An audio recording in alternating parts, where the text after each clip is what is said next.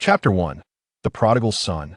On the 6th day of the 10th month in the 3rd year of the Jing Han era, the northern Yin and the Great Qi, in an alliance, invaded the northern borders of Daliang. The Jinyuan Marquis, tasked with defending these borders, rallied the Han family army of 200,000 to rise in resistance. Yet, the court delayed in dispatching reinforcements. Exhausted soldiers and horses, along with a severed supply line, led to the tragic death of Marquis Han Xiaozhong on the battlefield, resulting in the slaughter of the Han family, leaving only his son, Han Su, who survived by chance while studying in the capital. The 3 northern prefectures fell. The capital was thrown into shock, and many impassioned individuals urged a decisive battle against the northern Yin and Great Qi. However, the voices of peace prevailed in the court, and Emperor Jingrui of Daliang chose to negotiate with the northern Yin and Great Qi, agreeing to cede the 3 prefectures and pay a compensation of 5,000 taels of gold. A decade passed as swiftly as a fleeting shadow. The Zhenbei Marquis fell into obscurity, its once loyal legacy fading into the annals of time. Who is that person? Today, the esteemed Fengyue Tower in the capital welcomed a lavish guest, whose generous tipping of 100 taels of silver attracted the attention of the young women within, who flocked to this young man like moths to a flame. The youth was remarkably handsome, akin to a jade figure amidst the throngs, a paragon among gentlemen. "Esteemed sir," a melodious voice reached his ears, prompting Han Su to smile. What a delightful call. Hey, race a reward. He graciously produced a banknote from his pocket, playfully shaking it before tossing it into the air. Is that him? Indeed. Truly unfortunate for his family. He is the young lord of the Zhenbei Marquis in our Daliang. So, he is young Lord Han Su? I have only heard his name. Seeing him in person is far more enlightening. Many expressed their astonishment. In Daliang, who does not know of Han Su and his renowned verse that stirs the heavens and weeps for the spirits? In the classics, you are foremost amidst a sea of flowers. I shall lead the way. If I could gather the winds and clouds for a night, even chaste women would be merry. Is it any wonder to call it misfortune? The Zhenbei Marquis once valiantly defended our northern borders. Marquis Han Xiaozhong wielded a spear that struck fear into the barbarians. Alas, how lamentable it is that his son is so inept, untrained in martial arts or scholarship, spending his days in places of pleasure. Hasn't he always been in northern Liang City? What brings him suddenly to the capital? I have heard whispers that the emperor, recalling the loyalty of the Zhenbei Marquis and its contributions to the realm, could not bear to see Han Su alone and summoned him to the capital to arrange a marriage. Those privy to such tidbits began to converse. A marriage? Indeed, the merits of the Zhenbei Marquis warrant such a reward. Yet, is not so simple. Have you not seen Han Su's current demeanor? He bears little resemblance to a member of the Zhenbei Marquis, which family would wish to marry their daughter to him. Gazing at Han Su on the 2nd floor, he was surrounded by laughter and merriment, embraced by women, seemingly intoxicated by the revelry. Alas, many sighed. Han Su. At that moment, an angry voice broke through the din. Who dares to call my name? You must be defying the heavens. Han Su, brimming with arrogance, stood at the railing of the 2nd floor, surveying the surroundings. It is I.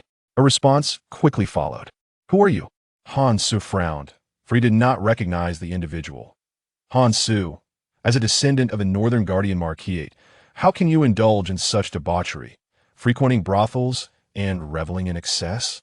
The Northern Guardian Marquis has guarded the northern borders with utmost loyalty and valor. Do you not possess even a shred of shame?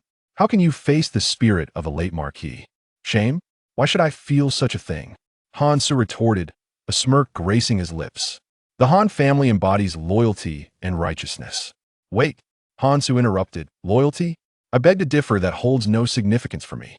Virtue, filial piety, and propriety are, in my eyes, nothing more than mere nonsense, foul and repugnant, far inferior to my own pleasures. With a dismissive wave, Han Su turned to leave. Loyalty? The Han family perished in the name of loyalty. And what of it? The court will abandon you the moment it finds you expendable. You are merely a pawn in the grand game of the Great Liang. What reward comes from defending the northern borders? A massacre of kin, bones scattered across desolate lands. Thus, in Han Su's view, loyalty was but a worthless trinket far less valuable than practical gains. You? The man was taken aback by Han Su's crudeness. With a scornful glare, he appraised Han Su before departing in a huff. Exiting the brothel, he traversed the alleyway to a waiting carriage. Did you see him? A melodious voice emerged from within, akin to a songbird amidst the trees or the gentle murmur of a flowing stream. Yes, miss, the man replied. What did you think of him? Unrefined and vulgar, a true libertine. He bowed, recounting every word Han Su had spoken to the lady within the carriage. Let us leave, she sighed softly, conveying her resignation. The carriage rolled away slowly. Inside sat a young lady clad in a flowing white gown, her beauty ethereal, with bright eyes and a radiant smile that could captivate a nation. Is it true, miss? Are you truly to marry him? The maid beside her furrowed her brow, her expression filled with concern.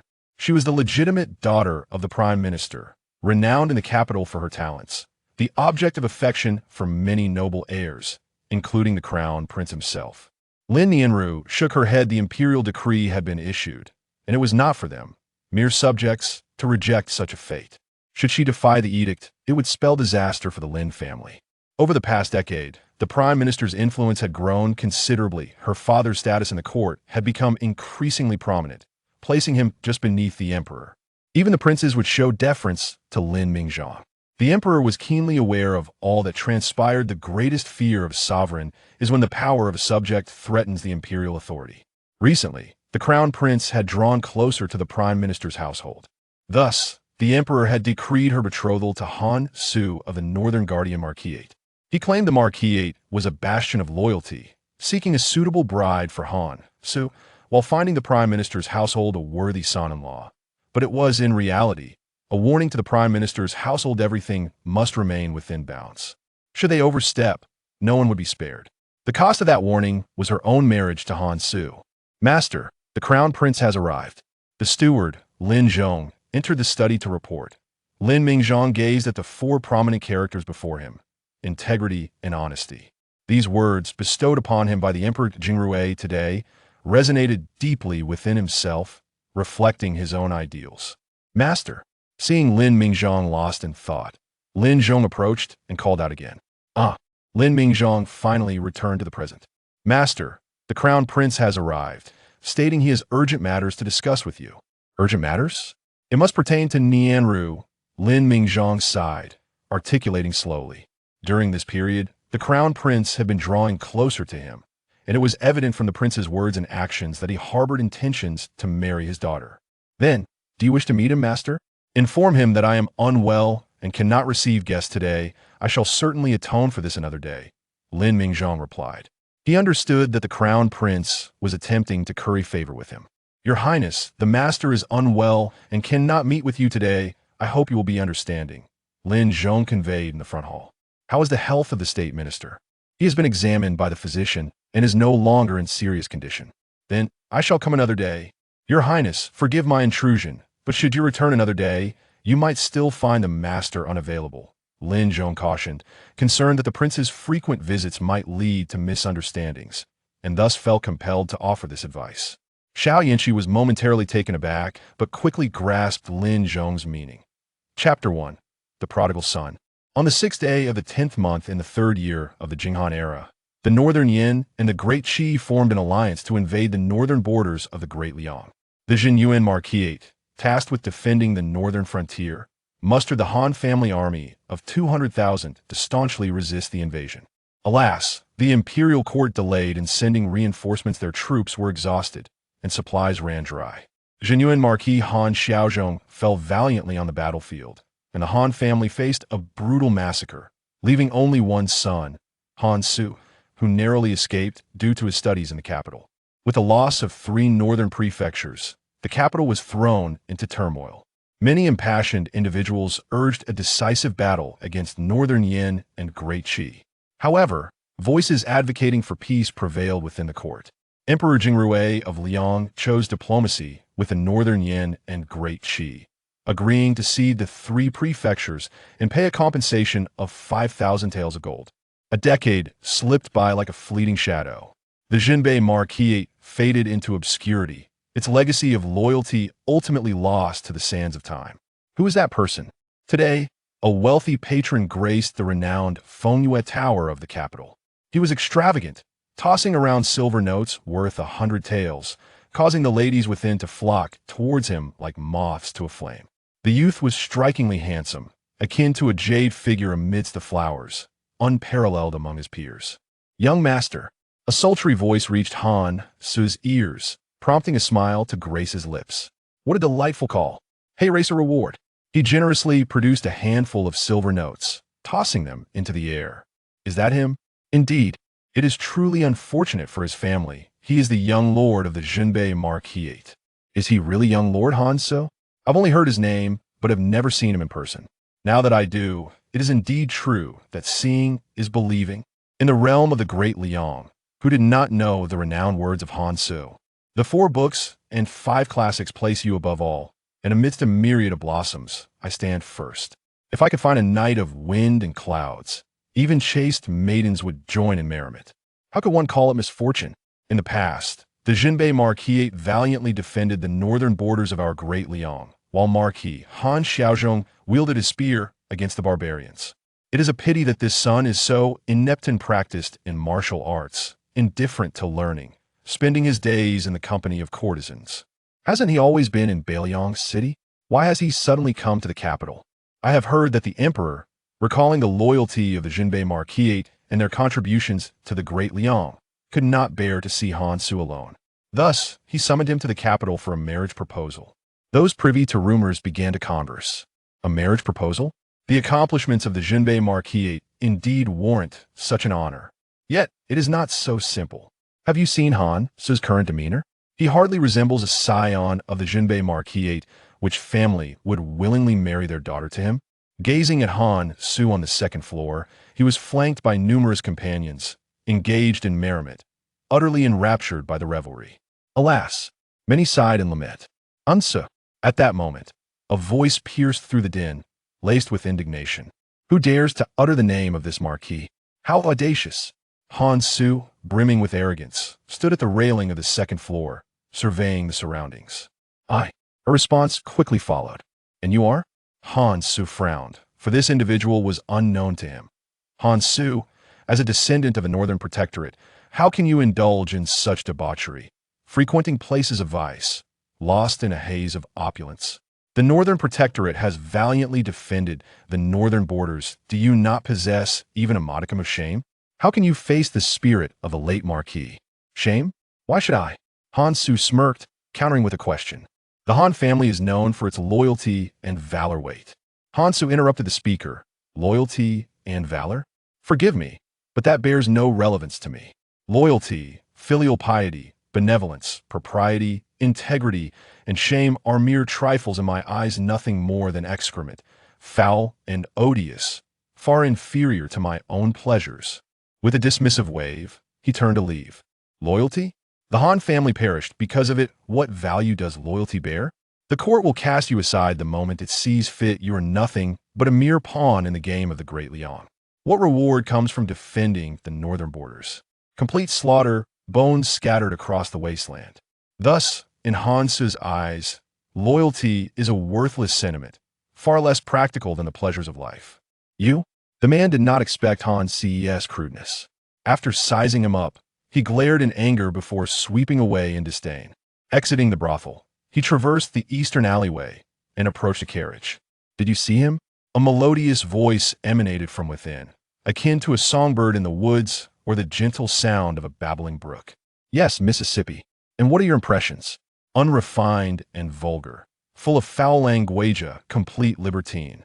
The man bowed and recounted Han Su's words to the young woman inside the carriage. "Let's depart," she sighed softly.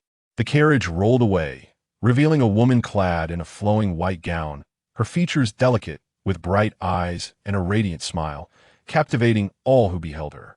"Is it true, miss, that you must marry him?" The maid beside her furrowed her brow, casting a look of dismay at her mistress. She was the legitimate daughter of the prime minister's household, renowned in the capital, the object of desire for countless noble sons, including the crown prince himself. Lin Yanru shook her head. An imperial decree had been issued, and such matters were not subject to the whims of mere subjects. Should she dare to defy it, the Lin family would surely face dire consequences. Over the past decade, the power of the prime minister's household had grown significantly, her father's status in court becoming increasingly prominent, effectively placing him just beneath the emperor. Even the princes regarded Lin Mingzhong with a measure of deference. The emperor observed all with keen insight. He despised any threat to his authority posed by his subjects' power. Recently, the crown prince had grown closer to the prime minister's household. Thus, the emperor decreed her marriage to Han Su of the Northern Protectorate, declaring that the House of the Northern Protectorate was a bastion of loyalty and valor. Seeking a suitable match for Han, so while simultaneously finding a worthy son-in-law for the prime minister's household. In reality, it was a warning to the prime minister's household to know their limits, for crossing boundaries would invite dire consequences. And the price of this warning was her betrothal to Han Su.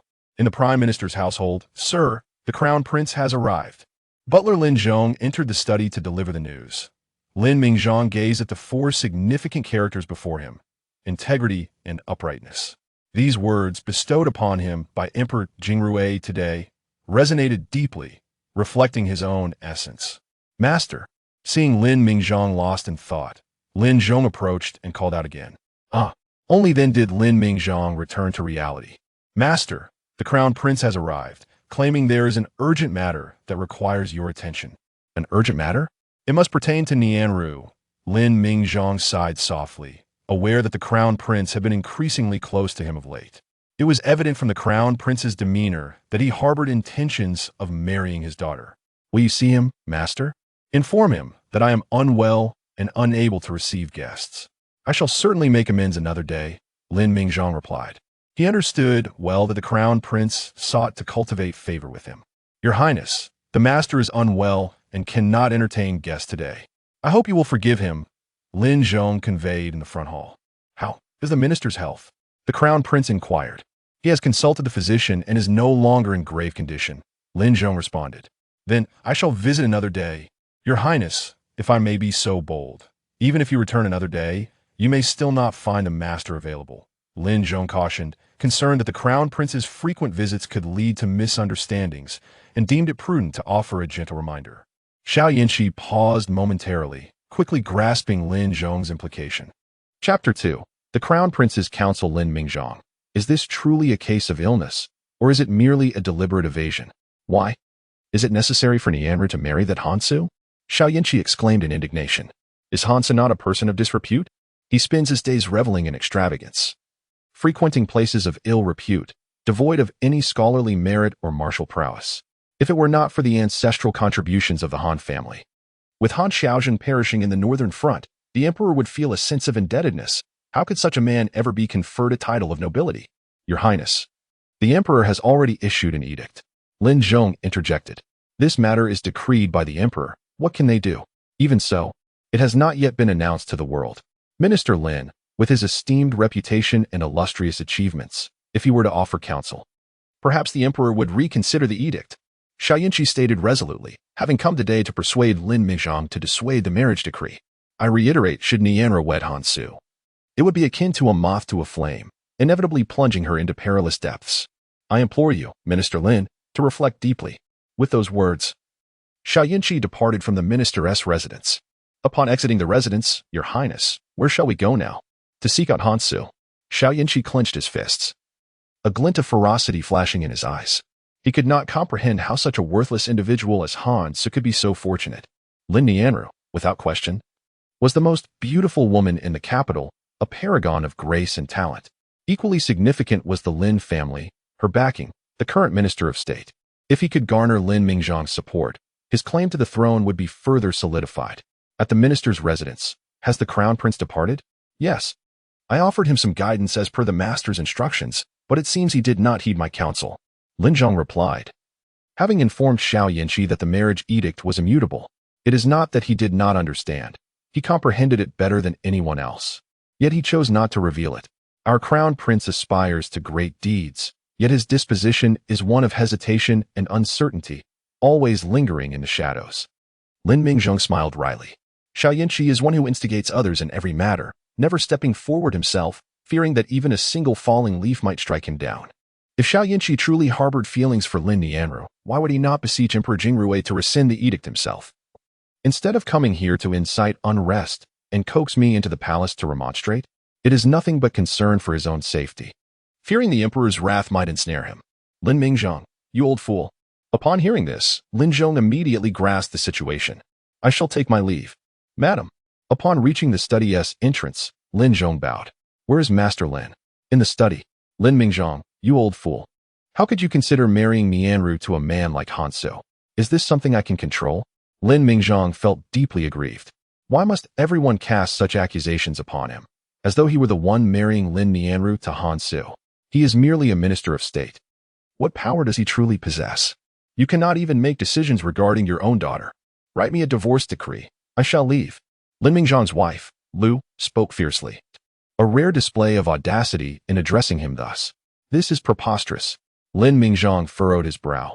After all these years of marriage, how could she still act so capriciously? Will you take responsibility or not? He demanded. This is beyond my control. It is the emperor testing the Lin family.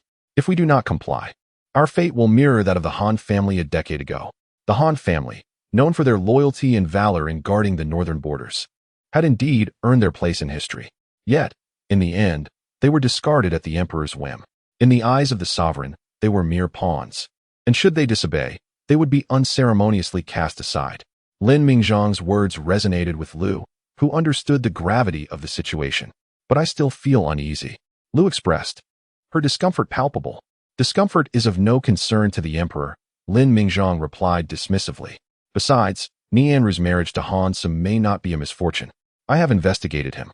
Though he may indulge in excesses, his character is not malicious, and he possesses a straightforward heart. I am confident he will treat Nianru well.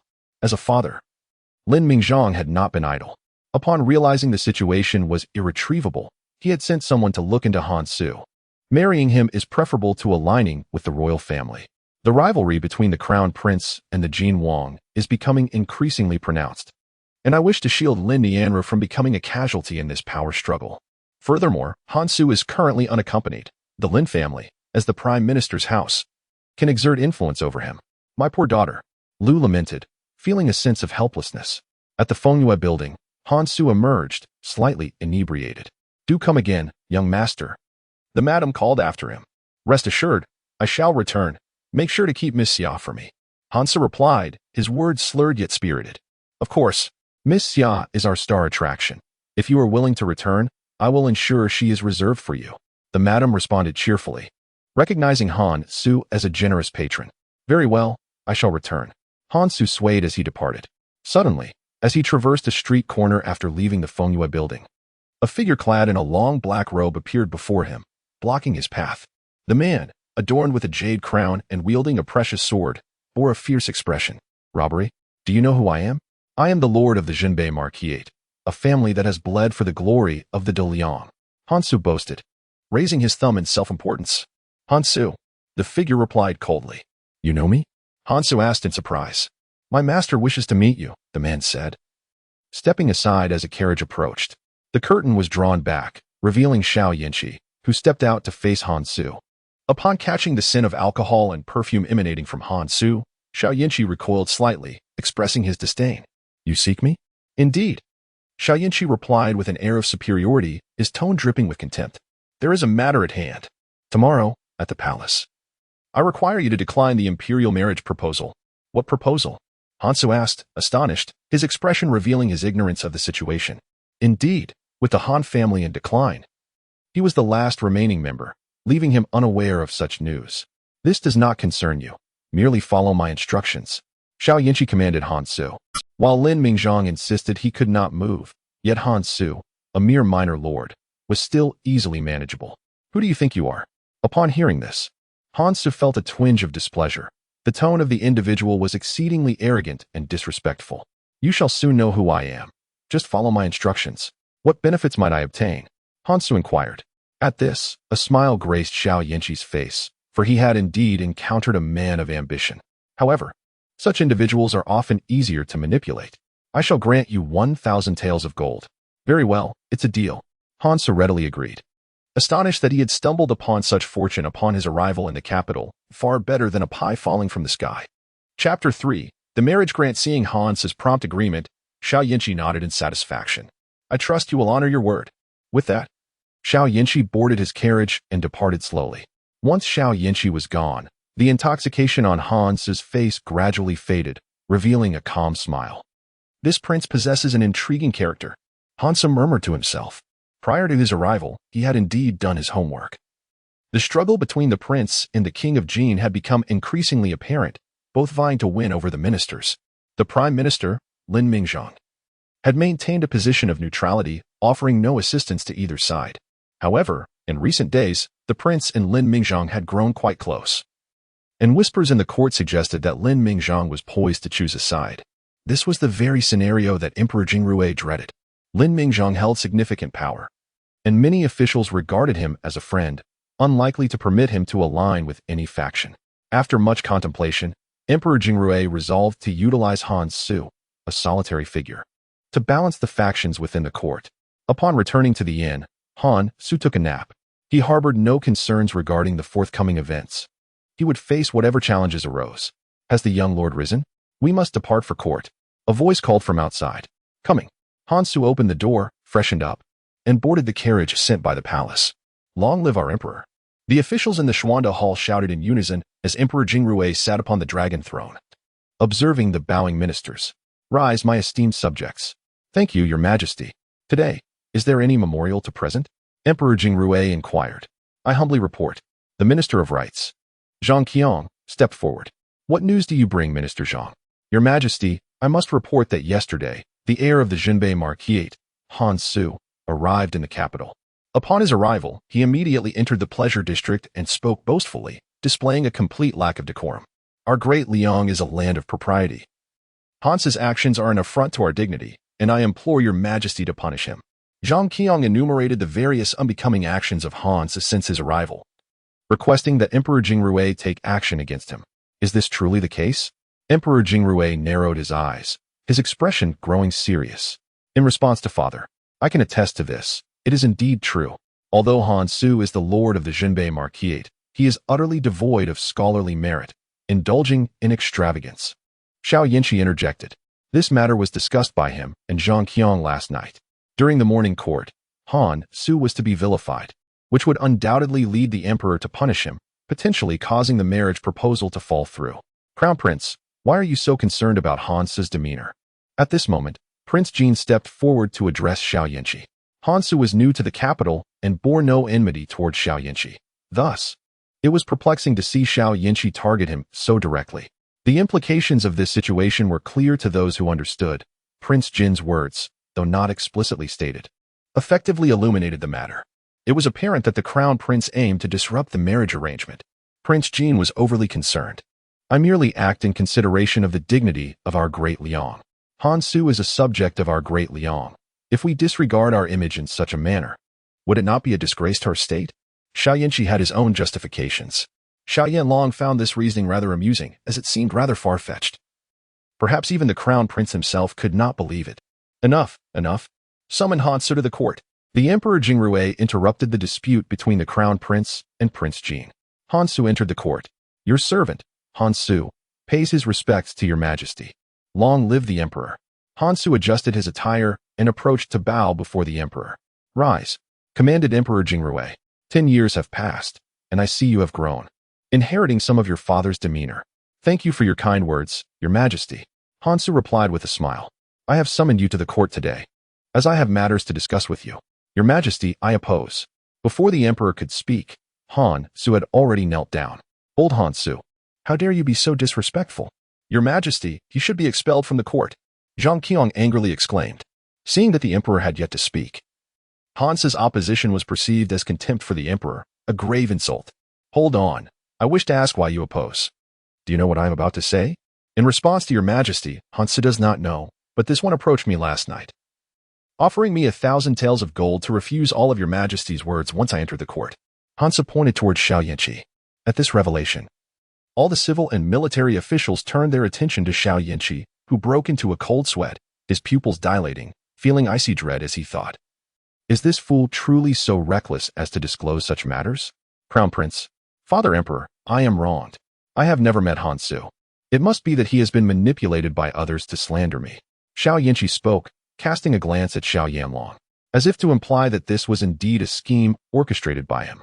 Crown Prince, do not look at me. I know nothing of this. Xiao Yanlong replied with a smile. On this occasion, Xiao Yinchi had truly shot himself in the foot. Who could have anticipated that Han Su would reveal such information? Perhaps Han Su relished the outcome. Enough. Crown Prince, rise. Emperor Jingrui commanded, utilize your time wisely to attend to state affairs. As there are many matters to address in the court, your majesty imparts wisdom. Xiao Yinchi obediently responded. Han Su was aware that Xiao Yinchi's visit the previous night was not out of goodwill. He merely sought to use him as a pawn. Han Su, your servant is here. Today, I bestow upon you a marriage. After you hear my words, express whether you wish to oppose.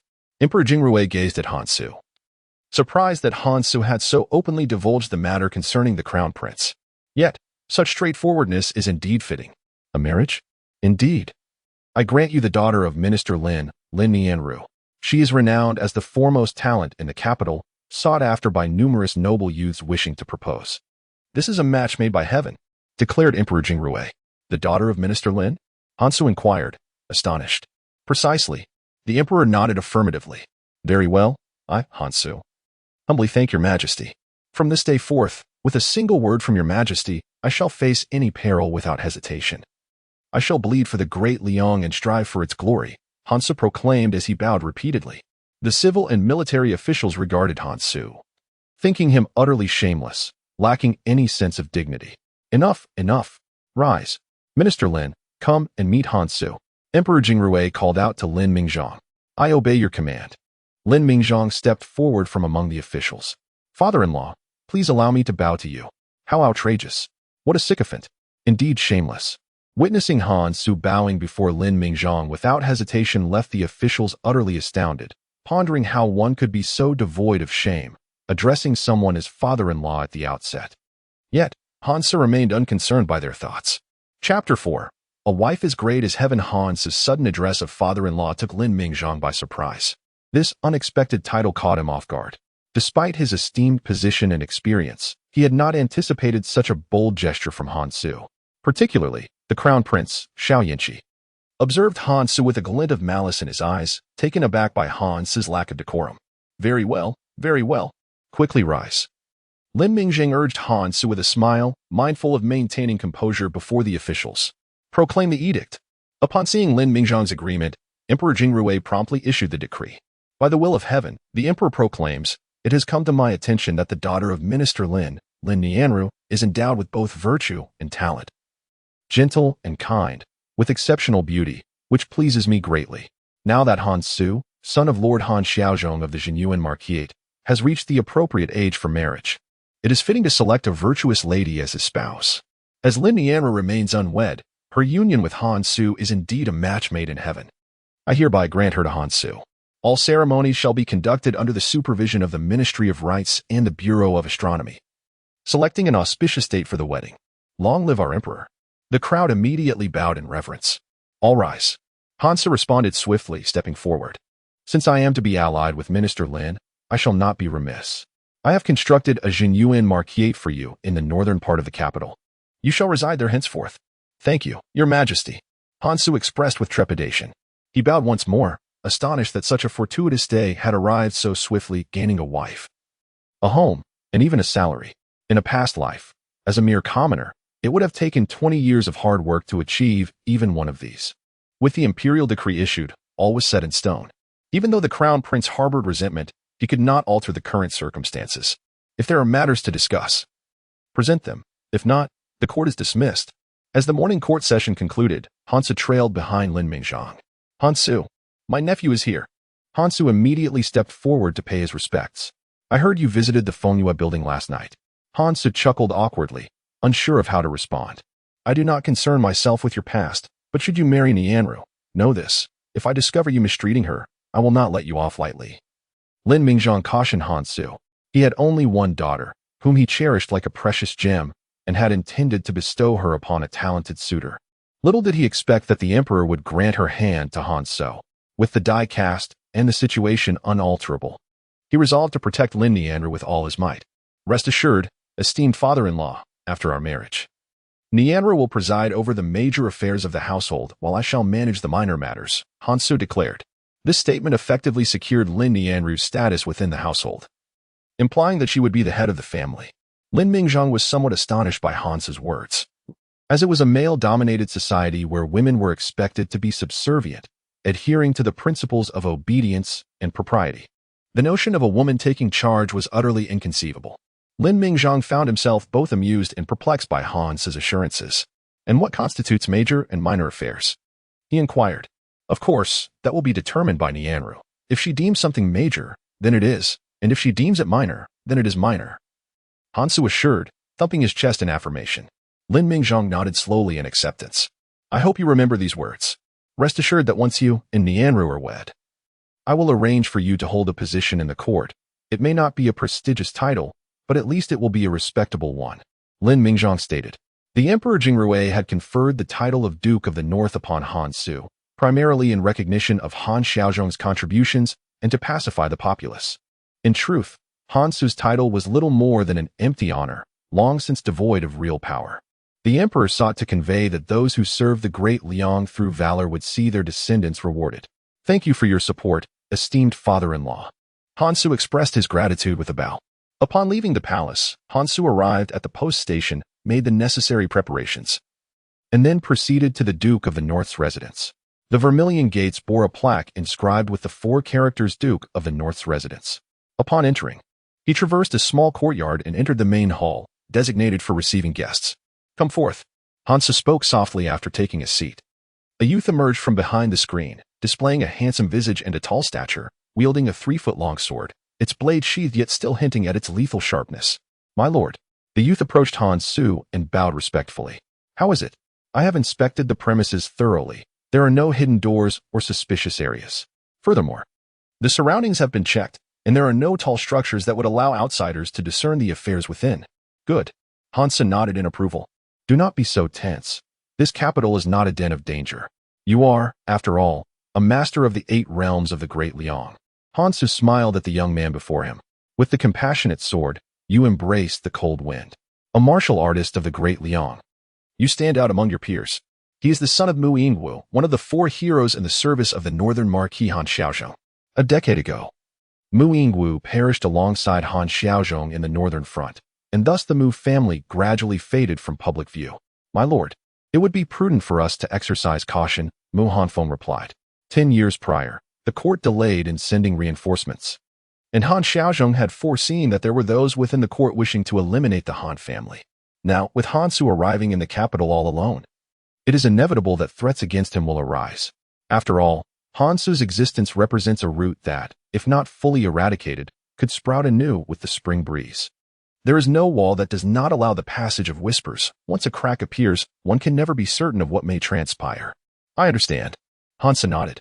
Even though the capital resembles a whirlpool, with the Lin family acting as a stabilizing force, Han Su believes that even those harboring ill intentions will think twice before acting against him. Lin Mingzhang returned to the Prime Minister's residence, bearing the imperial edict. Is there truly no room for negotiation? Lu Shi evidently still hoped for an unexpected turn of events. There is none. Lin Mingzhang replied. Did you see Han Su today? What is your impression of him? Lu Shi inquired. Others claim that Han Su is frivolous and a scoundrel, but those are merely the opinions of outsiders. Lu Shi sought Lin Mingzhang's perspective. Having encountered countless individuals, Lin Mingzhang could not be easily misled. He possesses a certain cleverness, Lin Mingzhang observed. In his eyes, Han Su appeared composed in the court, responding to inquiries with remarkable ease. However, Lin Mingzhang regarded his mention of the crown prince as an unwise choice. Miss, the master has returned, and I heard from the steward that he bears an imperial edict. A maid rushed into Lin Nianru's chamber, relaying the news from the hall. Upon hearing this, Lin Nianru gently set down the book she held. It was a remarkable work, the Book of Songs, filled with verses and delightful ballads. The reeds are tall and lush. The white dew is like frost. The one I long for is on the other side of the water. Whenever she recited these lines, Lin Nianru envisioned the scene vividly, her heartstrings tugged, drawing her into a reverie. The Book of Songs was Lin Nianru's cherished read, and each time a new edition was released, she would be the first to purchase it. Her small hand rested upon the pages, and she pondered the remarkable individual capable of penning such exquisite verses, wondering if she might ever meet them in her lifetime. Chapter 5. The Graceful Lady.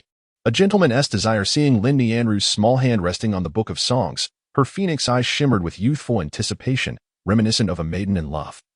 Pondering the whereabouts of her beloved. Miss, how can you remain so calm at such a time? The maid, noticing Lin Nianru seemed oblivious to her words, spoke with urgency. Fate has its course. What can my worries change? Lin Nianru replied softly. The emperor's decree was irrevocable, and no matter how reluctant she felt, what could she do?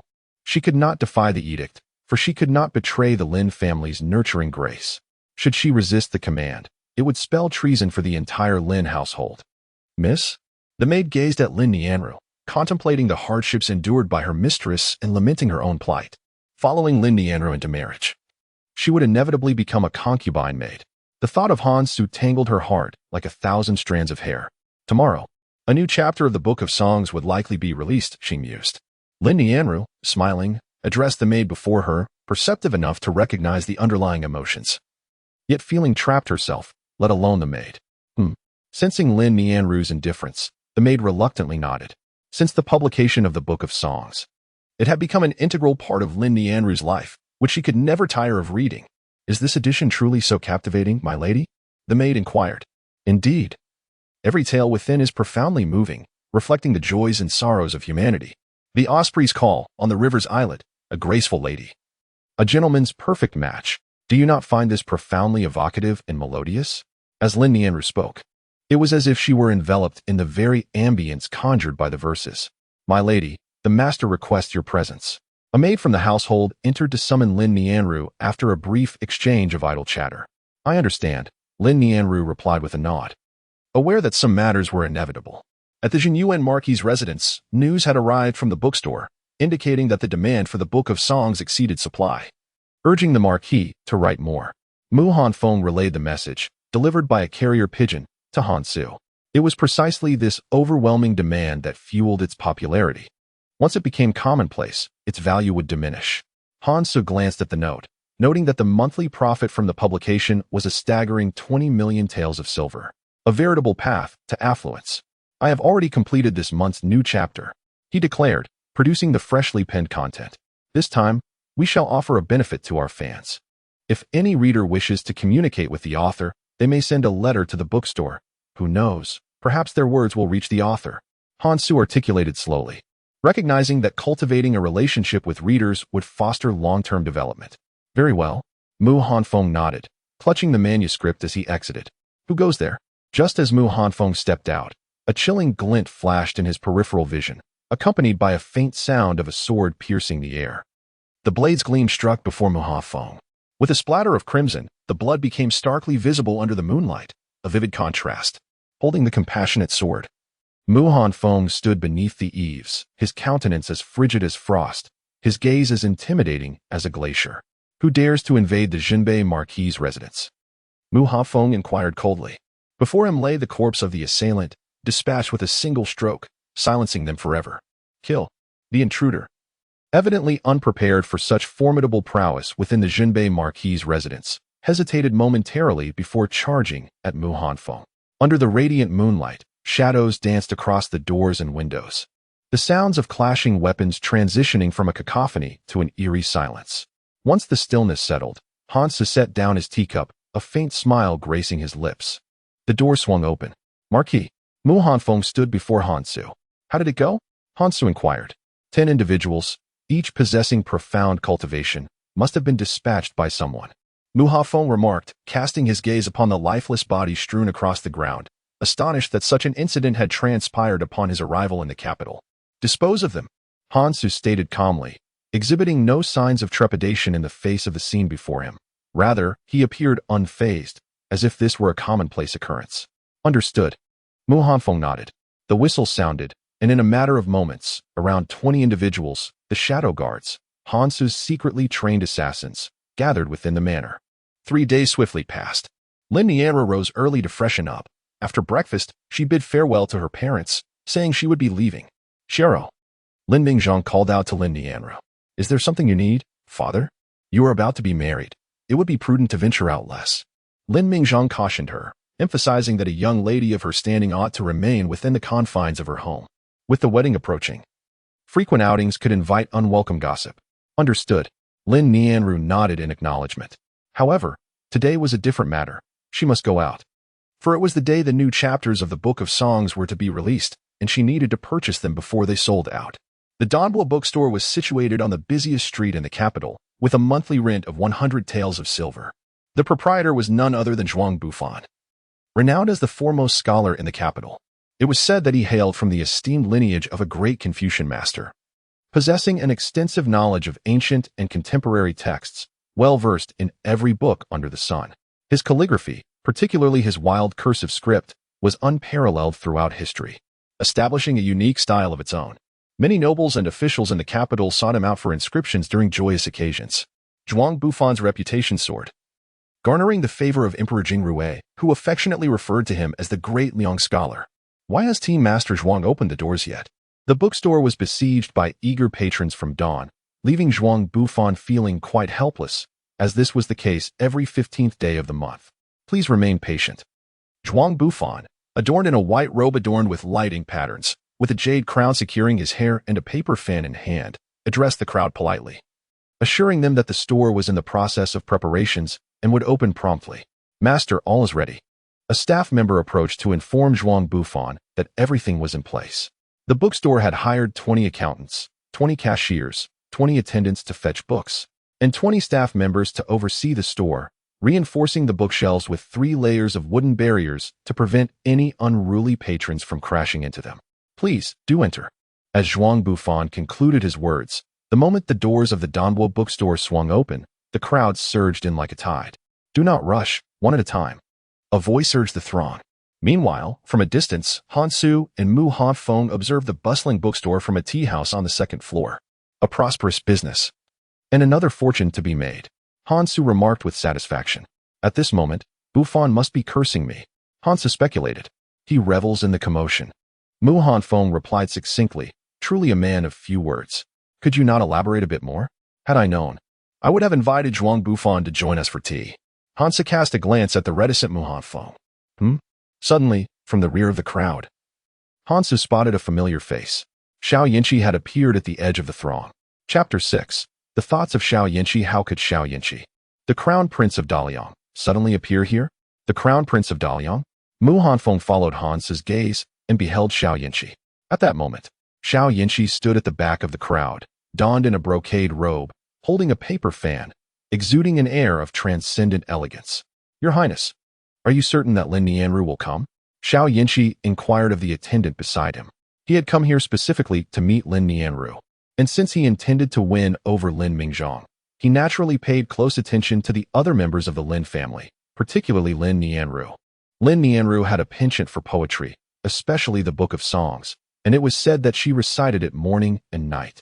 Today was the day the Book of Songs was to be updated, making it likely that she would come here. Miss will definitely come. The attendant responded decisively to Xiao Yinchi's query. Is it him? Mu Hafeng frowned, noticing the attendant beside Xiao Yinchi, a look of confusion crossing his face. Who is that? The void-cleaving blade, Gu Changming. I never expected him to ally with Xiao Yinchi. Mu Hanfeng replied. The void-cleaving blade, Gu Changming, hailing from Ling'an, emerged from the grassroots of the martial world, known for his hospitality and well-regarded throughout the realm. Among the younger generation, he was truly an exceptional figure. That's not surprising, Han Su remarked. Each person has their own aspirations. Everyone possesses their unique way of life and choices. What you may consider desirable might not align with their wishes, and vice versa. The prince has arrived. Soon, someone approached Xiao Yinchi to announce. A carriage halted 100 meters away from the Danbo bookstore. The curtain of the carriage slowly lifted, and a maid stepped out. She glanced at the bookstore before retreating inside. Miss, there are too many people. The maid frowned. The Book of Songs has become overwhelmingly popular. The entrance of the bookstore is completely blocked. Let us descend and take a look. Despite the crowd, Lin Nianru was determined not to give up. She alighted from the carriage and approached the vicinity of the Danbo bookstore, only to find it thronged with people, rendering entry impossible. Lord, Mu Hanfeng called out to Han Su. What is it? It's the madam. Mu Hanfeng responded. The madam? Han Su immediately understood, having been betrothed. And with Mu Hanfeng referring to her as madam, it must be Lin Nianru, the daughter of the minister Lin. Where is she? Being curious about the first talent of the capital, Often described as a celestial beauty, Hansu was eager to see her appearance. At a glance, Hansu's first impression was that she was beautiful, stunningly so. Tall and slender, with a delicate face devoid of any blemishes, she appeared to have been sculpted by divine hands. Such an angelic visage. What a fortune! Hansu felt his heart race, caught between infatuation at first sight and desire, unable to discern between the two. Miss, I fear we may not be able to purchase anything today, the maid said disheartenedly. With such a crowded throng, how could they possibly get inside? It seemed she was also there to buy books. Hansu discerned Lin Nianru's intentions, surprised to discover that his wife was indeed one of his devoted readers, a delightful revelation. As he admired Lin Nianru's beauty, a figure appeared within his line of sight. Miss Lin. Xiao Yinqi approached her with deliberate steps. Your Highness. Lin Nianru recognized Xiao Yinqi and promptly performed a respectful bow. Miss Lin, there is no need for such formalities. Xiao Yinqi extended his hand, intending to assist her. But Lin Nianru, anticipating his gesture, gracefully stepped back, avoiding his touch. May I inquire what brings you here, Miss Lin? Xiao Yinqi inquired. My young lady has come to purchase the Book of Songs. Before Lin Nianru could respond, her maid interjected. It was well known that this was the Crown Prince of Daliang, a man of exceptional lineage and literary talent, making him a suitable match for her mistress. Ah, so Miss Lin also enjoys the Book of Songs. I am surprised to find that we share a common interest. Xiao Yinqi remarked with a smile, aware of Lin Nianru's fondness for the text and having studied it himself. Your Highness enjoys the Book of Songs as well? Indeed, it is a captivating read, particularly the verses on graceful maidens and the gentlemen who seek them. Xiao Yinqi gazed at Lin Nianru as he spoke. Feeling the weight of his gaze, Lin Nianru's cheeks flushed slightly, and she lowered her head, her eyes darting elsewhere. How dare this scoundrel attempt to seduce my wife? Hansu exclaimed, unable to contain his outrage. Although he and Lin Nianru had yet to formally wed, she was already his in name. Xiao Yinqi's intentions were all too apparent, and Hansu seethed at the thought of allowing such a rivalry to flourish. Clang. As Hansu's thoughts echoed, Mu Hanfeng drew his compassionate sword halfway from its sheath, suggesting he was ready to take action. What are you doing? Stand down. Calm yourself. Hansu urged Mu Hanfeng to regain his composure. After all, they were in the capital, and the audacity to harm a crown prince was indeed a bold notion. There was no need for violence against such a person. To Hansu, Xiao Yinqi was merely an ordinary individual cloaked in princely titles. My lady, I fear we may not find what we seek, the maid remarked, gazing into the crowd. Let us return, Lin Nianru decided, recognizing that lingering here served no purpose. Though there was a tinge of regret, remaining in this place could lead to gossip should they be seen in the company of the crown prince. Miss Lin, seeing her intention to leave, Xiao Yinqi quickly stepped forward to halt her. Your Highness, fortunately, I happen to possess a copy, Xiao Yinqi proposed. Might I lend it to you, Miss Lin? Knowing her passion for the Book of Songs, he had arranged for the entrance of Danbo Academy to be blocked, creating this very opportunity. Lin Nianru felt a flicker of desire at the offer. It was the latest edition, the contents of which were yet unknown to her. Your Highness, what brings you here? Just as Lin Nianru grappled with her thoughts, a voice interrupted, and upon turning to find its source, she saw Hansu. Much to Xiao Yinqi's surprise, Xiao Yinqi's gaze turned icy as he looked at Gu Changming, who lowered his head in a semblance of guilt. Your Highness, are you also here to purchase books? Indeed, Xiao Yinqi replied, noticing that Lin Nianru seemed unfamiliar with Hansu, for her expression remained utterly unchanged. Then why are you still here after finishing your purchases? Impudence. Gu Changming stepped forward, reprimanding him. The crown prince's affairs are not to be questioned by a mere marquis. Changming. Xiao Yinqi called out to Gu Changming, wishing to refrain from displaying an overbearing demeanor in front of Lin Nianru. He aimed to be magnanimous, embodying vastness of spirit. I happened upon Miss Lin here. She has not acquired the Book of Songs, so I am gifting it to her, Xiao Yinqi declared proudly. Even if it were a marriage proposal, he still had his chances. Someone like Hansu likely had no idea what the Book of Songs entailed. Chapter 7. The turmoil over a book. Xiao Yinqi regarded Hansu with a haughty glance. So, Miss Lin came here to purchase the Book of Songs? Hansu turned to Lin Nianru. Although she did not recognize him, she felt compelled to respond to his inquiry. Yes, Lin Nianru nodded slowly. Just so. I possess a handwritten original. Hansu produced a copy of the Book of Songs from his bosom, a manuscript he had penned himself, essentially the initial version. If Miss Lin is willing, I shall part with it for 10 taels of silver, Hansu said with great generosity. Seeing Hansu engage in commerce, Xiao Yinqi couldn't help but find it amusing, thinking him a fool, perpetually out of touch with reality. Miss. The maid beside Lin Nianru whispered a reminder. One was the crown prince, while the other was an unknown. Naturally, she would choose the former. Thank you, kind sir. Lin Nianru produced 10 taels of silver and handed them to Han Su. In the end, she opted for Han Su. Han Su smiled slightly. Confirming his suspicions, Lin Nianru did not wish to owe anyone a favor.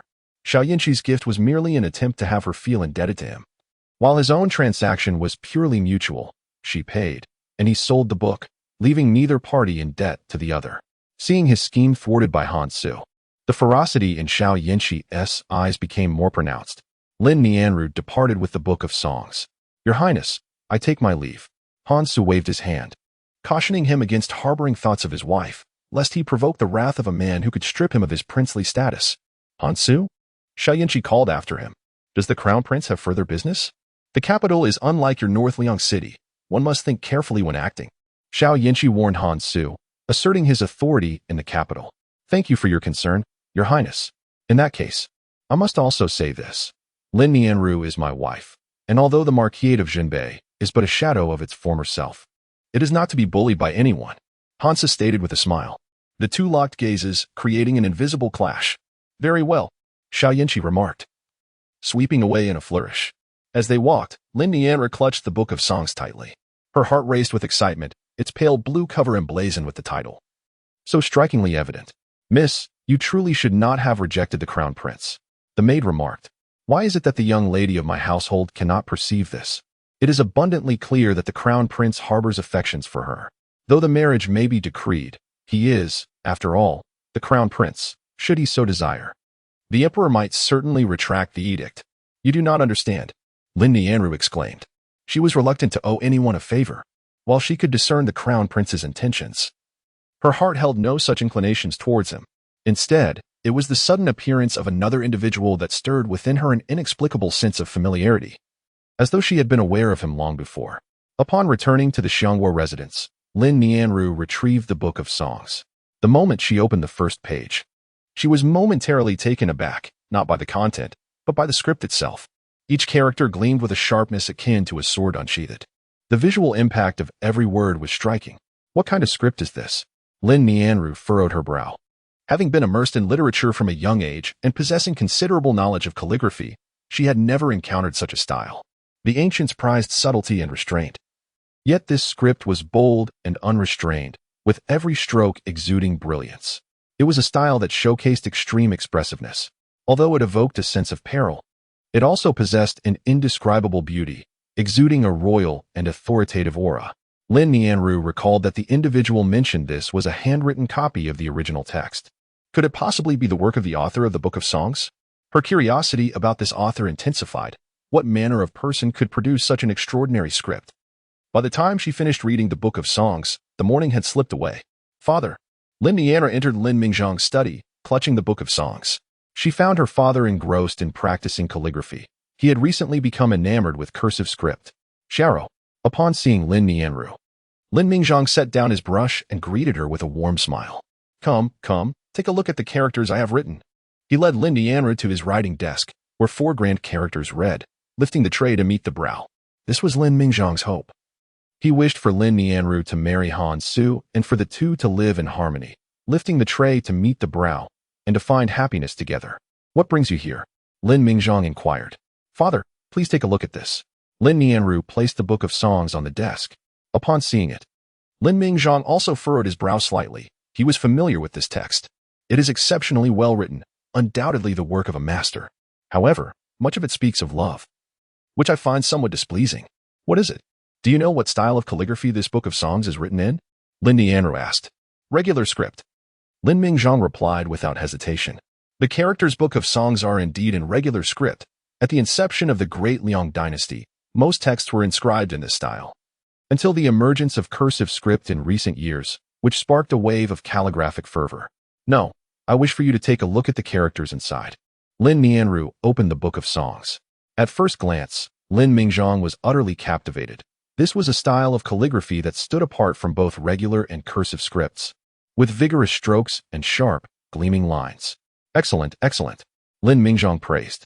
Who is the author of such remarkable work? Why is it that one can produce such exquisite calligraphy? While there is an emphasis on concealing one's strengths and sharpness, this individual has forged a unique path, deviating from convention and creating a distinct style. This person possesses an imagination as boundless as the heavens. Such a figure is either a genius or a madman. Lin Mingzhang expressed his admiration without reservation. From these writings, he sensed the writer's lofty aspirations. The father questioned, "Is this script truly commendable?" Indeed.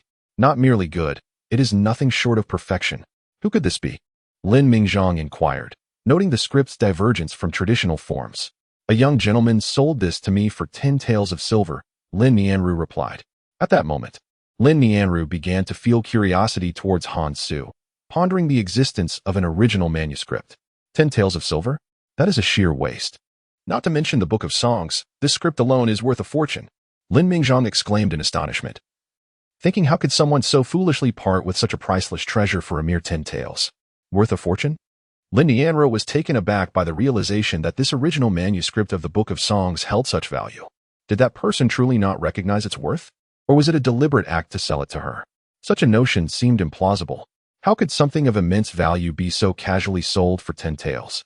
"My dear girl, you have truly struck gold this time," Lin Mingzhang remarked, repeatedly admiring the script, no longer focused on the content, but appreciating the artistry. If such a style were to emerge in the present day, it would undoubtedly ignite a literary sensation akin to the fervor of cursive script. Really? Lin Nianru was astonished to learn of its potential impact. She had lived through the era when cursive script became the talk of the town. Indeed, Lin Mingzhang nodded. "Then I shall return it to him." Lin Nianru felt a wave of anxiety. Possessing something so precious for merely 10 taels felt undeserved. Chapter 8. The Poetry Conference. The value of the Book of Songs had transcended its mere existence. Lin Mingzhang was taken aback by Lin Nianru's desire to return it. She sensed Lin Mingzhang's reluctance, not merely because the Book of Songs was invaluable. As a high-ranking official, he had encountered many treasures. What he cherished was the calligraphy itself. He had yet to thoroughly study it before having to relinquish it. "My daughter, might it be possible to return it another day?" Lin Mingzhang inquired tentatively. If it were Lin Nianru's elder brother, Lin Yinxiao, he would have been promptly dismissed from the study by Lin Mingzhang at this moment. "Father," Lin Nianru elongated her tone, uncertain if that gentleman remained at the bookstore. If she waited until another day, it might be even more difficult to locate him. "Very well." Lin Mingzhang handed the Book of Songs to Lin Nianru, his face reflecting a myriad of reluctance, akin to a child robbed of their favorite candied hawthorn. "Father, please take it away, take it away." Lin Mingzhang waved his hand, turning aside to avoid looking. As Lin Nianru was about to exit the study, he called out, "My daughter, could you inquire if that gentleman might allow you to borrow it for a day or two?" Lin Mingzhang believed he could still strive for a chance. Emerging from the study, Lin Nianru returned to her chamber, enveloping the Book of Songs in her embroidered handkerchief. "Xiaoru, accompany me for a moment." As Xiaoru entered from outside, she heard Lin Nianru's voice. "Miss? Hurry." Lin Nianru urgently grasped Xiaoru's small hand, and together they exited the Xianghua mansion, making their way to the Donghua bookstore. Once seated in the carriage, Lin Nianru uttered a single phrase. "Donghua bookstore? Miss, did we not already procure the Book of Songs? Why then do we still seek the Donghua bookstore?" Lin Nianru smiled without replying. They soon arrived at the Donghua bookstore. At that moment, the Book of Songs had entirely sold out, and only a few patrons remained in the store. After a brief flurry of activity, tranquility returned. "Are you here to purchase books, young lady? I regret to inform you that the Book of Songs is already sold out today. You might consider browsing other titles." The shopkeeper greeted Lin Nianru upon her entrance, immediately recognizing her attire as that of someone not from an ordinary household. "Not quite. I am here to seek someone," Lin Nianru replied with a smile. "Seek someone? In a bookstore?" This puzzled the shopkeeper, as a bookstore was hardly a tavern or tea house, and it was unusual to search for someone in such a place. "May I inquire who you are searching for? Is your Donghua bookstore the sole vendor of the Book of Songs?" Lin Nianru's gaze swept over the empty shelves. "Indeed. Then might you know of anyone possessing a handwritten original copy?" Lin Nianru pressed further, aware that the volumes they had acquired were merely printed, while a handwritten original would belong to someone of considerable standing. The shopkeeper hesitated. "A handwritten original? That likely belongs to the author himself." Just then, Zhuang Bufan entered from the back courtyard. Upon spotting Lin Nianru, he approached to greet her. The shopkeeper did not recognize him, but he did. "Young Master Zhuang, is Miss Lin here to purchase a book?" "No, I am looking for a gentleman who possesses a handwritten original. Lin Nianra handed the book of songs to Zhuang Bufan. Opening it, Zhuang Bufan quickly understood. In all the realm, only the young Lord Hansu of the northern town Marquis' household could have such a manuscript. It seemed the Marquis had indeed arrived in the capital and had given this original to Lin Nianra. However, from her demeanor, it appeared that she was unaware of Hans's true identity. Alas, I fear I must disappoint you, Miss Lin. We at Dambo Bookstore have never sold a handwritten original of the Book of Songs. It must have been gifted to someone by the author, Zhuang Bufan replied, choosing not to expose Hans's identity. Hearing his words, Lin Nianra felt a pang of disappointment. It seemed there was little hope left. If even Zhuang Bufan had said so, what more could she do? However, I do know of a place that may assist you, Miss Lin. Zhuang Bufan continued. Upon hearing that there was still a chance, Lin Nianru's spirits lifted, and a smile graced her face. I would be most grateful for your guidance, young Master Zhuang. Tomorrow marks the poetry competition established by the late emperor, an event that will attract the finest talents from the capital. This young gentleman, possessing a handwritten copy of the original work, undoubtedly holds a distinguished status and is certain to participate. Zhuang Bufan replied.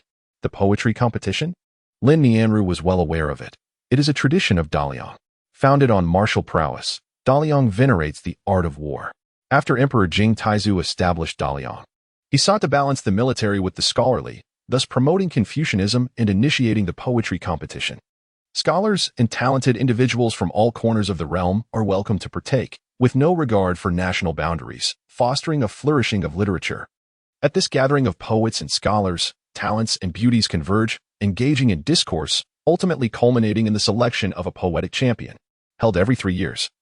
Some begin their preparations a year in advance, all striving for the title of champion. In the previous 2 competitions, the genius Duan Muling from Beiyin and Liu Bangyin from Nanchu claimed victory, leaving Daliang with nothing. It has been heard that both Beiyin and Daqi will participate in this forthcoming competition.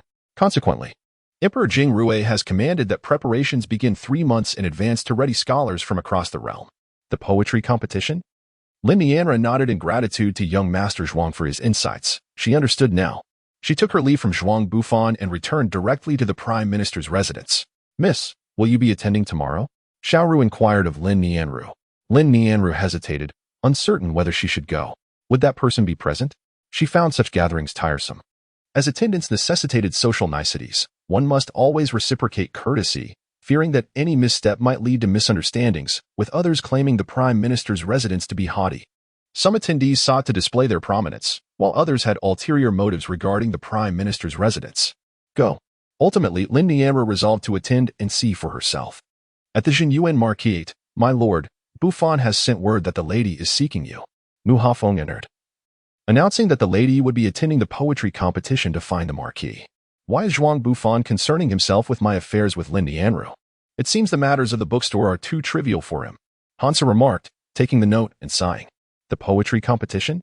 It is indeed worth attending. Not for fame, but to witness the revelry of Daliang. Having resided in this dynasty for over a decade, I have yet to experience the grandeur of an ancient era. In the imperial study, Minister Lin, left minister. How are preparations for the poetry competition proceeding? Emperor Jing Rui inquired of the 2 officials before him. Your Majesty, we are fully prepared, responded Zuotong, the Minister of Rights. Excellent. Remember, this time the champion must be one of our own from Daliang. Emperor Jing Rui declared. Having lost the last 2 titles to foreign nations, if this continues, Daliang shall surely suffer disgrace. Chapter 9. The Sage Mountain Villa. Daliang must secure the title of champion in this poetry competition. We cannot allow outsiders to label Daliang as a barbaric nation. Understood. Lin Mingzheng and Zuotong bowed in compliance. How fares that student Zhuang Bufan? Emperor Jing Rui asked Lin Mingzheng, recognizing that in the pursuit of the champion's title, they could not overlook Zhuang Bufan, Daliang's foremost talent. Your Majesty, Zhuang Bufan expressed his willingness to participate in the poetry conference, eager to vie for supremacy on behalf of our Great Liang. However, Lin Mingzheng hesitated to voice his thoughts. What was it that held him back? He revealed that while he was well-versed in literature and poetry, his true passion lay in the art of calligraphy, rendering his poetic prowess somewhat lacking. Every discipline has its own expertise, Lin Mingzheng remarked thoughtfully. It is only natural that some excel in poetry while others shine in prose. Each possesses strengths and weaknesses, none achieving perfection. Thus, Did this imply that Zhuang Bufan lacked confidence? A flicker of harshness appeared in the eyes of Emperor Jingrui. If Zhuang Bufan himself felt uncertain, one must ponder who among the Great Liang could shoulder such a weighty responsibility. You may leave. Emperor Jingrui gestured dismissively, a note of resignation in his voice. The following morning, the capital was already abuzz with excitement. The poetry conference was a grand festivity for Great Liang, with streets adorned in crimson lanterns and an influx of merchants. The city gates stood wide open, allowing free passage for all. "Miss, let us depart," Lin Nianru announced as she boarded the carriage. The conference was not held within the city, but rather at the Royal Gardens, located 3 miles outside the capital. Hansu accompanied Mu Hanfeng as they made their way to the Royal Gardens, an expanse of 300 miles, where trees flourished densely nearby, and distant mountains loomed majestically, resembling a great dragon coiling across the earth, exuding an awe-inspiring presence. This place, if transformed into a golf course, would be splendid, Hansu mused, surveying the terrain, which was undoubtedly a perfect locale for leisure and recreation. "Is that Shengxian Mountain Villa over there?" Mu Hanfeng pointed to the left. Following his gaze, they saw tall walls enclosing the estate, within which stood several grand buildings, resplendent in their architecture. The Shengxian Mountain Villa served as a hunting lodge for the emperor, visited just once a year for a fortnight. "What a magnificent villa!" Hansen nodded in admiration. Upon arriving at Shengxian Mountain Villa, they found a considerable gathering of people. Scholars and literati conversed in clusters. "Who do you suppose will emerge as this year's poetry champion?" "That essay given. It must be our Great Liang's Zhuang Bufan." One should not speak so confidently. Duanmu Ling from Beiyin and Liu Bangyan from Nanchu are formidable contenders. The predominant topic of discussion revolved around who might claim the title of the poetry champion. "I hear Xia Chuchu is coming too. Is that so?" Xia Chuchu is the star of the Fengyue Tower. Her performance of the Rainbow Dance has captivated countless souls. Meeting her would be a lifelong dream fulfilled. Did you know? Recently, the young lord of the northern Zhao Marquis sought to meet Xia Chuchu at the Fengyue Tower but was turned away. "Hansu? I've heard he is quite the dullard." "Does such a man truly merit the affection of Miss Chuchu?" "What nonsense." The son of the Minister of Rights, Zhuo Wenbin, caused quite the uproar at Fengyue Tower over Xia Chuchu, nearly driving Lord Zhuo to despair. Aside from the topic of the poetry champion, the most lively discussions centered around matters of romance. Tales were shared of the capital's dashing young men enamored with various courtesans, lavishly spending fortunes, even risking familial discord. Listening to the chatter, Hansu felt as though he were merely passing through a vibrant scene, aware that his own flamboyant reputation had taken deep root over the years. There was no need for concern. "Duanmu Ling from Beiyin has arrived." A voice soon resonated from the entrance, drawing the attention of the crowd as a figure strode in. Clad in a brocade robe, his hair adorned in a manner distinct from the people of the Central Plains, he was none other than Duanmu Ling. A paragon of elegance indeed. Rumor has it that Duanmu Ling is the most handsome man in Beiyin, a coveted figure among many young ladies. "Greetings to all." Duanmu Ling clasped his hands in a respectful salute, embodying the decorum befitting a poetry gathering, where mutual bows and salutations are customary among scholars. His arrival elicited a sense of resentment from several students of Daliang, for he had previously snatched the title of poetry champion, leaving them in disgrace. Duanmu Gongzi. As he extended his courtesy, the crowd reciprocated the gesture. Hansu, observing from within the throng, scrutinized Duanmu Ling, finding nothing remarkable about him. "Young Master Zhuang has arrived." Following Duanmu Ling, Zhuang Bufan made his entrance at the Shengxian Villa. Young Master Zhuang. The sight of Zhuang Bufan prompted many to greet him with warm smiles, for he represented the true talent of Daliang, exuding a much more amiable presence. "Greetings to all." Zhuang Bufan responded with a smile. "Zhuang Xiong. It has been several years since we last met, hasn't it?" Duanmu Ling approached Zhuang Bufan, his words revealing that they were not mere acquaintances, but had known each other for quite some time.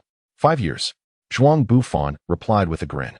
In the past, he had traversed Beiyin, Daqi, and Nanchu, where he had encountered Duanmu Ling, a prodigy in poetry and prose, indeed a rare genius. Duanmu Ling had recognized letters by the age of 3, composed poetry by 5, and at 10, he was already debating state affairs with high ministers, earning the title of a child prodigy in Beiyin. Zhuang Bufan had witnessed Duanmu Ling's extraordinary talent firsthand.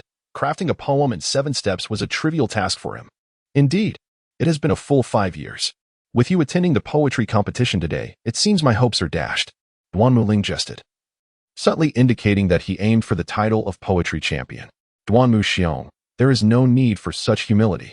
Zhuang Bufan chuckled. After exchanging pleasantries, the crowd gradually dispersed. Zhuang Bufan scanned the gathering and soon spotted a familiar figure. I have seen the Marquis. Upon entering the garden of Shengxian Villa, Zhuang Bufan approached Han Su and bowed respectfully. Rise, Han Su instructed, allowing him to stand. You've done quite well in the capital these past years. You've become quite the celebrity. Han Su assessed Zhuang Bufan, recalling how he had departed Beiliang City, frail and sun-kissed, only to now embody the essence of an elegant scholar from ancient times. I am deeply grateful for your guidance, Marquis. Zhuang Bufan expressed sincerely, acknowledging that without Han Su, he would not have achieved his current stature. Do not credit me alone. It is primarily your own diligence that has brought you here. Have you been in contact with Uncle Zhuang? My father reports that all is well at home. Zhuang Bufan paused, gazing at the Marquis. Has the madam arrived? I see you're idling about. Hans quipped. Not at all. It is evidently you who has stirred up matters. The madam even came to my humble bookstore seeking you. Zhuang Bufan replied, noting that the original manuscript was indeed a gift from Han Su to Lin Nianru. Do you have confidence in this poetry championship? None whatsoever. Zhuang Bufan responded with utmost confidence, asserting that in terms of prose, he surpassed Duanmu Ling, yet in poetry, Duanmu Ling held a slight advantage over him. Chapter 10, The Sage Mountain Villa, Part 2. Hansa gazed at Zhuang Bufan. Given Zhuang Bufan's assertion, it was clear that he indeed fell short of Duanmu Ling. It appeared that the Great Liang was destined to lose its poetic champion this time. A bittersweet and somewhat mocking smile graced Hans's lips. Having failed to claim the title 3 times, he was likely to become a subject of ridicule. With a lord present, Duanmu Ling was certainly no match for him, Zhuang Bufan remarked, while others might be unaware. The few present understood that Han Su was not the frivolous wastrel that the outside world perceived him to be. He was a man of great knowledge and ambition. However, he chose not to reveal this facet of himself to the public. After hearing Zhuang Bufan's words, Han Su waved his hand dismissively, stating, Do not consider me. I shall not intervene. He declined, expressing no interest in the contest for the poetic title. Everything rests in the hands of the Lord. Farewell, Bufan. Zhuang Bufan performed a respectful bow and turned to leave. Unlike Han Su, who was relatively unknown in the capital, Zhuang Bufan had to engage in social interactions. Only through such means could he gather information from all directions, serving as Han's eyes in the capital and aiding him in observing the political landscape. Nanchu's Liu Bangyan has arrived. Duanmu Zhuang. Upon entering, Liu Bangyan immediately spotted Duanmu Ling and Zhuang Bufan. Liu, Duanmu Ling, and Zhuang Bufan greeted him warmly. The three stood together, exuding a palpable sense of rivalry. All were top-tier talents with profound knowledge, bound to spark intellectual fireworks. Old Yin is here. Just as everyone was immersed in the aura radiating from the trio, another voice broke the tranquility of the Sage Mountain Villa. Old Yin, Yin Jinpan. He was a venerable minister of 3 reigns and the esteemed teacher of the current Emperor Jingrui. In the realm of Great Liang, he held a position of immense respect. Revered by scholars across the land, including Beiyin, Daqi, and Neichu, who honored Yin Jinpan and the scholar as the North Yin and South Hong respectively. Though one resided in the court and the other in the world of rivers and lakes, both had dedicated significant efforts to the literary advancement of Great Liang. Upon Yin Jinpan's arrival, no one dared to remain seated. They all stood, their faces devoid of smiles, each exhibiting profound seriousness. Old Yin, how delightful to see you. My young friend Duanmu, you have grown even stronger in the 3 years since we last met. Yin Jinpan exclaimed with a smile upon seeing Duanmu Ling. At Yin Jinpan's level of understanding, despite harboring national grievances, he remained impartial, viewing all scholars as one family. You, too, seem even more robust, Old Yin. Duanmu Ling replied with a respectful bow. I pay my respects to Old Yin. Zhuang Bufan added. Ah, it is young Zhuang. How fares your master, the esteemed scholar? Yin Jinpan inquired. My master is in seclusion on the mountain. All is well. In his letters, he often mentions you, expressing that despite your differing circumstances, you have long been close friends. You are the only confidant he has in this life. Zhuang Bufan replied. This was indeed a remarkable tale. Though Yin Jinpan and the scholar had never met, they had long admired one another from afar. Their bond surpassed that of mere acquaintances. I share a mutual understanding with him. Please convey my regards to your master on my behalf in the future. Indeed. Zhuang Bufan nodded, tacitly accepting the sentiment. Old Yin. A voice emerged from behind Yin Jinpan. Greetings to the virtuous king. Upon seeing the newcomer, everyone immediately knelt in reverence. It was Xiao Gong, the virtuous king of Daliang, and the uncle of the current emperor. He held a position of considerable weight in the realm. Greetings to the virtuous king, Yin Jinpan acknowledged. There is no need for such formalities, old Yin. Xiao Gong quickly stepped forward to assist the bowing Yin Jinpan back to his feet. Old Yin, please take your seat. Both Xiao Gong and Yin Jinpan were the chief examiners for this event, responsible for reviewing and judging all the poetry presented, ultimately drawing a conclusion. Feel free to make yourselves comfortable, Xiao Gong remarked. As he and Yin Jinpan entered the grand hall, the crowd outside finally exhaled in relief. The formidable presence of Yin Jinpan was somewhat overwhelming, and many in attendance had previously heard him lecture. Some had even been dismissed from the academy for their disheveled appearance. Once inside the hall, old Yin, virtuous king, in addition to the two, several renowned scholars and poets had also arrived, as their presence was essential for the poetry conference. I trust everyone is well. He greeted each one, before finally taking a seat at the elevated position clearly reserved for Xiao Wengong and Yin Jinpan. Which student does old Yin have high hopes for in this poetry competition? Someone inquired, as speculating before the contest was a source of amusement and conversation. I observe that Liu Bangyan from Nanchu is quite remarkable. This young man surely comes prepared and confident. Yin Jinpan responded thoughtfully. Nanchu, speak of our Daliang. Someone interjected. No one. Yin Jinpan shook his head. What of Zhuang Bufan? He is a distinguished disciple of the esteemed scholar. The scholar excelled in prose, and Zhuang Bufan had grasped his essence, making him unparalleled in that regard. However, his poetry was somewhat lacking, Yin Jinpan clarified. Is there truly no one else in Daliang? Xiao Gong furrowed his brow, a look of disappointment crossing his face. Daliang had established itself through martial prowess, yet now, as Confucianism flourished, it needed a leader to prevent its scholars from feeling disheartened about the future. Daliang is home to many hidden talents. We cannot focus solely on Zhuang Bufan. Yin Jinpan corrected, reminding them that the realm was vast, teeming with capable individuals. Lord, Lin Mingzhang has arrived. Mu Hanfeng stepped forward to report. It seems all the examiners have gathered. Han Se remarked slowly. Lin Mingzhang, the current prime minister, was learned and undoubtedly capable of shouldering the responsibility of evaluating the scholars of the realm. Old Yin, virtuous king, Minister Lin. As Lin Mingzhang entered, everyone immediately stood to pay their respects. Minister Lin, you appear to be in high spirits today, Xiao Gong observed with a smile. The emperor has arranged a marriage between the prime minister's household and the northern town Marquis family, which naturally brings joy, someone commented. For marriage has always been a matter of great celebration. Not quite. Lin Mingzhang waved his hand dismissively. What is it then? I have discovered a person in Daliang. Should he attend, he will undoubtedly claim the top position, Lin Mingzhang declared. After Lin Nianru returned from the Donbo bookstore and shared the news with Lin Mingzhang, he felt elated. If that young man participated in the poetry conference, he would surely secure victory for Daliang. Then let us await the outcome with bated breath. Curiosity filled the air as everyone pondered whom Lin Mingzhang favored. Within the grand hall, conversations flowed merrily, while outside, the atmosphere grew lively. Miss Chu Chu, unaware of whether she would perform a song and dance today, was approached by someone inquiring about the customary entertainment for the poetry gathering. Upon her arrival, many gathered around her. The renowned courtesan of Fengwei Tower, with an ethereal beauty, captivated all with her enchanting smiles and expressions. I fear I may disappoint you all, today. I am unwell and unable to dance, Chu Chu replied with a smile. Is that really you, Miss Chu Chu? Hansa gazed at her, acknowledging her striking beauty. Indeed. Mu Hanfeng confirmed. Shall we take a stroll? Hansa suggested, feeling somewhat bored. Though the Shingskin Mountain Villa was opulent and grand, it did not meet his aesthetic standards. One ought to explore rather than remain here, exchanging flattery. Chapter 11. Poetry exiting the Xingxian Mountain Villa, they erected a stage in an open area. What is this? Hansu inquired. My lord, the poetry gathering is to be held outside, Mu Hafeng explained. Outside? Indeed. The Xingxian Mountain Villa, being a royal residence, cannot host the event within its confines, Mu Hafeng elaborated, noticing Hansu's confusion. Gradually, as noon approached, the poetry gathering commenced. Those who had diligently prepared their verses, eager to shine at the event, could no longer contain their excitement and began to present their works. I wonder how things are outside. Just then, a young attendant rushed in, exclaiming, It's out. It's out. Whose is it? It belongs to Wang Yang from Nanyang County.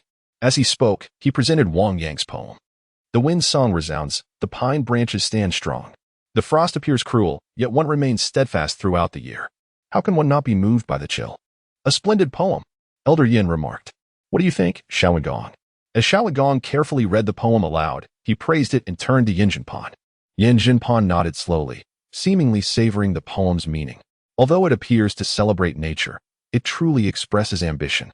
Young Master Wang employs the resilience of the evergreen pine to convey unwavering resolve.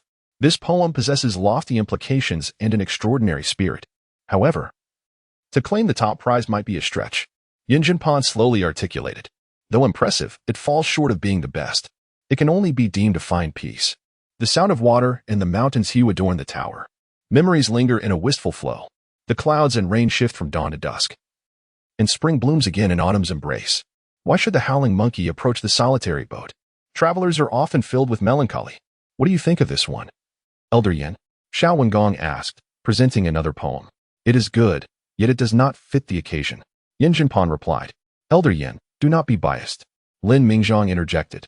Noting that several poems were commendable, yet Yin Jinpan found them all lacking. We are merely expressing our thoughts. How can there be bias? Yin Jinpan clarified. And what of this? The full moon ascends the cold sky. All speak of unity across the seas. How can one know? 1,000 miles away, storms may brew. Lin Mingzhang inquired. Yin Jinpan glanced at it and slowly shook his head once more. After several hours, a number of exquisite poems emerged, captivating many. Yet they proved insufficient for the occasion's grand expectations. Why, after this passage of time, had Ender Muling, Zhuang Bufan, and Lu Bangyin remained silent? They were, of course, biding their time for the opportune moment to strike. As the poetry competition commenced, numerous fine verses were presented. Yet Zhuang Bufan and his companions remained notably reticent, causing some among the audience, who had anticipated a thrilling contest, to express their mild annoyance. Are the two of you not going to make a move? Lu Bangyin inquired of Ender Muling and Zhuang Bufan. Patience, Ender Muling replied. The competition has yet to reach its climax, thus, there is no need for haste. Then allow me, in my humble capacity, to cast a stone to attract jade. Lu Bangyin proclaimed as he rose, clasping his hands in respect.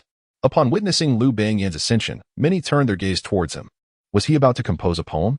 Under the watchful eyes of the crowd, Lu Bangyin stepped forward and recited, the poet's clear vision in the springtime. Green willows still yellowing, not yet uniform. Should the flowers of Xianglin bloom as brocade, every step outside is met with flower enthusiasts. In 7 steps, Lu Bangyin crafted his verse. This, it seemed Lu Bangyin had held back. Though the poem was commendable, it fell short of his usual prowess. The critique of this verse must be undertaken by Yin Jinpan and his peers. Even the audience could discern that. Of course, while the poem was undeniably commendable, it lacked the potency necessary to claim victory. Lord, what do you think? Hansu reclined on the grass. A blade of grass nestled between his lips, his hands cradling his head as he basked in the warm sunlight. Several poems have been composed, Mu Hanfeng remarked. It is not yet the true moment of confrontation.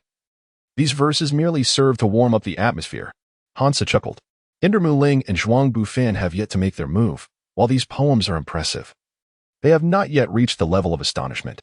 Will you not go in and have a look? One need not enter to know. Hansa replied. The Crown Prince has arrived. The Crown Prince is here? Naturally, as the Crown Prince of Deliang, Xiao Yinqi would attend the poetry competition. And even if he did not compose poetry himself, associating with these literary figures was a worthy endeavor. Esteemed guests, there is no need for excessive formalities. Today, I participate in the poetry competition as a scholar, Xiao Yinqi humbly declared. With the arrival of the Crown Prince, Lin Mingzhang and others promptly emerged to welcome him. We bow to the Crown Prince. Lin Xiang and Elder Yin need not stand on ceremony, Xiao Yinqi said, quickly stepping forward to assist Yin Jinpan, sensing that his hopes with the Xianghua Fu were dimming. Thus, he chose to honor Yin Jinpan instead. Yin Jinpan held a significant reputation among scholars, and in the court, he was a figure of considerable influence. Many officials were his disciples. Gaining Yin Jinpan's support would rival Lin Mingzhang's. Weighing the pros and cons, Xiao Yinqi decisively abandoned Lin Mingzhang. This subtle shift did not escape Lin Mingzhang's notice. Who was he, after all? To him, Xiao Yinqi's intentions appeared as mere childish play. Have any fine poems been composed? Xiao Yinqi inquired with a smile. There have indeed been a few excellent verses. Yin Jinpan replied. Please, Crown Prince. Do come in. Thank you, Elder Yin, for your kindness. I prefer to remain with my fellow scholars, so I may witness the grace of the esteemed students of Daliang. Xiao Yinqi politely declined the invitation from Yin Zhenpan and others. Indeed, it is rare to find such a heart in the Crown Prince, Yin Zhenpan remarked with satisfaction. Although he holds the title of Crown Prince, he must not harbor arrogance, nor consider himself superior, but rather embody humility and approachability. Only in this manner can one win others through virtue. Elder Yin urged Xiao Yinqi to remember this well. Xiao Yinqi expressed his gratitude with a bow. In truth, this was merely a casual remark from Yin Zhenpan, yet Xiao Yinqi's interpretation transformed it into a deliberate piece of guidance, as if he had garnered Yin Zhenpan's favor. Miss, shall we continue our search? The crowd gathered for fame and fortune, while only Lin Nianru sought someone. At the poetry conference, Lin Nianru did not indulge in the appreciation of poetry, but was instead preoccupied with her search. Is that not Miss Lin from the state minister's residence? Indeed, it is. The foremost talent of the capital, her beauty rivaling that of Xia Chu. Might her haste indicate some pressing matter? Soon, eyes were drawn to Lin Nianru, for her extraordinary beauty commanded attention. Since young Master Zhuang has mentioned it, that person will undoubtedly arrive, Lin Nianru asserted with determination. Miss Lin, suddenly, someone called out to her.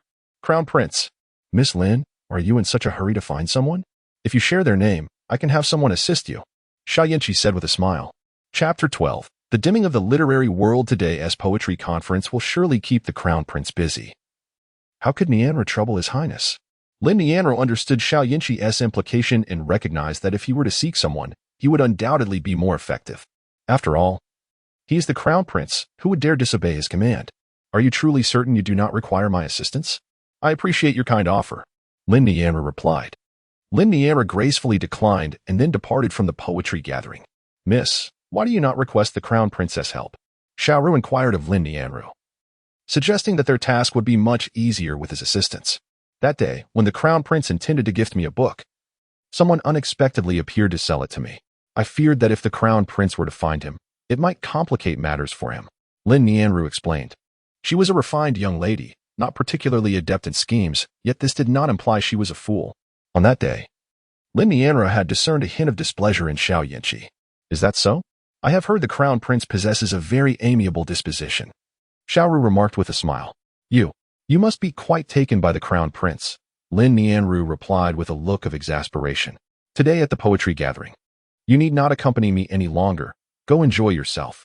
Lin Nianru offered some silver to Xiao Ru, understanding that she preferred solitude, while Xiao Ru thrived in lively company. Thus, on such a festive occasion, accompanying her would be a disservice. Do you not want me to stay? Xiao Ru blinked her eyes excitedly at Lin Nianru. Will you go? Yes, Xiao Ru exclaimed as she took the silver, thanking her mistress. Once the poetry gathering concludes, you need not seek me out. Return to the state minister's residence, Lin Nianru reminded her, and upon realizing she need not accompany Lin Nianru in her search, Xiao Ru nodded eagerly and dashed into the bustling crowd. As Xiao Ru departed, Lin Nianru turned to survey her surroundings.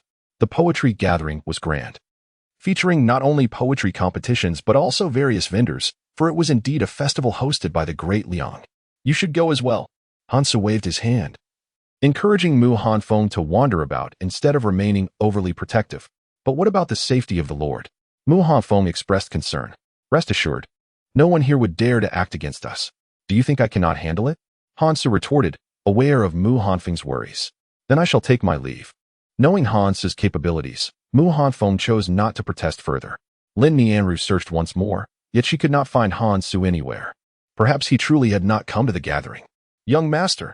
Hansu was gradually closing his eyes, absorbing the ambience around him when a voice pierced through the stillness. He opened his eyes to find Lin Nianru standing before him. One stood elevated while the other gazed upward. Their eyes met, and in that moment, as Hansu opened his eyes, Lin Nianru lowered her gaze towards him. It was indeed a case of searching far and wide only to find him here unexpectedly. Is it you? I didn't think the young master would remember me. Lin Nianru smiled gently.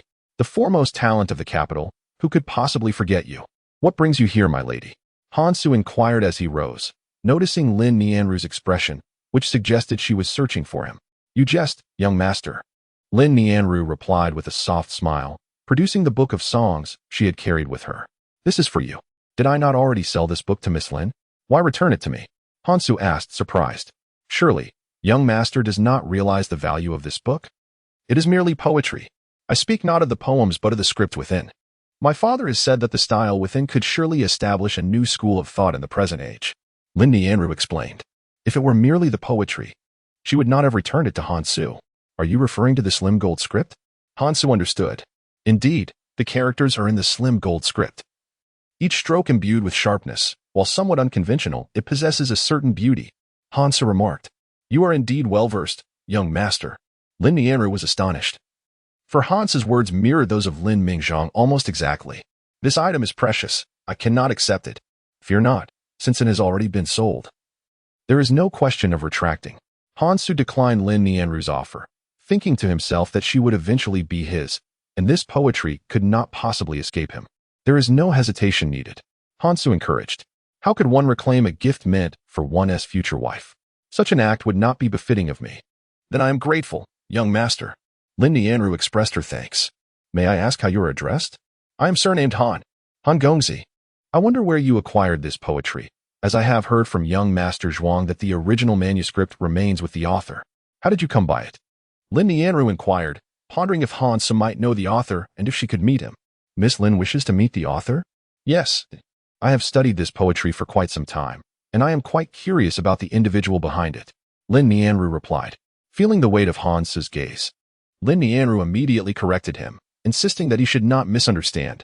Her curiosity was innocent, devoid of any ulterior motives. She believed Han Su had misconstrued her intentions. That is not what I meant. Han Su replied. We shall meet again. He nodded affirmatively. Will you not attend the poetry gathering, young Master Han? Lin Nianru inquired, observing through his every gesture that Han Su was not a man devoid of knowledge. Moreover, his presence here surely indicated that he was a scholar. I have no need to flaunt my modest talents before others. Han Su said with a wry smile. Surely, you are being too humble. Lin Nianru retorted, unconvinced that Han Su's abilities were so meager.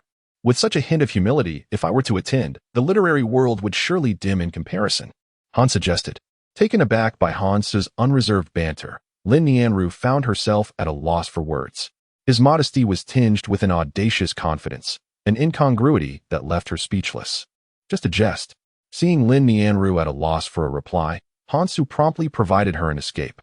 Just as his words fell, several individuals passed by, halting upon hearing their exchange. What a grandiose claim you make, young sir, one remarked.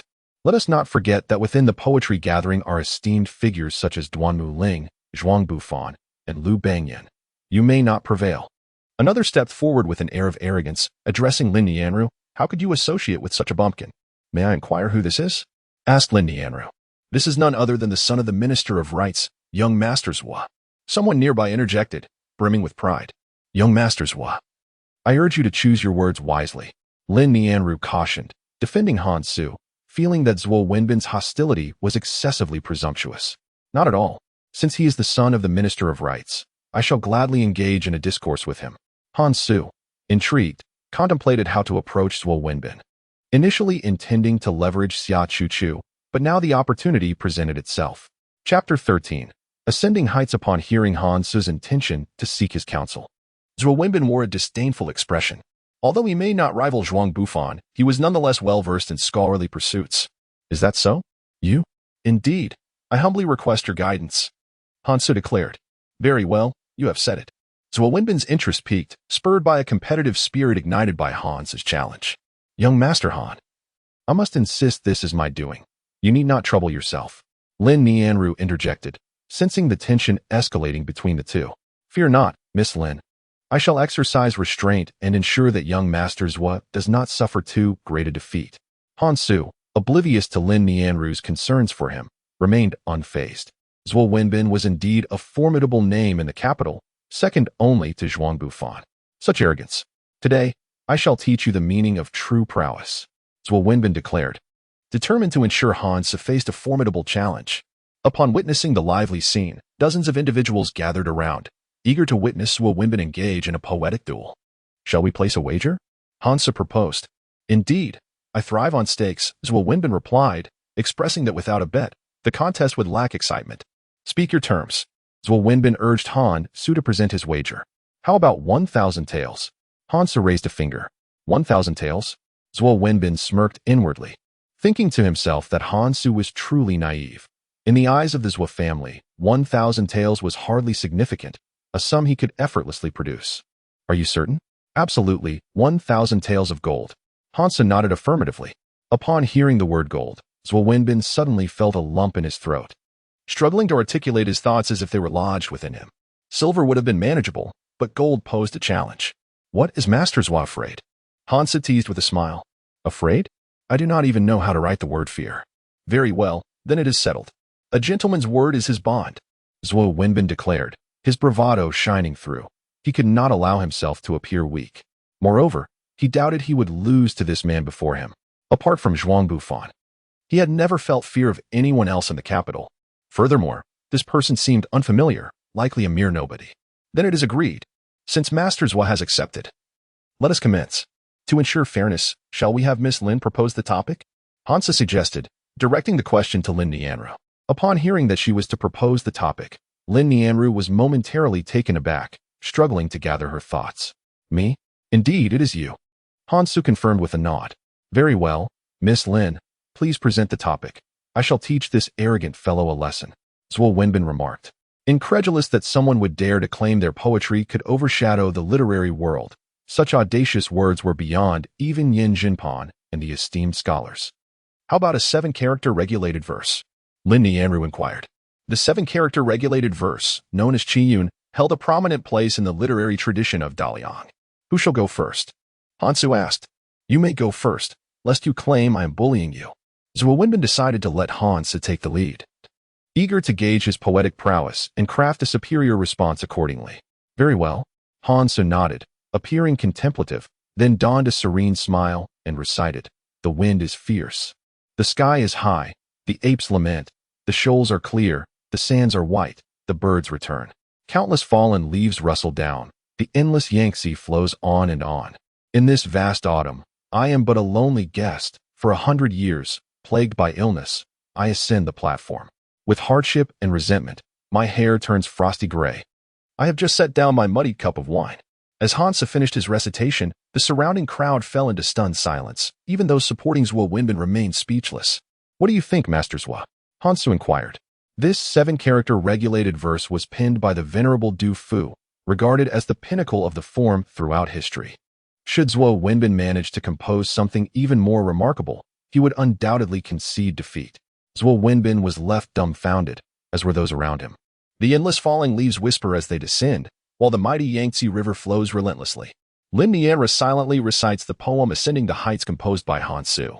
Its profound imagery evokes a unique sentiment each time she recalls it. She gazes at Han Su, realizing that she had misjudged him. He is not only exceptionally talented but perhaps unmatched. Yet, what brings such an individual to this place? What an exquisite verse.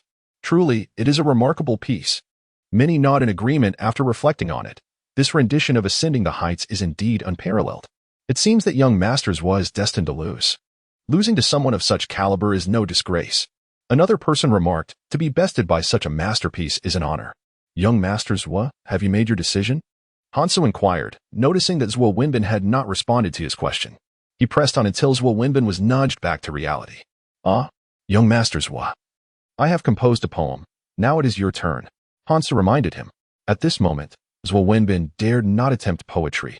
That would be nothing short of humiliation. For the poem Ascending the Heights far surpasses his capabilities. Even Yin Jinpan could hardly produce such a masterpiece. Wait, this must surely be a prearranged scheme between you and Miss Lin. You were prepared in advance. Zhou Wenbin quickly devised an excuse. Young Masters, I implore you to speak with more decorum. Lin Nianru interjected, her brows furrowing with irritation. She had tolerated Zhou Wenbin's nonsense but would not permit slander against herself and Han Su. The two of them were innocent and had not conspired. Moreover, it was Zhou Wenbin who had approached them with his sarcastic remarks, leading to the current situation. But why was he able to compose so swiftly when you recited the 7-character regulated verse? Is that not a sign of prior preparation? Zhou Wenbin challenged Han Su. The assembly, upon hearing Zhou Wenbin's argument, found some merit in his reasoning. Crafting poetry is not a matter of mere spontaneity. It requires meticulous thought and revision. Yet the individual before them seemed to produce verses with effortless ease. How could anyone achieve such a feat? Your inability does not imply that others cannot excel. Han Su retorted. I perceive you are merely attempting to wriggle out of your predicament. Do you dare to propose a challenge? Zhuo Wenbin turned to Han Su, confident that if Han Su declined, he would secure an invincible position. Young Master Zhuo, this is rather unreasonable, Lin Niera remarked, recognizing that Zhuo Wenbin, aware of his inferiority to Han Su, was intentionally shifting the topic. Very well, state your challenge. If I fail to compose a poem, I shall concede. Han Su declared boldly. In front of his lady, how could a man falter? Chapter 14. The poet god seeing Han Su acquiesce so readily, Zhuo Wenbin couldn't help but display a triumphant smile. Whether Han Su declined or accepted, he could spin the situation to his advantage. Observing Han Su's confidence, Lin Nianru ceased her attempts to dissuade him. Clearly, Han Su was assured in his abilities. Her curiosity about him began to deepen. The individual capable of composing the poem Ascending the Heights undoubtedly possesses remarkable talents. She was suddenly struck by anticipation, as if a delicate thread within her heart had been stirred. Lin Niera quickly retracted her thoughts, a faint blush gracing her cheeks, fleeting and unnoticed. This is what you proclaimed. Zhuo Wenbin sought confirmation, worried that Han Su might find himself at a loss for words later on. Han Su waved his hand dismissively. You worry too much. Finding excuses is your forte. My good sir, always let my abilities speak for themselves. His words nearly caused Zhuo Wenbin to choke on his own breath. Such arrogance. Very well. Zhuo Wenbin gently clapped his fan in his palm, gazing around as everything blossomed in spring. Shall we use spring as our theme? Good rain knows its season. When spring arrives, it takes form. It sneaks in with the wind at night, nourishing all without a sound. The wild paths are shrouded in darkness, while the boats on the river shine with light. At dawn, one sees the dampened red, flowers heavy in the brocade city. Once Zhuo Wenbin concluded, Han Su effortlessly recited a poem without hesitation. Had Zhuo Wenbin not spoken first, onlookers would have believed Han Su had composed the poem beforehand. Truly astonishing. There was no hint of contemplation whatsoever. What? The crowd fell silent once more, and Zhuo Wenbin was taken aback. He had not anticipated that Han Su would indeed accomplish this. That does not count. You must have prepared in advance. My theme is summer, Zhuo Wenbin insisted defiantly. Though his words bore a hint of petulance, the crowd chose to overlook it, turning their attention to Han Su, who was the true star of the day. Thick shadows of green trees, summer days stretch long, reflections of pavilions descend into the pond. The crystal curtains sway as the breeze stirs, the fragrance of climbing roses fills the courtyard. Han Su recited effortlessly, as if he had known Zhuo Wenbin's theme all along. Is he even human? Some stared blankly at Han Su, questioning if he was indeed of their kind. How could such a person exist in this world? This is truly divine. What do you think, young Master Zhuo? Han Su inquired. Autumn? Zhuo Wenbin called out. Since ancient times, autumn has been associated with melancholy. I declare autumn days surpass spring mornings. A lone crane ascends the clear sky, guiding poetic sentiments to the azure heights. Han Su replied with a smile. In winter? This time it was not Zhuo Wenbin, but someone beside him who casually asked, with spring, summer, and autumn accounted for, what of winter? In the vast mountains, no birds take flight. On myriad paths, no traces of men remain. A solitary fisherman in a conical hat, he cast his line upon the cold, snowy river. Han Su stood with his hands clasped behind him, calmly reciting yet another poem. With spring, summer, autumn, and winter now complete, could this gentleman recite a poem about bamboo? With unwavering resolve, I cling to the green mountains. My roots remain deep within the broken rocks. Endured through countless blows, I remain steadfast, indifferent to the winds from any direction. Han Su composed yet another verse within mere breaths. How about a poem on plum blossoms? In the corner, several branches of plum blossoms bloom alone in the cold. I can tell they are not snow, for only their subtle fragrance lingers. Landscapes? After a fresh rain in the empty mountains, the evening brings autumn's chill. The bright moon shines between the pines, while clear springs flow over the stones. Bamboo rustles as the washerwomen return, and the lotus stirs as the fishing boats descend. As spring's blossoms fade, the noble offspring may linger. Gradually, more people gathered around, captivated by the unfolding spectacle. What is happening? As the newcomers inquired of those gathered ahead, they wondered why so many had congregated in this place. Was there perhaps an event of great excitement? Could there be someone more formidable than Zhuang Bufan, Duan Muling, or Liu Bangyan? Have we encountered the poet god? One admirer exclaimed. The poet god? What could that possibly mean? Clearly, this individual was oblivious to the significance of such a title. For not just anyone could bear the name of poet god. Even Zhuang Bufan and his companions would not dare to claim such a title. Then appeared a remarkable talent, a prodigy whose words flowed seamlessly into poetry. Regardless of the topic presented, he could craft a verse on the spot, almost as if by divine intervention. Impossible. How could such a person exist? Could this truly be witnessed without deception? Listen, another poem is being composed. The crowd pressed in, eager to hear every word and glimpse the true visage of this poet god. Could you compose a poem about snow? One asked. The new year has yet to bloom. Yet in early February, I am startled to see the grass sprout. The white snow, discontent with the tardiness of spring, adorns the garden trees as if they were flying blossoms. Hansa did not even glance at the one who posed the question. Upon hearing it, he recited the verse aloud, leaving onlookers utterly astonished. Beside him, Zhuo Wenbin stood frozen, his eyes glazed and devoid of life, resembling a statue. Lin Nianru, too, was taken aback by the scene before her. Though she had anticipated Hansa's prowess, she had not expected it to be to this extent. This was not mere confidence.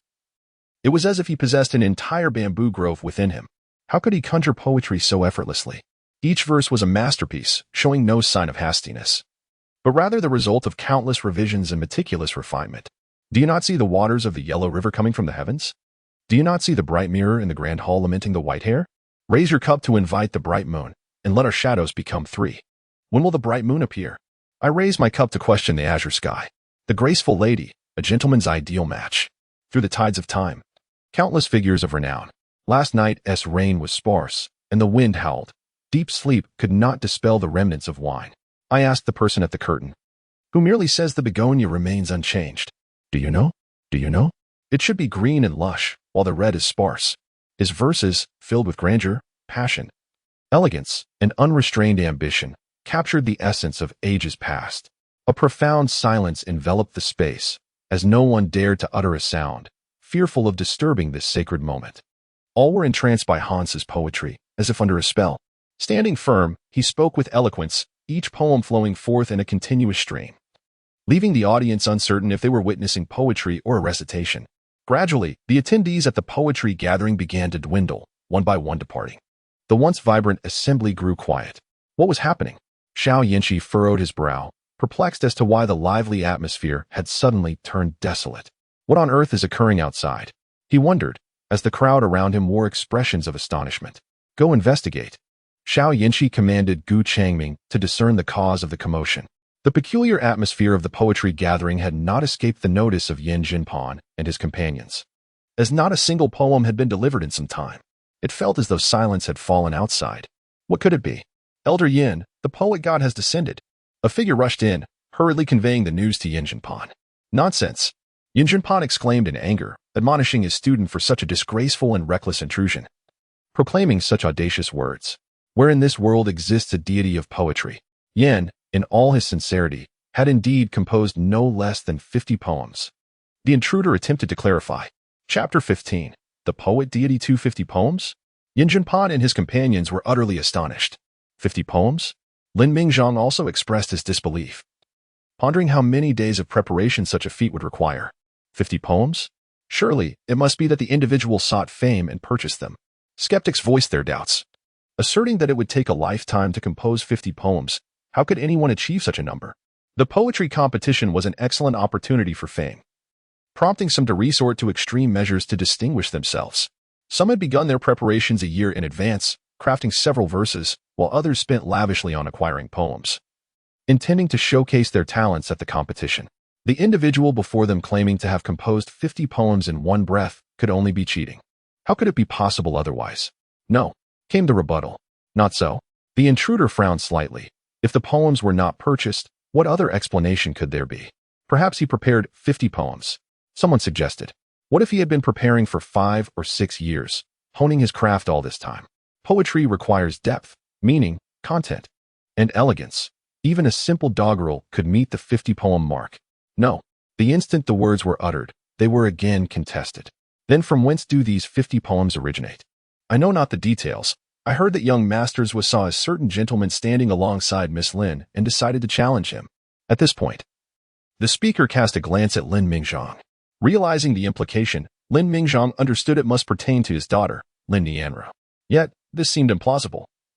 Lin Nianru had few acquaintances, particularly among men, and it was doubtful anyone could produce 50 poems in such a manner. Continue, Lin Mingzhong urged. Young Master Zhuo engaged in a poetic duel with the gentleman, and upon losing, he stubbornly claimed that the gentleman had plotted in advance, asserting that the victory was undeserved, demanding to pose his own challenge. Thus, the events were recounted. Nonsense. Yin Jinpan furrowed his brow and rebuked Zhuo Wenbin, despite being well-educated, displays such shamelessness. Zhuo Wenbin, the son of the Minister of Rites, was a distinguished literary figure in the capital. How could anyone surpass him in poetic prowess? Xiao Gong appeared intrigued. If one could best Zhuo Wenbin, he must possess profound knowledge and talent. Would it not be splendid to secure the title of poetry champion for Daliang? 7-character regulated verse. The intruder responded. Do you know the specifics? Lin Mingzhong pressed, as everyone was eager to learn what kind of 7-character regulated verse could surpass Zhuo Wenbin. The winds howl and the heavens stretch, the apes lament in sorrow. The islet is clear, the sands are white, and the birds return to flight. Boundless fallen leaves descend in a rustling cascade. The endless Yangtze flows relentlessly. 1,000 miles of melancholic autumn, forever a guest, a century of ailments. I ascend the platform alone. Hardships and bitterness, my frosted hair a testament. I have just set down my murky wine cup. This individual also possesses a profound appreciation for poetry. He memorized the poem Ascending the Heights after just one recitation. As his voice faded, a profound silence enveloped the room. Everyone held their breath, as if ensnared in an alternate realm. What do you think, Elder Yin? After a lengthy pause, Xiao Gong posed the question. A magnificent poem, indeed. Unparalleled throughout the ages, it stands as the foremost 7-character regulated verse of both antiquity and modernity. With this poem, it seems the title of the foremost poet has found its rightful owner, Yin Jinpan remarked. After hearing Ascending the Heights, Yin Jinpan felt there was little reason to listen to the verses of Zhuang Bufan, Duan Muling, and Lu Bangyan, struggling against the bitter anguish of frost-touched hair. I've recently set aside my cup of murky wine. Such exquisite poetry. This poetry conference has been worthwhile, thanks to this remarkable piece. Yin Jinpan extolled. What are the other poems? Someone eagerly inquired. This poem is so stunning. I wonder how the others compare? I did not retain the others. The individual replied, somewhat aggrieved. Quickly, summon him for an audience. Xiao Gong urged. Such a prodigy must not be missed. It would be a shame to let this opportunity slip away. Meanwhile, outside, the verses continued. How does Mount Tai stand? The blue of Qi and Lu remains unresolved. Nature has bestowed its divine beauty, dividing dusk and dawn. Clouds stir within the heart, while returning birds pierce the gaze. One must ascend to the pinnacle, to behold the vastness of all mountains. That will suffice for today. Hansu stretched lazily. Suddenly halting, he left everyone somewhat disoriented, as if awakened from a delightful dream. Has he truly finished? Someone asked, wiping the beads of sweat from their brow. Almost. After all, he is but a mortal. Some believed Hansu had exhausted his poetic prowess, having composed over 50 verses in one breath. Surely, he has poured forth all the poetry of his life? Others speculated that Hansu had unleashed all his inspiration at once, fearing he would find it difficult to create again in the future. I grow parched from speaking. Is there water to drink? I could continue until this time next year, Hansu sighed, expressing a sense of disappointment with his performance, as if he felt unfulfilled. Upon hearing this, the crowd nearly choked on their own astonishment. So, your cessation of poetry is not due to inability, but rather to thirst? They thought incredulously. Young Master Zhuo, remember you owe me 1,000 taels of gold. Hansu reminded Zhuo Wenbin, who now appeared pale as a blank sheet of paper. His mind a void, utterly unaware of the unfolding events. Hansu stepped through the throng. Young Master Han. Upon departing the poetry conference, he found Lin Nianru had followed him. Miss Lin, do you require something? Hansu inquired with a smile. I never anticipated you possessed such talent. It seems my eyes are untrained. Lin Nianru bowed respectfully, now firmly convinced that the person before her was the author of the Book of Songs. For only someone of such caliber could compose such extraordinary works. Why do you say this, Miss Lin? Hansu noted her sudden shift from carefree to constrained. Is young Master Han concerned that I, having a marriage arrangement, must uphold my reputation and seek your company without disclosing my intentions? Lin Nianru questioned. What do you mean? Hansu feigned ignorance. Lin Nianru produced the Book of Songs. Upon encountering the Book of Songs, Hansu immediately comprehended that this young lady had recognized him as the author of the text, which was indeed rather hasty. Hansu lamented that his uncontainable talent rendered him incapable of maintaining a low profile. I am indeed the author of the Book of Songs, but not for the reasons that Miss Lin has surmised. Rather, I wish to create an air of mystery, Hansu declared, envisioning the surprise he would one day bestow upon Lin Nianru. Little did he anticipate that his wife would see through his ruse. Is that truly the case? She inquired. Of course it is, Hansu affirmed with a nod. I shall tentatively believe you, Lin Nianru replied with a smile, for some inexplicable reason. She found herself genuinely believing him, as she looked at Lin Nianru's trusting gaze. Hansu was suddenly struck by the sensation of having placed a crown upon his own head, a rather disconcerting feeling. Given that young Master Han possesses such remarkable talent, why not compete for the title of poetry champion for our Great Liang? Lin Nianru asked. Judging by their initial encounter, it was evident that Hansu had no intention of vying for such a title. This incident was merely a result of Zhuo Wenbin's unreasonable provocations. A serendipitous turn of events. Chapter 16. The poetry champion. Were it not for Zhuo Wenbin, Hansu's scholarly prowess would likely remain unrecognized. Great Liang is abundant with talent. My absence is inconsequential, Hansu replied with candor. Following the ascension of Emperor Jingrui, there has been a notable emphasis on literature over martial pursuits, leading to a flourishing literary scene in Great Liang. However, Lin Nianru hesitated, contemplating her next words. After all, she and Hansu were merely strangers whose paths had crossed, and there was no need for her to be overly assertive. Meanwhile, on the other side, Elder Yin had already departed. Left? How can that be? Yin Jinpan and his companions pondered, having hoped for a brief meeting. After a moment's wait in the room, a student rushed in to inform Yin Jinpan of Hansu's departure. The group was taken aback. Departed? What should we do now? I shall go investigate, Lin Mingzhong declared as he rose to head outside. In tandem, Yin Jinpan and Xiao Gong followed closely behind. Upon stepping outside, they indeed found that Hansu had vanished. Elder Yin, the virtuous king, the prime minister. Upon seeing Yin Jinpan and his companions emerge, the crowd immediately bowed in respect. Where has he gone? Lin Mingzhong inquired. Replying to you, Prime Minister, he has already left, stating he was parched. A voice quietly responded from the crowd. Is he from our Great Liang? Xiao Gong asked the individual before him, for his foremost concern was to ascertain the origins of this person. He is indeed from Great Liang. The Prime Minister's daughter should be familiar with him. The group turned their gaze toward Lin Mingzhong, seeking information from him, but Lin Mingzhong was equally perplexed, genuinely unaware. If he is from Great Liang, that simplifies matters, Xiao Gong remarked, for as long as he hailed from their realm, they could certainly locate him. Such talent? Why had we not known of him before? Could it be that this individual had been biding his time, desiring to astonish the world? Questions arose, as they emerged from their astonishment at the poetry, naturally speculating on his motives. With the literary scene flourishing in Great Liang, it was evident that many prodigious talents lay hidden within the common populace. Some were proud, disdaining fame and fortune, while others were indifferent, eschewing the pursuit of accolades, preferring to live a carefree existence rather than chase after success. It appeared that this individual belonged to the latter category. Such a remarkable talent being overlooked is indeed a lamentable affair, Yin Jinpan remarked. To ascend to greater heights? Indeed, the word struck a profound chord within Yin Jinpan, resonating as timeless expressions of literary brilliance. As the discussion unfolded, the attention of the assembly turned to Duan Muling, Zhuang Bufan, and Liu Bangyin, the principal contenders for the title of poetry champion. None could have anticipated such a turn of events. Their gazes were imbued with sympathy and compassion. To be vanquished by an unknown talent was an unfathomable misfortune. Xiao Yanqi furrowed his brow, pondering the identity of this remarkable figure, a renowned scholar of Dalian, who was yet unfamiliar to him. Investigate, he commanded coldly. If such a prodigious talent existed, it was imperative to draw him into their fold. Esteemed guests, I bid you farewell. Duan Muling stepped forward, acknowledging the weight of his earlier composition, ascending the heights. To attempt further would only serve to invite humiliation. Thus he chose to depart with grace. Liu Bangyin, upon witnessing Duan Muling's exit, promptly followed suit. This extraordinary genius had overshadowed all, and even disregarding other poetic works. The singular brilliance of ascending the heights had already eclipsed their efforts. One by one, the attendees made their exits, resulting in the poetry competition concluding far earlier than anticipated. A consequence of Hansu's exceptional prowess, rendering subsequent poetic endeavors nearly futile. After Hansu's verses, any further contributions felt akin to chewing wax.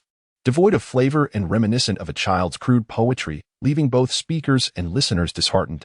This is the first time in the history of Daliang, sighed Xiaowengong, acknowledging the sheer brilliance of ascending the heights, which had stifled the talents of scholars across the realm. This moment would undoubtedly be etched in history.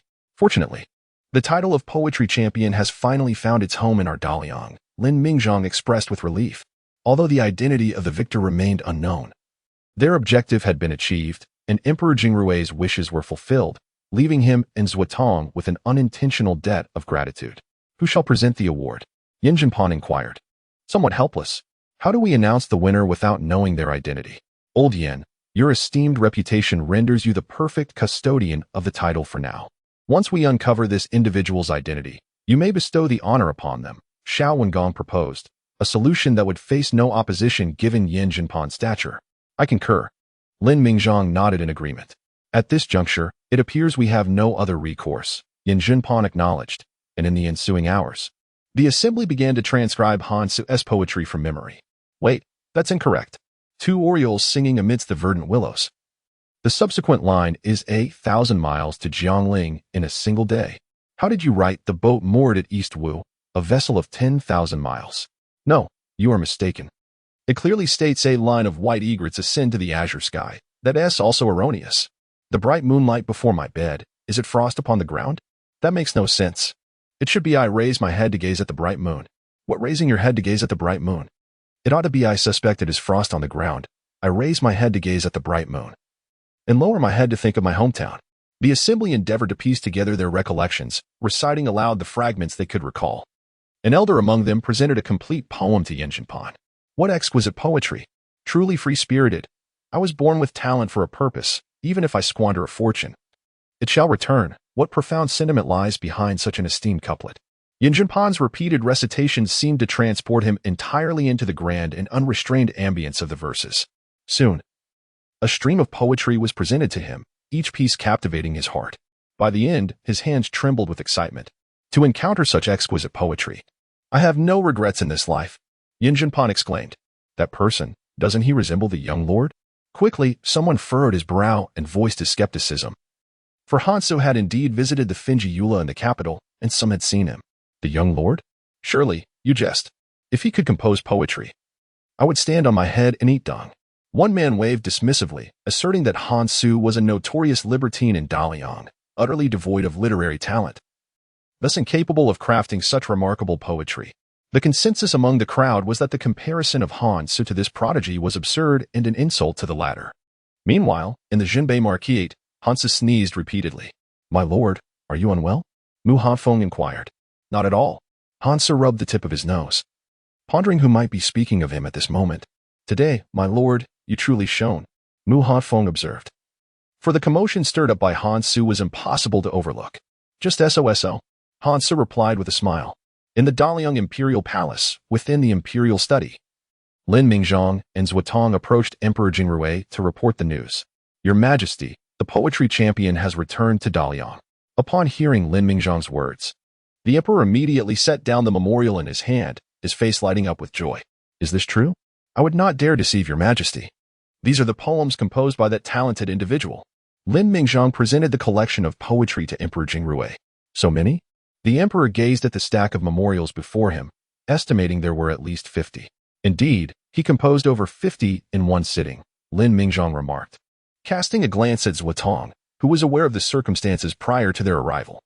It was all due to his unworthy son intentionally making things difficult for the poet, only to be humiliated in return. Should the emperor learn of this, Zuo Wenbin's machinations against the poetry champion could bring calamity upon the Zuo family, and thus, he implored Lin Mingzhong to keep this matter from the emperor. Zuotong cast a grateful look in response. Excellent, excellent, the emperor exclaimed, having read through a poem, praising it repeatedly. Who is this talented individual? Summon him to the court tomorrow. I wish to personally commend him. Emperor Jingrui declared with excitement, astonished that such talent still resided in Daliang. Upon hearing this, Lin Mingzhong and Zuotong found themselves at a loss for words. Speak. The emperor noted their unease. Your Majesty, after composing the poetry, he departed. It seems he is not here for fame or fortune. Zuotong replied, admitting they had searched for quite some time without success. He has left? Emperor Jingrui frowned. Such a talent has slipped through our fingers? We must find him. I wish to secure his services for great endeavors, the emperor asserted. Your Majesty, I believe there is no need for haste in this matter. Lin Mingzheng gently advised Emperor Jingrui, emphasizing that some matters cannot be rushed, as the saying goes. Haste makes waste. What do you mean by that, my loyal minister? Your Majesty, I am certain that this individual is not driven by fame or fortune, hence we may allow events to unfold naturally. He possesses great talent and is one of our own from the Great Liang. We are bound to encounter him in time. Do you imply that our fates have not yet aligned? Emperor Jingrui grasped the underlying meaning of Lin Mingzhang's words. Indeed, should your Majesty insist on seeking him out, it may yield contrary results.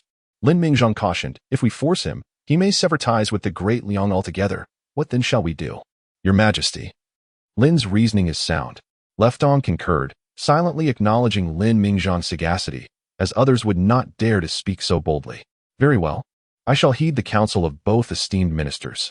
Emperor Jingrui gestured for Lin Mingzhang and Leftong to withdraw. As they exited the imperial study, both breathed a sigh of relief. Thank you for your assistance, Minister Lin. I shall forever be grateful. It was but a trifling effort. There is no need for such gratitude, Leftong replied. That rebellious son truly drives me to exasperation. Leftong exclaimed in frustration, recalling the previous uproar caused by that Xia Chuchu at the Fengwei Tower, and now he had offended such a prominent figure. Lin Mingzhang returned to the state minister's residence. Miss, the master is looking for you. My father seeks me. Lin Nianru had been secluded in her room since returning from the poetry competition, her mind consumed by the image of Han Su. That man exuded a carefree spirit, acting on impulse, and his demeanor was disarmingly pleasant. Standing beside him, one felt utterly at ease, especially that moment when he responded to her inquiry about why he had not pursued scholarly distinction, declaring that a scholar was of little use. Such sentiments seemed rather unconventional. Presently, the status of scholars in the Great Liang had notably risen. Father, upon entering the parlor, Lin Mingzhang awaited Lin Nianru. My dear, there is something I wish to discuss. Are you acquainted with the young gentleman who composed poetry? Lin Mingzhang inquired. I have only had a fleeting encounter with him. We are not well acquainted. Lin Nianru replied, sensing from her father's words that he wished to meet young Master Han. Though she was uncertain if Han Su would be willing. I see. Lin Mingzhang nodded. The Ministry of Rites has arranged your marriage. You are to wed in 3 days. So do prepare. Lin Mingzhang reminded Lin Nianru. 3 days? Lin Nianru was taken aback by the swiftness of the arrangements. She felt unprepared, especially since she had only just met young Master Han. If I could postpone for a few days, father? Lin Nianru understood the difficulty of altering such matters. Yet she hoped against hope. It was not that she did not wish to marry Han Su, but rather are you thinking of that poetic gentleman? Lin Mingzhang, attuned to his daughter's thoughts, discerned her feelings through her hesitant words and averted gaze. It was evident that she did not object to marrying Han Su. She merely wished to bid farewell to that gentleman. Did you not claim it was merely a fleeting encounter? Lin Mingzhang countered, effectively trapping Lin Nianru in her own reasoning. Indeed, we are but strangers. What need is there for a farewell? My dear daughter, I comprehend your sentiments, yet this matter is orchestrated by the Ministry of Rites, with the date sanctioned by the Astronomical Bureau, akin to an imperial decree. I am left with no alternative but to have you remain within the estate for the next 3 days, Lin Mingzhang advised. This was not solely for the sake of Lin Nianru, but also for the integrity of the Prime Minister's residence. With the wedding imminent, it would be utterly improper should anyone witness Lin Nianru in the company of another man. Although the Duke of Zhenbei's household has fallen into disarray, it still bears the weight of its former stature. Meanwhile, Han Su received the imperial edict, as well as a delegation from the Ministry of Rites to embellish the Duke of Zhenbei's estate. The household was adorned with crimson silk and lanterns, and preparations for the wedding commenced with great fervor. It has been ages since the Duke of Zhenbei's garden has witnessed such liveliness, Mu Hanfeng remarked. Indeed. Hansa nodded in agreement. Last night, Lord Zhuo punished Zhuo Wenbin quite severely. I fear he may be confined to his bed for the next fortnight. Mu Hafeng relayed the events transpiring at the Zhuo residence from behind Han Su. His fate is of no concern to us. Our dealings are solely with Lord Zhuo. Han Su raised his fishing rod, a golden fish dangling from the hook, struggling to free itself. You are quite the glutton. Hansa chuckled. Zhuotong, the current Minister of Rites, was once the Deputy Minister of War a decade ago, following the complete annihilation of the Han army. Zhuotong ascended from Deputy Minister of War to Minister of Rites over the ensuing 10 years. Do you truly believe Zhuotong was privy to the events of that year? The Han army was dispatched to aid the court, but received neither reinforcements nor provisions. As Deputy Minister of War, Suotong must have been aware of certain matters, Han Su speculated, considering that within the Ministry of War, the Deputy Minister held the highest rank after the Minister himself. Enough of that. Let us see how the decorations at the Duke of Zhenbei's estate have turned out. Han Su stood and returned the fish from his basket back into the pond. It is not yet time to feast, he mused, believing the fish should be allowed to grow plumper for optimal taste. Chapter 18. The Flower Contest. As they exited the garden, My lord. My lord. The representatives from the Ministry of Rights immediately bowed in deference upon seeing Han Su. Although the Duke's reputation was less than stellar, his status remained undeniable. Ha Feng. Reward them generously. We must not shortchange those who serve the Duke of Zhenbei, Han Su declared with grandiosity. As you command. Mu Han Feng produced 100 taels of silver notes. The tales of Han Su's lavishness were evidently true. The Duke is exceedingly handsome. Grasping the silver notes and glancing at Han Su's imposing figure, they found him striking and charismatic, rendering any judgments of his character irrelevant. A transformation had indeed occurred in their perception of Han Su, demonstrating the undeniable allure of wealth. Money can indeed command respect and influence, Han Su remarked, affirming the timeless truth of that adage. My lord, the Prince of Jin has arrived, Mu Hanfeng announced as he entered. The Prince of Jin? The scholarly talents of His Highness, Prince Xiao Yanlong, are certainly on par with those of Xiao Yanqi. However, compared to the latter's reserved demeanor, this individual possesses a more carefree spirit, making him the most formidable rival to Xiao Yanqi. Prince Xiao Yanlong? Indeed, a guest has arrived. And it is only proper to extend our greetings, Han Su remarked slowly. As they emerged from the drawing room, Xiao Yanlong had already arrived in the courtyard. Blissfully unaware of the arrival of the prince. I regret not having welcomed His Highness properly. Please forgive my oversight, Han Su said, bowing respectfully. Your Grace is too humble. I have come uninvited, so it is I who should not impose upon you, the prince replied with a light-hearted chuckle. Your Highness is too kind.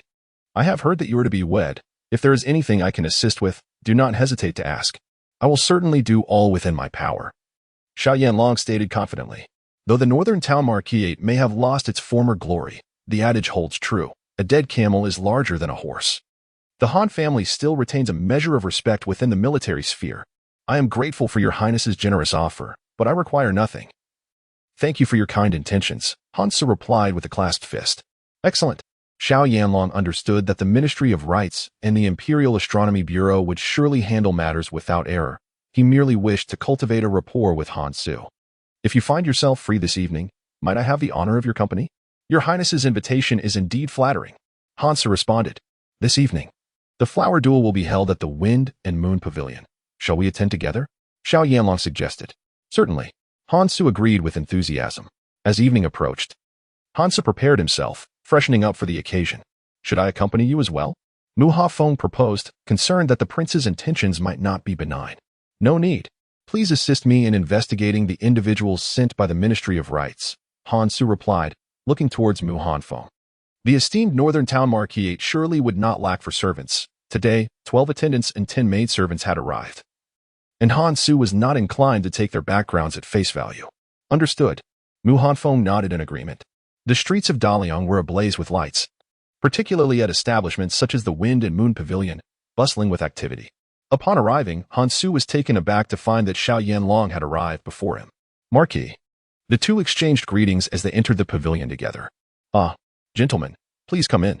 The matron of the establishment approached, her face beaming with delight upon seeing Han Su and Xiao Yanlong. I have heard rumors of a flower duel today. Is it true? Xiao Yanlong inquired with a smile. Indeed, indeed. Today, the talented Miss Chu Chu will be making her grand appearance. The matron replied, her laughter infectious. The flower duel was the most lucrative event at the Wind and Moon Pavilion, often garnering tens of thousands of taels in revenue each time. Excellent. A private room. If you please. Someone. Prepare a private room for these two gentlemen, the matron commanded, ensuring that Xiao Yanlong and Han Su were well accommodated.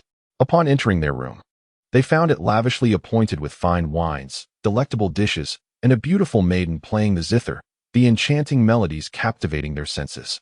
Soon, the sounds of revelry echoed from outside. Has it begun? Han Su asked, his anticipation palpable. Observing his eagerness, Xiao Yanlong smiled gently. After you. The two emerged from their chamber to see a woman standing on the elevated stage on the first floor, adorned in an extravagant gown, her dark hair elegantly coiled, and shimmering hairpins adorned with cascading tassels. With a delicate veil adorning her cheek, she exuded an air of mystery. Is this the renowned Xia Chuchu? Indeed. She is the illustrious courtesan of Fengwei Tower, Xia Chuchu. Xiao Yanlong elucidated. From this moment onward, dear guests, we shall engage in a contest of courtesans. Through music, chess, calligraphy, painting, poetry, and song, as long as you can elicit a smile from the courtesan, Miss Chuchu shall fulfill one of your desires. Xia Chuchu ascended the high platform, while the matron beside her cheerfully explained the rules of this courtesan contest to the onlookers. Is any request permissible? Hansu inquired of Xiao Yanlong. Seemingly perceiving the subtext in Hansu's words, Xiao Yanlong smiled subtly, as if to convey his understanding. Not every request can be granted. Only those that are not overly excessive. However, I have heard that Miss Chuchu is still pure. Xiao Yanlong clarified. Ah, Hansu nodded, a knowing smile gracing his lips, as if to say he comprehended the unspoken message. My lord, I have heard that you are a man who traverses the garden of flowers without a single petal touching you. Surely, this contest of courtesans must belong to you. Xiao Yanlong began to flatter Hansu. Your Highness, you flatter me. Hansu waved his hand dismissively. I shall take part. In the presence of such beauty, who could remain unmoved, especially by an unparalleled beauty like Xia Chuchu? Even if one cannot become an intimate guest, a few casual words would be delightful. A man slowly approached the crowd. Graceful and virtuous, a gentleman seeks a worthy match upon the banks of the river. Brother, you are plagiarizing. Before long, someone rebuked him. This poem was composed by a remarkable poet at a poetry gathering, and to present it here was rather shameless. Miss Chuchu, I am but a humble scholar. Yet I have a token to present to you. He raised his hand, revealing a flawless luminous pearl that radiated a gentle glow. This treasure is a tribute from the western regions. The man presenting the pearl explained with pride. Hansu glanced at Xiao Yanlong. He is Gu Chaoyang, the son of the Minister of Revenue, Gu Zhao. Xiao Yanlong expounded. Many years ago, the western regions presented two luminous pearls as tribute. One was given to Minister Gu Zhao, while the other remains in the prince's residence. Truly, he possesses great wealth. Hansu remarked with a hint of envy. However, Xia Chuchu displayed no reaction. She cast a glance at the luminous pearl, her beautiful eyes shimmering like rippling water, as if adorned with the brilliance of stars. My lady, what do you think of this? Watch me. One by one, individuals approached, yet all returned defeated. This is exceedingly difficult. It seems tonight, no one will succeed in making the courtesan smile. Miss Chuchu, could you perhaps smile for us? Some even directly approached Xia Chuchu, pleading for her to smile. Having exhausted all their tactics, yet she remained unmoved. My lord, why not give it a try? Xiao Yanlong looked toward Hansu. Very well. Xiao Yanlong and Hansu descended from the second floor and approached the crowd. Bring forth paper, ink, brush, and inkstone. Today, I shall employ my brushwork to elicit a radiant smile from the lady.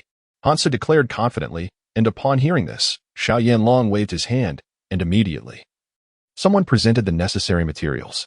Chapter 19. The 100 Birds Admiring the Phoenix. The crowd turned their gazes toward Hansu, although none had interacted with him. Everyone was aware that this lord possessed little artistic talent. Any talk of brushwork was likely mere pretense. I am eager to see what he can produce. What marvels can his talent conjure? As Hansu ascended the high platform step by step, his demeanor remained calm, and his eyes radiated confidence. Resembling a true master of the brush, Hansu exuded an aura of illusion. The writing desk was arranged, papers unfurled atop it. My lord, please. He beckoned. Miss Chu, would you be so kind as to grind the ink for me? Hansu glanced at the nearby Xia Chuchu. In ancient times, it was customary for literati to have attendants or maidservants to assist them with such tasks. Xia Chuchu was taken aback by Hansu's unexpected request. Yet it was not an unreasonable one. Nodding slightly, she stepped forward, rolled up her sleeves, and elegantly grasped the inkstone to commence grinding the ink. The onlookers gazed at the duo on stage, and apart from Hansu's esteemed identity and scholarly gifts, their appearances alone were a perfect match, like a pair of jade and gold, with Hansu's handsome visage and Xia Chuchu's enchanting beauty. They were indeed a flawless couple. Why did I sense no dissonance? I felt the same. Yet reality soon reasserted itself. As the saying goes, a talented man paired with a beautiful woman. But Hansu's scholarship seemed inadequate for the occasion. Fetch me another brush. Hansu commanded. He picked up the brush and meticulously adjusted its tip. his demeanor and actions evoking the essence of a reclusive master. Even Xia Chuchu appeared momentarily entranced. Was he concealing his true talent, aiming to astonish everyone here? My lord, is this brush unsatisfactory? Xia Chuchu inquired, curiosity piquing her interest. No, I intend to paint with both hands. Hansa replied with utmost seriousness. The proclamation of painting with both hands astonished many. It required a level of skill and experience that only the most gifted could achieve. The notion of dual-handed painting was indeed a feat reserved for the extraordinarily talented. Silence enveloped the surroundings as all eyes fixed upon Han Su. Given his audacious claim, it was evident he possessed a well-laid plan. It seemed the lord of the northern town had facets unknown to them. His confidence compelled those who had previously underestimated him to reconsider their opinions. Although he had yet to create, Han Su had already garnered their respect through sheer presence. This painting is titled, 100 Birds Worshipping the Phoenix, Han Su declared, as the brush danced over the ink, pausing momentarily to explain to the audience. 100 birds worshipping the phoenix? It appears to be an ambitious undertaking. Can he truly complete it? The crowd murmured in curiosity. The title suggested an exceptionally intricate composition, one that would be arduous to execute in a limited time frame. My lord, are you certain? Xia Chuchu pressed. Can 100 birds worshipping the phoenix truly be realized in such a short span? Absolutely, Han Su affirmed, nodding. Please, Miss Chuchu, step aside. He requested her to withdraw. For revealing the painting before its completion would diminish its intended impact. Xia Chuchu acquiesced, turning to depart. Han Su then commenced his artwork. With both hands gripping the brush, it danced swiftly across the paper, truly embodying the essence of fluid artistry. The strokes appeared imbued with spirit, robust and powerful, creating an impression that penetrated deeply. It seemed that there was considerable skill at play. One astonished student remarked that, judging from the brushwork and demeanor, Han Su was not merely posturing. Soon, Han Su took a deep breath and gently set down the brush. Was it already complete? Upon witnessing Han Su's action, a look of disbelief spread among the onlookers. Had less than a quarter of an hour truly passed for him to finish the painting of the 100 birds paying homage to the phoenix? Surely, he must be taking a break.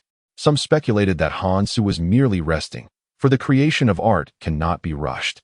Yet, as time passed and Han Su showed no intention of picking up the brush again, he gazed at his painting with repeated nods, clearly satisfied with his work. My lord, have you finished? Xia Yanlong inquired curiously from below. Indeed, I have completed it. I have painted the 100 birds paying homage to the phoenix no less than 100 times. As the saying goes, practice makes perfect. Han Su explained. Since Han Su declared it completed, it must surely be so. The surrounding crowd grew increasingly curious. How was it possible for such a masterpiece to be created in under a quarter of an hour? What kind of artwork could it be? Could there truly exist such a remarkable talent in the world? Han Su covered the painting and turned to the waiting maiden, Xia Chuchu. I apologize for keeping you waiting. Come, see this work of mine, truly a masterpiece without peer, unparalleled in history, he proclaimed with pride. Such audacity seemed excessive to some. Although Han Su had maintained an air of confidence throughout, such grand declarations bordered on arrogance. A masterpiece, unmatched in history?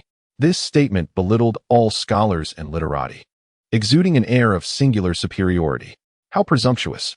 While he possessed talent, many lamented that if Han Su had displayed a touch more humility, coupled with his earlier performances, he would have undoubtedly exuded the grace of a true gentleman. However, his subsequent arrogance tarnished the favorable impression he had created in the eyes of the crowd. A reckless scoundrel, ultimately, would remain a reckless scoundrel. Some shook their heads in dismay. Upon hearing this, Xia Chuchu felt a surge of curiosity. Han Su's audacious words reflected his unwavering confidence in his artwork. What kind of painting could inspire such conviction? Intrigued, she approached Han Su. Observing the 100 birds paying homage to the phoenix concealed beneath a white cloth, shrouding its true form in mystery. I wonder how this painting could be so astonishing. Xia Chuchu inquired slowly. I assure you, it is extraordinary. Once unveiled, I would appreciate your thoughts, Miss Chuchu. Han Su replied earnestly, his gaze devoid of jest, as if this were the culmination of his life's work.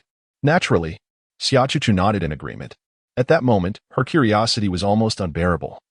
If Han Su did not reveal the painting soon, she would be compelled to unveil it herself. If winning a smile from the lady meant that any request could be granted, then Han Su's hand grasped the edge of the paper, as if ready to unveil it at any moment. Summer Chuchu was already so anxious that she was nearly stamping her feet. This was truly maddening. The people around her were also growing impatient with Hans's delay, each harboring an urge to rush forward and discover the truth.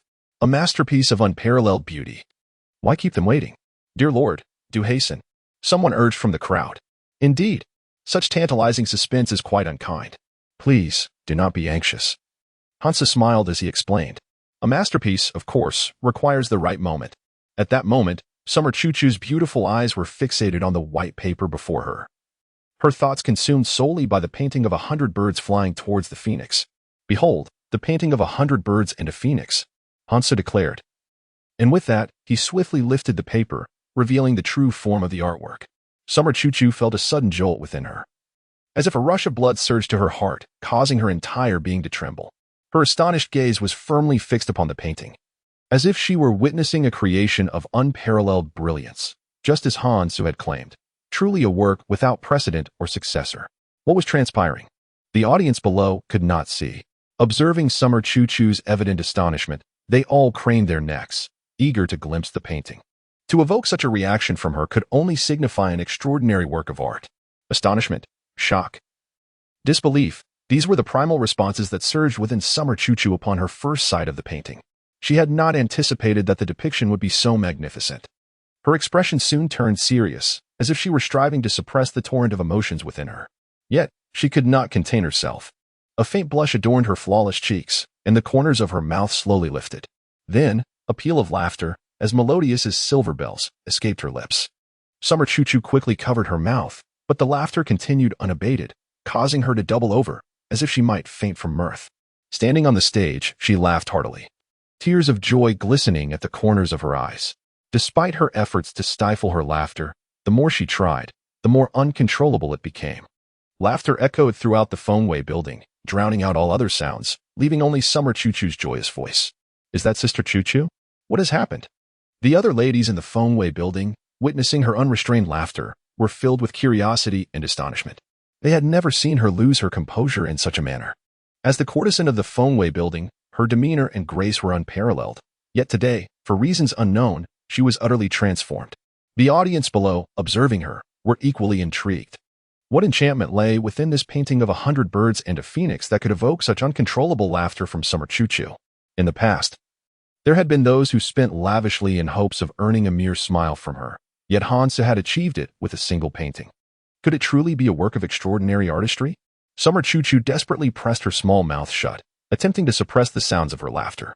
Standing beside the writing desk, gazing at the painting of 100 birds paying homage to the phoenix, one cannot help but be amused. Turning to Hansu only amplifies the mirth. At this moment, Hansu appears to Summer Choo-Choo as a source of endless amusement. Is he truly that comical? Hansu, with utmost seriousness, inquires of Summer Choo-Choo. The moment those words escape his lips, she erupts into laughter once more. Had he not asked, she might have regained her composure, but now, she finds herself laughing uncontrollably again. Ultimately, unable to restrain herself any longer, Summer Choo-Choo waves her hand, desperately pointing at the writing desk, as if struggling to express something. Understanding her plight, Hansa promptly puts away the painting. Afterward, Summer Choo-Choo gradually calms down, yet she dares not meet Hansu's gaze. For every glance at him conjures the image of the painting and sets her off into fits of laughter again. What is this painting of 100 birds paying homage to the phoenix? It is nothing more than 100 little chicks rushing towards a large hen. The initial shock gives way to uproarious laughter. At first, it appeared so serious and authentic that one might believe it to be a masterpiece. Yet who would have imagined it was merely a hen leading her chicks? Could you offer your critique, Miss Choo-Choo? Hansa presses. I implore you, my lord. Please refrain from speaking. Summer Choo-Choo gazes at Hansu with pleading eyes, for his every word sends her into fits of laughter. Then, dear lady, do share your thoughts. Hansu urges eagerly. What manner of artwork could elicit such a response from Summer Choo-Choo? The onlookers, intrigued, turn their attention to her. After all, she alone has beheld the painting of 100 birds paying homage to the phoenix, and must therefore be the one to explain it. Indeed, it is unparalleled in history, Summer Choo-Choo declares. Yet as for that so-called masterpiece, she thinks to herself that she must refrain from voicing such a notion. She simply cannot bring herself to say it. It must certainly be a grand work. Someone suggested, my lord, might we have the honor of viewing it? Since it is truly without equal, it ought to be unveiled for all to see, allowing everyone to indulge their eyes. No, This painting is a treasure of immeasurable value, if you wish to see it. That is impossible, unless you were to purchase it. Hansu dismissively waves his hand. Summer Chuchu looks at Hansu, utterly perplexed by the confidence he exudes. Speaking with such conviction and apparent seriousness. Of immeasurable value? I suspect even the beggars outside would scoff at it. She notices a certain charm in Hansu. A nonchalance and carefree demeanor that elicits envy. Purchase it? The crowd exchanges glances. If it truly is a treasure of great worth, acquiring it would not be a loss at all. I offer 500 taels. I bid 1,000 taels. 1,500 taels. Soon, bids begin to emerge as the crowd, driven by curiosity, raises their offers, eager to uncover the nature of the artwork that has caused Summer Chuchu such mirth. I bid 10,000 taels. Xiao Yanlong states slowly. The crowd turns to him. He is none other than Prince Jin. With the princess bid, no one dares to raise theirs further. Who in the capital would be bold enough to offend the prince? Prince, are you in earnest? Hansu inquires. Xiao Yanlong nods with a smile. Once I have spoken, my word is as binding as a chariot drawn by 4 horses. Curiosity piqued. Xiao Yanlong inquired about the nature of the painting created by Lord Han. Being a perceptive individual, he had deduced from Xia Chuchu's shifting expressions that Hansu's work was far from a masterpiece. It must be something else entirely. Hence, he was eager to catch a glimpse. His interest lay not in the 100 birds paying homage to the phoenix, but rather in the true essence of Hansu's creation. Without hesitation, Hansu agreed. Fully aware that Xiao Yanlong possessed substantial wealth, a sum of 10,000 taels was trivial for him, and Hansu understood the reason behind the generous offer. The transaction was struck, money exchanged for the painting. Xiao Yanlong refrained from revealing the artwork immediately. Instead, he entrusted it to a nearby attendant. As the painting fell into his hands, the onlookers dared not press him to unveil it for their scrutiny. Tonight's contest for the Flower Queen will undoubtedly belong to the esteemed lord. Xiao Yanlong jested. Hansu cast a glance at Xia Chuchu and then at the crowd. Humbly remarking, I am but a novice. I appreciate your indulgence. Lord, what are your desires? Someone inquired of Hansu. Fully aware of his frequent visits to places of indulgence, such as the Fengyue Tower, Hansu hesitated momentarily before responding. Lord's painting is greatly admired by Chuchu. Xia Chuchu interjected, turning her gaze towards Hansu. It seems the esteemed lord may find it difficult to leave the Fengyue Tower tonight. Xiao Yanlong teased, prompting the crowd to glance between Xia Chuchu and Hansu, wondering if there was an unspoken attraction. No, I am on the verge of marriage. Hansu whispered to Xiao Yanlong. Such a statement is misguided, my lord. In Daliang, it is customary for men to take multiple wives. Moreover, you are not yet wed. Do you harbor disdain for Miss Chuchu? Xiao Yanlong furrowed his brow, appearing to defend Xia Chuchu's honor. Chapter 21. The beauty scheme. Xiao Yanlong scrutinized Hansu, while Xia Chuchu regarded him as well. The Prince of Jin has misunderstood. That was not my intention. Hansu chuckled, offering clarification. Then why the hesitation, my lord? A splendid night, adorned by candlelight and the beauty of a lady, should not be squandered. Xiao Yanlong gently patted Hansu on the chest. Indeed. The Prince of Jin speaks wisely. Hansu nodded in agreement. That is the correct mindset, Xiao Yanlong replied with satisfaction. Following his words, Xia Chuchu stepped forward gracefully and performed a respectful bow. Chuchu invites the esteemed lord to share a moment in my chamber. A subtle smile graced her cheeks. It appeared that the distinguished guest for the evening would indeed be the lord. Poor Zhuo Wenbin, with his fervent affections, had ultimately entrusted his hopes to the wrong person. In the capital, it was common knowledge that Zhuo Wenbin held feelings for Xia Chuchu. Yet to many, it remained merely admiration, for the Minister of Rites, Zhuo Tong, would never permit Zhuo Wenbin to wed a lady of the night. The Zhuo family's threshold was not easily crossed. Very well, Hansu nodded in acquiescence. He followed Xia Chuchu upstairs as the crowd gradually dispersed below. Upon entering the room, a delicate fragrance enveloped him, subtle yet invigorating, creating an atmosphere of serenity. Please. Have a seat, my lord. Xia Chuchu gestured for Hansu to sit. Is it merely to sit here in silence? Hansu gazed at Xia Chuchu with a smile and inquired whether merely sitting idly was preferable to being on the first floor. Xia Chuchu closed the door and turned to face Hansu. What if not? She asked, her tone laced with shrewdness. It appeared that Miss Chuchu regarded him as a paragon of virtue. Hansu discerned the underlying implication. In her eyes, the lord at least surpassed the common folk outside. Xia Chuchu poured a cup of tea for Hansu. How so? She continued, I have indeed seen the lord at the poetry competition. Although she resides in a place of frivolity, Her judgment of character is not lacking. When Han Su composed 50 poems, such a scholar could hardly be the debauched scoundrel others claimed. All of this was a deliberate fade crafted by Han Su. I see. It can only be said that the world is blind, unable to recognize the true essence of the Lord. Xia Chuchu's lips curled into a sly smile, as if she had seized upon Han Su's weakness.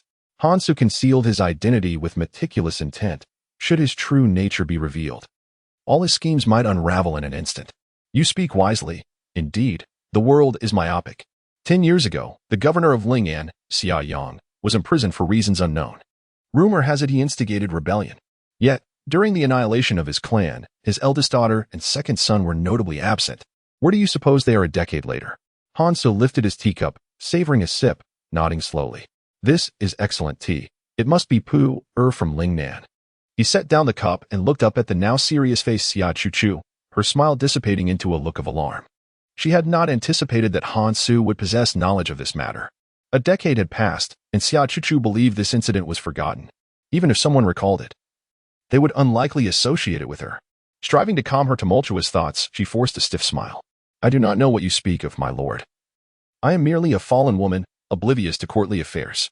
As she spoke, her small hands involuntarily clenched tightly. Her phoenix-like eyes fell to the teacup before her, unable to meet Han Su's gaze.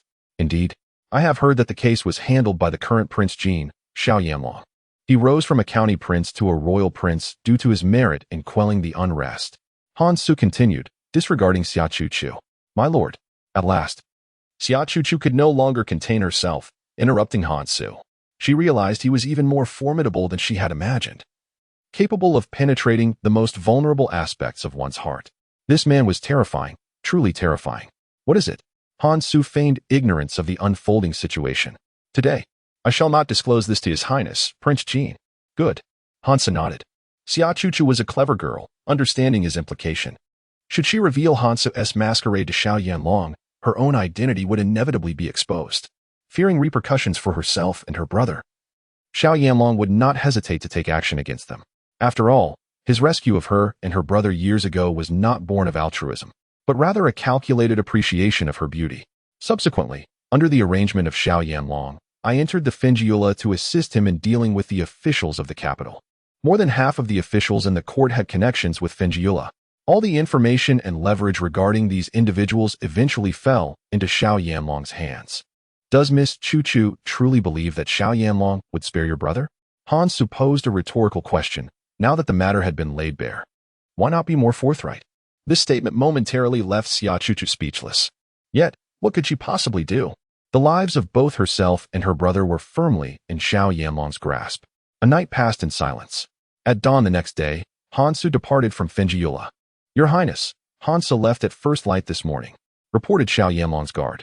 Before leaving Fengiula, Xiao Yanlong had instructed someone to keep a close watch on Han Su. Good. Historically, heroes have often found it difficult to resist the charms of beautiful women, especially someone like Han Su. Inform Fengiula that henceforth, Xia Chuchu shall no longer attend to any unsavory guests. Xiao Yanlong commanded. Your Highness, is it truly necessary? The guard inquired, perplexed. Xia Chuchu had been cultivated by Xiao Yanlong over the course of 10 years, originally intended for Zhuo Wenbin. He could not fathom why Xiao Yanlong would forsake Zhuo Wenbin in favor of Han Su. Comparatively, was the Zhuo family not a more advantageous alliance than the nominally defunct northern town Marquis? Zhuo Tong now held the esteemed position of Minister of Rights. Previously, yes, but not anymore. Do not forget, Han Su has been betrothed, and from this point forward, he has the backing of the Prime Minister's residence. Lin Mingzhong is quite the cunning fox, Xiao Yanlong asserted. He too wished to court Lin Mingzhong, but unlike Xiao Yanqi, he preferred a more subtle approach. Though this method was somewhat intricate, once successful, Lin Mingzhong would find himself ensnared. Lin Mingzhong cherished Lin Nianru as a treasure jewel, and through his relationship with Han Su, Xiao Yanlong aimed to sway Lin Mingzhong. In his grand scheme, Han Su was a pivotal piece on the chessboard. Understood, the subordinate replied. And please convey to Xia Chuchu to be astute. Should there be the slightest misstep, she must not see her brother again. Xiao Yanlong cautioned, harboring concerns that Xia Chuchu might inadvertently reveal their connection before Han Su. Upon returning to the northern town Marquis, Mu Hafeng breathed a sigh of relief upon seeing Han Su return unscathed, having spent an entire night without sleep. Hansu acknowledged Mu Hanfeng with a slight nod as a greeting. Are you well, my lord? Am I not fine? Hansu replied. This venture was quite fruitful. As we anticipated, the mastermind behind Fenjiula is indeed Xiao Yanlong. Upon initially noticing Fenjiula, they had been curious. Given its significant operations in the capital without incident, there had to be a formidable figure providing support from behind. From the analysis of Xia Chuchu's words last night, it was clear that the one behind it all was Xiao Yanlong. Chapter 22. Papermaking. Thus, it can be surmised that yesterday's events were Xiao Yanlong's attempt to test the Marquis. Half of it is indeed for that reason, but there exists another layer of motivation. He is aware of my impending marriage to Lin Nianru, and thus seeks to befriend me. Hansu is acutely cognizant that there is no such thing as a free lunch. He understands very well the intentions of Xiao Yanlong. It seems he has set his sights on the influence of my wife's family. Mu Hanfeng suddenly comprehended the situation. Naturally, Lin Mingzhong holds the esteemed position of prime minister, second only to the emperor, the foremost among the civil officials. In the contest for the crown prince between Xiao Yanlong and Xiao Yanqi, Lin Mingzhong is an inevitable ally that would seek to court. Hansu analyzed. The intricacies of court affairs can be complex, yet upon closer inspection, they are quite straightforward. The ascent to the throne primarily hinges on the magnitude of one's power. It is a matter of strength and authority. Who does the Marquis believe Lin Mingzhong will favor? Lin Mingzhong is indeed a cunning old fox. His silence over the years indicates he seeks to assist no one, fully aware of our emperor's profound suspicion. Hansu remarked. The Jingruei emperor harbors deep-seated mistrust. Serving him is akin to walking with a tiger. How have your inquiries fared? Mu Hanfeng inquired, presenting a letter to Hansu. Upon receiving it, Hansu scrutinized the names of the crown prince, the Jin Wang, and the emperor. What are they plotting? Hansu mused, astonished at the number of spies they have positioned here. Should we take action, my lord?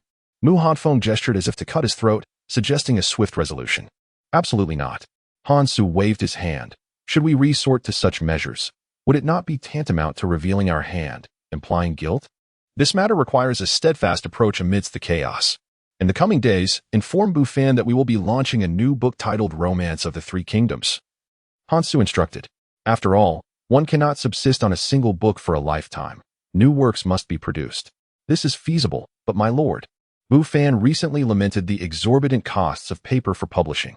Mu Hanfeng expressed with concern. Paper is a rare commodity in Daliang, and common folk cannot afford it. Only the Danbo bookstore, bolstered by substantial financial backing, can sustain such expenses. Nearly one-third of the revenue from Shijing has been allocated to purchasing paper. This is a pressing issue. Inform Bufan that I will devise a solution regarding the paper dilemma, urging him to cease further purchases. Time is of the essence. We shall inspect the land this afternoon.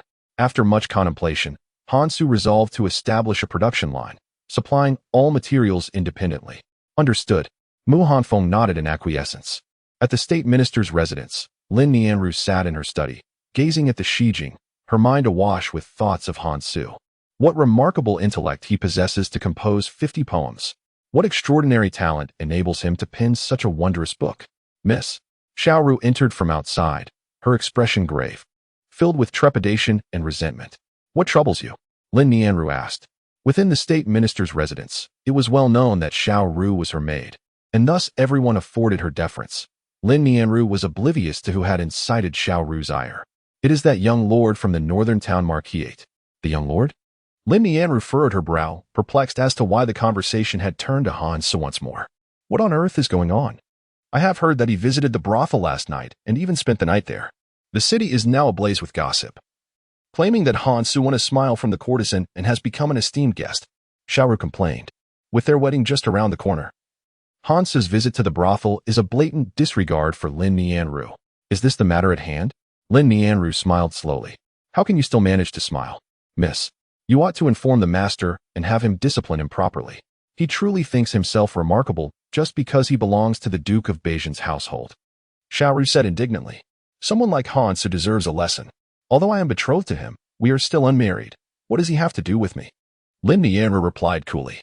With only 2 days left until their wedding, they are essentially strangers to one another, and Hansu's actions are of no concern to her. You truly have a good temperament. Mississippi hearing Lin Nianru's words, Xiaoru felt hesitant to continue. Xiaoru, accompany me for a stroll this afternoon. Lin Nianru set aside the book of songs, for the weather was splendid today, with gentle breezes and clear skies. making it the perfect opportunity to take a leisurely walk and calm her mind. Certainly, Xiaoru nodded. After having lunch, Hansa took Mu Hanfeng and left the capital. Since they intended to produce paper, it was imperative to find a suitable location outside the city, as the urban environment could not meet the necessary conditions for papermaking. My lord, is this truly a suitable place? Of course. Hansa nodded in affirmation. The two strolled outside the city and sought refuge beneath a grand tree to enjoy the shade. With a languid motion, he waved a white feather fan, exposing his bare skin amidst the verdant woods. He removed his scarf, allowing the mountain breeze to tousle his hair. I finally comprehend the feeling now, Hansu remarked with a smile. Miss, there is someone ahead. Han Chen's voice was not loud, but in the stillness of the woods, it carried farther than intended. Upon hearing the sound, Xiaoru offered a warning, and simultaneously, Mu Hanfeng and Han Su detected the commotion. Mu Hanfeng had already grasped the hilt of his sword, but Han Su gestured for him to remain at ease. That voice. Lin Nianru furrowed her brow, recognizing it as vaguely familiar, yet unable to recall where she had heard it before. It felt as if it were just yesterday. Let us investigate, Lin Nianru softly suggested. As they approached, Lin Nianru spotted Han Su. Young Master Han, Lin Nianru called out first. Miss Lin. Han Su rose, glancing behind Lin Nianru and then to his sides, surprised to see she had come here accompanied only by a maid. What if she encountered ill-intentioned individuals in this desolate place? A Lin sister falling from the heavens should not be missed. I came out today to clear my mind, and I did not expect to encounter young Master Han here. Am I intruding upon your poetic musings? It seems you were just composing verse. No. I merely uttered a few idle words. Hansa laughed, explaining. Idle words? This left Xiaoru somewhat astonished. Who could casually speak and create poetry? That was clearly an exaggeration. Young Master S talent is unmatched. Even casual recitation becomes timeless verses. Nianru is in awe. Lin Nianru gracefully performed a bow, her gaze towards Han Su filled with admiration akin to that of a young girl infatuated. Captivated by Han Su, Lin Nianru pondered wistfully why she had not encountered him sooner. She was curious about the purpose of his visit. I am here to scout locations. I intend to establish a paper mill here, Han Su revealed candidly, as this was not a matter shrouded in secrecy. The paper trade in Daliang was indeed thriving. You wish to manufacture paper? Lin Nianru inquired, her interest piqued. Hansa nodded affirmatively, explaining in Daliang, the supply of writing paper is scarce. It presents a lucrative opportunity. Is it merely a profitable venture? Lin Nianru questioned. One of the primary reasons for the scarcity of writing paper was the intricate and laborious process of its production, which demanded careful selection of materials.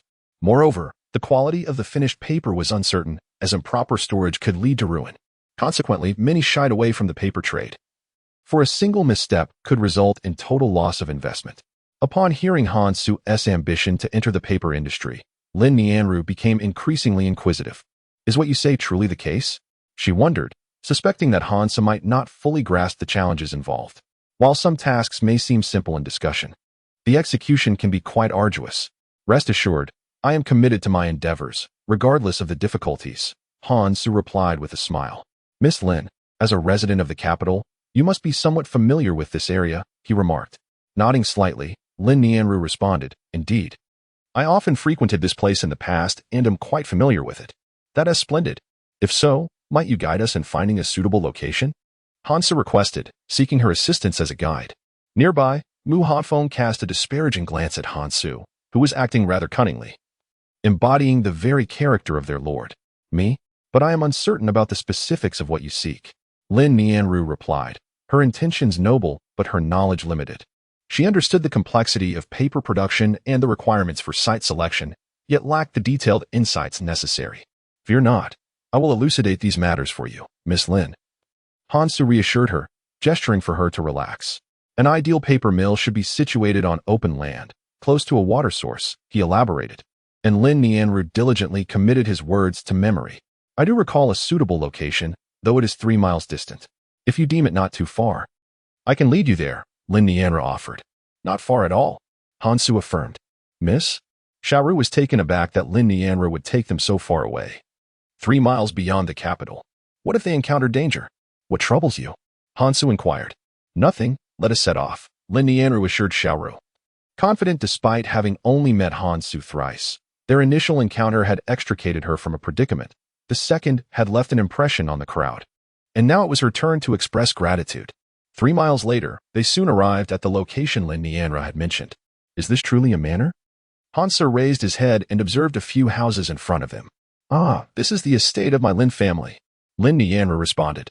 As the prime minister, Lin Mingzhong naturally had his own assets, and this estate, along with the surrounding land, belonged to the Lin family. I see. Hansa nodded, surprised to learn that it was indeed Lin family property. If this is your family's estate, it may not be appropriate for me to consider purchasing it. As he spoke, Hansa cast a glance at Lin Nianra. He intended to establish a paper mill, but since it was their property, acquiring it seemed unlikely. Not to worry. If you find it appealing, I could lease this land to you, Mr. Han, Lin Nianra said with a smile. Miss, this is part of your dowry. Xiaoru reminded Lin Nianru, as this estate was a promise made by Lin Mingzhong to gift it to Lin Nianru upon her marriage.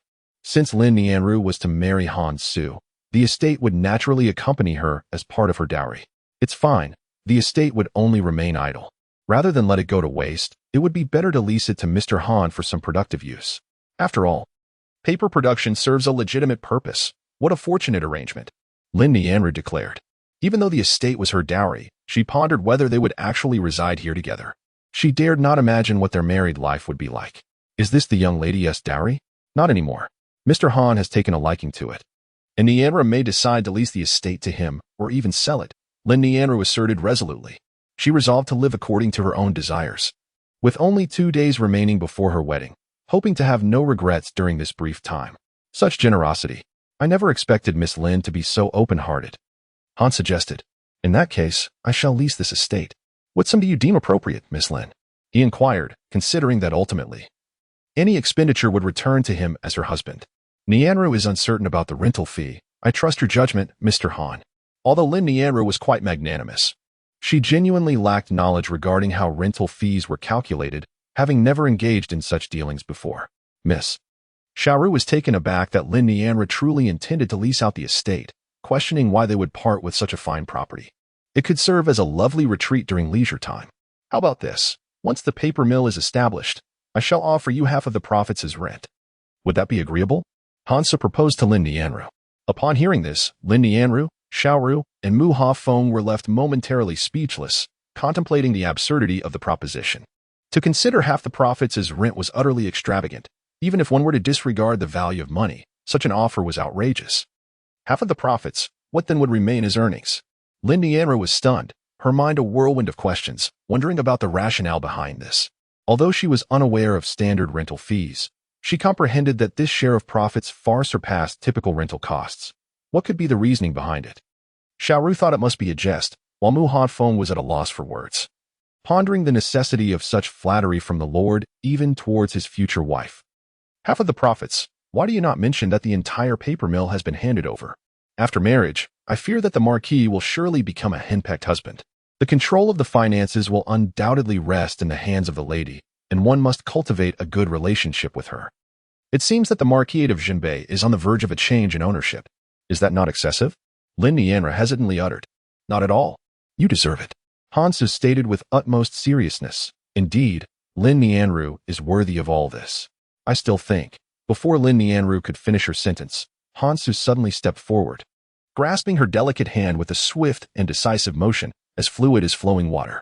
Before she could comprehend the situation, Lin Nianru found herself enveloped in his embrace. Lin Nianru was taken aback by this unexpected turn of events. She never anticipated that Han Su would hold her so tightly. As she attempted to break free from his grasp, Han Su instinctively crouched down, still holding her close. Don't move. An arrow whizzed past, narrowly missing Lin Nianru's head. Are there assassins? Mu Hafeng immediately became alert, and Han Su's gaze turned icy, his eyes cold as he signaled to Mu Hafeng to act without mercy. Chapter 24. The soft sword in plain garb, what is happening? Lin Nianru asked with trepidation, glancing at the arrow that had landed behind her. She could hardly believe that such an incident could occur here. Nothing to worry about. It's probably just a hunter who missed his target. Hansa reassured her with a smile, but he quickly noticed that Lin Nianru's hands were tightly gripping his arm, terrified of losing her grip. Rest assured. Hansa lifted her hand and felt it was somewhat cold. You to the left, I to the right. He instructed Mu Hafeng. Understood. Without hesitation. Mu Hafeng turned and dashed out, his movement swift like an arrow released from a bow. As he charged forward, Several arrows followed in pursuit. Go. As Mu Hanfeng drew the attention of the assailants, Han Su rose and led Lin Nianru in the opposite direction. The Lin family estate was within sight. Once they entered, they would be safe. We must hurry. Xiaoru hasn't he followed. Lin Nianru realized her maid was missing. Do not worry, she is safe. Han Su replied, knowing the assailants were focused on him, and Xiaoru was an inconsequential presence. Moreover, with Mu Hanfeng there, Xiaoru was undoubtedly secure. Upon reaching the estate's entrance, Han Su halted. An arrow struck the grand door. Are you afraid? Han Su inquired, glancing at Lin Nianru, whose complexion had turned pale, the terror still evident on her face. Lin Nianru gently shook her head. Han Su smiled calmly. Do you have a handkerchief? I do. Lin Nianru produced her handkerchief, and Han Su took it, raising it to cover her eyes. Do not worry, it will soon pass. He whispered softly in her ear. As his words fell, the pursuers closed in. 5 or 6 figures clad in black stealth attire, their faces concealed by masks, wielding steel blades. 2 among them bore bows and arrows. Clearly the ones responsible for the shot that struck the estate door. Is that a void-breaking blade? Han Su cast a glance at the blade wielded by the man in the center, which undoubtedly belonged to Gu Changming, the master of the void blade. Recognizing his identity, Gu Changming revealed himself without any pretense, removing the mask from his face. You shall undoubtedly meet your demise today, Gu Changming declared. This was the command from Xiao Yanqi. Lin Nianru and Han Su must not be allowed to wed. Having reached this juncture, the only solution was to eliminate Han Su, severing all ties. Ridiculous. Han Su stepped forward, his form a blur. The long knife in Gu Changming's hand hummed as it emerged from its sheath. Though it only came halfway out before Gu Changming felt an icy chill pierce his chest. Lowering his gaze, he saw blood blooming on his chest. A long sword having pierced through. The blade was as thin as a cicada's wing, 2 fingers wide, adorned with a flowing water pattern, and 3 feet long. Its cold gleam dazzling. A soft sword, to seal the throat and draw blood? You are indeed a master of the soft sword. The blade swiftly withdrew from Gu Changming's chest, accompanied by a spray of blood that soared into the air, the crimson droplets falling like blooming peonies. Witnessing Gu Changming's instantaneous demise, the others who had followed stood frozen in disbelief. Gu Changming was a master of the 8th realm. Yet the individual before them had dispatched him in a single blow. What extraordinary skill was this? Such youth, yet possessing such terrifying prowess. Han Su's gaze was intense, his eyes resembling hidden icebergs. A chilling aura emanated from him, a solemn murderous intent enveloping the hearts of those present, accompanied by the sound of the sword song. In the blink of an eye, the remaining assailants were effortlessly dealt with by Han Su, the blade slicing through the air, scattering the bloodstains into the ether. The soft sword returned to its sheath, its silk belt resting at his waist. Turning to face Lin Nianru, he found her standing still, hands clenched tightly, resembling a wayward child. Ah! Han Su approached her, causing Lin Nianru to gasp in surprise. It's all right, it's me, he reassured her. Upon hearing his voice, Lin Nianru attempted to remove her blindfold, but Han Su stopped her. Wait, he commanded, and soon. Several individuals rushed in from the surroundings to swiftly clear away the corpse before them. Where did they go? Lin Nianru inquired, puzzled as to how the pursuers had vanished in an instant. Those seeking wealth simply left after receiving some coin, Han Su improvised, unable to disclose the truth that he had slain them all. Really? More genuine than gold, he affirmed. Upon entering the Lin family estate, Han Su meticulously inspected the surroundings, finding everything satisfactory. If a paper mill were to be established here, no improvements were necessary. The premises were entirely adequate. How does it fare? Acceptable. I'm very pleased. Han Su nodded in satisfaction. The day hastily concluded. Upon returning to the Ho residence in the northern town, Han Su's expression grew serious.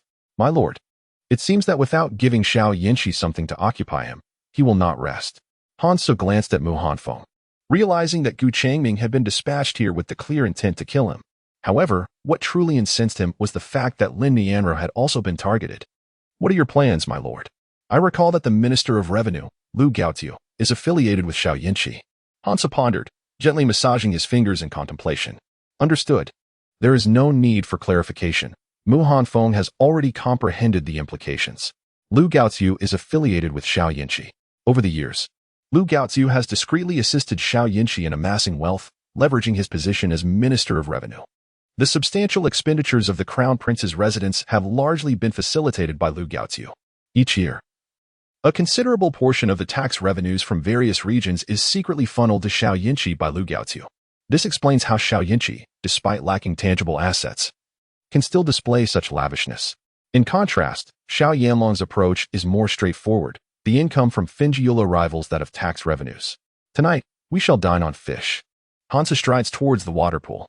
The following day, at the Crown Prince's residence, Xiao Yinqi had yet to complete his morning rituals when a servant entered his chamber. Your Highness, the Minister of Revenue requests an audience. He claims to have matters of great importance to discuss. Have him wait, replied Xiao Yinqi. As the Crown Prince, he could not simply rush out at the mention of urgent matters. Such behavior would diminish his dignity. After freshening up and having breakfast, he proceeded to the front hall to meet Lu Gaotiu. Upon seeing Xiao Yinqi, Lu Gaotiu immediately prostrated himself before him, drenched in sweat and visibly flustered as if calamity were imminent. Your Highness, save me. What is the matter? Xiao Yinqi inquired slowly as he took a seat. Noting Lu Gaotiu's disarray. Your Highness, the tax revenue scandal has been exposed. Lu Gaotiu, still kneeling, crawled closer, panic etched across his face. The tax revenue scandal has been exposed? Hearing this, a flicker of alarm crossed Xiao Yinqi's eyes, but he quickly regained his composure, his demeanor turning grave. What exactly transpired? Did I not instruct you to exercise greater caution? Xiao Yinqi admonished. He had repeatedly emphasized the importance of leaving no traces behind, warning that any oversight could lead to dire consequences, yet Lu Gaotiu had clearly disregarded his counsel. Chapter 25, The Revelation After Being Reprimanded by Xiao Yinqi. Lu Gaotiu appeared utterly helpless. Your Highness, I am as bewildered as you. I wish to understand the cause of this predicament, but I simply cannot fathom it. This was not an issue that had arisen overnight. It was not the first time such matters had occurred without incident. You truly do not know? Xiao Yinqi scrutinized Lu Gaotiu. As the principal orchestrator of this affair, how could he be unaware? Indeed, everything was proceeding smoothly, yet for reasons unknown. It has now come to light, Lu Gaotiu lamented. Clarify this matter. It was the governor of Finxiang, Feng Kuei, who exposed us. Lu Gaotiu recounted the sequence of events. 3 years prior, Feng Kuei had served as deputy minister of revenue but had fallen out of favor with Emperor Jingrui due to issues surrounding disaster relief funds, leading to his demotion to the governorship of Finxiang. Thus, the evidence has fallen into the hands of the Northern Surveillance Division. Precisely, Lu Gaotiu nodded.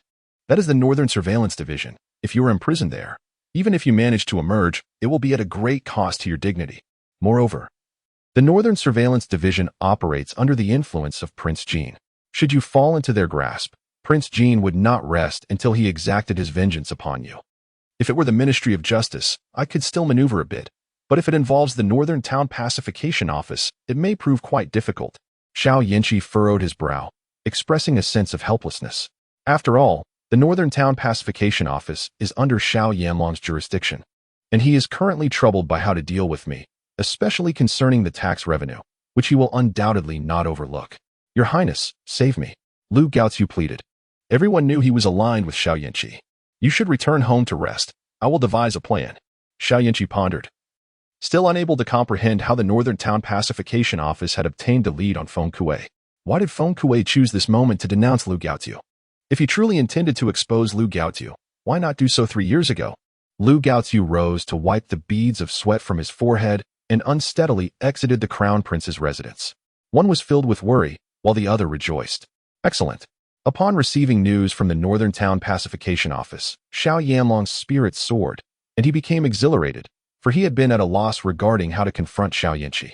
He had not anticipated such a fortunate turn of events to fall into his lap. Without the Ministry of Revenue, let us see how you continue to act so arrogantly, Xiao Yanlong declared with satisfaction. The primary source of Xiao Yinqi's income stemmed from the Ministry of Revenue. Lu Gaotiu had not refrained from amassing wealth for Xiao Yinqi over the years. Once the Ministry of Revenue was taken down, Xiao Yinqi's financial lifeline would be completely severed. A crown prince devoid of funds is akin to losing an arm. Instruct the Northern Town Pacification Office to investigate. I want to flay Lu Gaotiu, Xiao Yanlong commanded. For if he was not one of his own, then he was an enemy. There was no need for mercy when dealing with foes. My lord, this morning Lu Gaotiu visited the Crown Prince's residence. So soon? Hansu was taken aback that Lu Gaotiu had acted so promptly, having only just passed a night. Finxiang County is not far from the capital. It is merely half a day's journey, Mu Hanfeng remarked. Enough. We have ignited this fire. And now we must see if Prince Jean can stoke the flames. Hansu waved his hand, for the subsequent matters were no longer his concern. He still had preparations for his upcoming marriage to attend to. With the wedding set for tomorrow, today was bound to be filled with trivial tasks. As the day passed, Han Su was indeed busy from dawn till dusk, until the Ministry of Rites delivered all the items to the northern town Marquis' residence that evening. How do I look? Hansa donned the attire of the groom, a resplendent red robe, and spun around with arms outstretched. It's splendid. Mu Hanfeng nodded in approval. Splendid? I am utterly handsome, and yet all I receive is a single compliment. Hansa retorted, feeling somewhat indignant at receiving only a mere praise for his striking appearance. My lord, you are exceptionally handsome. Mu Hanfeng corrected him. Enough of that. Hansa interrupted Mu Hanfeng. Master Lin. This is the dowry bestowed upon Miss Lin by the Empress. As the daughter of Lin Mingzhang, the foremost civil official, it was only fitting that the royal family expressed their goodwill. Emperor Jingrui had commanded the Empress to select some items as a dowry for Lin Nianru. 2 boxes of jewels, a pair of jade ruby, a pair of luminous pearls, 50 bolts of satin, 20 bolts of silk, and various cosmetics and ornaments were included. The young lady is not in a position to receive guests today. I shall express gratitude to Her Majesty on her behalf. Lin Mingzhang bowed in gratitude. For tomorrow she was to be wed, thus today, the young lady need not meet any guests. No worries, no worries. I extend my heartfelt congratulations to the noble minister. Thank you, my lord. Lin Mingzhang rose to express her thanks, casually offering some silver as a token of appreciation for the efforts made. After bidding farewell to those from the palace, Lin Mingzhang returned to the main hall. She was pleasantly surprised by the queen's generosity. Lu remarked, casting her gaze upon the dowry. That was the emperor's intention. Lin Mingzhang corrected her. The emperor and the queen are of one family. Lu retorted. Lin Mingzhang nodded, choosing silence, aware of the futility of argument, and accepted the situation as it was. Have the preparations for the dowry been completed for the young lady? Lin Mingzhang inquired. As they could not solely depend on the granted dowry, they too must contribute. It is ready. Lu counted off on her fingers, detailing the items: a carved wooden bridal bed, a wardrobe, 2 sets of food containers, 2 camphor wood boxes, 2 makeup cases, a treasure bucket for future generations, and various other items that she chose not to enumerate. She had begun preparations 3 days prior, anxious not to overlook any detail. Having raised her daughter to this point, she certainly did not intend to let that scoundrel Han Su off easily. When the young lady returned to her maternal home, she must assert some authority over him. Lu advised Lin Mingzhang. Understood. Lin Mingzhang nodded. Miss, shall you try on the wedding attire now? Xiaoru looked towards Lin Nianru. As today the Ministry of Rites delivered the wedding gown to Lin Nianru's chamber, yet she had not even glanced at it. The gown was resplendent, adorned with embroidered mandarin ducks and pomegranates, featuring intricate patterns and lavish wide sleeves. Even the daughters of the current dynasty would envy such finery. Xiaoru. Lin Nianru set down her brush and raised her gaze to Xiaoru. Is there something you wish to say, miss? You need not accompany me tomorrow. Stay here to attend to my mother. Lin Nianru spoke slowly. Miss. Xiaoru was taken aback by Lin Nianru's decision for her to remain behind. Do not feel guilty. I may not know what the Duke of Zhenbei's residence is like, but it is rumored that Han Su is a wastrel. If that is indeed true, why should you plunge into the flames with me? Lin Nianru expressed, wishing Xiaoru to refrain from following her to the Duke's estate. Miss. I have already penned a letter outlining everything. My father and mother will surely agree. Lin Nianru smiled as she spoke. After finishing her words, Lin Nianru turned her gaze toward her wedding gown. No need to try it on. You should rest early today, Lin Nianru stated, recognizing that Xiaoru had been busy all day and need not linger with her. Chapter 26. Full River Red. Xiaoru understood her mistress's temperament well. Though Lin Nianru appeared delicate and gentle, she possessed a tenacious spirit. Once Lin Nianru made a decision, it was challenging to alter her course. Xiaoru slowly nodded, then remarked, Miss, you should rest early. She stepped out of the room, and as she closed the door, a sense of inexplicable melancholy washed over her. Originally, she had dreamed of marrying the man she adored, envisioning a harmonious life together. Yet who could have anticipated a decree from above? To think that she is to marry Han Su of the Northern Duke's mansion. The beauty of her dreams ultimately succumbs to the weight of imperial power. After bidding farewell to Xiaoru, Lin Nianru gently lifted the nearby red candle and approached the wedding attire, adorned in a phoenix crown and a flowing gown. The vibrant red fabric glowed under the light, and the jewelry sparkled with golden brilliance. Lin Nianru delicately caressed the garment before her, her palm gliding over the soft, silky texture. Glimmers of light danced in her phoenix-like eyes, and 2 tears slowly fell. Miss, are you awake? Xiaoru softly knocked on the door, her voice tinged with anxiety. It was already late, and the wedding procession from the northern duke's mansion had likely set off. If they delayed any further, they risked missing the auspicious moment. "Miss, are you awake?" Lu Shi hurriedly entered from behind, inquiring, as the state minister's residence buzzed with activity. Lin Mingzhang was preoccupied with guests. "I do not know," Xiaoru replied. She had called several times but received no response. "My daughter?" Lu Shi approached and knocked on the door. Just as she raised her hand, the door creaked open, revealing Lin Nianru, resplendent in her red robe, fully prepared. "My daughter, you are dressed." Lu Shi gasped in astonishment. "Yes." Lin Nianru nodded, having donned her attire the previous night. "Xiaoru, quickly help the miss with her grooming. Watch her face. Let us make sure everything is in order," Lu Shi instructed, wanting to ensure there were no oversights. Xiaoru nodded and assisted Lin Nianru at the dressing table, meticulously checking her appearance. "Once you leave, take good care of yourself. Should Hansa treat you poorly or bring you distress, do not endure it. Return and inform your mother," Lu Shi assured, patting her chest. "Understood." Lin Nianru smiled. "Lord, congratulations on your marriage today. The Northern Duke's mansion finally has a mistress." Mu Hanfeng arrived early to congratulate Han Su, cupping his fists in respect. "A reward." Hansu responded. "Congratulations, my lord, on winning the heart of a beauty. Your wife is not only talented, but also a captivating beauty." Zhuang Bufan had also arrived early at the Northern Duke's mansion, a subordinate of Han Su, to extend his greetings. "A reward," Hansu proclaimed with generosity. "My lord, the brothers who could not attend have sent gifts upon hearing of your marriage."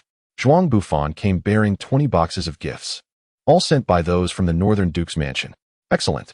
Hansu nodded in satisfaction, appreciating not the gifts themselves, but the sentiment behind them. After 10 years of camaraderie, such bonds were truly hard-earned. "My lord, the auspicious hour has arrived. We should set off." One of his attendants reminded Hansu. "Very well." With a smile, Hansu stepped out of the Northern Duke's mansion, greeted by the wedding procession. As he emerged, cannons fired and music played. The procession grandly making its way through the streets of the capital toward the state minister's residence. One could not help but wonder what fortune Han So had accumulated in his previous life to be able to marry Lin Nianru. "How enviable," someone remarked. Lin Nianru is a paragon of beauty and talent, yet she is to wed a notorious rake like Han So. The procession continued in splendid fashion, swiftly arriving at the state minister's residence. At this moment, the residence of the prime minister was bustling with activity as Lin Mingzhang's daughter was getting married. Naturally, the officials of the court, both civil and military, had come to offer their congratulations and support. The crown prince, Xiao Yinqi, and Prince Jin, Xiao Yanlong, were no exceptions to this gathering. "I did not expect your highness to be here as well," Xiao Yanlong remarked with a smile. "Why should I not be here?" Xiao Yinqi retorted coldly, asserting that he had done nothing shameful and thus had every right to extend his congratulations. "I have heard that the crown prince harbors feelings for Miss Lin." Xiao Yanlong jested, to which Xiao Yinqi promptly corrected him. "Do not speak frivolously, Prince Jin. If Prime Minister Lin were to misconstrue your words, it would lead to an unfortunate misunderstanding." "Ah, it appears I have misunderstood. My apologies, Your Highness," Xiao Yanlong replied, his good mood preventing him from engaging in a verbal spar with Xiao Yinqi. After all, Xiao Yinqi's efforts to win Lin Mingzhang's favor had yielded nothing, leaving the Ministry of Revenue in a precarious state, a true case of losing both the lady and the soldiers. "Indeed. It seems we are both in the same predicament," Xiao Yinqi said with a smile, acknowledging that neither he nor Xiao Yanlong could count on Lin Mingzhang's support. Soon, the sound of firecrackers echoed from outside the gates, announcing the arrival of the bridal procession. "My lord." Mu Hanfeng and Zhuang Bufan followed closely beside Han Su. "Is that not Zhuang Bufan? What brings him here?" One person furrowed his brow in curiosity, for Zhuang Bufan was renowned as the foremost scholar in the capital, a prodigy of the Liang Dynasty, making his association with Han Su rather peculiar, given their starkly different backgrounds. What's so strange about it? Han Su must have sought Zhuang Bufan's assistance. Someone speculated, acknowledging that entering the bride's family would require some effort. "They have arrived. They have arrived." Han Su dismounted and approached the gate, only to be met by a throng of individuals who surrounded him, blocking his entry. "My lord, we have heard of your generosity. Today, you must not be stingy," they cheerfully demanded, clearly seeking red envelopes. "Distribute." Without hesitation, Han Su waved his hand, and Mu Hanfeng began to hand out red envelopes to those present. To their surprise, Han Su was indeed generous. After all, having secured the daughter of the prime minister, It was only fitting that he display some extravagance. Amidst the crowd, some looked on enviously at Han Su. "My lord, as you are to fetch the bride today, mere red envelopes will not suffice. You must compose a few poems as well." After the envelopes were distributed, another request was quickly made. Upon hearing this, all eyes turned to Han Su. This individual clearly knew of Han Su's past, aware that he lacked literary talent, and was thus intentionally presenting a challenge. However, it was not the time to lose face. "Very well." Han Su smiled and nodded in agreement. "Speak your mind." He encouraged the person before him. Years ago, when the late Marquis defended the northern borders, leading the Han army against Beiyin and Daqi, a decade has passed. I wonder how the Marquis feels now. Someone inquired of Han Su. In that moment, the mention of Han Xiaozhong carried a hint of sarcasm, subtly implying that while Han Xiaozhong had valiantly commanded an army of 200,000 at the northern front, refusing to retreat, today, he seemed to indulge in pleasures, seeking revelry. How do you feel when comparing the two? "My lord." Mu Hanfeng also detected the underlying tone in the question. "Not a problem." Han Su straightened his attire and smiled. "Furious and indignant, I lean against the railing, where the drizzling rain has ceased. Raising my gaze to the heavens, I let out a long, resonant cry, my heart ablaze with fervor. 30 years of glory, reduced to mere dust and earth, 8,000 miles of journey, intertwined with clouds and moonlight. Let us not idly wait, lest our youth turns gray, filled with empty regrets. The shame of the northern borders remains unavenged. When shall the hatred of the northern Liang be extinguished? Let us drive our grand chariots and break through the gaps of Helan Mountain, with a fierce ambition. I long to feast upon the flesh of our enemies and quench my thirst with the blood of the Xiongnu, awaiting the moment to reclaim our old lands. I shall ascend to the celestial throne." As Hans's words fell, an eerie silence enveloped the surroundings. Everyone stared fixedly at him, astonished that he could compose such poetry. The verses echoed his unwavering loyalty to the court and his fervent desire to vanquish the invading foes, defending the homeland. This revelation left the crowd momentarily speechless. Let us not forget, despite his seemingly carefree demeanor, Han Su is indeed a member of the northern town Marquis. Someone quietly remarked amidst the silence. Indeed, they had overlooked the fact that while they perceived Han Su as a frivolous character, he was undeniably of noble lineage. How could one from the Marquis lack the fiery spirit and grand aspirations? Chapter 27. Wedding Ceremony. With this reminder, the crowd gradually came to this realization. Han Su, labeled as a prodigal son and a carefree lord, is also a member of the northern town Marquis. Silence reigned, as everyone immersed themselves in Han's rendition of Full River Red. The valiant spirit and passionate fervor stirred the hearts of listeners, igniting an immediate desire to gallop northward and reclaim the 3 northern counties. "Do you think I have passed this literary test?" Han Su humbly inquired of those before him. The others were left speechless, utterly captivated by his poem. "Please, do proceed." Someone stepped aside. "The son-in-law has indeed passed the literary test." The servant at the entrance hurried to inform Lin Mingzhong upon witnessing Han's success. "Is that so? What poem did he compose?" Lin Mingzhong held little expectation, merely hoping for something pleasant to the ear, feeling that demanding too much from Han Su would be somewhat unreasonable. The son-in-law's Full River Red left everyone dumbfounded. With no words to offer, Full River Red? Lin Mingzhong's interest peaked. He now wished to hear this poem. "Recite it for me." 30 years of glory, reduced to mere dust and earth, 8,000 miles of journey, intertwined with clouds and moonlight. Let us not idly wait, lest our youth turns gray, filled with empty regrets. Ascending to the celestial throne. As Han Su's Full River Red was recited, Lin Mingzhong was profoundly shocked, his first reaction being disbelief that such poetry could emerge from Han Su. The ambition and soaring spirit conveyed within was remarkable. "What splendid poetry!" Lin Mingzhong praised. Such excitement over a mere poem. Lu Shi shot a glance at Lin Mingzhong. "Madam, you do not comprehend. This Full River Red is truly unparalleled." Lin Mingzhong explained with a smile. "If this is indeed the work of Han Su, then he is not as the rumors suggest. Truly, the imagery is exquisite and the language impassioned, leaving one fervent with emotion." Han Su, as he passed the literary test and ventured further, he had only taken a few steps when someone called out to him. Han Su paused and turned to see an individual wielding a long sword emerging from the crowd. Lin Yanxiao, the eldest son of the Lin family. Mu Hanfeng gently reminded Han Su. Han Su nodded slowly. Lin Yanxiao, currently the commander of the City Defense Battalion, is responsible for the safety of the capital, holding a significant position at a remarkably young age. It is indeed impressive that he commands the City Defense Battalion. And it is rumored that Lin Yanxiao has reached the level of a 7th realm expert, having trained under the esteemed leader of the Great Liang's Imperial Forest Army, Lu Suifeng, who is currently the second strongest in Great Liang. His cultivation has transcended the ninth realm, entering the realm of the 10 directions. Lin Yinxiao is also known for his affection towards his younger sister, Lin Nianru, indulging her in every matter. So you are the elder brother? Han Su clasped his fists in salute, recognizing that this man would one day be his brother-in-law. Do not rush. If you cannot surpass my challenge today, I shall not acknowledge you. Lin Yinxiao interrupted Han Su with a raised hand. Please, present your challenge. Han Su gestured invitingly. Years ago, the old Marquis wielded the Overlord's spear with unparalleled skill, achieving mastery above the ninth realm, in the 10 directions realm, single-handedly defeating 31 enemy generals, earning the title of the mightiest general of Great Liang.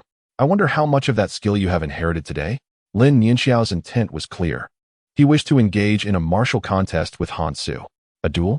Han Su displayed a troubled expression. That may be quite difficult.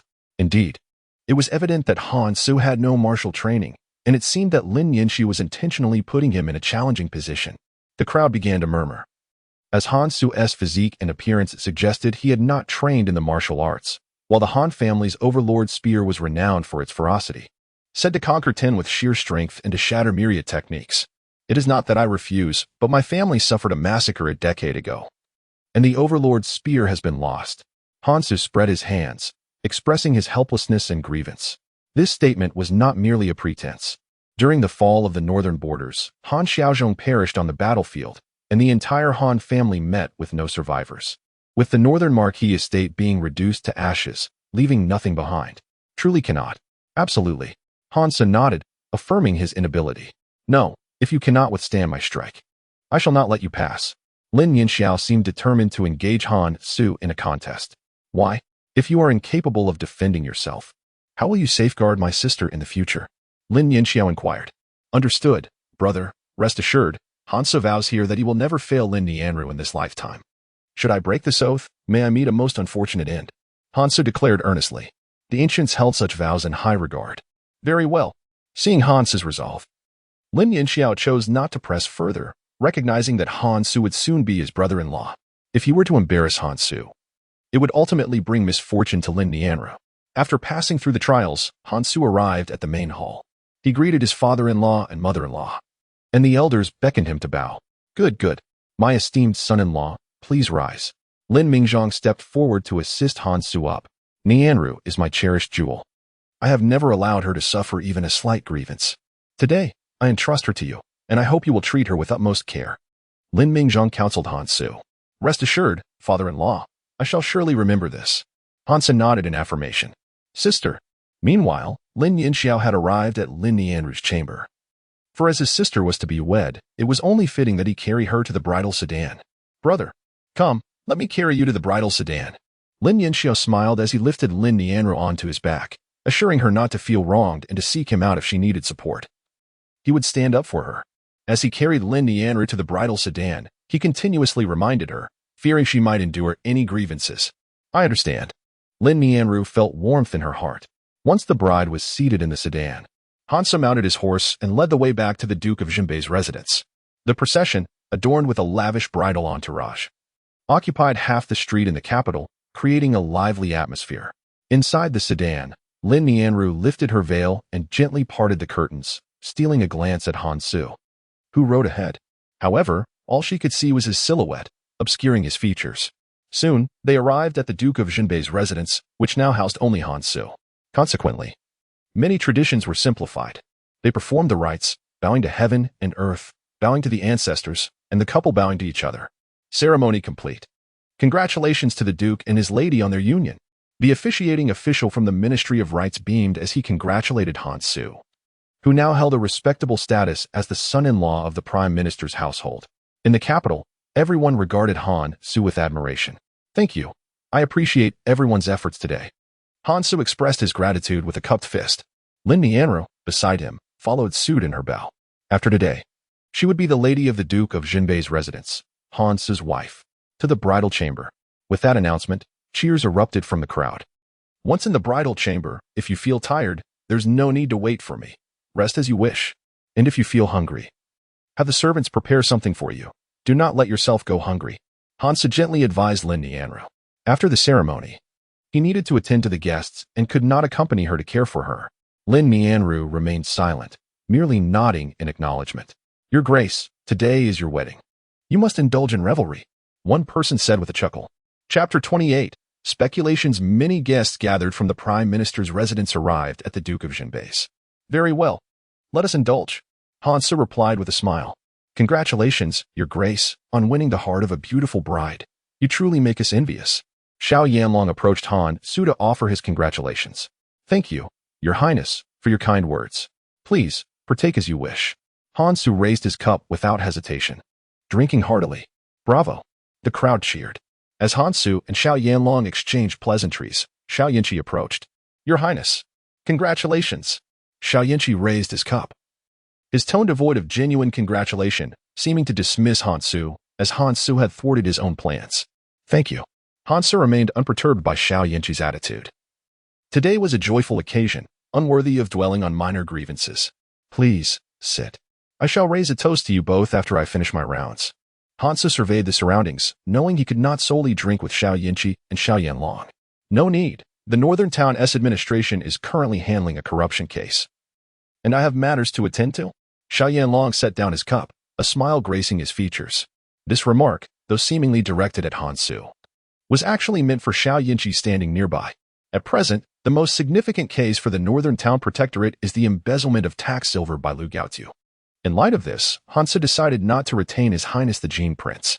Hansa clasped his fists in a respectful salute. Your tireless dedication to the nation is indeed commendable, remarked Xiao Yinchi. Xiao Yanlong's comment was merely intended to provoke him. It is our duty as ministers to alleviate the burdens of our sovereign, Xiao Yanlong replied. Barely a quarter of an hour after Xiao Yanlong's departure, a figure entered and approached Xiao Yinchi. The Crown Prince is in trouble, the newcomer whispered urgently. With Xiao Yanlong just having left, the news of a crisis was alarming. Is it regarding Lu Gaotu? Xiao Yinchi inquired, furrowing his brow, as he could only surmise that the matter at hand must pertain to Lu Gaotu. No. Gu Changming is dead. The messenger continued. The Department of Justice has discovered the body and requests Your Highness to identify it. Gu Changming dead? A chill ran through Xiao Yinchi. It seemed implausible, for Gu Changming was a master of the 8 realms, and few in the capital could match his prowess. Xiao Yinchi cast a glance at Han Su, pondering whether there were formidable forces behind him. Let us go, Xiao Yinchi declared, his brow furrowed as he departed from the Northern Town Protector's residence. My lord, Xiao Yinchi is left, reported Muhan Feng. Let him be. Hansa dismissed the matter without concern. Upon leaving the Northern Town Protector's residence, Xiao Yinchi proceeded directly to the mortuary of the Department of Justice. Your Highness. Soon. Deputy Minister Zhang Han arrived at the mortuary accompanied by an investigator. I pay my respects to Your Highness. Upon entering, Zhang Han and his entourage bowed deeply. Rise. Xiao Yinchi commanded, his gaze fixed intently on the lifeless form before him. Where was Gu Changming found? He inquired, gesturing with his hand. At the mountain god temple on the outskirts of the capital, Zhang Han responded, explaining that their personnel had come across the body while passing by the temple. Have the cause of death been determined? Xiao Yinchi pressed further. It has been established. A single stroke ended his life. A long sword pierced through his heart, executed with astonishing speed and ferocity. Such a method is unprecedented in my experience, Zhang Han reported, stepping forward to point at the wound on Gu Changming's chest. The assailant possessed absolute confidence in their ability to deliver a fatal blow and was of considerable skill. Has any sword been identified?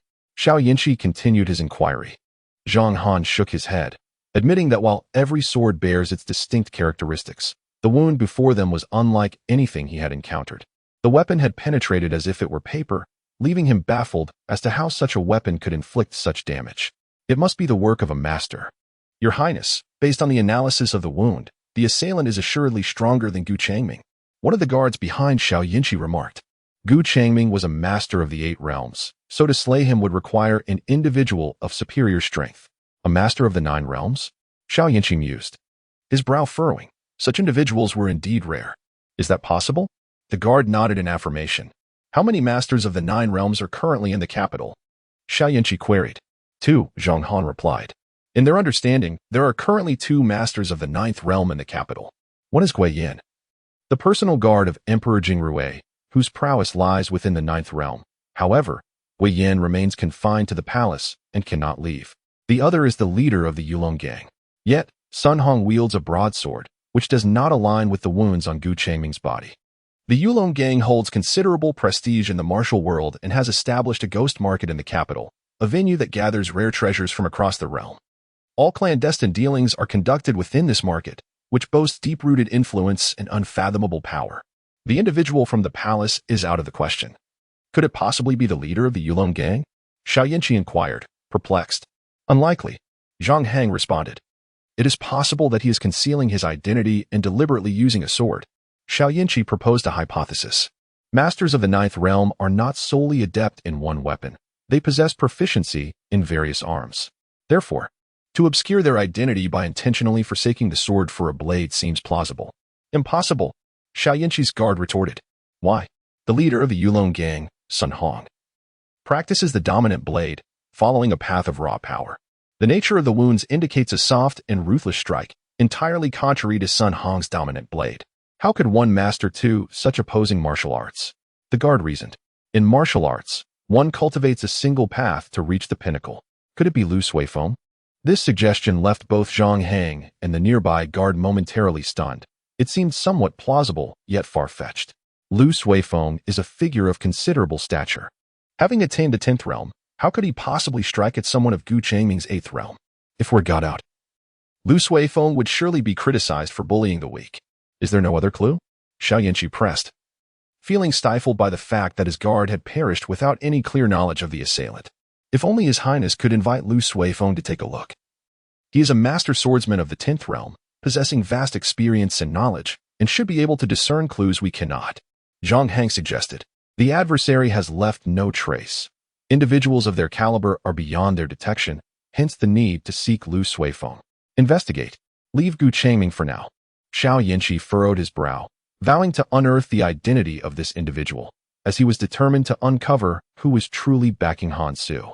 Departing from the Ministry of Justice, Xiao Yanqi did not return to the residence of the Duke of Zhenbei. Have arrangements been made with Lu Gaoziu? Xiao Yanqi inquired of those behind him. Chapter 29. The wedding night. Xiao Yanlong would not let Lu Gaoziu escape. Should Lu Gaoziu reveal his secrets, Xiao Yanlong would possess leverage to suppress him. If this matter reached the Emperor's ears, the accusation of the Crown Prince embezzling tax revenue would not be a trivial affair. Since Lu Gaoziu could no longer be saved, he had no choice but to sever ties for survival. As long as Lu Gaoziu remained silent, he was safe. Even if Xiao Yanlong was discontent, he would be powerless against him. Therefore, the task at hand was to eliminate Lu Gaoziu and sever all leads. Only in death could the secret be kept. Rest assured, Your Highness, everything has been meticulously arranged. Once we exit the capital, our people will take action. There is no way for Lu Gaoziu to survive. A confident figure stepped forward and proclaimed. Excellent. Xiao Yanqi nodded in agreement. Are our people trustworthy? They are all from the rivers and lakes, lacking any connections. Even if investigated, nothing would surface. This is precisely what we desire. No trace is left behind, for the North Town Patrol's hounds possess an exceptionally keen sense of smell.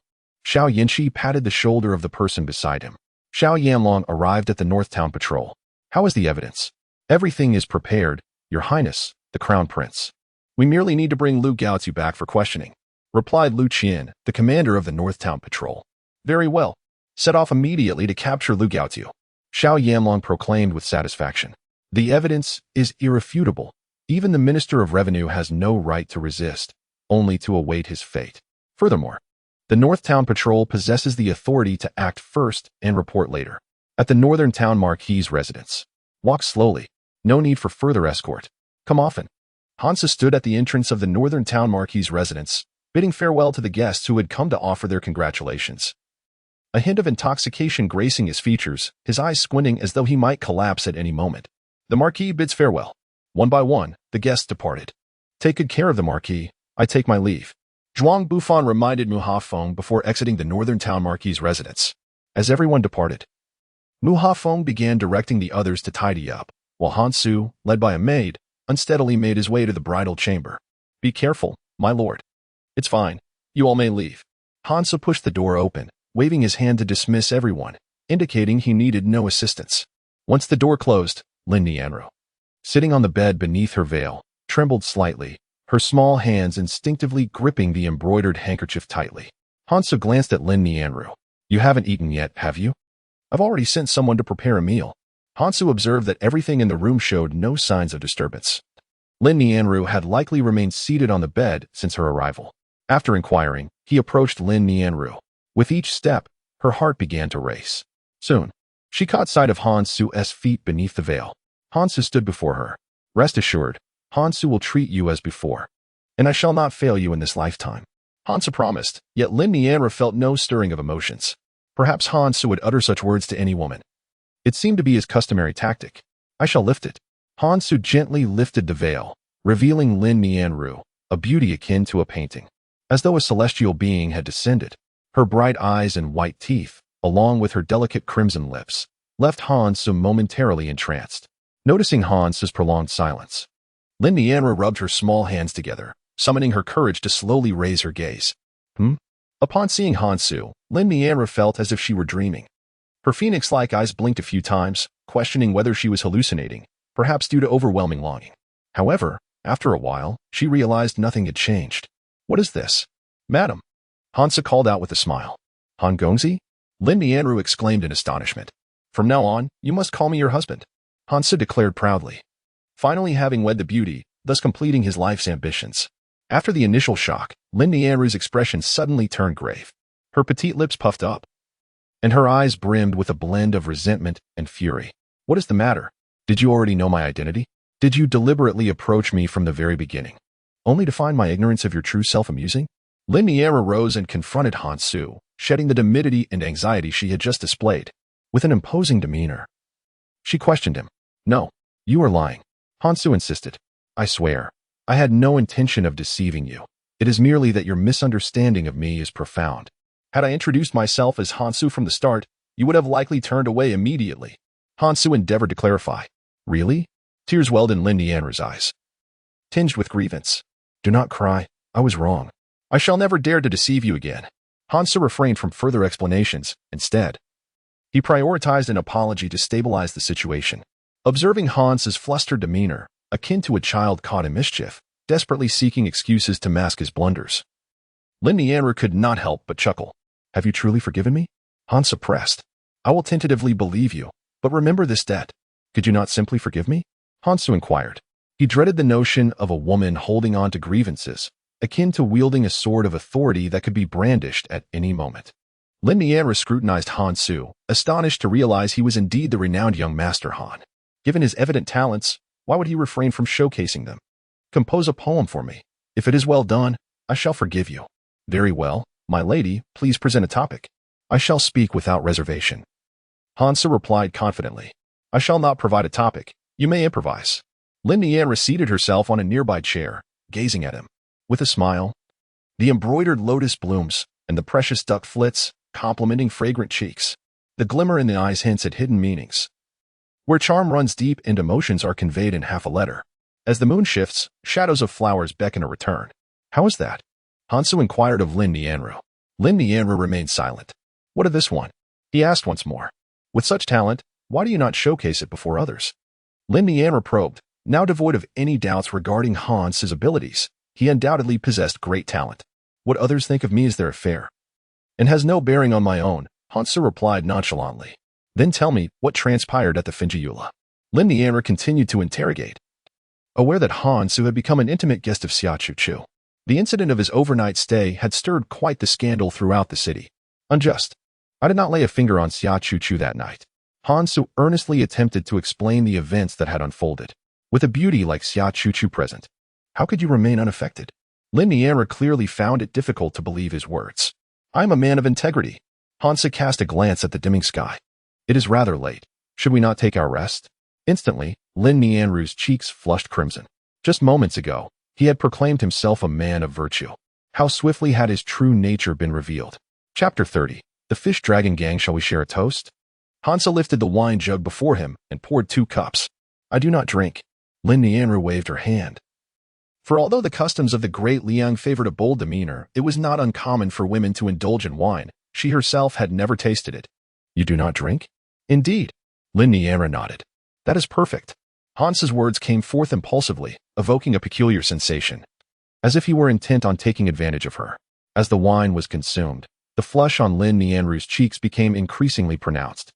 The fiery sensation surged through her mouth like a tempest, rendering her speech somewhat halting. A night of wind and clouds, morning rain and evening mist. The following day, with the sun high in the sky, Hansa slowly awakened. He reached out to his side, only to find Lin Nianru had risen and was no longer beside him. "My lord, you are awake." As Hansu opened the door, Lin Nianru entered with a basin of water. Upon seeing him awake, her gaze flickered away, and with a hint of shyness, she lowered her head to speak. Hansa nodded, taking the basin from her hands. "You are quite an early riser." He yawned, genuinely surprised that Lin Nianru was up and about. "I have ordered breakfast to be prepared. Would you like to eat now?" Lin Nianru inquired. Of course. Upon entering the front hall, they were greeted by Mu Hanfeng. "My lord." "Madam." Mu Hanfeng bowed deeply. "Allow me to introduce. This is my guard, Mu Hanfeng, the legitimate son of General Mu, one of my father's four notable subordinates." Hansa introduced Mu Hanfeng to Lin Nianru. "Should you require assistance in the future, do not hesitate to seek his help. Madam, please feel free to command. I shall endeavor with all my might," Mu Hanfeng declared. "Then I thank you in advance." Lin Nianru expressed her gratitude with a bow. After breakfast, Hansa remarked, "I have heard you enjoy the Book of Songs. Come to my study. There are many original editions. To please his wife, one must cater to her interests." "Really?" "Indeed. Besides the Book of Songs, there are also records from Liaojia, Journey to the West, and Romance of the Three Kingdoms. You may peruse at your leisure," Hansa generously offered. "Then I shall go take a look." Lin Nianru suddenly grew curious about what Hansu's study was like, wondering if this abode of the so-called prodigal son was as others perceived it. "If there is nothing urgent, please do not disturb me," Hansa cautioned. "Captain, Lu Gaozi was taken away this morning. The Northern Town Pacification Office sent men to the Lu residence, only to find it deserted, as if they had anticipated the arrival of the Northern Town Pacification Office. Useless." Lu Qian slapped the table in frustration. "What of the men stationed to watch the Lu residence?" "They were incapacitated," the man replied. "Who would have thought someone would dare to act against the Northern Town Pacification Office? They believed Lu Gaozi was within their grasp. If he escapes, none shall live," Lu Qian declared. "This matter was entrusted personally by Xiao Yanlong. Should we fail, we cannot account to him, and facing his wrath would be no trivial matter. Captain, what shall we do now?" "Investigate.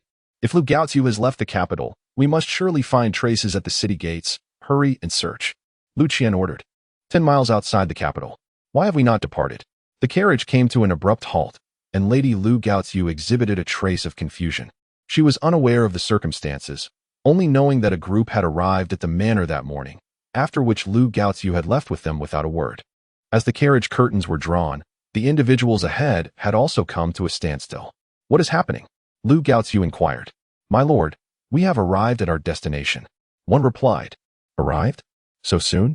Lu Gaozi furrowed his brow, puzzled that they were not bound for the dock. Exiting the carriage, he found himself surrounded by forested hills. "This is not the dock," he exclaimed in anger, recalling that the Crown Prince had explicitly informed him to head to the dock, where he was to be met for his escape southward. "We cannot speak to how His Highness informed you, but we know how he conveyed it to us.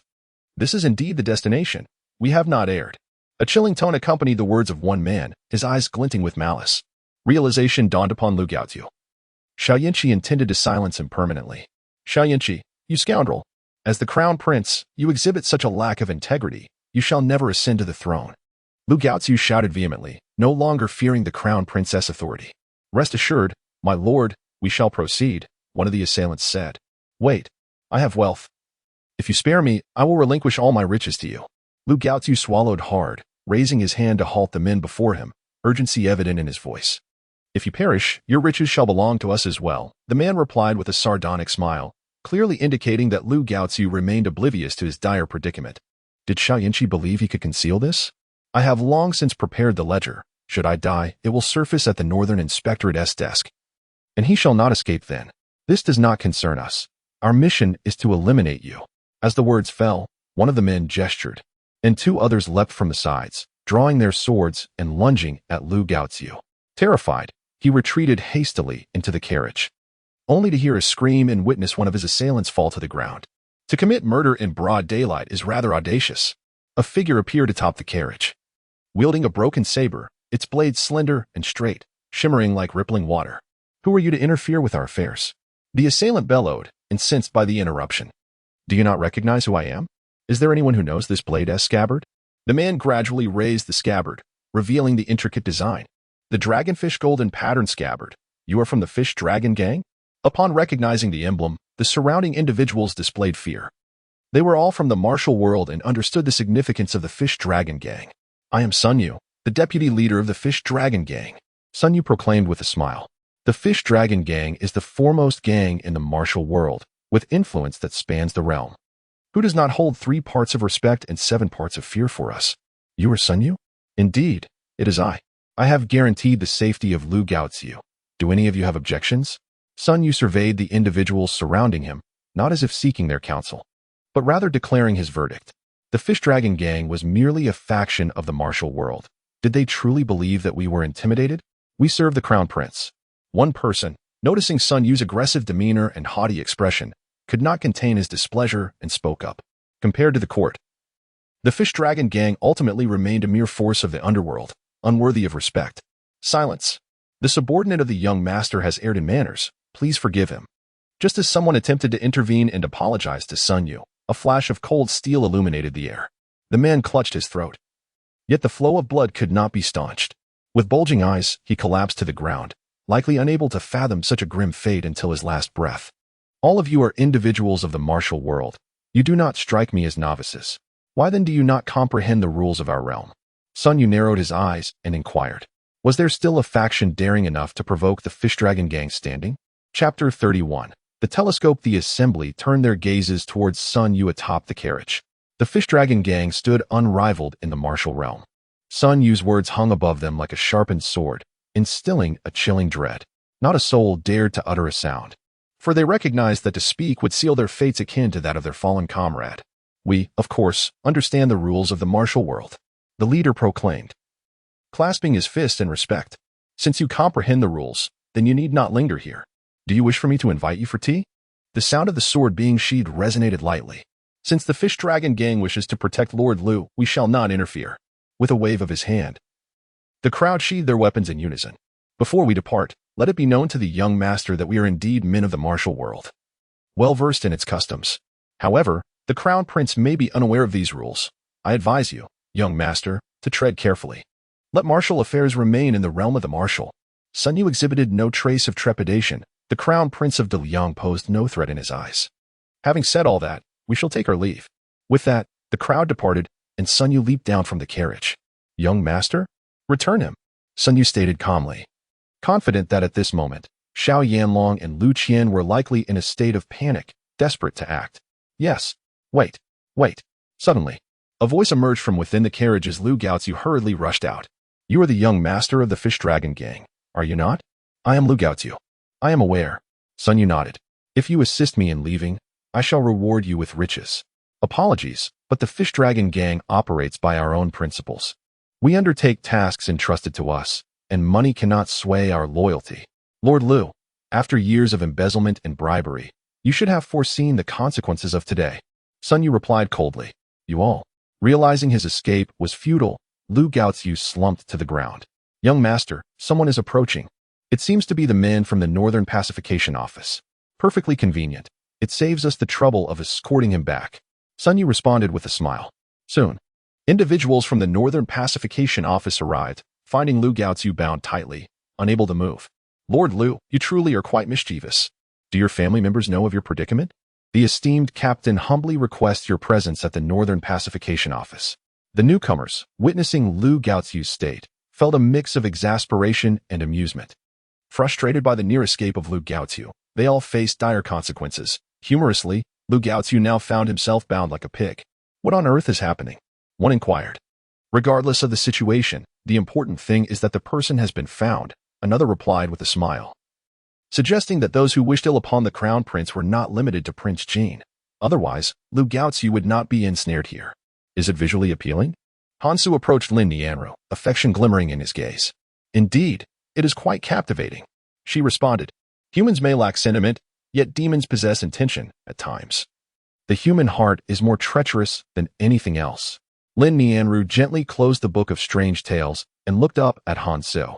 She had been perusing strange tales, a collection vastly different from the book of songs, filled with bizarre occurrences while also revealing the intricacies of human nature. Since ancient times, knowing a person's face does not equate to knowing their heart. Hansu nodded in agreement, acknowledging the complexity and elusiveness of human emotions. Allow me to show you something remarkable. Hansu seized Lin Nianru's delicate hand, his sudden gesture causing her to blush. Her hand instinctively recoiled slightly. Yet she did not withdraw from his grasp. You cannot escape. You are destined to be mine for life. Hansu raised an eyebrow, speaking playfully. Behold this. What is this? Lin Nianru inquired, examining the object in her hand. A cylindrical tube, one end slender and the other broad, with a noticeable weight. This is a telescope. I crafted it. It brings distant objects right before your eyes. Is that true? Lin Nianru expressed her skepticism, for what one could see was merely within reach, and the clarity of distant sights was a rarity. Indeed, with this, you can observe distant phenomena in times of warfare. It will enable you to detect enemy movements at a moment's notice. After explaining, Hansu led Lin Nianru to the second floor. To the rooftop. Lin Nianru was taken aback at the prospect of climbing onto the roof. She had never scaled a wall, let alone a rooftop. Fear not. I am here. Hansu reassured her, guiding her hand. Upon reaching the rooftop, he instructed Lin Nianru to use the telescope to survey the surroundings. Hesitant yet intrigued, Lin Nianru held the telescope, peered through it, and gasped. Ah! She exclaimed, tightly gripping the telescope, as she truly could see far-off places. The bustling streets of the capital were laid bare before her. Every person and their actions were vividly apparent, as if all had suddenly materialized before her eyes. What do you think? Isn't it marvelous? Lin Nianru nodded mechanically, observing her surroundings with the telescope, akin to a child discovering a new world, utterly enchanted. What is that? Let me see. As Hansu reached for it, Lin Nianru instinctively shielded it, declaring, No, with a serious expression. What do you see? Hansu followed the direction of the telescope's lens. I see. You understand? Lin Nianru stared at Hansu in astonishment. Could he possibly know what she had seen? She glanced back, deeming it impossible. The naked eye could not perceive anything from this vantage point. Is someone bathing? Hansu inquired. Noting that the people of Daliang were known for their robust nature, and bathing outdoors was not an uncommon occurrence. How do you know? He asked. It's quite simple. From your reaction, combined with an analysis of the direction visible through the telescope, one can deduce what lies beyond. All these elements interwoven allow for an educated guess. Hansu replied with an air of nonchalance. The direction in question pointed towards the moat outside the capital, where the water ran clear and shallow, often frequented by individuals for laundry or bathing. To ensure privacy, the court had even established separate areas for men and women, preventing any overlap. Hansu found this arrangement rather humane. Lin Nianru was taken aback that Hansu could ascertain what she had seen merely from her reaction. Have you often observed such scenes before? She asked, seizing upon this revelation as a potential leverage against him. With such a treasure of knowledge, it would indeed be surprising if Hansu had not indulged in some covert glances. By all that is just, I truly have not spied. Hansu replied earnestly. I have something else to show you. He swiftly changed the subject. All right. Lin Nianru agreed, but as she rose, her foot unexpectedly slipped, causing her to lurch forward. Be careful, Hansu exclaimed, catching her in midair with ease, as his martial prowess allowed him to traverse walls effortlessly. They landed safely, and he observed Lin Nianru's startled expression. Are you all right? He asked. I'm fine. She stammered, regaining her composure and brushing back her hair, her cheeks flushed. That's good. As long as you're unharmed, Hansu said, patting his chest, relieved that no mishap had occurred. Otherwise, he would be eternally blamed. You practice martial arts? She queried. What a question. I am the Lord of the Northern Defense Marquis. How could I possibly lack martial skills? Your husband is well versed in both literature and martial arts. Hansu boasted. Chapter 32. The Marquis's daily bragging. Observing Hansu's smug demeanor, Lin Nianru was uncertain about the depth of his martial abilities. My brother mentions that martial arts are categorized into 9 realms, with the 10th realm, the Shifeng realm, being the most formidable. What realm do you currently occupy? She probed. Although she had no first-hand experience with martial arts, Lin Nianru had absorbed some knowledge through her brother, who was an ardent martial enthusiast. I am quite average. Currently at the 9th realm, Hansu explained. 9th realm? Lin Nianru displayed a look of disbelief. How could that be? In all of Daliang, there are but a handful of 9th realm masters, and you claim to be one of them? That seems rather exaggerated. Typically, those at the ninth realm were older individuals, while Hansu was merely a couple of years younger than her brother. Lin Yinxiao, who was regarded as a prodigy in martial arts, had only reached the seventh realm. I don't believe it. Lin Nianru shook her head. Reaching the ninth realm is no trivial feat, all right. I confess, I am merely at the third realm, capable of scaling walls and rooftops. Hansu shrugged, as if revealing his true capabilities. Now that seems more believable. Lin Nianru nodded. Yet her 3 realms of cultivation seemed to align with Hansu's. How could it be possible for someone to be proficient in both martial arts and Confucian studies? This was utterly inconceivable. Let's go, he declared, leading Lin Nianru back to the study. Allow me to show you this. Hansu produced a small box, proclaiming, "This is far superior to your copper mirror. It allows for a clear reflection of oneself." What is this? Lin Nianru inquired. This object is called a mirror. It reflects everything. Hansu spoke of it as if it were a precious artifact. Sitting down, Lin Nianru gently opened the wooden box, revealing a square piece of yellow cloth. As she lifted the cloth, the mirror emerged before her. Take a look at yourself, Hansu urged. The moment she grasped it, she indeed saw herself with remarkable clarity, far surpassing that of the copper mirror. Did you make this? She asked in astonishment. Of course. Do you like it? It's a gift for you, Hansu replied with a smile directed at Lin Nianru. Is there another one? She queried. This is not a consumable item. One is sufficient. Moreover, it is unique in the entire de Liang. Even the imperial palace lacks one, Hansu asserted confidently. At this time, the concept of glass, or even that of colored glaze, was non-existent. Unique? Lin Nianru echoed, her expression reflecting a hint of disappointment as she observed Hansu's nod. Do you not like it? He asked. No, it's just that I would like to bring one back for my mother. I believe she would adore it, Lin Nianru replied, gazing at the mirror. This object was indeed far more practical than the copper mirror. That's simple. I shall craft another one tomorrow, Hansu promised, thumping his chest. Furthermore, my father has a fondness for calligraphy and painting, especially the slender gold script you mentioned. He is quite enamored with it, and if possible, I would like to present him with some. Lin Nianru looked at Hansu with pleading eyes, realizing her good fortune in marrying him. Your father is like my own. I wholeheartedly support what pleases my esteemed father-in-law. I have a painting of a tiger descending a mountain that I can also send to him, Hansu readily agreed. Where is it? She asked. I painted it in my leisure, Hansu responded, retrieving the scroll from the bookshelf. The moment he unfurled the painting, Lin Nianru's complexion turned pale, and she instinctively stepped back, her face filled with trepidation as she gazed at Hansu. What is happening? Hansu wondered. Did Lin Nianru have an aversion to tigers? In that instant, I felt as if a ferocious tiger was lunging at me. Lin Nianru exclaimed, still shaken. The painting depicted a tiger so lifelike that every strand of fur appeared almost real, with its golden coat and ink-like patterns, its piercing gaze and bared fangs, as if it were about to pounce on the viewer. Fear not, it is merely a painting, Hansu reassured her. His work was not in traditional inkwash but rather hyper-realistic, rendering the tiger as if it were a living creature, with every detail so precise that even under scrutiny, no flaw could be found. Did you create this? Lin Nianru questioned in disbelief. Indeed, Hansu affirmed with a nod. Does it not resemble inkwash? Regaining her composure, Lin Nianru no longer felt fear as she carefully scrutinized the painting of a tiger descending a mountain before her. The tiger's fur appeared so lifelike. It seemed as if individual strands of genuine hair had been meticulously embedded into the artwork.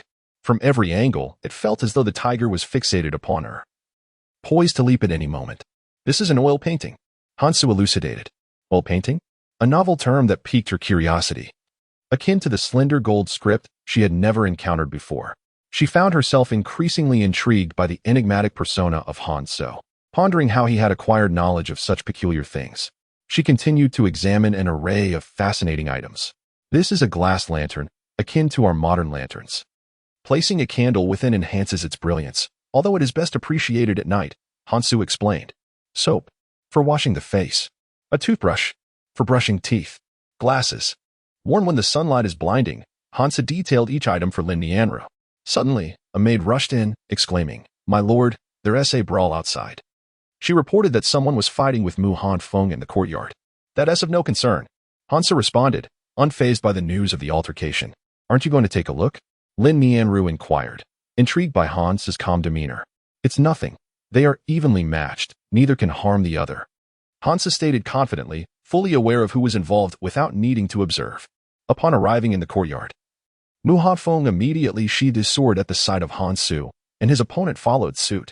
Next time, I will surely defeat you, Sun Yu declared triumphantly. Perhaps in your next life, Mu Hanfeng retorted coldly. Lord, I have met both the Lord and the lady. Sun Yu approached Han Su, kneeling on one knee to pay his respects. Rise, Han Su instructed. Sun Yu's presence indicated that he had successfully completed the task entrusted to him. This is Sun Yu, a member of the northern town Marquis household. Han Su introduced him to Lin Nianru. Greetings, my lady, Sun Yu said, and Lin Nianru nodded in acknowledgement. My lord, I seek your assistance with a matter. Please allow Mu Hanfeng to assist my master for a few days while I ensure your safety. I promise to perform even better than Mu Hanfeng, Sun Yu proposed. His time at the Fish Dragon Gang had been relentless, filled with tasks that required his immediate attention, truly a place unfit for a human. Master Sun is testing your mettle, Han Su reminded him, noting that Sun Yu was oblivious to the fortune of his circumstances. Forget it. Do you not know what kind of person my master is? He is gentle with you, but would devour me if he could. Sun Yu waved his hand dismissively, his expression one of exasperation. Chapter 33. The Ledger. Since the establishment of the Fish Dragon Gang, Sun Yu's life had been shrouded in darkness, with no glimmer of hope in sight. You are the sole heir of Master Sun. How could he possibly consume you? Han Su inquired with a smile. In the past, Sun Hong had single-handedly infiltrated 36 camps to rescue Sun Yu, defeating 18 gatekeepers in the process, which had also earned him renown among the border troops. You two continue your conversation. I shall instruct the kitchen to prepare some food for you. Lin Nianru noticed the unease that lingered between Mu Hanfeng and Sun Yu, prompting her to seek an excuse to depart. Lord, you are indeed fortunate. As Lin Nianru left, Sun Yu raised his thumb in admiration, astonished that Han Su could marry Lin Nianru, a woman renowned throughout the capital. Enough of the pleasantries. How goes the matter? It's all settled. At this moment, Lu Gaoziu should be sipping tea at the Northern Supervisory Office. Sun Yu replied. That old fox is quite cunning. He claimed to possess a ledger documenting the tax revenues exchanged with Xiao Yinqi. We need not offer further assistance in this matter, Han Su remarked confidently, for he was assured in his methods of interrogation at the Northern Supervisory Office. If even Lu Gaoziu cannot be subdued, then the Northern Supervisory Office ought to cease its existence. This time, Lu Gaoziu has brought misfortune upon himself, Mu Hanfeng added. Years ago, when the northern region faced drought, Han Xiaozheng petitioned the Ministry of Revenue for disaster relief funds, yet Lu Gaoziu, citing various reasons, persistently refused to allocate any silver. Ultimately, the northern Marquis' residence was compelled to liquidate its assets, and Han Xiaozheng misappropriated military funds for disaster relief, which led to the northern Marquis' residence being penalized by Emperor Jingrui. The unauthorized diversion of military funds is an offense of greater severity. Had it not been for Han Xiaozheng's significant contributions while stationed in the north, any ordinary individual would have faced execution. Now both Xiao Yinqi and Xiao Yanlong are preoccupied, Han Su remarked, gazing at the sky. With the Yulong Gang intervening, will Xiao Yinqi find himself at a disadvantage? Mu Hanfeng expressed his concerns. There is no need for alarm. The Yulong Gang is but a faction of the rivers and lakes. Even if Xiao Yinqi wishes to act, he will have his reservations, Sun Yu assured him confidently. The annual tax revenues provided by the Yulong Gang fill the pockets of those officials. None wish to relinquish this golden goose. Even if Xiao Yinqi desires to act, he cannot. Were you not adamant that everything was foolproof? How did Lu Gaoziu fall into the hands of the Northern Supervisory Office? If you do not provide me with a reasonable explanation today, it shall be your end. Xiao Yinqi fixed his cold gaze upon the individual before him. All had been declared with such conviction, yet the final outcome was a dismal failure. Your Highness, I did not foresee the involvement of the Yulong Gang. A man knelt before Xiao Yinqi, trembling as he spoke. The Yulong Gang? Indeed, their young leader has abducted Lu Gaoziu. A mere faction dares to oppose me. Xiao Yinqi clenched his fists. As the Crown Prince of Daliang, the future heir, how could the Yulong Gang brazenly challenge him? Your Highness, please temper your fury. This ire cannot be quelled. I shall eradicate the Yulong Gang. Your Highness, I implore you to reconsider. Though the Yulong Gang is a faction of the rivers and lakes, it holds considerable renown. To act against them without cause would incite unrest among the martial world. Are we to let the Yulong Gang go unpunished? Xiao Yinqi spoke icily. This matter likely bears the hand of Prince Jin. The Yulong Gang is merely a pawn. Why waste our wrath upon a mere piece? Our primary concern now is to silence Lu Gaoziu. Qin Ping, the Crown Prince's strategist, rose to speak. Do you have any suggestions? Xiao Yinqi inquired of Qin Ping, realizing that he must ultimately rely on him. Your Highness, you seem to have forgotten that we strategically placed a pawn within the Northern Town Protectorate. Now, we can wield this pawn to deliver a fatal blow to Prince Jin, Qinping remarked, having prepared for the unforeseen. They were aware from the outset that the Northern Town Protectorate could never align with their faction, hence they had taken measures to position a pawn well in advance. The moment has now arrived when this pawn is desperately needed. Indeed, had you not mentioned it, I would have forgotten entirely. Xiao Yinqi suddenly realized how he had overlooked this matter. I shall grant you another chance. Inform him to eliminate Lu Gaoziu. Xiao Yinqi commanded the kneeling figure before him. Rest assured, Your Highness, I shall not fail in this task. With that, the individual rose and exited the chamber. Your Highness, Lu Gaoziu has indicated that he possesses a ledger we must locate. Qinping reminded Xiao Yinqi.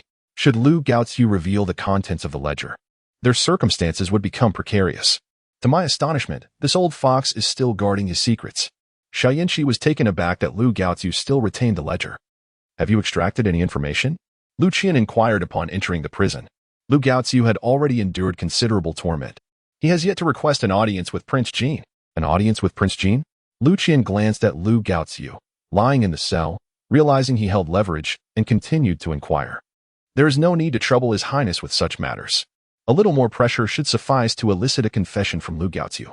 Master Lu, let us proceed. The two men opened the prison door and dragged Lu Gaoziu out. I demand to see His Highness the Prince. Lu Gaoziu stammered, his voice growing faint, as though he had been worn down to the brink of silence. Very well. Lu Qian signaled, and they placed Lu Gaoziu in a chair. Master Lu, there is no need for you to suffer in silence. We understand that although you have embezzled tax revenue, the true beneficiaries are not you. There is no need to sacrifice your life for someone inconsequential. Simply divulge what you know, and I assure you, you shall walk out of the Northern Town Protectorate unscathed. Lu Qian poured a cup of tea and approached Lu Gaoziu, offering it to him. Lu Gaoziu's trembling hands accepted the cup, and he looked up at Lu Qian. Master Lu, please help me. Allow me to see His Highness the Prince. Once I see him, I shall reveal everything. Lu Gaoziu pleaded. He did not trust Lu Qian. He feared that once he spoke, he would become worthless, and Lu Qian would be the first to eliminate him. The man before him was known as the King of Hell, Lu Qian. Speaking to me is no different than speaking to the prince. Lu Qian smiled, as if he possessed boundless patience to endure Lu Gaoziu's hesitation. Lu Gaoziu hesitated. In truth, you need not elaborate further. Since we have brought you here, we undoubtedly possess evidence of your embezzlement. Lu Qian sat down, poured himself a cup of tea, took a gentle sip, and gazed at Lu Gaoziu. I demand to see the prince. Lu Gaoziu gritted his teeth. Take care. Lu Qian's patience seemed to evaporate in an instant, and he rose to leave the prison. A night passed. Master Qianhu, there is trouble. What has happened? Lu Qian inquired, apprehensive that yet another calamity had befallen them. Lu Gaoziu has committed suicide. He has taken his own life? Lu Qian arrived at the prison cell and observed that Lu Gaoziu's body had already stiffened. Has anything been revealed? He inquired. He mentioned a ledger, but he insists that he will only disclose its location upon meeting the crown prince. This matter must remain confidential. So issue a command to immediately search for the ledger. Lu Qian narrowed his eyes and instructed. For if Xiao Yanlong were to discover that they deliberately prevented Lu Gaoziu from seeing him, it would spell great trouble for them. Understood. The group promptly set out to search for the ledger. Chapter 34. Arson released the personnel from the Northern Pacification Commission to thoroughly investigate any associates of the Lu family and Lu Gaoziu. Lu Qian then proceeded to the Crown Prince's residence. Your Highness, Lord Lu, there is no need for excessive formalities. Your visit today must surely herald good news. Xiao Yanlong beamed at Lu Qian, his heart filled with joy.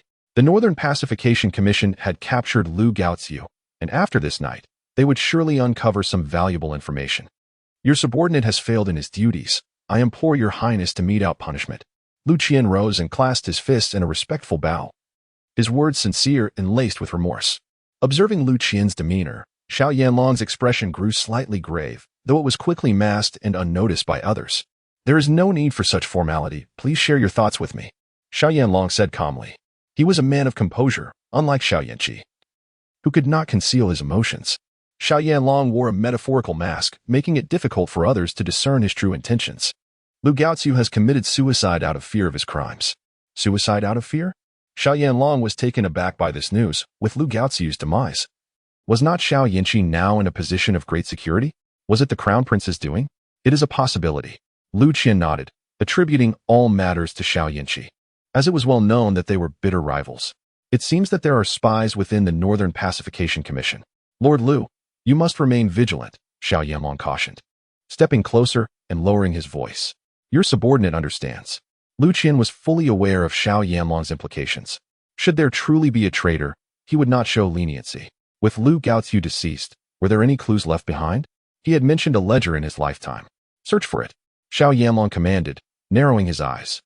As long as we retrieve the ledger, even with Lu Gaoziu's death, the Crown Prince cannot rest easy. I have already dispatched personnel to search the Lu residence. I believe we shall have answers soon, Lu Qian replied. The Northern Pacification Commission was known for its thoroughness, and thus finding Lu Gaoziu's ledger was merely a matter of time, as the troops of the Northern Pacification Commission were deployed. The Crown Prince's residence also sent out people to seek the ledger. Suddenly, a fire erupted. Fire! Help! Around noon, thick smoke billowed into the sky above the capital, swirling and rising, with flames shooting towards the heavens. What is happening? Hansa stood in the courtyard, gazing at the dense smoke. It was evident that the fire was substantial. How could such a blaze occur in the capital? It is the Lu residence. It has been set ablaze.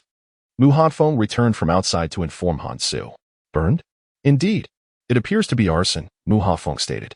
It seems someone wishes to destroy the evidence. Hansa remarked coolly, suspecting that this incident was orchestrated by those within the Crown Prince's residence. Both the Crown Prince's residence and the Jin Wangfu are in search of the account books. The Jin Wangfu is eager to find them, as they would not resort to arson. Only the people from the Crown Prince's residence would have the motive for such an act. After all, destroying the account books would be the most prudent choice. If they cannot be located, then setting them ablaze would ensure that nothing remains. The flames are spreading rapidly, threatening the nearby residential buildings. It seems that the entire street may suffer the consequences. Mu Hafeng gazed anxiously at the sky and remarked, to act so selfishly, disregarding the feelings of others, and to resort to arson, such a ruthless tactic is truly unfathomable. Has anyone gone to address this? Lin Yanxiao has gone with the City Defense Battalion, but they are unable to control the flames for the moment, Mu Hanfeng replied, given the scale of the fire. The City Defense Battalion cannot possibly turn a blind eye. My lord, there is another matter. The Bayesian Fuzi has reported that Lu Gaoziu has died, allegedly by suicide out of fear of punishment. Mu Hafeng conveyed the news he received today to Hansu. Suicide out of fear of punishment? Hansu could hardly believe such a ludicrous claim. Regardless of the reasons, Lu Gaoziu's death was not surprising to Hansu. Xiao Yinqi would never allow Lu Gaoziu to live and betray him. What does this mean, my lord? A feint. Acrid scent filled the air as Lin Nianru emerged from the building, frowning at the smoke billowing above. How could such a thing happen in the capital of the Great Liang, beneath the emperor's feet? Someone has set fire to Lu Gaoziu's residence. The flames are spreading and may threaten the nearby homes. Hansu explained to Lin Nianru. What shall we do? What can we do but extinguish the fire? Hansu replied with a smile. With such a large fire erupting in the capital, will my brother face punishment? Lin Nianru expressed her concern for Lin Yanxiao. Knowing that he is in charge of the City Defense Battalion and that the safety of the capital falls under his responsibility, he would surely bear some blame for this incident. There will be some repercussions, but do not worry, Hansu reassured her, acknowledging that punishment is inevitable, as Lin Yanxiao's livelihood depends on it. However, being the legitimate son of the Prime Minister's residence, he is unlikely to face severe consequences. No. I must go and see for myself. Lin Nianru resolved to visit the scene of the fire. Hafeng, go inform Zhuang Bufan and Sun Yu that Danbo Bookstore will provide funding, and Yulong Gang will send personnel. Instruct them to head to the fireside immediately to assist the City Defense Battalion in extinguishing the flames. Hansu turned and commanded Mu Hanfeng to relay the message to Zhuang Bufan and Sun Yu. Let us head over and see. Exiting the Zhenbei Marquis residence, Hansa led Lin Nianru to the site where the fire raged, where soldiers from the City Defense Battalion and nearby citizens were carrying water to combat the flames. Who could be so cruel? Lin Nianru gazed at the inferno. It was evident that the destruction extended beyond Lu's residence. Brother, soon. Lin Nianru spotted Lin Yanxiu directing the firefighting efforts. Upon hearing her call, Lin Yanxiao turned and saw Lin Nianru and Hansu. The moment he laid eyes on Lin Nianru, his expression grew solemn. He quickly approached her. What are you doing here? It's too dangerous. You must return at once. Lin Yanxiao urged Lin Nianru to return, as the flames had yet to be extinguished, leaving uncertainty in their wake. Casting a glance at Hansu, He was taken aback to see the young lord had also arrived. "You must quickly take Nianru back. This is not a place for you," Lin Yanxiao admonished. Those who came here were helpers, and a privileged young master like Han Su would be of no assistance, instead becoming an unwelcome presence. "Brother," Lin Nianru began to explain, but was interrupted by Han Su. "What my elder brother says is true, yet I am here to assist as well. I can do what they can do," Han Su asserted, pointing to the soldiers drawing water. Lin Yanxiao followed Han Su's gesture, a smile curving his lips, revealing a hint of intrigue. "Very well," he nodded. "Bring me 2 buckets. Today I shall compete with the young lord." Clearly, Lin Yanxiu wished to ascertain the veracity of Han Su's claims. He could scarcely believe that a privileged heir could draw water and extinguish flames. Yes, a soldier promptly brought forth 2 large buckets. Lin Nianru realized her brother intended to challenge Han Su, puzzling over the underlying tension between them, as if an ember of conflict smoldered. "Brother, you are being a bit unreasonable," she finally interjected on Han Su's behalf. With Han Su at the 3rd realm and Lin Yanxiao at the 7th. They were not on the same level. How could Han Su possibly prevail? "Sister, fret not. This is a contest between men." "Han Su, do you dare?" Lin Yanxiao declared. "I will risk my life for honor." Han Su rolled up his sleeves, exuding bravado. "All right, your words have earned you my respect," Lin Yanxiao remarked, tossing a bucket to Han Su. Han Su caught it and turned to Lin Nianru, his gaze suggesting that her brother was the one seeking trouble, not him. "My brother is like this. Do not take it to heart. If you do not wish to compete, you need not," Lin Nianru gently advised. "It's fine. Watch me triumph over him," Han Su replied, lifting the bucket and following Lin Yanxiao towards the water cart. "If you find it too arduous, just let me know. So I won't hear later that I bullied you," Lin Yanxiao cautioned as they reached the water cart. "I have never known how to concede," Han Su arrogantly declared. Lin Yanxiao merely nodded, a smile playing on his lips, clearly perceiving Han Su as a sheltered young master yet to face hardship. "When the time comes to lift the buckets, he will think differently," Lin Yanxiu mused. "Begin," he shouted, and the contest commenced. A quarter of an hour passed. Who was the general competing against? The soldiers of the City Defense Battalion soon discerned Lin Yanxiao's unusual demeanor, realizing he was engaged in a contest. Who else could it be? The young lord from the northern town duke's residence has arrived, and the general, displeased, has chosen to compete with him. Someone explained with a chuckle. "Han Su, right? Indeed, he is the general's brother-in-law." "Ah, I see. This promises to be quite the spectacle. Go, general, go." As Lin Yanxiao and Han Su engaged in their competition, a considerable number of spectators began to cheer for Lin Yanxiao. For he was their commanding officer in the City Defense Battalion, a member of their own community, deserving of their support. "Madam, what is the situation?" Zhuang Bufan and Sun Yu, having received orders, promptly arrived and found the atmosphere bustling with enthusiasm. "My brother and the Marquis are competing," Lin Nianru remarked. Her expression tinged with anxiety as she watched Lin Yanxiao and Han Su, torn between her hopes that neither would suffer defeat. "Madam, who do you think will emerge victorious?" Sun Yu inquired with a smile as he approached Lin Nianru. "I do not know." "How can you not know? Do you not believe that our Marquis will prevail?" Sun Yu pressed further. "Enough chatter. Get to work," Mu Hanfeng interjected, stepping forward and giving Sun Yu a swift kick, sending him stumbling away.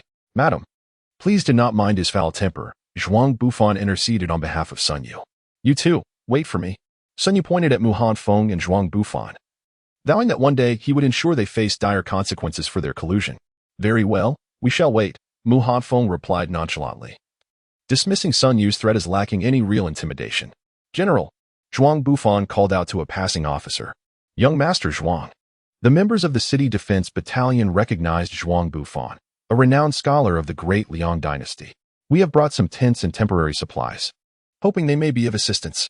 Zhuang Bufan ordered his men to deliver the items. "This is truly splendid. With the increase in the number of refugees, we have been at a loss, and those imbeciles in the Ministry of War remain inactive, refusing to provide us even with tents," the man exclaimed with indignation. "Water has arrived." Soon, members of the Yulong gang pushed a water cart forward. "Thank you, brothers. We shall remember this kindness from the City Defense Battalion and will certainly repay it in due time." The man expressed his gratitude, bowing deeply at the sight of the water cart and relief supplies. This is indeed a timely aid. Unbeknownst to the crowd, Lin Nianru understood that Zhuang Bufan and Sun Yu had come to assist due to Han Su's influence. The true benefactor behind these efforts was Han Su. Yet he appeared indifferent to the entire situation. "What? The Lu residence has been set ablaze?" "Indeed. The city defense battalion was currently combating a massive fire that had spread to surrounding homes. Lu Qian reported the incident to Xiao Yanlong, who sat in contemplation. I never anticipated the crown prince would resort to such tactics. He has truly outmaneuvered us this time. Xiao Yanlong clenched his fists and slammed them onto the table. This strategy of cutting off the source is utterly brilliant. In the crown prince's residence, Xiao Yinchi wore a satisfied smile. Qinping, you have executed this matter to my liking. You sought the account books? Very well, I shall burn them for you. Let us see how you will find them now. Xiao Yinchi grinned triumphantly, radiating confidence. You will not find them, nor shall I, Qinping replied. Once this fire rages, nothing shall remain. Your Highness, you can rest easy. You have performed admirably in this matter. Xiao Yinchi gazed at Qinping, finally finding something that pleased him. Now, Xiao Yanlong could only fret helplessly. Even though he was aware of the truth, he possessed no evidence. Such is the nature of helplessness. Thus, a day passed in this manner. I never anticipated you would endure until now. Lin Yanxiu set down the water bucket and remarked in astonishment at Han Su. He had assumed Han Su was merely a frivolous young master, indulging in a life of extravagance, incapable of perseverance, yet he discovered that he had misjudged him. Han Su had indeed persisted. The city defense camp and those around also expressed surprise that this scoundrel, referred to as the prodigal young lord, could maintain his endurance. A trifling matter. Han Su waved dismissively, and he raised his hand, feeling a wave of aches throughout his body, unable to lift his arms. Ha. Upon witnessing Han Su's condition, everyone erupted in laughter. To them, this was merely the price of his bravado. After all, he was up against Lin Yanxiao. Competing with him was nothing short of self-deprecation. Enough. There is nothing more to discuss here. Nianru, take the young lord back to rest promptly. We have to return tomorrow. Lin Yanxiao gestured for Han Su and Lin Nianru to depart. Are you all right? Lin Nianru stepped forward to support Han Su. In that instant, she felt as if all of his strength was resting upon her. I'm fine. Mu Hanfeng rushed to Han Su's side to assist him, internally questioning whether the lord truly needed to feign such theatrics. It was apparent that Han Su saw Lin Nianru's concern. Mu Hanfeng and the others were well aware of Han Su's true condition. You claim you're fine, yet your body is trembling, Lin Nianru said with concern. Chapter 36. The prince's debate. Han Su's body trembled, clearly a sign of exhaustion. Brother, we are leaving. Lin Nianru turned to bid farewell to Lin Yanxiao. Go ahead. As he watched Lin Nianru and Han Su depart, Lin Yanxiao noticed that his sister did not seem averse to Han Su. Rather, they appeared to support one another. However, Lin Yanxiao chose not to dwell on the reasons, content as long as his sister was happy. Once Han Su had left, Lin Yanxiao furrowed his brow and examined his own arm, which was also trembling. He had merely been feigning composure moments before.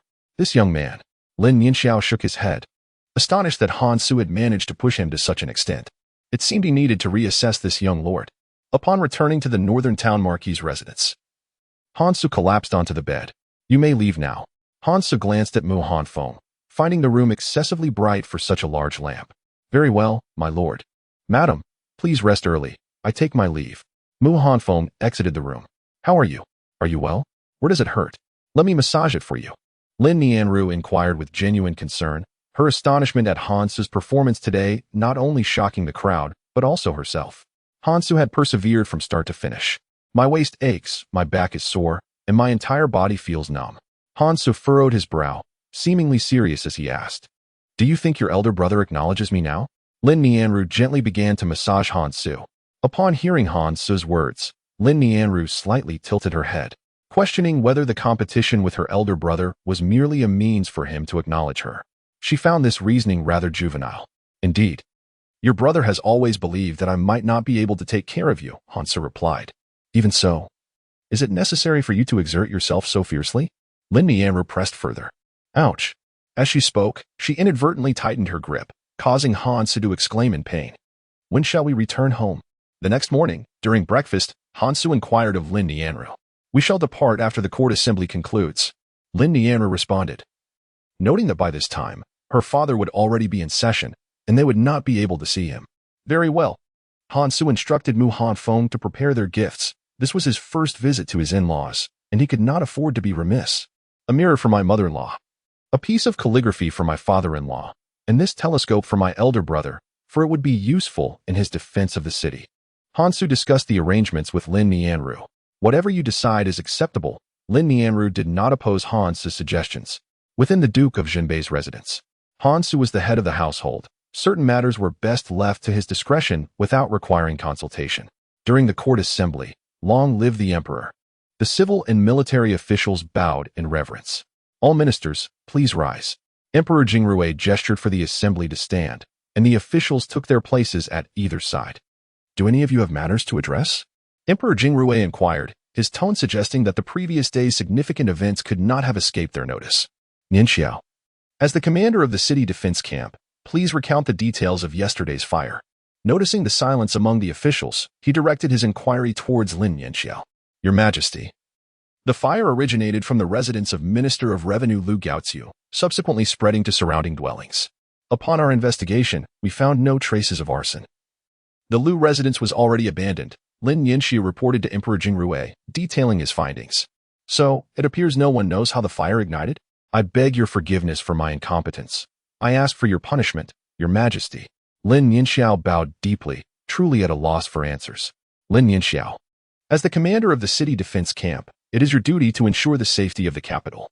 The fire at the Lu residence, which endangered surrounding homes, results in a 1-year salary reduction and a demotion in rank. I expect you to redeem yourself through your service. Emperor Jingrui decreed without hesitation. If the city defense camp could not ascertain the cause, then it was Lin Nianxiao who bore the blame. Thank you, Your Majesty. Lin Nianxiao bowed once more. Father, I have a matter to report. Xiao Yanlong stepped forward immediately after Lin Nianxiao rose. What is it, my son? Recently, the Northern Jinfu Department received a report of embezzlement involving Fengxiang County's Feng Kuei, who accused Minister of Revenue Lu Gaoziu of misappropriating tax funds. The Northern Jinfu Department, fearing potential complications, initiated an immediate investigation, and we have learned from Lu Gaoziu that he possesses a ledger of embezzled funds. Xiao Yanlong conveyed the information to Emperor Jingrui. Minister Lu Gaoziu embezzling tax funds? Emperor Jingrui narrowed his eyes. He held a deep disdain for corruption, and should this prove true, he would show no mercy. Indeed. Xiao Yanlong nodded in response to the unified transport of tax silver from various counties of Daliang to the capital. Utilizing his position as the Minister of Revenue, Lu Gaoziu seized a portion of the tax silver for his own gain. Continue, commanded Emperor Jingrui, urging Xiao Yanlong to elaborate. As we were searching through the account books, a sudden fire engulfed the Lu residence, and the whereabouts of the tax silver became a mystery. I suspect that the fire at Lu's estate was a deliberate act to destroy evidence and conceal the truth. Xiao Yanlong articulated his suspicions. Does this imply that Lu Gaoziu has accomplices? Xiao Yanqi inquired coolly. Now feeling secure with Lu Gaoziu deceased and the remnants of the estate reduced to ashes, a perfect case of no witnesses left to testify. Indeed, our search yielded no tax silver, clearly indicating that Lu Gaoziu transferred the embezzled funds to his backers. Xiao Yanlong cursed inwardly, recognizing that Xiao Yanqi was feigning ignorance, knowing full well he was the puppet master behind the scenes. In that case, we should summon Lu Gaoziu to the court for His Majesty to directly interrogate. Xiao Yanqi asserted with determination, striving to present an active front to Emperor Jingrui and to prove his disconnection from Lu Gaoziu.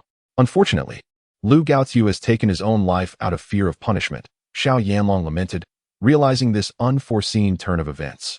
Had Lu Gaoziu still been alive, Xiao Yanqi would not have been so brazen. After all this discourse, it culminated in the absence of evidence. Father, Lu Gaoziu is dead. There is no one to validate whether the claims made by the Prince of Jin are true or false. Xiao Yanqi replied with a slight smile. The truth of this matter, the Crown Prince is undoubtedly aware. I do not comprehend the meaning behind the Prince of Jin's words. As Xiao Yanlong pointedly directed his accusations toward him, Xiao Yanqi's tone turned icy. Lu Gaoziu was indeed a supporter of the Crown Prince. Could it be that the Crown Prince is truly unaware of the facts?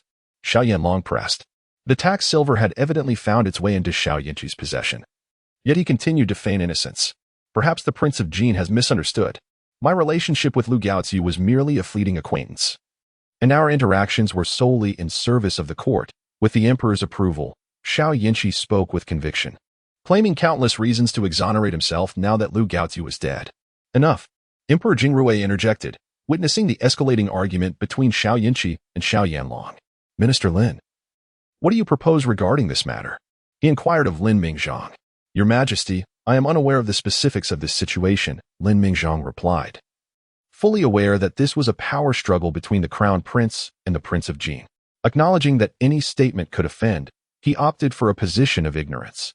Emperor Jingrui scrutinized Lin Mingzhong, recognizing him as a cunning old fox who understood the futility of engaging in such a contentious issue, and thus pretended to be oblivious.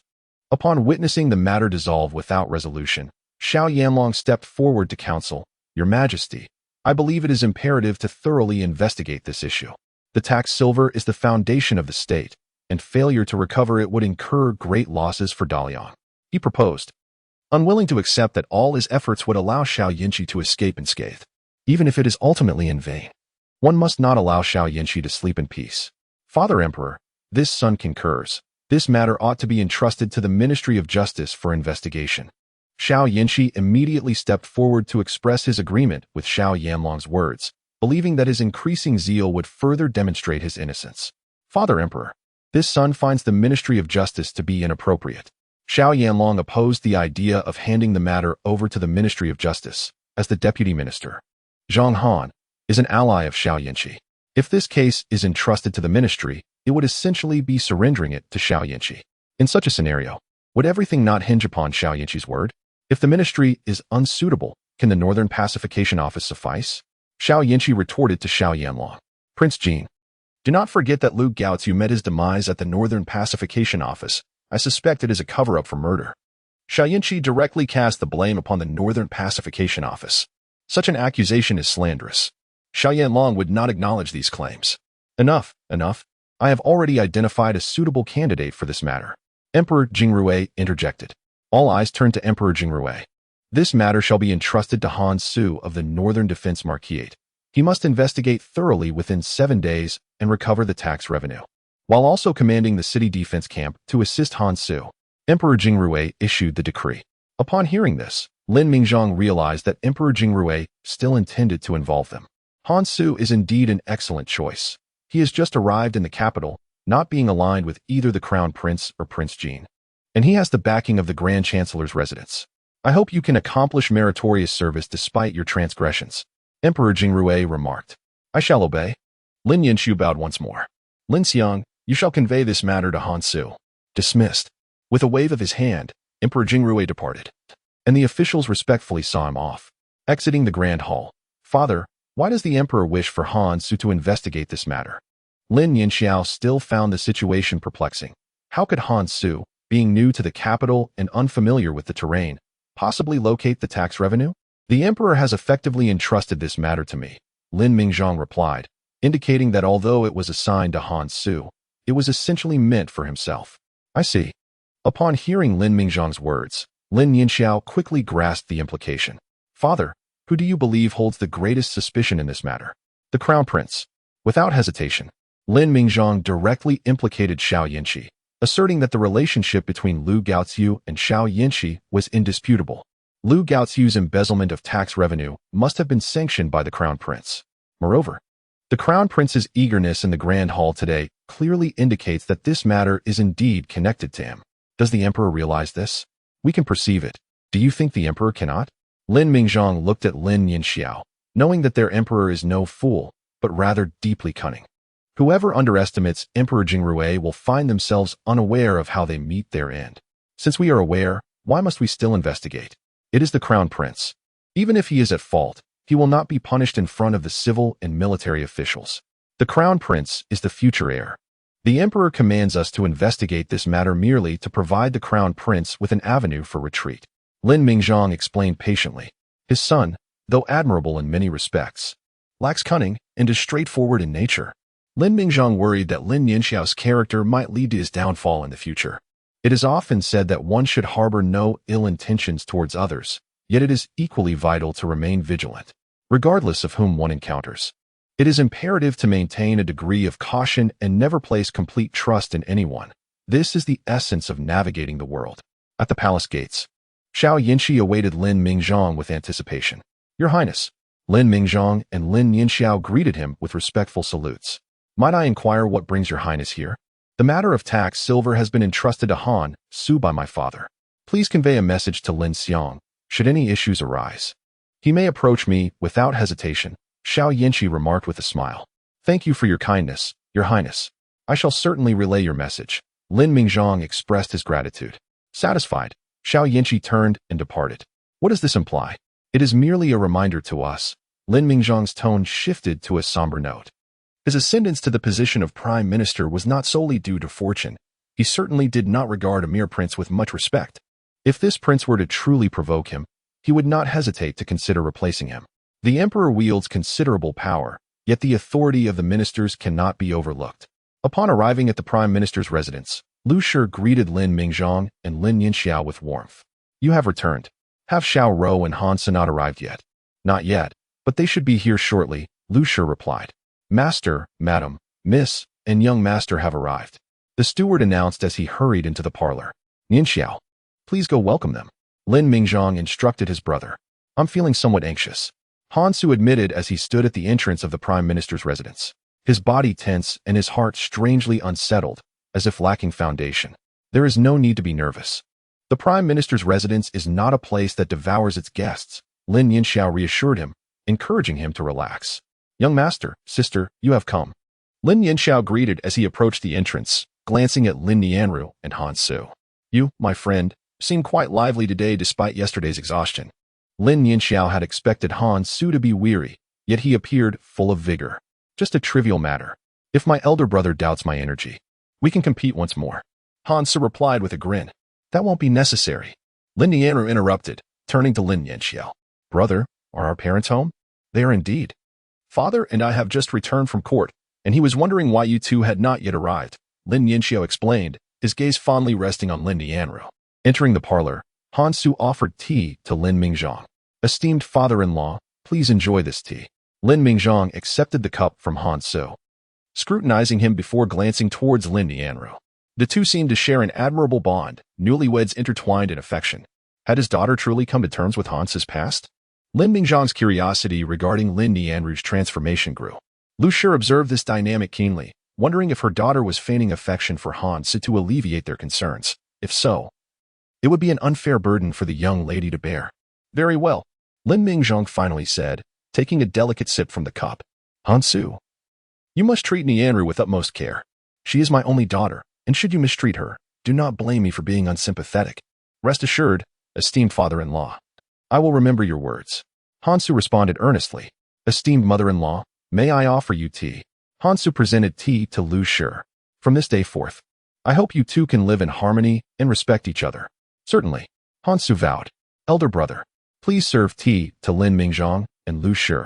Han Se turned to call out to Lin Yinxiao, but regarding the tea, it was unnecessary, as both were of the same generation. I shall entrust my sister to you from now on. Rest assured, Han Se declared.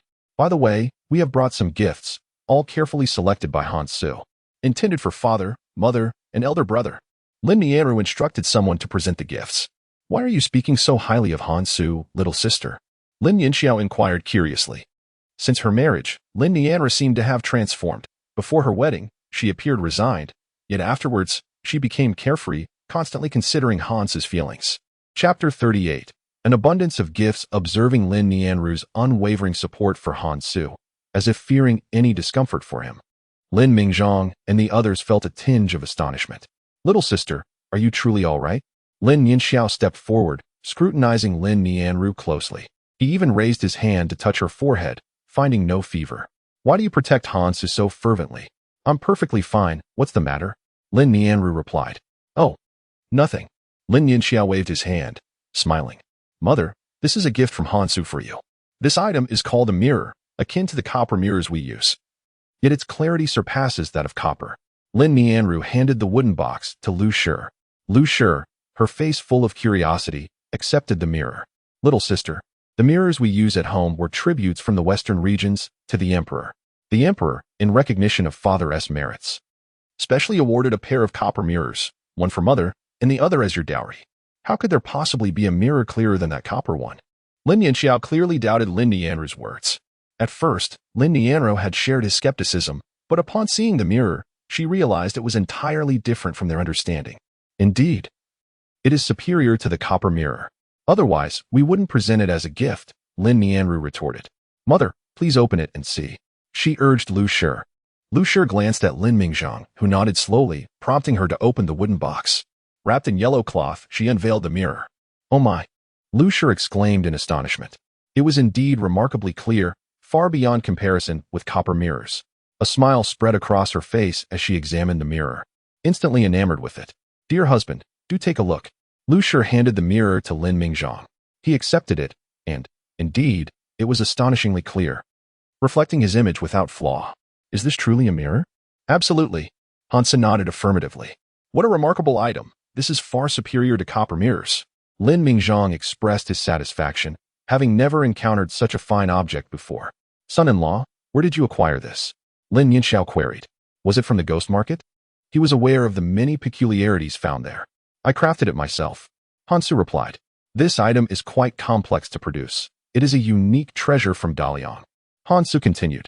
"Such a treasure is indeed a remarkable item. Might it be possible to craft another?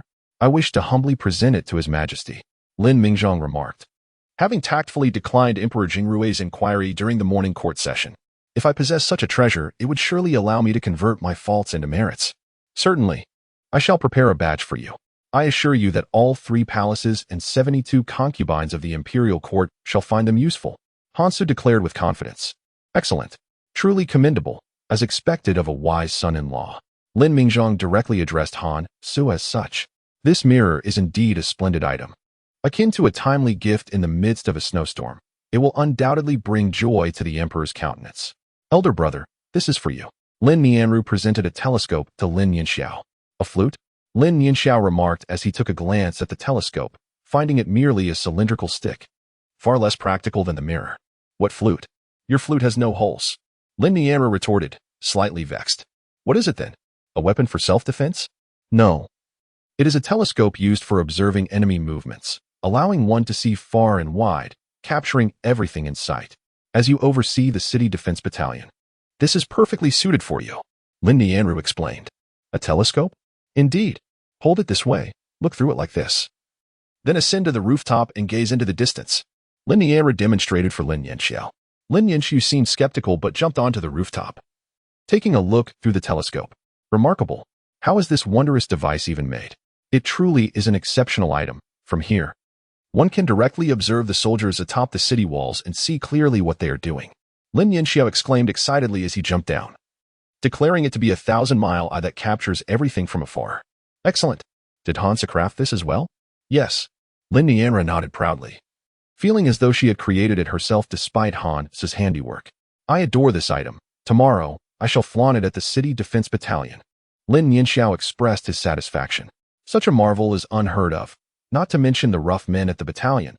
They will surely be captivated. However, if this device truly allows one to see everything, I advise you to refrain from using it in public. Lin Mingzhang cautioned Lin Yinxiao. "Why? With such an item, do you believe the palace will maintain its privacy? What if someone accuses you of spying on the palace's secrets?" Lin Mingzhang reminded Lin Yinxiao. "Then what should I do?" "I believe it should be presented to the emperor." "Ah, really?" Lin Yinxiao gazed at Lin Mingzhang with a look of distress, questioning why all good things must be offered to the emperor, unable to retain even one for themselves, especially when the telescope was yet to be warmed by their use. "Father, do you truly intend to present it to the emperor? What other choice is there?" Lin Mingzhang inquired. "I could craft another. One for the emperor and one for your own use." Hansa contemplated a solution. "Very well." Lin Yinxiao nodded, reasoning that even if it were not for practical use, keeping one in his collection would suffice.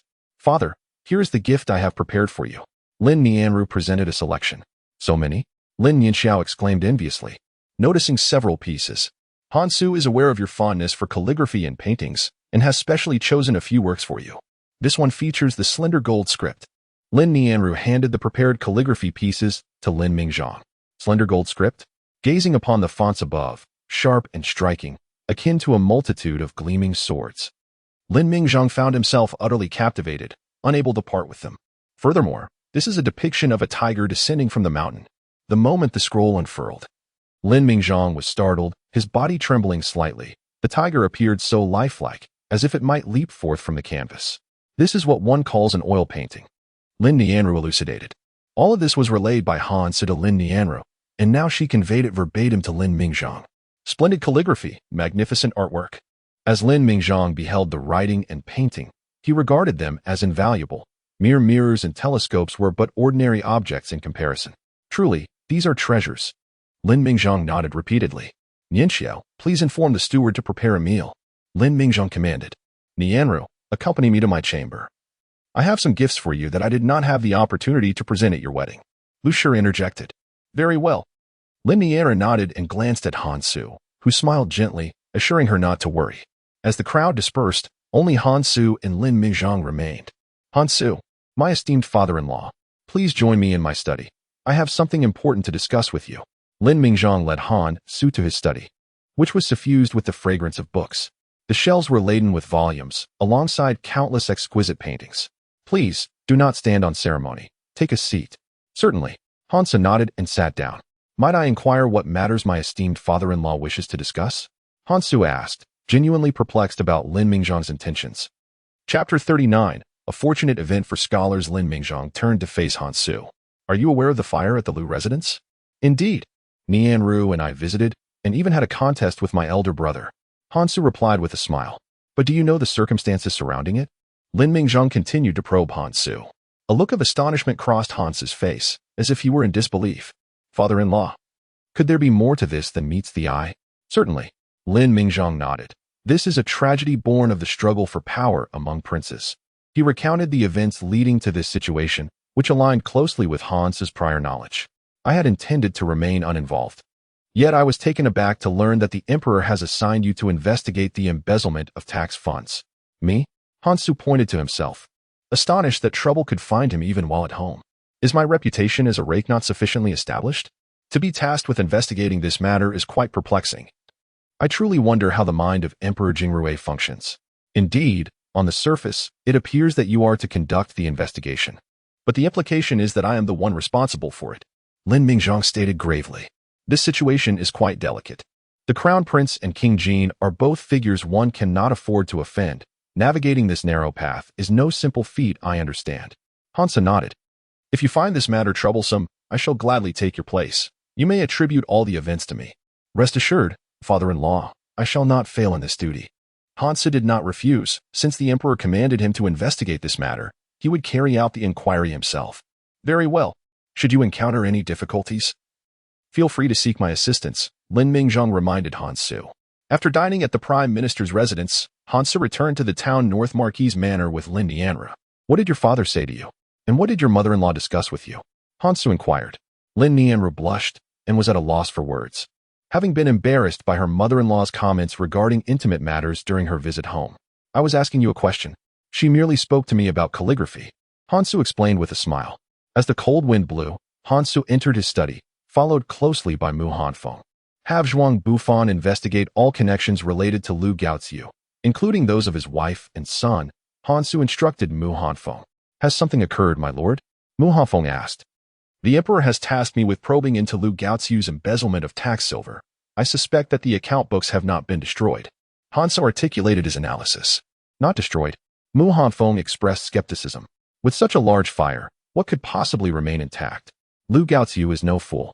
Do you think he is unaware that someone is searching his residence? I am convinced that the account books are hidden elsewhere, Han Su asserted. To embezzle tax silver undetected, Lu Gaoziu must be an astute individual, not an ordinary person. Understood. Mu Hanfeng nodded. My lord, this morning, Sun Yu informed me that all the equipment you requested has been gathered and delivered to the estate in the outskirts, Mu Hanfeng reported. Since Han Su intended to establish a paper mill, he naturally required the equipment, and he had sought Sun Yu's assistance. I understand, Han Su acknowledged with a nod. The following day, Han Su brought Lin Nianru to the estate. Why the sudden visit here? Lin Nianru inquired. Han Su had previously mentioned plans for a paper mill. Yet there have been no activity in recent days. I came to inspect the equipment. We shall reside here for the next few days, he replied. A portion of the estate had been transformed by Han Su into a paper mill, while another part retained its original appearance for habitation, resembling a leisure farm in modern society. Upon entering, they were greeted by an array of equipment. My lord, madam. Sun Yu approached Han Su. Have all the items been brought? Indeed, everything has been prepared according to your instructions, with no errors whatsoever, Sun Yu assured him. Having meticulously crafted the designs Han Su provided with precision, Han Su examined the setup closely and nodded in satisfaction. Excellent. Move everything into the building and commence work. Let us see how it performs. Hansu declared, eager to begin. My lord, is this the machine for making paper? Lin Nianru quietly asked Hansu, her gaze questioning the peculiar shape of the contraption that bore little resemblance to anything she had previously seen in the paper-making process. This is my improved design, capable of reducing costs and enhancing efficiency, Hansu explained. After a day of bustling activity, he exclaimed, My lord, the paper is ready. Sun Yu arrived at the resting place of Hansu and his companions, bubbling with excitement as she conveyed her news to Hansu. So soon? Hansu expressed his disbelief. Upon reaching the paper mill, Sun Yu emerged with sheets of paper in hand, but Hansu merely waved his hand dismissively, declaring them unfit. The paper was yellowed, littered with minute impurities. Its quality was evident without even needing to assess its texture. Observing the workers bustling about, Hansu rolled up his sleeves and entered the paper mill himself. This is quite good, he remarked, feeling the smoothness with his fingertips. Noting that much of the debris had been effectively removed, add some bleaching powder, he instructed. Lower the material a bit. Make sure to control the heat precisely. And maintain a steady water temperature. Let the paper be thinner. Days passed, and Hansu dedicated himself to the task with unwavering diligence. Appearing almost obsessed as he worked tirelessly within the paper mill. My lady, has the Lord fallen into madness? Sun Yu inquired. Witnessing Hansu's fervent commitment for the first time, perceiving a hint of mania. Let him be, Lin Nianru replied. Suddenly, a jubilant cheer erupted from within the mill, prompting Lin Nianru and Sun Yu to rush inside. My lord, madam, come and see how the paper has turned out, Hansu exclaimed, pulling Lin Nianru closer. Is this truly paper? Lin Nianru's face reflected astonishment, her eyes sparkling with brilliance as she beheld the pristine whiteness, immaculate as fresh snow. She reached out to touch its smooth, delicate surface, reminiscent of a baby's skin, and a subtle fragrance wafted from it, holding it lightly between her fingers. It was as gossamer as a cicada's wing, fluttering gently like fine gauze. The sunlight filtered through the sheets effortlessly. What do you think? As white as snow. Smooth and tender, as thin as a cicada's wing. How can such paper exist? Lin Nianru remarked, her disbelief palpable. The paper they had previously used was coarse and discolored, often rendering it unusable as the ink would bleed through. This one won't bleed, Hansu stated confidently, picking up a nearby brush and elegantly inscribing a line. The ink was vividly clear against the immaculate paper, creating a striking visual contrast, akin to ink splashed upon snow. Embracing all rivers makes one great. Standing tall without desires makes one strong. Lin Nianru read aloud the 2 lines pinned by Hansu. Not only was the calligraphy exquisite, but the meaning behind those words was profound. With this paper, we can monopolize the market. Wealth will surely flow in abundance, Hansu declared with a smile. I extend my gratitude on behalf of all scholars to the Lord. Lin Nianru bowed respectfully, recognizing the monumental impact of Hansu's endeavor for scholars everywhere. Henceforth, paper would no longer be a rarity. Everyone would have the opportunity to read and write. Your words make me feel a bit bashful, Hansu replied, scratching his head awkwardly before swiftly changing the subject. Come, take a look at the sheet. In chapter 40, filled with genuine sentiments. Hansu guided Lin Nianru to a nearby desk where more sheets of paper lay. They were equally pristine, but when touched, these sheets felt considerably softer than the previous ones, yielding a delightful tactile experience. What about this paper? Lin Nianru furrowed her brow. Although the paper was of the same material, it was evidently much softer and unsuitable for writing. Furthermore, the paper lacked sufficient durability. What do you think? How does it feel? Hansu asked with a smile, seemingly eager to elicit some exaggerated response from Lin Nianru. It looks decent, but I fear it may not serve well as writing paper, she mused, her intuition suggesting that this was certainly not intended for writing. Astute observation, Hansu praised, giving her a thumbs up. Indeed, this is not writing paper. Then what is its purpose? Lin Nianru inquired, holding the paper. Paper is meant for writing. What else could it possibly be used for? Lean in closer, and I'll reveal a remarkable secret, Hansu whispered conspiratorially, as if sharing some monumental revelation. What could it possibly be? Lin Nianru frowned, intrigued by Hansu's mysterious demeanor, suspecting there might be an unknown use. This is what I intend to use as a substitute for toilet paper. It will certainly be comfortable, Hansu declared with utmost seriousness. Upon hearing his words, Lin Nianru's cheeks flushed crimson. She could hardly believe that Hansu had ventured into such territory. Blushing, she turned to him, stammering, "Why will you?" Struggling to articulate her thoughts, she was at a loss for words. "You are a disgrace to decency," Lin Nianra finally managed to utter, and indeed, Hansu had shown a flagrant disregard for propriety. This is business. I firmly believe this paper will soon dominate the market. I have even named it toilet paper. Hansu boasted, proudly holding up the paper. Leave me be. Lin Nianru realized she could no longer stand beside Hansu. Frustrated, she stomped her feet and pushed him away, departing the paper mill. My lord, what has happened to the lady? Nothing to worry about. She is simply moved by my magnificent invention, Hansu chuckled, watching Lin Nianru's angry retreat. This is a symbol of human civilization's advancement, mind you. Continue with your work. We shall promote the paper when the time comes. Hansu proclaimed, heralding a historical reform. In the afternoon, as the paper mill no longer required Hansu's presence, he returned to the town North Marquis' residence with Lin Nianru. About this morning's events. Do not speak of it. Lin Nianru interrupted Hansu. Unable to comprehend how he could conceive such an idea, his thought process was anything but ordinary. Upon their return to the town North Marquis' residence, Mu Hafeng awaited them. My lord, I have gathered information, he announced as he approached. Let us discuss it in the study, Hansu instructed. Once in the study, Mu Hafeng continued. Lao Gaoxiu's acquaintances have already been visited by the North Town Patrol and the Crown Prince's men. They likely left little behind. Proceed, Hansu urged. Sensing that Mu Hafeng and Zhuang Bufan must have uncovered something significant, otherwise they would not have reported to him. However, we have heard that Lao Gaoxiu's son has a favored girl at the brothel, whom he used to visit frequently. He is quite generous, having once gifted her a painting that is said to be Lao Gaoxiu's cherished possession. Mu Hafeng relayed. Could it be that the account book is hidden within that painting? Hansu speculated, looking toward Mu Hafeng. Precisely. Mu Hafeng nodded. And what comes next? With no further ado, we shall report to the Lord, Mu Hafeng remarked, acknowledging the difficulty they had faced in locating this place. It seems we must pay a visit to the Fengwei Tower, Hansu declared, affirming their solitary course of action. My lord, what about the madam? Mu Hafeng inquired of Hansu. Previously, Hansu had been a solitary figure without concerns, but now that he was married, and having only been wed for a few days, his visit to the Fengwei Tower might attract unwelcome attention. It matters not, Hansu replied. Madam, after dinner. Hansu entered his chamber, finding Lin Nianru engrossed in the Book of Songs. Now, as Hansu's wife, Lin Nianru enjoyed certain privileges. She could peruse the text without awaiting updates, diving straight into the conclusion. My lord, I wish to discuss a matter with you. Hansu decided it prudent to issue a preemptive warning. What matter? Today, I have an urgent obligation that requires me to visit the Fengwei Tower, but I assure you, I shall return immediately after, without delay. Hansu promised Lin Nianru. The Fengwei Tower? You intend to go there? To meet a friend. Hansu responded. Go ahead.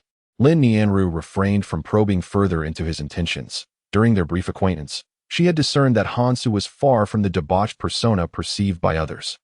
Not only was he not a libertine, but he also displayed a courteous demeanor. Thank you, madam. Hansu expressed his gratitude, gently kissing Lin Nianru on the forehead. Upon departing from the Zhenbei Marquis residence, Hansu made his way to the Fengwei Tower. As he entered, all eyes turned towards him. While they may not have recognized him before, his recent marriage to Lin Nianru had made him a figure of public acclaim. Is that not Hansu? How could the newlywed arrive at the Fengwei Tower so swiftly? Truly, one's nature is hard to change. The prodigal son remains a prodigal. Even Lin Nianru cannot contain him. It is a pity for the daughter of Lin Xiang to be wed to such a libertine. Upon seeing Hansu, the crowd felt a sense of pity for Lin Nianru. How could he venture to the Fengwei Tower merely days after their nuptials? I must say, Hansu possesses quite the audacity. Does he not fear Lin Mingzhong's ire? What could Lin Mingzhong do? His daughter is now Hansu's. Someone lamented, suggesting that they could only turn a blind eye to the situation. Truly, it brings shame to the Zhenbei Marquis house. The onlookers derided Hansu. Is that not the young Marquis? I have come to seek Miss Chuchu, Hansu said with a smile, clarifying his intentions. To think that the Lord remains so devoted. Ever since your last visit, Chuchu has not entertained any other guests. She is undoubtedly sincere in her affections for you. The madam of the establishment chuckled. Is that so? I too am sincere. Consider that I, a newlywed, have come here to seek Miss Chuchu. Surely, that attests to my genuine feelings. Hansu retorted. Indeed, it is clear to all that your wife is a great beauty. Your actions today leave no doubt regarding your affections for Chuchu. The courtesan followed Hansu's words. Her surroundings filled with gritted teeth and disdain. They thought to themselves that Hansu was indeed a shameless man, seeking pleasure here while his delicate wife remained at home. Chapter 41. The Lord teases the courtesan. Many gazes were cast upon Han Su, filled with indignation. They could not quite comprehend the source of their resentment. Perhaps it was jealousy, perhaps envy. With a wife as gentle as Lin Nianru at home, and a beauty like Xia Chuchu outside, Han Su had, within a short time of arriving in the capital, embraced both the foremost talented woman and the most beautiful lady of the city. Such a scene was enough to incite envy. Indeed, Han Su was fortunate, with Lin Nianru at home and Xia Chuchu outside. Others could only glare at him in envy and resentment. "Please, lead the way," Han Su said, producing a banknote and handing it to the courtesan. Upon receiving the note, the courtesan's smile grew even brighter and more cheerful. "Very well, my lord, follow me," she replied, guiding Han Su to the second floor. "Han Su, you have only recently married, yet you dare to come to this place of indulgence. Do you have no sense of shame?" As they ascended to the second floor, someone stepped in front of Han Su, rebuking him with indignation, unable to bear the sight of it. "You speak with such lofty ideals, yet why are you here yourself? We are all alike. Let not the crow mock the pig." Han Su smiled at the person before him. "You have left him speechless," he remarked. "You are from the Zhenbei Marquis' residence." "And so what?" Han Su retorted. "What of being born into the Zhenbei Marquis family?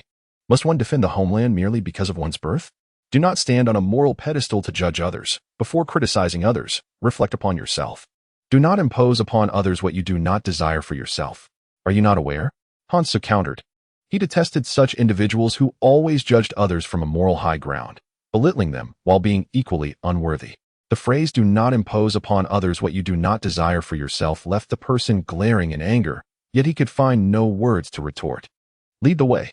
Han Su turned to the courtesan beside him. "Chuchu, just the other day you were speaking of the Lord. Now he has come to find you. So quickly open the door." The courtesan stood at the entrance to Xia Chuchu's room and gently knocked a few times. "Just a moment, mother." Xia Chuchu's voice floated from within.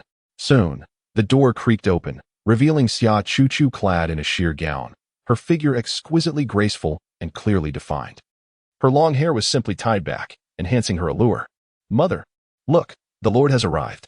The courtesan immediately urged Xia Chuchu to acknowledge Han Su. "My lord." Xia Chuchu performed a respectful bow and gracefully stepped aside, allowing Han Su to enter.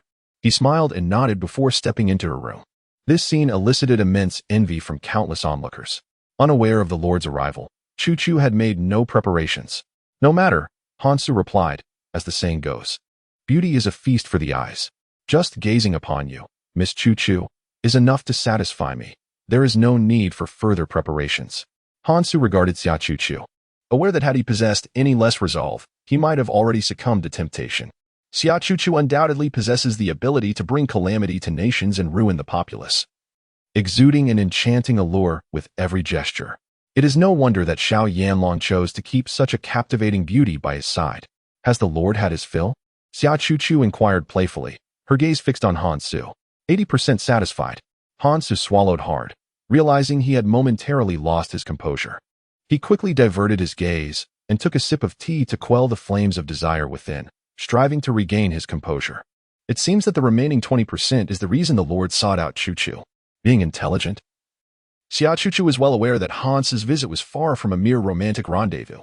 She had gleaned a portion of his character from their previous encounter. Han Su was not as frivolous as he appeared. This extravagant place was certainly not a frequent haunt for him.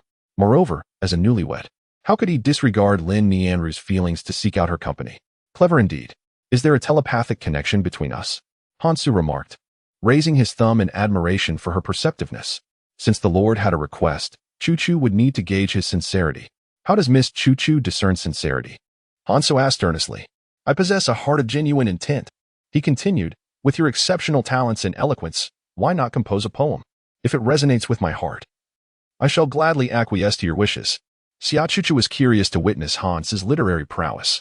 "Simple enough," Han Su declared, setting down his teacup and taking a few measured steps forward, occasionally bowing his head or lifting it as if lost in thought. "Last night's stars, last night's wind. By the west of the painted tower and east of the osmanthus hall, with no colorful phoenix to fly in pairs, yet hearts share an unspoken connection. Across tables, warm spring wine is passed, while the red wax lanterns flicker in the game of guessing. Alas, I hear the drum signaling my departure. Like a galloping horse on the turning dais. How do you find it?" Hansu asked after taking 7 steps away. With no colorful phoenix to fly in pairs, yet hearts share an unspoken connection. Xia Chuchu silently recited the 2 lines, realizing that Hansu's earlier reference to an unspoken connection was drawn from this exquisite poem. Undeniably a masterpiece. Was this poem composed for me by the Lord? She inquired, gazing at him. Do you like it? Hansu asked directly. Does it sound somewhat perfunctory to you? Xia Chuchu rested her chin on her hand, her bright eyes blinking playfully as she scrutinized Hansu, ending at a teasing demeanor. Understanding her playful intent, Hansu replied, Then let us have another. All right. Xia Chuchu nodded eagerly, delighted to see what poetic creation Hansu would conjure next. Stealing fragrant blooms with stealthy hands, to capture the beauty and grace of a fair maiden. I would rather perish beneath the peony's blossoms than not embrace the life of a charming rogue. Having finished, Hansu stepped closer to Xia Chuchu, leaning down to bridge the distance between them. What do you think of this one, Miss Chuchu? He asked, a devilish smile gracing his lips as he observed her slightly apprehensive expression. Caught off guard by Hansu's sudden advance, Xia Chuchu instinctively raised her hands to guard her chest, leaning back in surprise, her face a portrait of caution. Upon hearing Hansu's poetry, it was evident that it lacked merit. Xia Chuchu felt a slight flush rise to her cheeks. Despite her years of experience, which had rendered her unflappable, she found herself unexpectedly stirred within, her heart fluttering, causing her breath to quicken.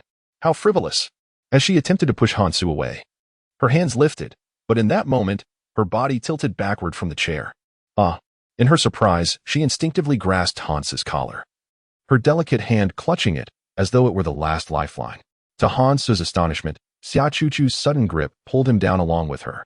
As he had already been leaning forward, they both fell to the ground, with Hansu landing directly atop Xia Chuchu. A profound silence enveloped the room as their eyes met, leaving them momentarily speechless. What has happened to the young lady? Hearing the commotion from within, the brothel keeper hastily pushed open the door, only to witness Hansu and Xia Chuchu sprawled on the floor. My apologies, my lord, she exclaimed, mistakenly believing she had intruded upon Hansu's intimate moment. Closing the door, she patted her chest, urging her companions to leave. With a slight tremor in her body, she mused over how swiftly such impropriety could occur. Could you please remove your hand? Xia Chuchu turned her head, averting her gaze from Hansu, her cheeks aflame. Hansu looked down, realizing the slight offense he had committed. I apologize. It was not my intention to take advantage. He slowly attempted to rise, but his foot slipped, causing him to fall once more onto Xia Chuchu. This time, he inadvertently pressed his lips against her cheek, which felt as smooth as a peeled egg. And no, it was unintentional. Hansu stammered, his words tumbling out in confusion. Though it appeared deliberate, it was truly an accident. Xia Chuchu blushed deeply, as this was her first intimate encounter with a male. In a flurry, Hansu scrambled to his feet and hastily drank 3 cups of tea, while Xia Chuchu stood up as well, both feeling an abrupt sense of awkwardness. I say, my lord, you should speak first, they both declared in unison. Locking eyes for a significant moment, waiting for the other to break the silence, yet neither spoke. My lord, do proceed. Xia Chuchu finally encouraged him. Let me be direct then. Do you know the chrysanthemum maiden from your establishment? Hansu inquired, referring to the woman favored by Lu Shikai, the son of Lu Gaotiu. Chrysanthemum? Xia Chuchu scrutinized Hansu, her gaze imbued with meaning, as if asking, is it not evident that I, Chuchu, also merits your attention? Please, do not misunderstand. I am here on official business. Hansu coughed, hastily clarifying his intent. Official business? Xia Chuchu laughed, her voice ringing like silver bells. Surely my lord jests. Although Chuchu finds herself amidst the mundane, I am aware that the place of official matters is the Ministry of Justice, not a brothel. I suspect, my lord, that you are here for other motives. She retorted. She regarded Hansu not as someone investigating a case, but rather as one who might be implicated in a crime. I am not a notorious thief. How could one who has just composed such exquisite poetry be a man of virtue? Xia Chuchu playfully smiled, seemingly skeptical of Hansu's words. The innocent remain untainted. Hansu chose not to elaborate to Xia Chuchu. This flower-gathering maiden appeared to be fond of Lu Shikai, the son of Lu Gaotiu, who, in a bid to win her favor, had gifted her a painting that Lu Gaotiu cherished dearly. I must locate that painting, Hansu confessed, acknowledging their limited interactions. As Xia Chuchu was not affiliated with the Duke of Zhenbei's household, she belonged to Xiao Yanlong's faction. Yet, Hansu found himself trusting her. Perhaps it was the allure of her beauty that swayed him. The painting? Xia Chuchu discerned the implication in Han Su's words. Indeed, Lu Gaoziu had embezzled tax silver, meticulously documenting both the funds and their destinations in his ledger. The emperor had commanded me to recover the stolen silver. But with the Lu residence consumed by flames, my search must extend elsewhere. Han Su's gaze shifted to Xia Chuchu. Is there someone intent on destroying evidence? Indeed. Yet that individual underestimated Lu Gaoziu. A man of such cunning would never leave something so pivotal within his estate. I have heard he possesses a painting that he holds in high regard. Either he genuinely treasures it, or it conceals something of great significance. Han Su reasoned. Do you believe it to be the latter? Certainly. Were I Lu Gaoziu, I would opt for the latter. No one would suspect an innocuous piece of art. It is the safest course of action. Han Su stated, I have come today to seek your assistance, Miss Chuchu. Are you aware that Chuchu is connected to the Prince of Jin? I am aware. Then are you not concerned about me informing the prince? I would welcome your revelation to the prince. Han Su's demeanor remained calm and unperturbed. It was a heartfelt declaration. If he could indeed pass this matter on to Xiao Yanlong, it would be a source of joy even in his dreams. This is a hot potato. Anyone who touches it will be burned. Should I truly inform the prince? Xia Chuchu countered earnestly. Feel free to inform Xiao Yanlong. I would do so regardless of your actions. Han Su nodded. He had no intention of offending the crown prince. Thus it would be prudent to leave the final credit to Xiao Yanlong. Do you truly know this flower-gathering maiden, Chuchu? Han Su sensed their conversation veering off course and promptly redirected it. Of course, I am well acquainted with the four beauties of plum, orchid, bamboo, and chrysanthemum, renowned in my establishment. Xia Chuchu replied. Given the grandeur of Fenjiyula, it was evident that she was not the sole courtesan. She had 3 companions, each skilled in a distinct art form. Could I meet them? Han Su inquired further. I recall today is Chrysanthemum's day off. I shall escort you to her. Xia Chuchu stood to adjust her attire, which had become somewhat disheveled. As they exited the room, the onlookers immediately turned their attention to Han Su and Xia Chuchu. Have they returned so soon? Curiosity mingled with sympathy flickered in the gazes of the crowd directed at Han Su. What is with these looks? Han Su furrowed his brow, feeling discomfort from the gaze directed at him, as if he were being underestimated. This was Kai Ju's room. Upon arriving at the door, Xia Chuchu paused and spoke to Han Su. Was that not Kai Ju's room? What could he be intending to do? Was one Xia Chuchu not enough? Observing Han Su and Xia Chuchu standing before Kai Ju's room, doubts began to stir within him. Xia Chuchu stepped forward and gently knocked on the door. Kai Ju. It's me, Chuchu. Are you there? Please open the door. I have something to discuss with you. Xia Chuchu called softly several times, but there was no response from within. After a few attempts, she turned to Han Su. Perhaps she has gone out today. A few days ago, Kai Ju mentioned that her brother was getting married, and she needed to return home for a while. Xia Chuchu explained to Han Su. The women of Fengyue Tower were not all sold-off waifs. Some were compelled by circumstances to enter such establishments. When will she return? Han Su inquired. Waiting like this is not a solution. The emperor has imposed a deadline. She should be back by tomorrow. Xia Chuchu calculated, noting that tomorrow was the day Kai Ju was scheduled to make her appearance, and there was no room for delay. Let me check. Han Su furrowed his brow and stepped closer to the door, knocking once more, only to find that there was indeed no sound from inside. I told you, there is no one here. Why don't you believe me? Xia Chuchu, feeling a bit disheartened by Han Su's persistence, remarked, regretting her decision to help him. Chapter 43. Suicide or murder. Han Su knocked a few times as well. Realizing there was truly no response, he slowly lowered his hand, concluding that there was indeed no one home.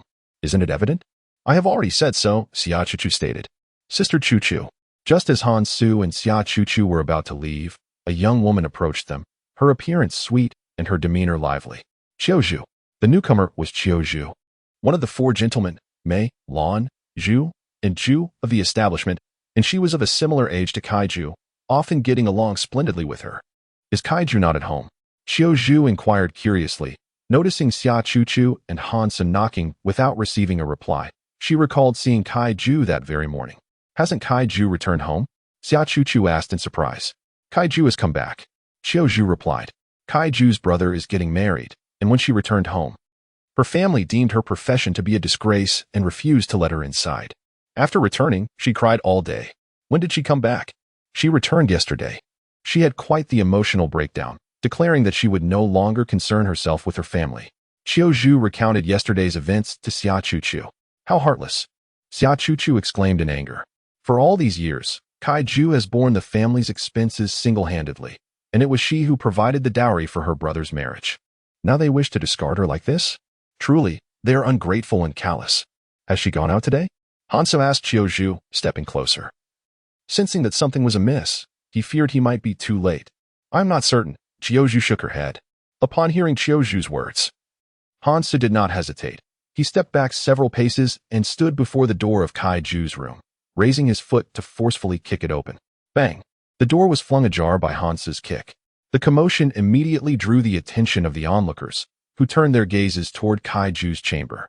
Such a ruckus was impossible to ignore, and the crowd regarded Hansu with astonishment. What could have transpired? Who could say?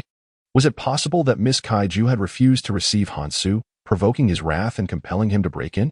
This seemed plausible, given that he was the lord of the northern town Marquis. Some speculated that Hansu was indeed enraged, hence his forceful intrusion. My lord. Xia Chuchu had not anticipated Hansu resorting to such a brutish method as kicking the door open. She followed him into the room. My lord. Ah. As Xia Chuchu turned upon entering the parlor, a startled cry escaped her lips, prompting Hansu to swiftly cover her eyes. Do not be afraid, he murmured gently. Xia Chuchu pressed herself tightly against Hansu's chest, her body trembling slightly. Qiuzhu, who had followed closely behind, was so struck by the scene before her that she fainted on the spot. Kaiju was lifeless. A piece of white silk hung from the beam above. Would you like to step aside? Hansu kindly inquired of Xia Chuchu, who, after a moment of inner turmoil, slowly removed his hand from her eyes. I am fine, Xia Chuchu replied, her voice quavering. What about Kaiju? Inform the madam to have her taken down, Hansu instructed Xia Chuchu, requesting that the brothel's keeper send someone to retrieve Kaiju's body from the noose. She could not remain suspended like this. What has happened? Soon, a throng gathered at the entrance, with some curious souls even venturing inside. Someone has died. Who has died? Miss Kaiju has hanged herself. In no time, the entire brothel buzzed with gossip surrounding Kaiju's tragic demise. Oh dear, what a calamity. How am I to conduct business now? Death brings nothing but misfortune. The madam rushed in, her voice laced with grief upon witnessing Kaiju's hanging. She was not mourning Kaiju, but lamenting the repercussions of her death on her livelihood. After all, a death within the establishment would cast a pall over business. Mother, although Xia Chuchu found the madam's callous demeanor distasteful, she felt powerless to change the situation. Two individuals soon arrived to lower the body. Quickly, take her away, the madam commanded, instructing them to dispose of Kaiju's corpse at the outskirts of the city, where the dead were unceremoniously discarded. In this era, some lives were deemed less valuable than that of a mere dog. Hansu regarded the scene before him in silence, harboring deep resentment, yet recognizing the futility of changing the harsh realities of life. The world was cold and indifferent, and no one could alter this grim truth. Especially for girls like Kaiju, even in death, no investigation would ensue, let alone for a suicide. Thus, one life came to an abrupt end. Everyone, disperse. There is nothing more to see here, the madam declared. Burn everything in this room and summon a priest for a ritual of atonement. Her current concern was how to mitigate the losses and restore the brothel's reputation. For her, this may well be the best resolution. Upon returning to her room, Xia Chuchu took a sip of tea and remarked, when we could no longer sustain our household, we sent Kaiju to the Fengwei Tower. Through her, we finally attained a better life. Now, it is as if we have discarded her like a worn-out shoe. In Xia Chuchu's eyes, death might indeed serve as a release for Kaiju. Observing her pallid complexion, Hansu noted that she was evidently shaken by the recent events. Better to endure life than to die. It requires immense courage to take one's own life, Hansu said with a smile, asserting that confronting death demands formidable bravery, a feat beyond the capabilities of most. What do you mean? Xia Chuchu inquired, directing her gaze at Hansu. It is not suicide. It is murder. Someone must have found Kaiju before I did. Hansu replied with a wry smile, realizing he was a step too late. Indeed. He was not the only clever individual in this world. Murder? Xia Chuchu echoed, disbelief in her voice. Indeed, have you not noticed? The stool beneath Kaiju was far too low. She could not possibly have reached the silken cord. Furthermore, the marks around her neck are clearly oriented backward rather than upward. The ligature marks from hanging differ significantly from those of a homicide. Hansu meticulously analyzed the scene, peeling away layers of doubt like the skin of an onion. Xia Chuchu listened intently, captivated by Hansu's elucidation, her thoughts ensnared by his insights. The various inconsistencies surrounding Kaiju and the arrangement of items in the room painted a picture that contradicted the notion of suicide. How could someone contemplating death maintain such order at their vanity? Clearly, Kaiju was preparing for a new life, resolved to live for herself. Hansu asserted. Upon entering the room, everything was impeccably arranged, as if meticulously cleaned. One who harbors hope for life would never contemplate suicide. Thus indicating one undeniable truth. Kaiju was murdered. Who could be so cruel? Xiachuchu struggled to accept the reality, yet Hansu's reasoning resonated with her. And upon reflection, it seemed to align with his assertions. Chapter 44. A glimmer of hope. Kaiju was merely an ordinary woman, never entangled in any conflict. Leaving Xiachuchu perplexed as to why anyone would wish her harm. The nature of this struggle was truly horrifying. It is undoubtedly those who wish to conceal the accounts of Lu Gaoziu, Hansu stated, sitting down slowly. He was astonished by the efficiency of the adversary's investigation, deducing from Kaiju's body that they had arrived several hours prior to him. But there was no need to resort to murder. Xiachuchu exclaimed in anger. Heaven and earth are indifferent, treating all beings as mere fodder. Sages are unfeeling, regarding the populace as mere livestock. This has been the way since time immemorial. In the face of overwhelming power, humanity reveals its cruel nature, losing itself and ultimately transforming into a monster clad in human skin, Hansu sighed. Reflecting on the essence of human nature. No, Kaiju cannot die like this. Xiachuchu clenched her fists and stood resolutely. What can we do? Hansu extended his hand towards Xiachuchu, contemplating that the room had likely been meticulously searched after Kaiju's demise. Even if something remained, it would not be discovered by them, which explained why Hansu did not intervene when the madam ordered the room to be cleared. Yet, one cannot simply watch as Kaiju meets an inscrutable end, Xiachuchu declared. Perhaps there is still a glimmer of hope. Hansu mused. Though he held little confidence in this final thread of possibility, as it was merely conjecture on his part. What? Kaiju's brother is to be wed? It is conceivable that Kaiju might have sold the artwork gifted to her by Lu Shikai for her brother's bride price. Hansu articulated his suspicion, presenting it as a hypothesis. Though hypothetical, it remained the most plausible theory, closest to the truth. But how can we ascertain to whom she sold it? Xiachuchu furrowed her brow. This was merely Hansu's supposition. Even if this hypothesis were valid, Kaiju was already deceased, and no one knew the identity of the buyer. We must inquire with Qiuzhu, Hansu suggested, as Qiuzhu was a close friend of Kaiju and might possess some knowledge. I shall go now, Xiachuchu exclaimed. Do not rush. Qiuzhu has just fainted. What can you uncover now? Let us speak of this on the morrow, Hansu advised, emphasizing the importance of patience. As the saying goes, haste makes waste. We shall conclude our discussions for today. I will return tomorrow. Hansu rose to leave. Kaiju's death had extinguished any enthusiasm in Xiachuchu, and as Hansu prepared to depart, she did not hinder him, affirming her willingness to assist him. Are you leaving, my lord? The madam approached Hansu as he was about to exit. Given the events of today, my spirits are quite low. I shall return tomorrow, Hansu replied. Observing the patrons of the Fengwei Tower, many of whom had already departed. Very well. I shall await your return, my lord. The madam escorted Hansu out of the establishment. As Hansu exited Fengwei Tower, Mu Hanfeng had been waiting for him at the entrance. How fares my lord? It is dire, yet there remains a flicker of hope. We shall discuss it further tomorrow, Hansu lamented, lamenting the fleeting moment that had been snatched away by another. Hansu. As he crossed the street, a voice filled with ire called out to him. Turning, he found Lin Yinxiao approaching with a fierce expression. Lin Yinxiao, who had been on patrol, had heard word that Hansu had visited Fengwei Tower, nearly compelling him to storm in and drag Hansu out. Elder brother? Did you indeed go to Fengwei Tower? I did. It has scarcely been a few days since your marriage to my sister, and you have already ventured there? Lin Yinxiao rushed toward Hansu, but Mu Hafeng swiftly moved to intercept him. General Lin, what you have witnessed may not reflect the reality. Do not allow your anger to cloud your judgment.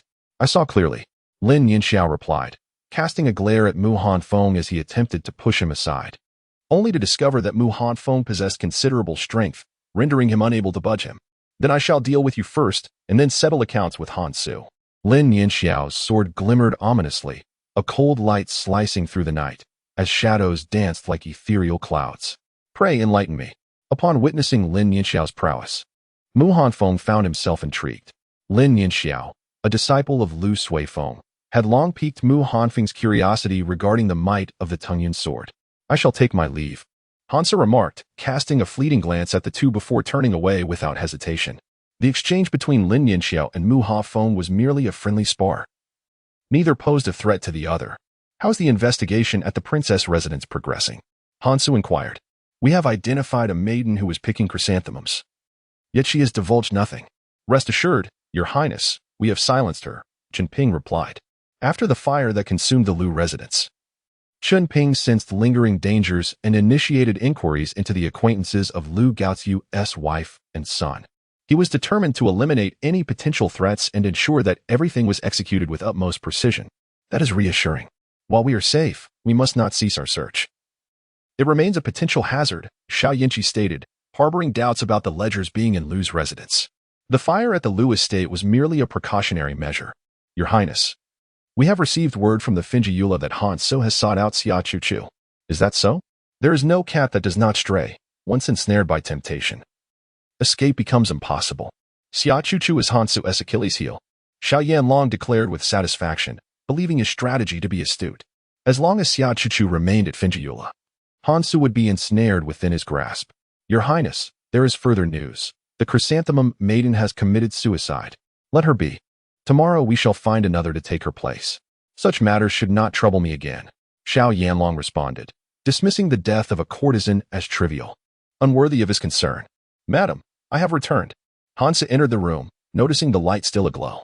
I thought the Marquis would be spending the night at Finjiula. Lin Nianru teased upon his arrival. That is not the case. I was there but a fleeting moment, and your elder brother nearly took my life.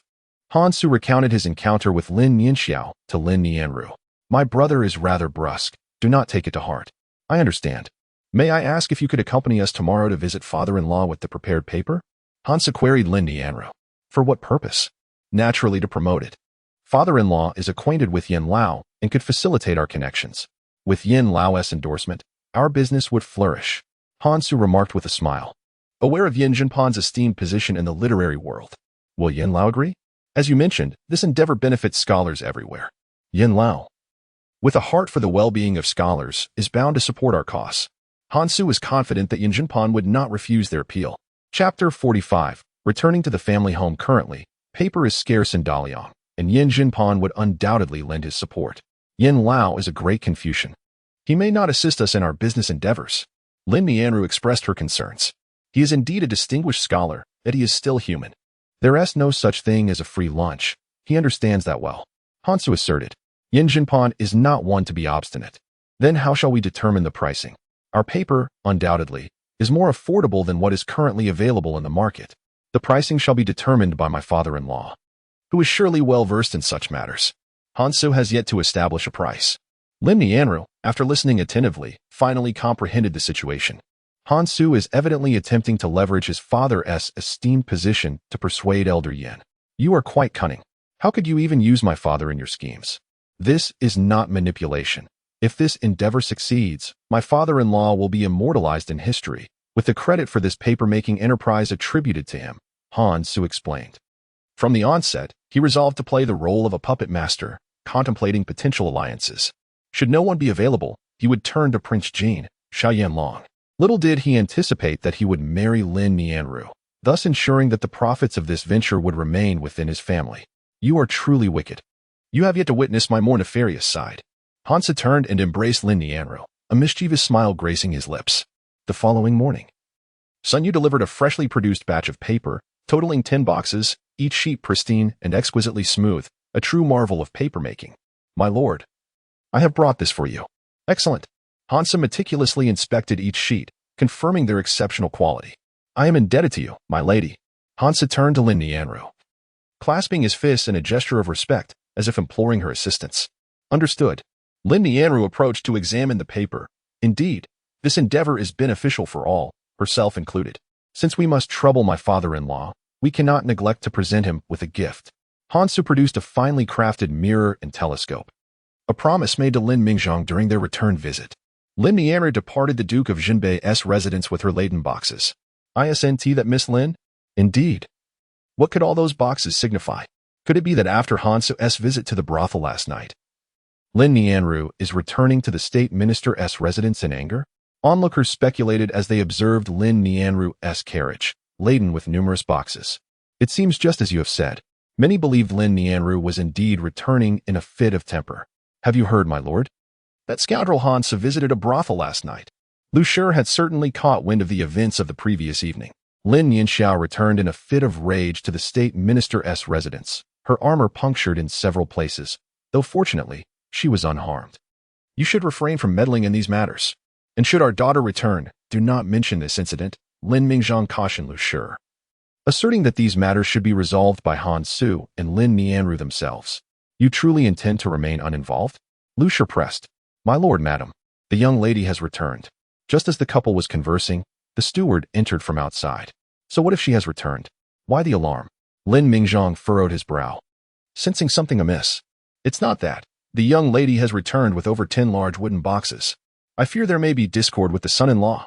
The steward stammered. Over 10 large boxes? Lin Mingzhong and Lu Shi exchanged glances, their expressions laden with concern. Could it be that she truly returned in a fit of anger? That Han Su? Lu Shi's face immediately darkened with ire. How dare he cause her daughter such distress? She vowed to hold him accountable. Father, mother, soon. Lin Nianru arrived in the courtyard.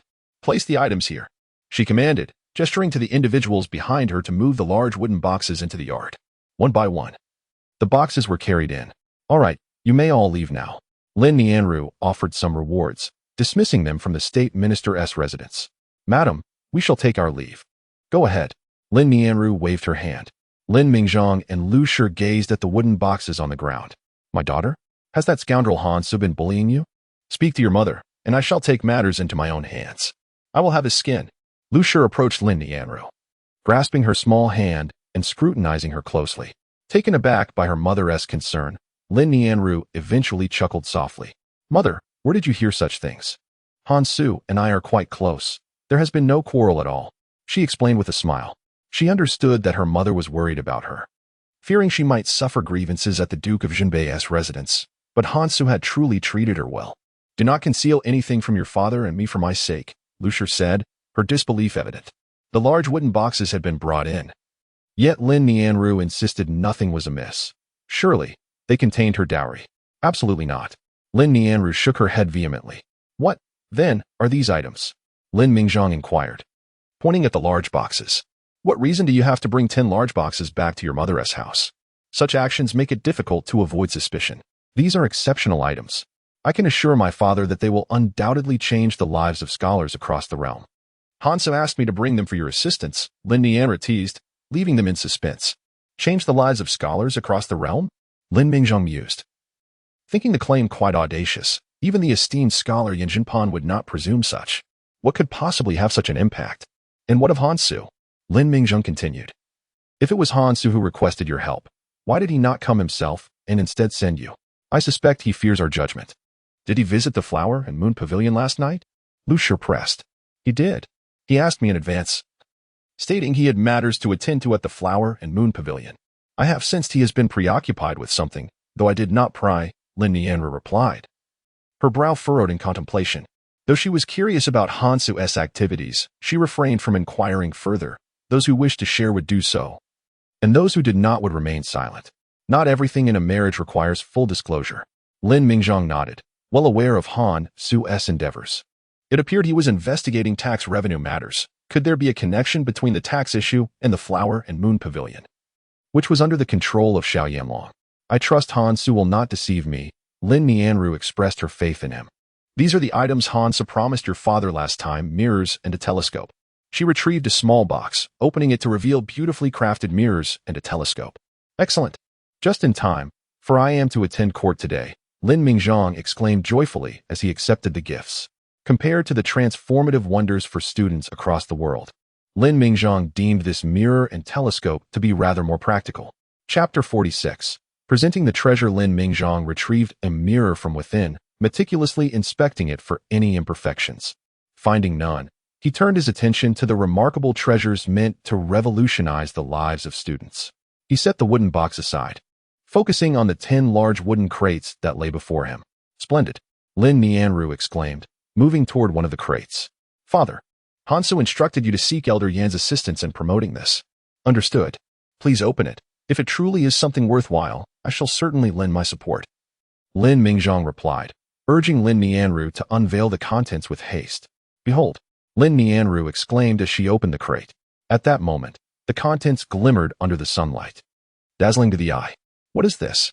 Lu Shi gasped, having never encountered such immaculate whiteness. "Is this white jade?" the steward inquired, peering into the crate. "Father, do you believe this could change the destiny of students everywhere?" Lin Nianru asked, extracting a sheet of pristine paper and presenting it to Lin Mingzhong.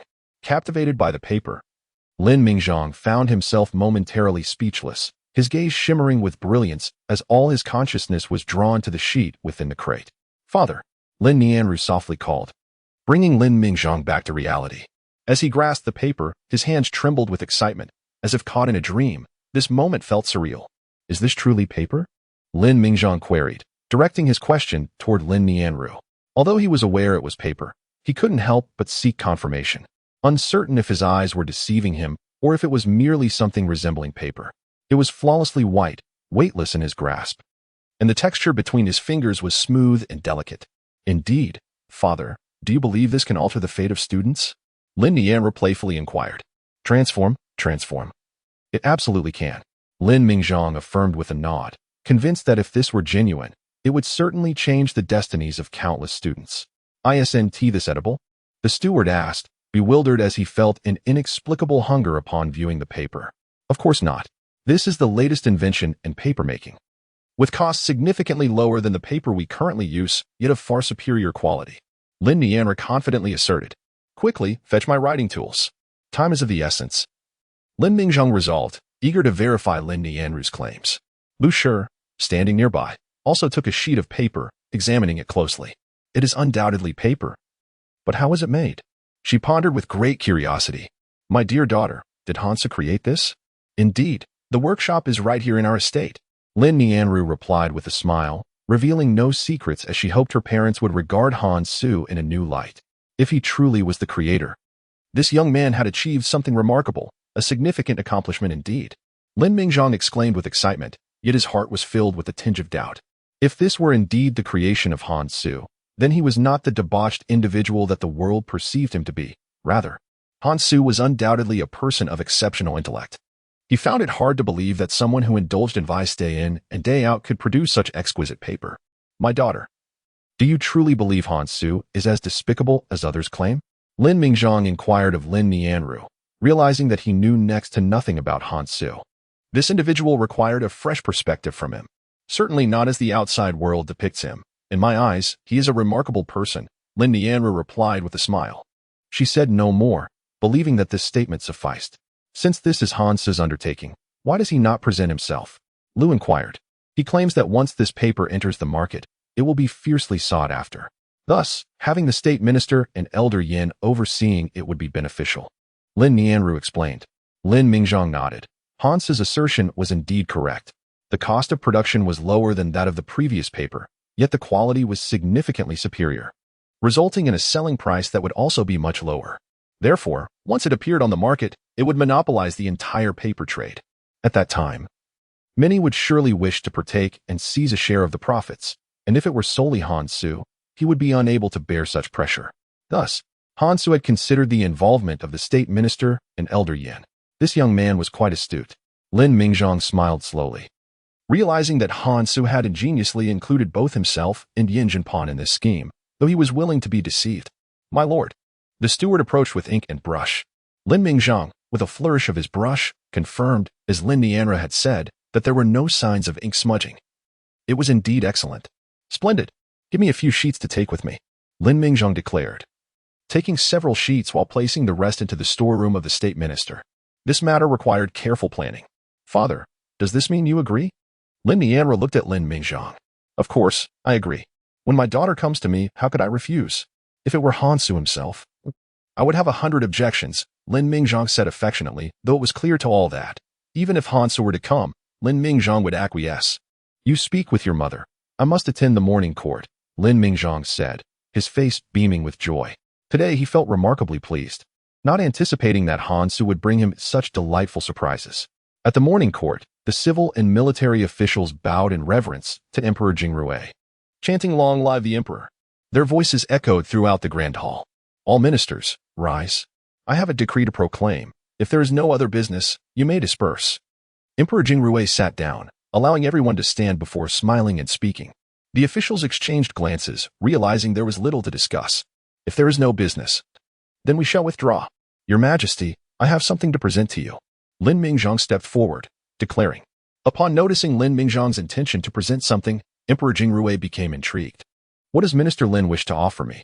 Your Majesty, I present to you a remarkable item, the first being a mirror, akin to a copper mirror, yet surpassing it in quality, and the second a telescope, capable of bringing distant objects into clear view.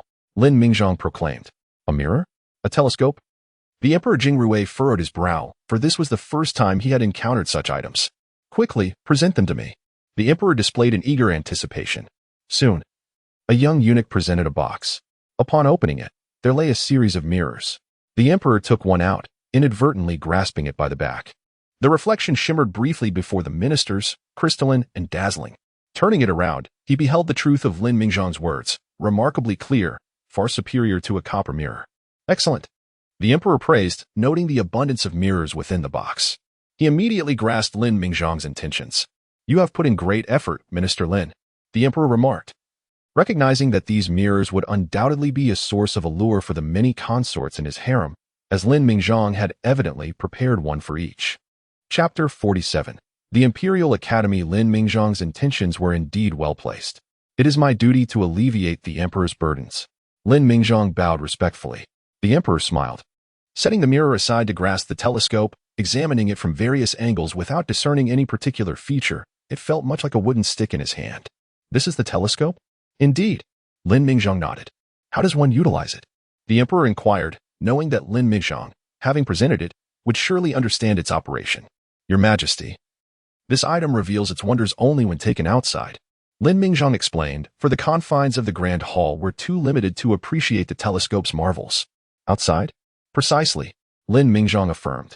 Let us venture forth.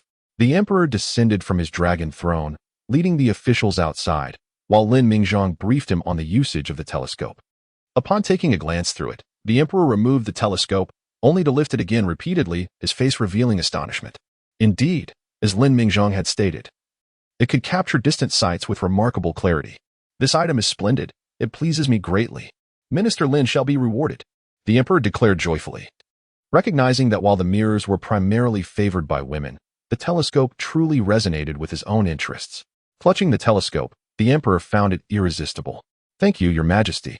Lin Mingzhong humbly bowed in gratitude, reflecting that perhaps this would atone for past events. After the morning court session, Lin Mingzhong did not return directly to the minister's residence, but instead visited the Imperial Academy. The Imperial Academy stands as the highest institution of learning in the Daliang. Minister Xiang, is Old Yin present? I seek him regarding a matter. Lin Mingzhong stated his purpose clearly. For Yin Jinpan had long been at the Imperial Academy as its grand scholar. Although merely a third-rank position, none in the court dared to disrespect Yin Jinpan. Old Yin is indeed here. A student before him nodded and promptly escorted Lin Mingzhong to Yin Jinpan's office, where, as the grand scholar, Yin Jinpan maintained his own independent courtyard. Do you not witness the waters of the Yellow River descending from the heavens? Do you not see the bright mirrors in the grand hall lamenting the white hair? As Lin Mingzhong entered the courtyard, he heard Yin Jinpan reciting verses from the poetry competition. Do not disturb Elder Yin. I will enter alone, Lin Mingzhong interjected, waving his hand to dismiss the student beside him. After a brief wait outside, Yin Jinpan's voice gradually subsided. Elder Yin. Once silence enveloped the room, Lin Mingzhong called out. Lin Xiang? Upon hearing Lin Mingzhong's voice, Yin Jinpan promptly emerged from within, expressing his regret. I was unaware of the arrival of the esteemed Prime Minister of Daliang. I beg your pardon for not having welcomed you properly. I have only just arrived and did not wish to interrupt your immersion in poetry.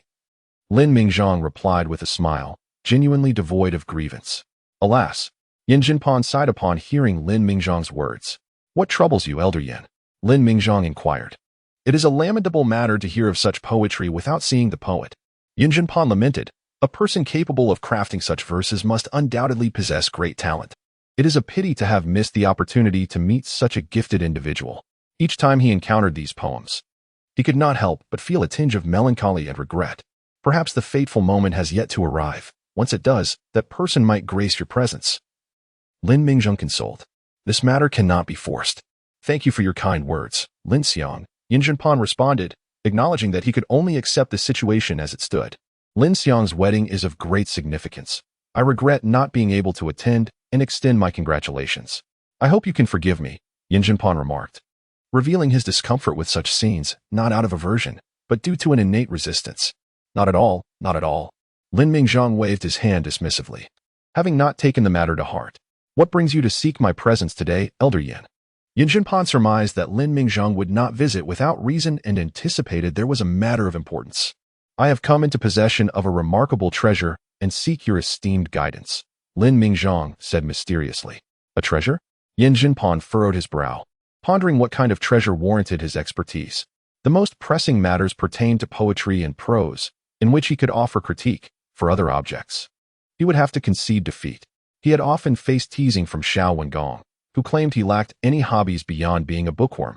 This treasure will undoubtedly captivate Elder Yin, Lin Mingzhang continued. Then I must see what this treasure is. Yin Jinpan assumed Lin Mingzhang had brought forth an exquisite painting or a calligraphy piece from antiquity. Elder Yin, please observe. Lin Mingzhang presented a sheet of paper he had kept on his person. What is this? Upon seeing the pristine paper, Yin Jinpan was momentarily taken aback, and before Lin Mingzhang could hand it over, he swiftly seized it, examining it closely. Excellent paper, immaculate and smooth, devoid of any impurities, with a superior texture and remarkable pliability, as thin as a cicada's wing. Such exquisite paper. Yin Jinpan's eyes sparkled as he gazed at the paper, showering it with praise. In discussing the merits of paper, Yin Jinpan's insights are particularly profound, as he is a prominent scholar of our time, who engages daily with the four treasures of the study. How's this paper, Elder Yin? Lin Mingzhang inquired with a smile. It is excellent. Far superior to the previous paper, he responded. How did you come across such perfect paper, Lin Xiang? This is a product of our own creation. I have come here to discuss the possibility of bringing this paper to market, Lin Mingzhang declared. Of course, this is a boon for scholars everywhere. If it truly is flawless, I, on behalf of all scholars, extend my heartfelt gratitude to you, Lin Xiang, Yin Jinpan exclaimed with excitement. Upon entering the room, he wrote a few lines on the paper without encountering any issues. In that case, I shall begin promoting it. I would appreciate your strong support, Elder Yin. Lin Mingzhang articulated his purpose for the visit, seeking Yin Jinpan's assistance. Certainly, this is a matter I will take upon myself, Yin Jinpan assured him, patting his chest with a grand gesture. I appreciate your assistance, Elder Yin. Shall we issue this paper under the auspices of the National Academy? Lin Mingzhang proposed. No problem. However, regarding the pricing, I am quite uncertain. It will undoubtedly be significantly lower than the previous paper, and we can split the subsequent profit 70-30. With the National Academy receiving 30%. How does that sound? Good, Yin Jinpan agreed without hesitation, fully aware of the paper's value. We have a deal then. I will return home immediately to arrange this matter. After deliberating, Lin Mingzhang promptly returned to the Prime Minister's residence to set things in motion. Meanwhile, Hansu arrived at Finjiyula as promised. My lord, you have arrived. I said I would come, and I cannot go back on my word. Is Miss Chuchu here? Hansu inquired, observing that the establishment was notably less bustling than usual. Miss Chuchu is waiting for you in her room, the matron cheerfully replied. Without further ado, Hansu made his way to Xia Chuchu's chamber. My lord, there is no need for formality between us, he said, casually taking a seat and gesturing for Xia Chuchu to relax. Have you managed to gather any information? Hansu asked urgently, cognizant that time was of the essence. Perhaps heaven has shown mercy, or perhaps fate has intervened. This morning, I inquired about Qiuzhu, who mentioned that Kaiju possesses a piece of calligraphy gifted by Lu Shikai. Recently, due to her brother's insufficient bride price, Kaiju sold it at the ghost market. Xia Chuchu recounted slowly. It appears that fate truly has a hand in this, Hansu remarked. If it has reached the ghost market, that means it is within the territory of the Fish Dragon Gang. Once inside their domain, it will surely be in our grasp. My lord, will the tax revenue truly be recoverable? That will depend on the Emperor's stance. You should inform Prince Jin about this, Hansu advised. Knowing that Xia Chuchu was a pawn of Xiao Yanlong within Finjiyula, if Hansu were to keep the matter from Xiao Yanlong, he feared that Xiao Yanlong might take action against the Su siblings. Should he indeed inform the Crown Prince? Absolutely. Hansu nodded affirmatively. After departing from the Fengyue building, Su Chuchu conveyed the news to Xiao Yanlong.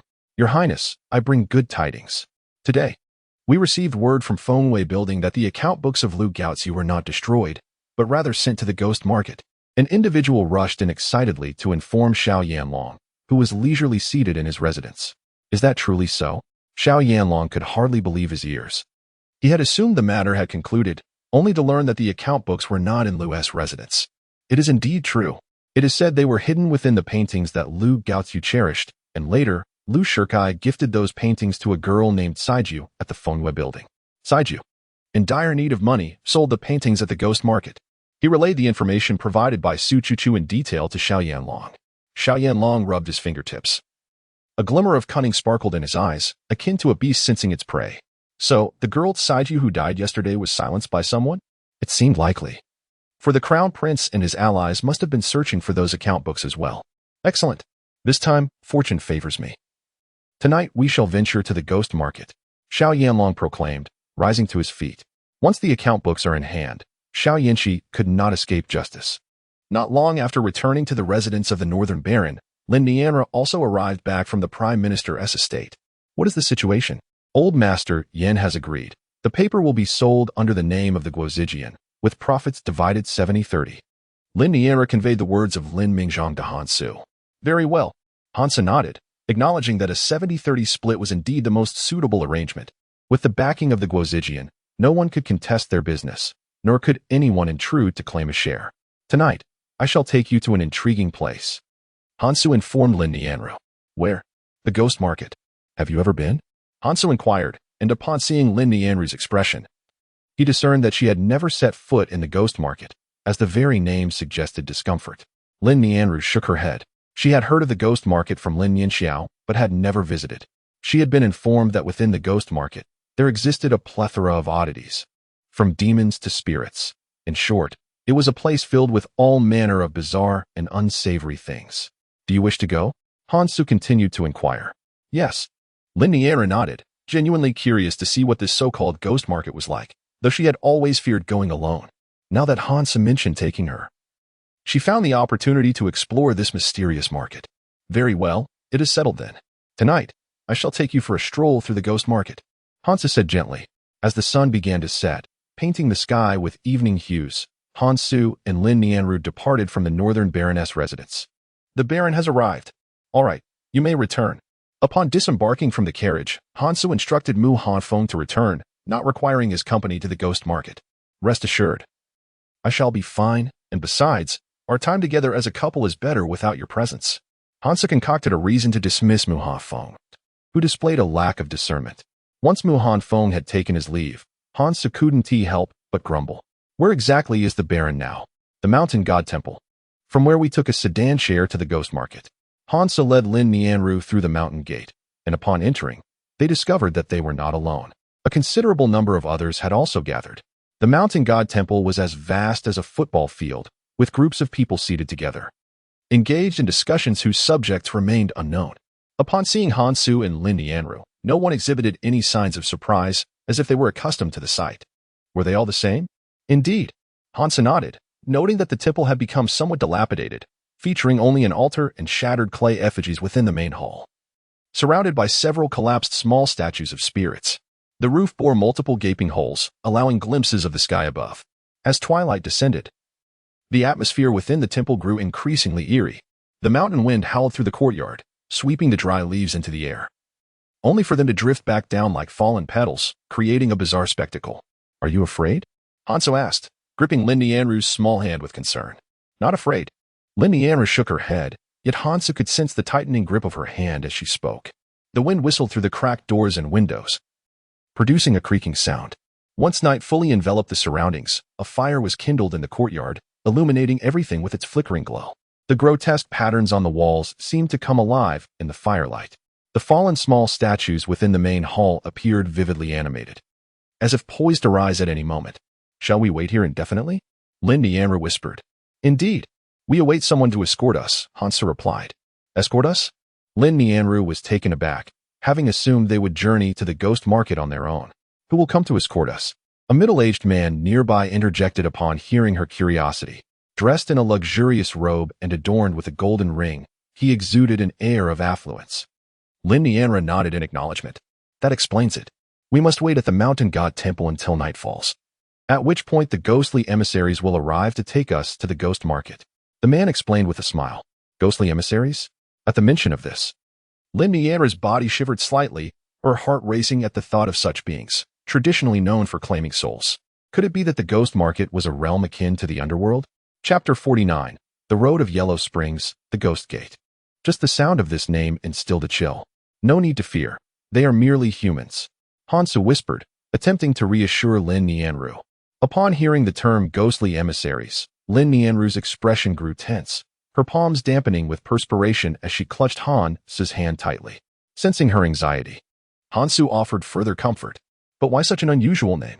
Lin Nianru questioned, puzzled as to why a more pleasant title could not be chosen. Because the place we are heading to is the ghost market. As it pertains to the underworld, it must adhere to its customs. Where the realms of the living and the dead diverge, the middle-aged man explained from his position. Lin Nianru slowly nodded, as if beginning to comprehend the situation. Suddenly, a resonant gong echoed from beyond the mountain gate. In the serene confines of the mountain temple, the sound was remarkably clear and melodious, reverberating as though it emerged directly from one's ear, filling the sacred space. At the sound of the gong, everyone rose, a palpable tension settling among them. Their gazes were fixed intently on the open mountain gate, which loomed dark and foreboding, evoking a sense of impending doom, chilling them to the bone. The sound of the gong gradually faded, yet the expressions of the gathered remained taut with anxiety. It felt as though the sound heralded the arrival of vengeful spirits, suggesting that they were on the brink of facing death. A hollow sensation enveloped Lin Nianru, prompting her to instinctively draw closer to Hansu. What is this? Is it the spirit messengers informing us of their arrival, urging us to prepare? Hansu elucidated, indicating that the source of the sound was drawing near. 3 gongs, and the living shall give way to the dead, remarked a middle-aged man, whose demeanor suggested he was a seasoned patron of the ghost market, unfazed by the unfolding events. Indeed, after a brief wait, the second gong resounded, its tone evidently closer to the temple. Peering out from the mountain gate, they discerned several flickering lights that cast an eerie green glow in the darkness, reminiscent of ghostly flames.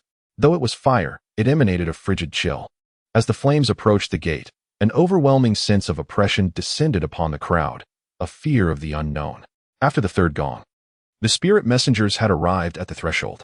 At the forefront were 4 figures clad in white mourning attire, their faces obscured by fearsome masks, carrying lanterns that glimmered with an unsettling green light.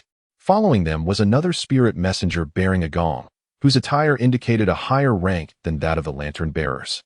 The gates of the underworld are open. Please follow me. The voice of the spirit messenger was ethereal, seeming not to originate from a human source, but rather resonating from all directions. Upon hearing this, the crowd instinctively moved into the courtyard. Hansu held Lin Nianru's hand tightly as they joined the throng.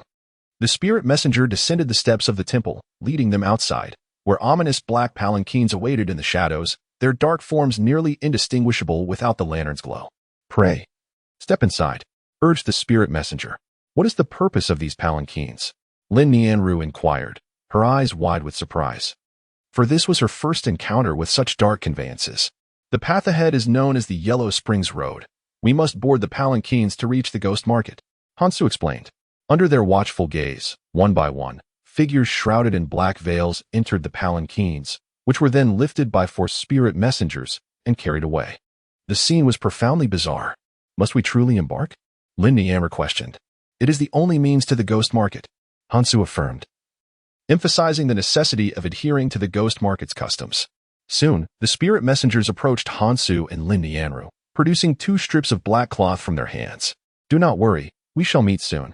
Upon encountering Lin Nianru, Hansu felt a twinge of nervousness, yet he smiled reassuringly, blindfolding her before assisting her into the palanquin. I am right beside you. There is no need to fear. Hansu noted Lin Nianru's grip on his hand, firm and unyielding, and gently patted the back of her hand to soothe her. When shall we meet? She inquired. Very soon, in a quarter of an hour, when you remove the blindfold. I shall be before you, Hansu replied. Let us hold true to our word. Of course, he answered earnestly. Lin Nianru, feeling anxious, settled into the palanquin, and Hansu quickly found a seat within another. As the palanquins were lifted, Lin Nianru sensed their movement but could not discern the direction. She felt disoriented until she heard Hansu's voice. It is time to remove the blindfold, he whispered softly in her ear. Slowly, she took off the blindfold. And upon seeing Hansu standing before her, she rushed forward and embraced him tightly. Are you frightened? Yes, Lin Nianru nodded, this time not feigning courage. Her heart raced with trepidation. Hansu produced a half-mask, donning it to obscure his features, a precaution against being recognized. For the activities within the ghost market were far from reputable, necessitating the concealment of one's identity. With the mask in place, they stood before a grand stone gate. Intricately carved with bizarre creatures, a monster wielding a pitchfork, claws bared, while a small ghost was impaled, writhing in agony. The carvings were vividly lifelike, instilling an oppressive sense of dread. This is the Gate of Ghosts. Hansu gestured towards the inscription above, which read Gate of Ghosts. Entering here meant crossing from the realm of the living into the realm of the dead. How incredible! Lin Nianru exclaimed, astonished by the existence of such a place. As the ghostly guard slowly pushed open the gate, a long pathway lay ahead. Welcome to Fengdu City. Upon entering, several small ghosts would greet those arriving at the ghost market. They were the omniscient guides of the market, capable of providing information on any matter. However, such inquiries would not be without cost. One must offer a reward. Offending them could lead to dire consequences within the ghost market, as the saying goes. The king of hell may be lenient, but the little ghosts are troublesome. Though these small ghosts occupied the lowest tier of existence, their influence was considerable. They are the small ghosts of the market, tasked with receiving us outsiders. Any requests can be directed to them, and they will provide swift answers. Hansu observed Lin Nianru flinch at the sight of the ghostly figures and quickly embraced her, offering explanations. I have heard that treasures have emerged from the palace. Could you guide me? A middle-aged man approached one of the small ghosts, placing a silver ingot in its hand.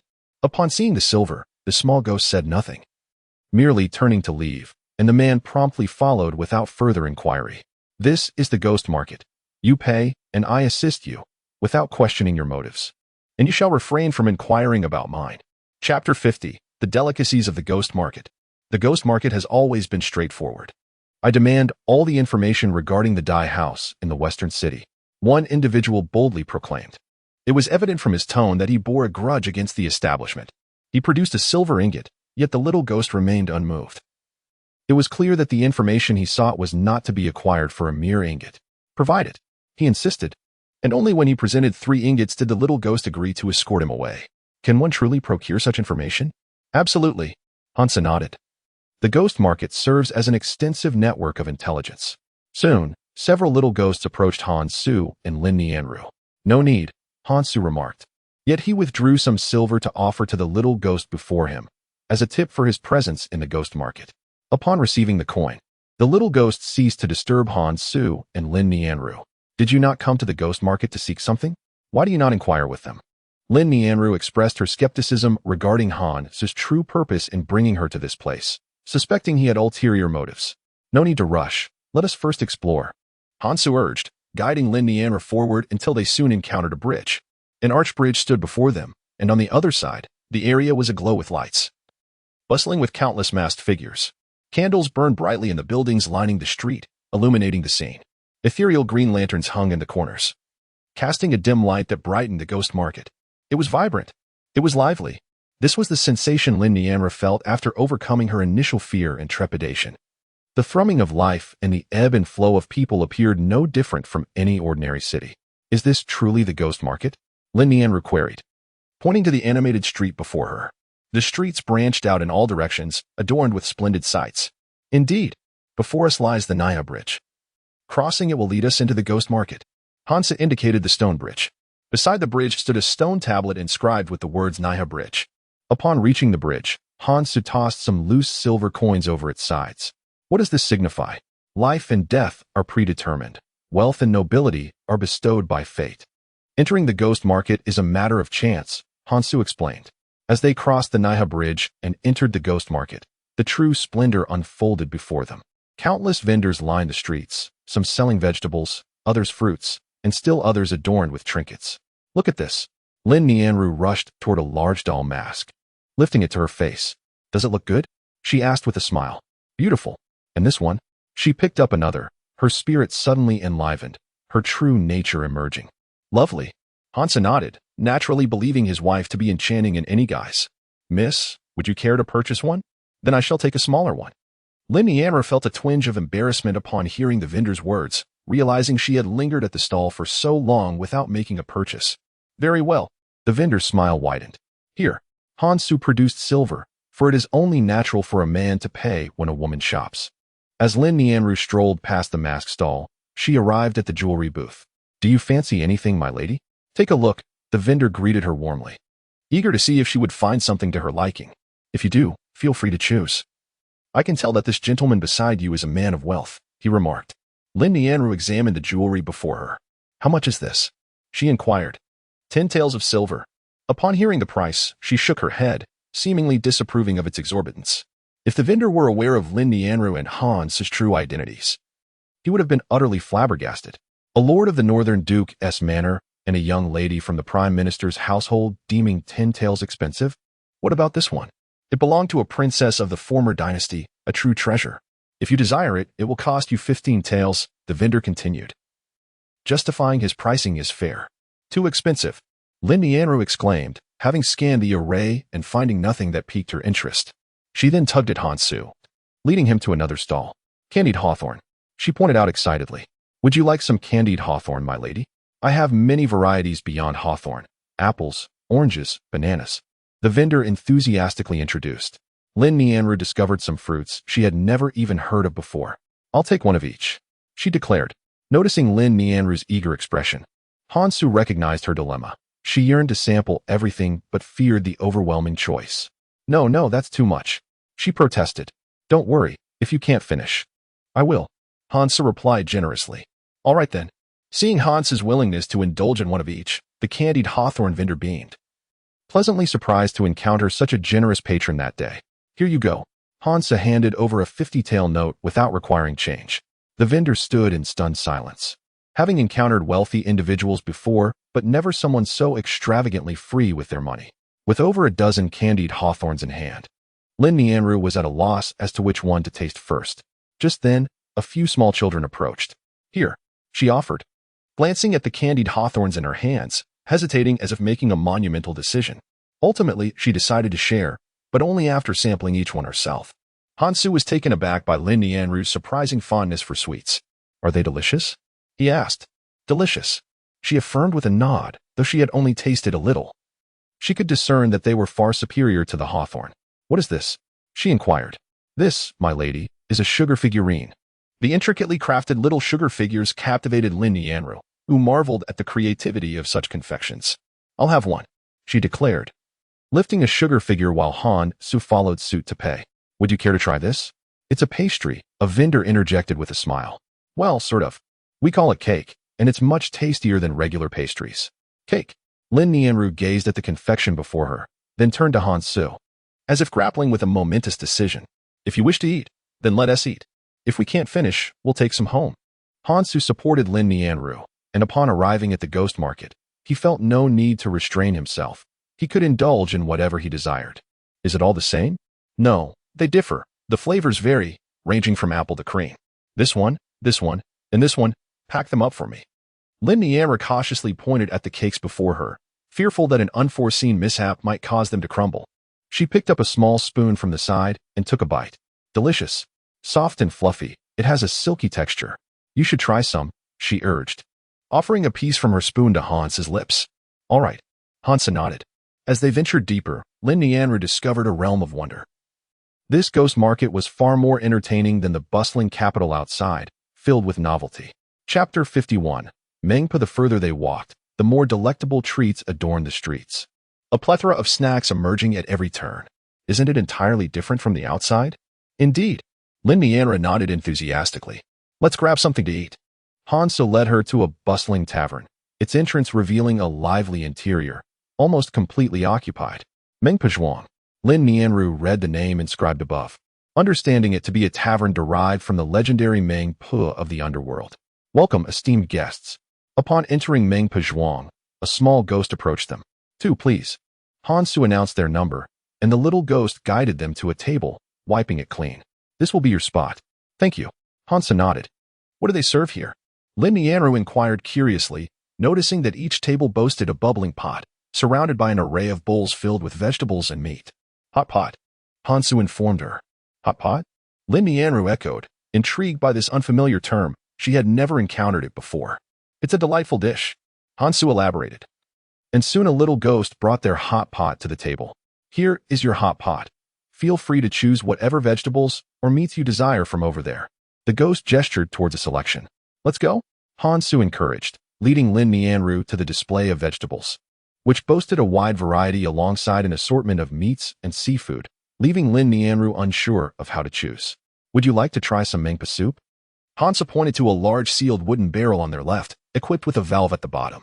Turn the valve, and the soup flows out. What is it? Lin Nianru asked. It's a beverage, Hansu replied. A beverage? She echoed, intrigued. Yes, unlike alcohol, it stimulates the appetite. While explaining, Hansu filled a cup for Lin Nianru. This one is grape-flavored. Give it a try. Here? Lin Nianru hesitated, glancing around at the unfamiliar faces, feeling a bit out of place. What is there to fear? No one here knows you, Hansu reassured her. Lin Nianru nodded, accepting the drink and taking a gentle sip, her face illuminating with curiosity as she gazed at the purple beverage, as if she had discovered a new continent. Is it delicious? Lin Nianru nodded, truly having never tasted anything so exquisite. In her previous understanding, sweetened water was the finest of delights. If you enjoy it, we can make our own at the Ho residence once we return and indulge in it every day, Hansu remarked upon witnessing Lin Nianru's delight. Make our own. Lin Nianru looked at Hansu in astonishment. Could such a thing be made so easily? If that were the case, it would have proliferated widely by now. This meat needs to go into the pot. Hansu instructed Lin Nianru on how to enjoy hot pot, just as they were savoring the meal. The streets outside suddenly fell silent, the earlier bustle coming to an abrupt halt, as if the world had been frozen in time, enveloped in stillness. What is happening? Lin Nianru peered out of the tavern window. It is the Ghost Emperor on patrol. It will soon pass. A little ghost from Mingpa's tavern glanced outside, seemingly accustomed to such scenes, and spoke in a casual tone. The Ghost Emperor on patrol? Lin Nianru had not anticipated that there would be patrols in this place. Indeed, the Ghost Market has its own regulations. The 5 directions Ghost Emperors are responsible for maintaining order. They ensure that no one disrupts the peace of the market. The little ghost explained to Lin Nianru. Are the 5 directions Ghost Emperors the most formidable beings in the Ghost Market? Certainly not. Above them are the black and white impermanents, Mengpa, the Judge, and Yin Wang. The little ghost continued, although they dwell in the shadows. The hierarchy within the Ghost Market is quite stringent. It is even more orderly than the military, with clear distinctions and strict discipline. Understood. Lin Nianru nodded, surprised to discover that the Ghost Market was so meticulously organized. After the little ghost departed, Lin Nianru turned her attention to Hansu. What is it? Hansu looked at Lin Nianru, his gaze clearly indicating that she harbored many doubts and curiosities, as if her mind was teeming with unanswered questions. Does the court not oversee the Ghost Market? Lin Nianru whispered. The Ghost Market is a force of the Jianghu. The court has no inclination to interfere. As long as the Ghost Market does not cause a significant disturbance, they will remain unbothered, and it is not something anyone can easily control. Hansu replied. The fact that the Ghost Market can thrive under the rule of the Great Liang must surely be due to its own rationale. Have you ever seen Yin Wang? I have not. Hansu shrugged, a look of disappointment crossing his face. Young lady, this is your first visit to the Ghost Market, isn't it? Otherwise, you wouldn't be asking such questions. A person at the adjacent table remarked toward Lin Nianru. Why? Quite simply, what happens to those who claim to have seen Yin Wang? The individual inquired, and Lin Nianru immediately grasped the implication. Could it be that those who have seen Yin Wang are all deceased? The most enigmatic presence in the Ghost Market is Yin Wang. No one has glimpsed his visage, as those who have are long gone. Someone added, is there any description of his appearance? Green-faced with sharp fangs, towering a height of 10 feet, with 3 heads and 6 arms, a harbinger of death. Another person recounted. This is the rumored image of Yin Wang in the Ghost Market. Is it true? Lin Nianru inquired with a hint of belief in her tone. Is it truly as mysterious as they claim? You mustn't trust them. Hansu redirected the conversation, stating, even the King of Hell is but a man. There are no beings with 3 heads and 6 arms in this world. Mengpo is coming. With this proclamation, the chatter ceased, and everyone turned their gaze to the 2nd floor, where an enchanting woman gracefully descended. Clad in crimson, her long hair flowed elegantly, adorned with a touch of makeup. Her visage captivating. Beneath her flowing gown, her slender legs teased the imagination. The onlookers were spellbound, instantly entranced by her beauty. Welcome, esteemed guests, to my Mengpa Manor. I humbly greet you. Mengpa greeted the crowd with a charming smile as she reached the ground floor. Is she truly Mengpa? How does she compare to our expectations? Hansa glanced at Lin Nianru, who was evidently intrigued. Indeed, Lin Nianru nodded, having envisioned Mengpa as an old woman. Yet she was surprised to find such a youthful and stunning figure, her beauty bewitching. Do you have any performances planned for today, dear Mengpa? One individual inquired. As many had come to witness the allure of Mengpa's breathtaking visage. Xiachuchu from Fengwei Tower and Mengpa from the Ghost Market. These two are the objects of countless infatuations. To witness the performance, one must demonstrate their sincerity. Mengpa's smile widened, a beguiling grin that captivated the crowd. Chapter 52. The auction house. Mengpa turned and leapt gracefully onto the stage behind her. I bid 1,000 taels. I bid 1,500 taels. The crowd began to place their bids. Lin Nianru was momentarily stunned, unable to fathom such fervor. In less than a quarter of an hour, the funds had soared to around 50,000 taels. Now, allow me to present my humble display. Mengpa smiled gently and gestured as large drums were arranged around the stage, 10 in total. Today, we shall have a dance, an ambush from all sides, she announced, taking center stage and addressing the audience with a radiant smile. As her words faded, the sound of music filled the air, immersing the audience in the essence of a battlefield, surrounded by the glint of swords and daggers. The thundering drumbeats echoed, and Mengpa swirled a silk scarf that landed upon the drum's surface, producing a resonant hum. The thunderous beat invigorated the spirit of the crowd. As Mengpa danced, she resembled a celestial being descended from the heavens, all gazes fixed upon her. Her movements were fluid, at times fierce, at times gentle, harmonizing with the rhythm of the drums, evoking the ambience of war. The atmosphere grew tense, encapsulating the feeling of being besieged in a confined space. A sense of peril palpable. As the dance concluded, silence enveloped Mengpa Manor. The audience was entranced by her performance. Bravo! A voice rang out, followed by a thunderous applause, as the crowd regarded Mengpa on stage, perceiving her as a valiant female general standing firm with her sword. I shall ascend to the second floor for a moment. Will you accompany me? Hansu asked Lin Nianru. You may go, she replied, shaking her head. Please wait for me. I will be down shortly. Hansa rose and departed. Upon reaching the second floor, he called out gently, Come forth. Su Jian, bowing in deference, greeted the nobleman with utmost respect. Rise, Hansu instructed, observing the impressive performance of the 10 Directions ambush. Su Jian was the true name of Mengpa, a figure seldom recognized by many in the Ghost Market. She was the daughter of Su Yong, one of the 4 heroes under Han Xiaozhong, and had accompanied Han Su ever since her father fell in battle. Her skills were no less formidable than Mu Han Feng's, and she uniquely wielded the Han family's overlord spear. Subsequently, when the Ghost Market was established, Hansu assigned her to oversee it. A decade ago, the Han family army defended the northern border, but it faced total annihilation with a loss of 200,000 troops. Although it was said to be complete destruction, a remnant of over 10,000 still survived. Some remnants operated under the guise of the Fish Dragon Gang in the martial world, while others concealed themselves in the shadows of the Ghost Market. The Fish Dragon Gang and the Ghost Market coexisted like the dual forces of Yin and Yang in Tai Chi. Nobleman, are you not newlywed? What brings you to the Ghost Market so suddenly? Su Jian inquired, raising her gaze to Han Su. Previously, he seldom visited the Ghost Market, and any matters were typically relayed through Sun Yu. I have come to inspect your operations, Han Su replied, surveying the surroundings of Mengpa's establishment with satisfaction, acknowledging the efforts Su Jian had made in managing it over the years. Surely, you cannot be free to inspect matters. Sun Yu mentioned you were quite the busy man, Su Jian remarked, skeptical of Han Su's words. Enough of that. I do have a matter to inquire about. Your Mengpa's establishment accepts all manner of items. Have you received a painting sold by a young girl named Kaiju? Hansa questioned. Kaiju? Indeed, she is a girl from the Fengwei building, and the painting she possesses is favored by the current Minister of Revenue, Lu Gaoziu. It should be a landscape painting. Hansu recounted the details shared by Xia Chuchu regarding the artwork. A landscape painting? Su Jian pondered, suddenly recalling. Now that you mention it, a girl did come to sell items at my Mengpa's establishment. I found the painting appealing and purchased it for 500 taels, but it has likely gone to the judge by now. The judge? Hansu was surprised to learn that the painting had been transferred. Indeed, there is an auction at the judge's today. I thought it would be of no use to keep it, so I decided to auction it off. Su Jian frowned, noticing Hansu's expression indicating the painting was of considerable value. Nobleman, is that painting truly valuable? It is of high quality, But I suspect it may contain evidence of Lu Gaoxiu's embezzlement of tax silver, Hansa candidly disclosed to Su Jian. What shall we do? Su Jian looked to Hansa for guidance. Though the ghost market was established by Han Su, it did not imply that all forces within were under his command. The ghost market was a complex web of intertwined powers. The judge was one among them, and his true identity was a figure from the southern Chu. Once it has fallen into the hands of the judge, reclaiming it may prove to be quite a challenge.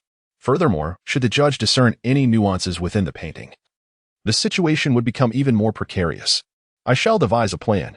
After a moment of contemplation, Hansa bid farewell to Su Jian and descended to the first floor. Is the matter resolved? Lin Nianru inquired. There are leads. Let us proceed to the next location.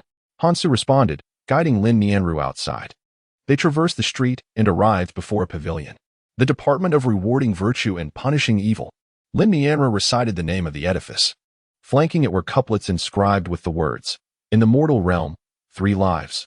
All injustices are your doing. In the realm of the dead, none have escaped throughout history. What is the purpose of this place? Lin Nianru asked. It is an auction for the ghost market, where many treasures reside, Han Su replied as they entered. Discovering a considerable gathering of individuals encircling a high platform, seemingly awaiting the unveiling of some precious artifact. Friends, our auction is about to commence. A voice called out as an individual approached, bearing an object. Behold, a pair of jade auspicious objects. While typical jade auspicious objects are a tender green, this set is crafted from blood-stained white jade. As the presenter unveiled the covering, it revealed a pair of jade auspicious objects, each measuring a foot in length. With a pristine white hue and streaked with vivid red patterns resembling threads of blood. Esteemed guests, these are crafted from top-grade blood-thread jade. A rare and exquisite find, indeed. The starting bid is 5,000 taels of silver. The host announced. The opening bid of 5,000 taels elicited gasps of astonishment from the crowd, who began to murmur amongst themselves. Do not be deterred by the price. Such an item may elude your grasp outside these walls. Moreover, this is a relic from the previous dynasty's imperial palace, the host continued, noting the silence of the bidders. I bid 5,000 taels. One individual raised their hand and called out. The host was correct. Such a pristine blood auspicious object could not be found for 5,000 taels elsewhere. 8,000 taels. Swiftly followed another voice. 10,000 taels. The bidding escalated, reaching 10,000 taels after several rounds of contention. 10,000 taels for a pair of blood auspicious objects? Lin Nianru exclaimed in astonishment, pondering what one might do with such an exorbitant sum. Chapter 53. The painting acquired. Lin Nianru perceived this as a considerable loss. You consider it a waste? Han Su softly inquired, gesturing towards the pair of blood auspicious objects atop the platform. Upon hearing Han Su's words, Lin Nianru slowly nodded. Indeed, I believe it is excessively wasteful. Even if they are crafted from blood-thread jade, a pair cannot possibly be worth 10,000 taels. She articulated her reasoning. You make a valid point. However, the matter cannot be analyzed in such a manner. Han Su acknowledged her perspective, but then countered it. Why? Lin Nianru questioned, perplexed. If Han Su concurred with her viewpoint, why would he then refute it? Was this not contradictory? In our Daliang, jade auspicious objects are neither rare nor particularly valuable. Hence your perception of wastefulness. However, in the Dachi, such objects are regarded as national treasures, especially this rare blood auspicious object. If brought to Dachi, its worth would not be less than 100,000. Han Su casually appraised the blood ruby before him. 100,000? Lin Nianru gazed at the blood ruby in disbelief. She had not anticipated that this item, purchased for merely 1,000 taels, could be valued at such a remarkable sum. Is that true? Lin Nianru questioned, her skepticism palpable. It sounded like an exorbitant profit, if it were indeed worth that much. Why not sell it directly to the Great Qi Kingdom instead of auctioning it off starting at 5,000 taels? Absolutely true, Han Su affirmed with a nod. But if what you say is accurate, why not sell it directly to the Great Qi Kingdom? Lin Nianru inquired further. Ever since the Northern Yin and Great Qi seized our 3 counties into Liang a decade ago, relations have soured into hostility. Transporting the blood ruby to the Great Qi for sale involves numerous complicated procedures, Han Su explained. There is a considerable risk of being captured as a spy or apprehended for smuggling. The danger is simply too great, as Han Su elucidated. Lin Nianru gradually began to comprehend the situation. Then why auction it here? She asked. Because this is the ghost market. In Daliang, openly auctioning items from a fallen dynasty is considered treason, Han Su elaborated. Before long, The blood ruby was sold for 15,000 taels. Ladies and gentlemen, our second item is a pair of enamel porcelain vases. The next treasure was swiftly presented, a pair of vases. Their exquisite craftsmanship, vibrant colors, and fine porcelain quality marked them as exceptional treasures. The starting bid is 5,000 taels, announced the host. Numerous items were quickly put up for bidding. Are you not going to bid? Lin Nianru asked Han Su, who had brought her here for a purpose, presumably to acquire treasures at the auction. Yet, he remained silent. Wait, the item I desire has not yet appeared. Han Su replied. Ladies and gentlemen, next we have a landscape painting, a masterpiece of the present age, with undulating mountains that captivate the viewer, making one feel as though they are immersed in the scene. The host introduced the painting, and upon its unveiling, it indeed proved to be a remarkable piece. Starting bid, 3,000 taels. 5,000 taels. A voice rang out without hesitation, as if the individual had been eagerly awaiting this painting's appearance. 10,000 taels. Han Su finally made his move. 15,000 taels. The other bidder immediately escalated the offer by 5,000, confident that no one could outbid him. 30,000 taels. Han Su declared, doubling the previous bid and bringing it to 30,000 taels.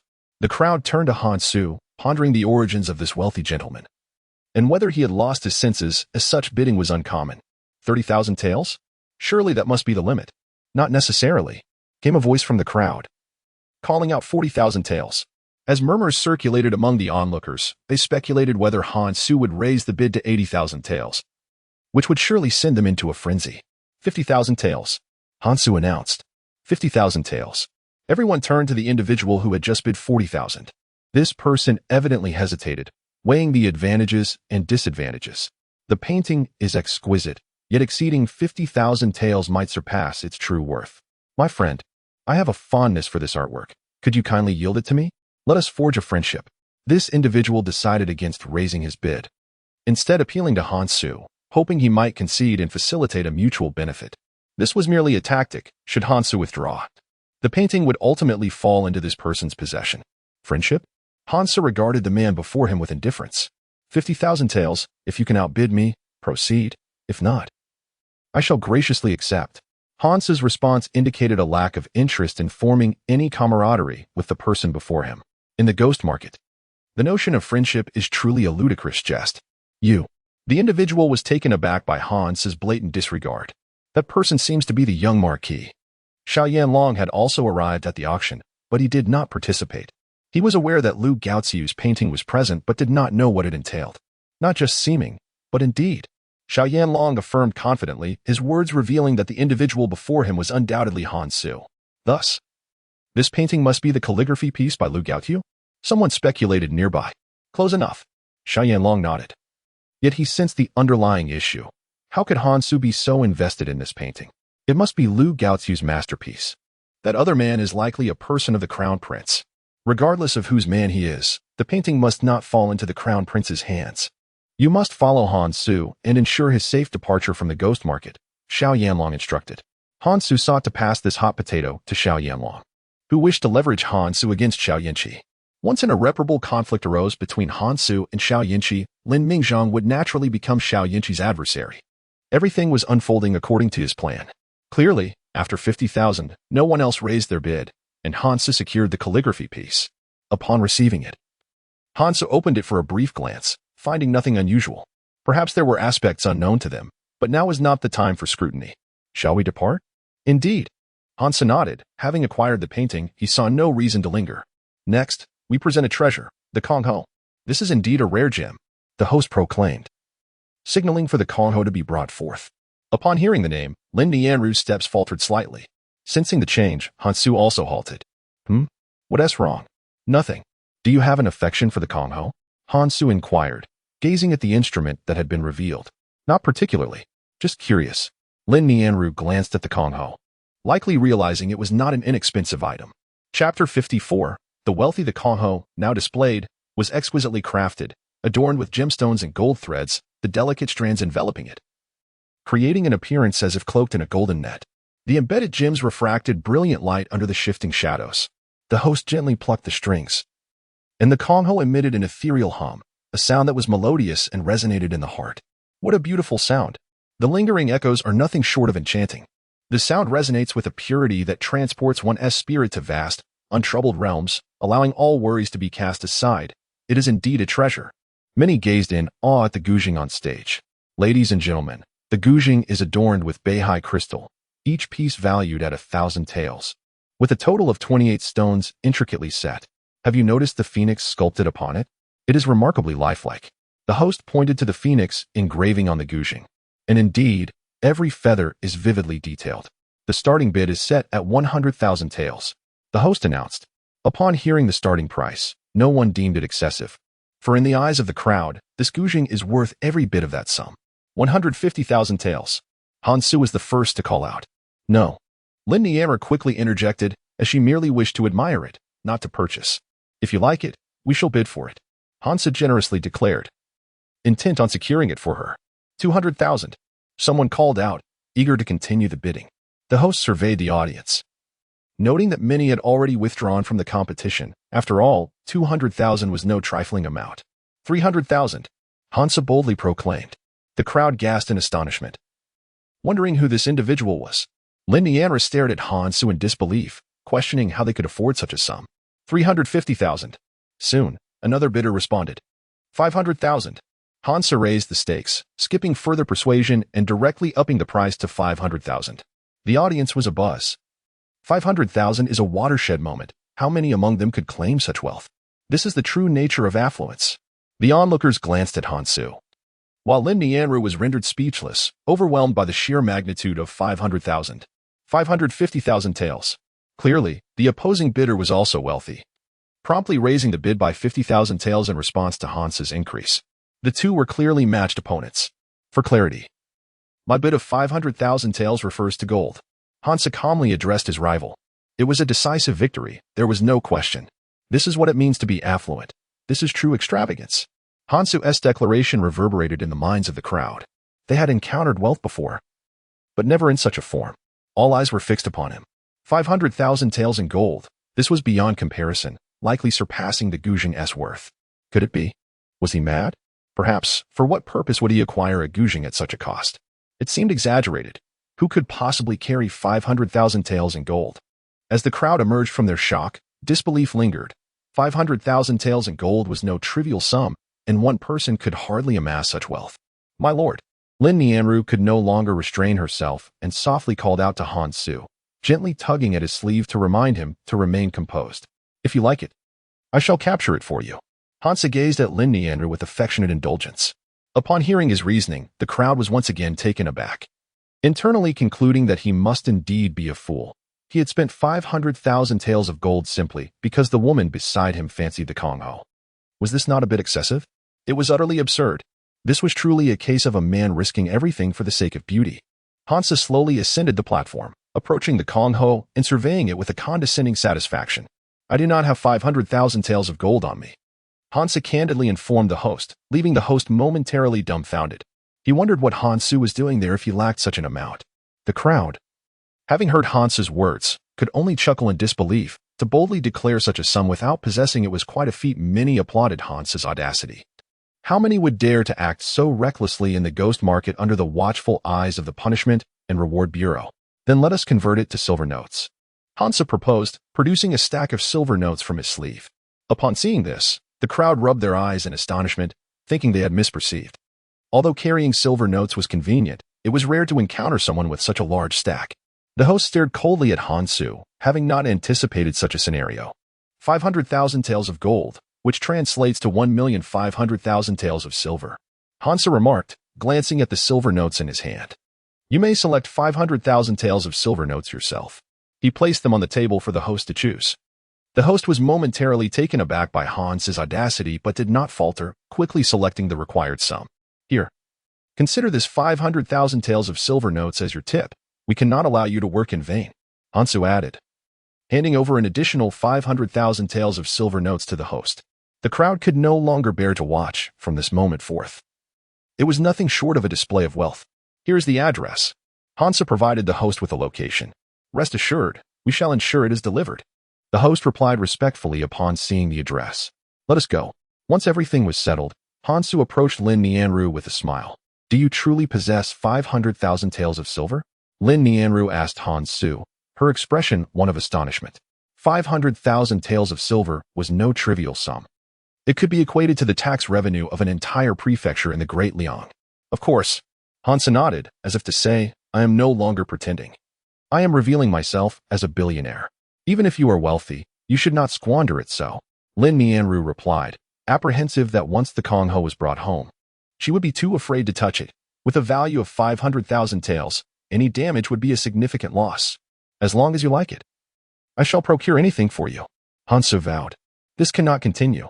Lin Nianru shook her head, expressing concern that if her father were to find out, he would surely reprimand them for 3 days and nights. As Han Su and Lin Nianru departed, the auction house fell into a profound silence. Xiao Yanlong and his attendant waited outside early on. Upon seeing Han Su retrieve the painting, Xiao Yanlong understood there was no need for him to linger any longer. Chapter 55. Evidence. As Han Su and Lin Nianru emerged, Xiao Yanlong and his retinue followed closely behind. Shall we return now? Lin Nianru inquired of Han Su, concerned that lingering might incur further expenses. Of course we should return, but we must resolve matters here first, Han Su replied, tapping the painting in his hand. Which was the primary purpose of their visit. They retraced their steps to Mengpo's tavern. A private room, please, Han Su instructed. Mengpo's tavern, being an establishment of hospitality, naturally offered accommodations for visitors of the ghost market. Please follow me. The young attendant guided Han Su and Lin Nianru to a room. What may I get for you, esteemed guest? A pot of tea will suffice, thank you, Han Su requested succinctly. Once the attendant departed, he placed the painting on the table. Is there something within? Lin Nianru approached to examine the open painting closely, finding nothing unusual. It appeared to be merely a landscape. There should be, Han Su replied, removing the wooden scroll from the painting to inspect it further. To his surprise, the scroll was made of solid wood. Unlike the hollow designs often depicted in dramas. Could we be mistaken? Lin Nianru whispered to Han Su, her conviction that the painting held great significance for him evident. Impossible. Han Su set the scroll down, scrutinizing the artwork intently. He gently brushed his fingers across the surface, and a smile spread across his face. Feel for yourself. Han Su took Lin Nianru's hand and placed it on the painting. As her palm glided over the surface, she too sensed the irregularities. There is something inside, Lin Nianru exclaimed. The texture suggested something had been concealed within. Heaven rewards the diligent. Han Su chuckled, relieved that their efforts had borne fruit. Your tea has arrived. Good. Just set it down here, Han Su instructed the attendant as he entered with the tea. With a dagger in hand, Han Su began to carefully slice open the back of the scroll. Gradually, as the incision lengthened, he uncovered the hidden contents. Look. Han Su withdrew a piece of paper from within, revealing lines of text accompanied by the seal and stamp of Lu Gaoziu. In the 3rd year of Jing Han, the total tax silver from various counties amounted to 57 million taels, with 7 million taels embezzled and 6,500,000 taels gifted to the crown prince. In the 4th year of Jing Han, the total tax silver was 89 million taels, with 12 million taels embezzled, 8 million taels gifted to the crown prince, 2 million taels to the Marquis of Chang'an, and 1 million taels each to the Marquis of Chongqing and the Marquis of Changjing. As Lin Nianru read this, she glanced at Han Su, noting that aside from the crown prince, the remaining 3 were the Queen Mother's brothers, while the Marquis of Chongqing and the Marquis of Changjing were her siblings. Han Su nodded, fully aware of the implications. The 3 prominent marquises of Daliang were indeed renowned figures within the military. As shock coursed through her, Lin Nianru continued to read on. In the 8th year of Jing Han, the various prefectures collected a total of 280 million taels in taxes, yet an illicit sum of 30 million taels was withheld, with 20 million taels gifted to the crown prince, and each of the 3 marquises receiving 2 million taels, while the Duke of Xin was bestowed 3 million taels. Lin Nianru remarked. Now it makes sense. Lin Nianru seemed to have an epiphany. In that very year, the Duke of Xin, Li Xin, unexpectedly emerged to support the crown prince, piquing Lin Mingzhang's curiosity. Although Li Xin held the esteemed title of duke, he seldom engaged in court affairs, leaving many to wonder why he suddenly aligned himself with the crown prince. Moreover, during that year, the duke constructed a new residence and acquired 1,000 acres of fertile land, seemingly achieving overnight wealth. Many in the court were intrigued by the situation, and it became evident that this was the crux of the matter. Li Xin, a military general from Daliang, had once led troops to fend off the southern Chu. Later, when Emperor Jingrui ascended to the throne amidst a rebellion of princes, he and Han Xiaozhen rallied forces to protect the throne. Li Xian had earned the emperor's favor, which led to his title of Duke of Xian, allowing him to remain exempt from court duties. Although Li Xian had gradually withdrawn from court over the years, his military reputation remained formidable. To Lin Nianru's astonishment, this was indeed evidence of the crown prince and Lu Gaoziu's embezzlement of tax revenues. Now, she comprehended what Han Su was investigating. Should this information be disclosed, Xiao Yanqi would likely face dire consequences. "My lord, this is a perilous hot potato," Lin Nianru exclaimed. "Indeed, if it were a matter of merit, the emperor would not shift the burden onto us." Han Su mused, gazing at the ledger before him. Recognizing the arduous and thankless nature of the task, "Will you submit it then? If so, it may irrevocably offend the crown prince," Lin Nianru cautioned Han Su. Should they proceed, they risked being embroiled in the conflict between the crown prince and Prince Jin and could be mistakenly identified as allies of Prince Jin. In that case, not only Han Su but also the state minister's residents would become adversaries of the crown prince. Submitted. After much deliberation, Han Su resolved to present it to the emperor, but not to him, rather to Prince Jin. "Since you have made your decision, I shall not press further," Lin Nianru declared. Trusting Han Su's judgment, Han Su carefully placed the ledger back among the scrolls. "Rest assured, I will do everything in my power to ensure your safety and that of the state minister's residence," Han Su vowed to Lin Nianru. At that moment, a sudden force burst open the window, and Han Su instinctively shielded Lin Nianru, retreating several steps to protect her within his embrace. The window shattered as two figures rushed in. "The scroll!"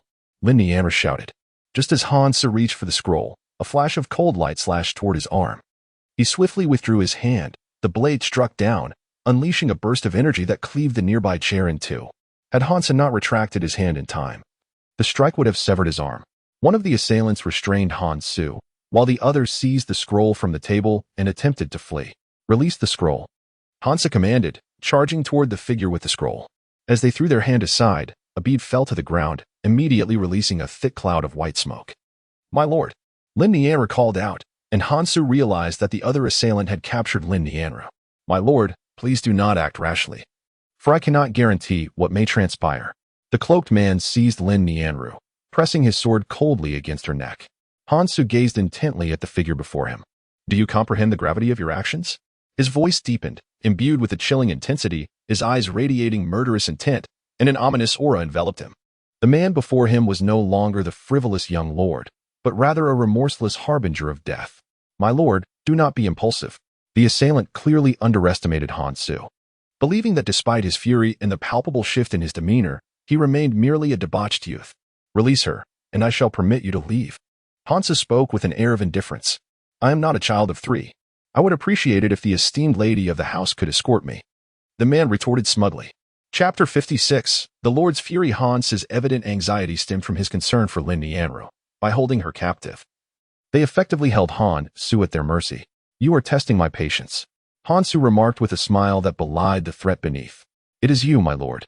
Who is testing our patience? Move." With that, the two men leapt from the window, taking Lin Nianru with them onto the streets of the ghost market. Witnesses immediately scattered at the sight before them. Is there still audacity to act recklessly in the ghost market? It appears some seek their own demise. Many believed the two men were courting disaster.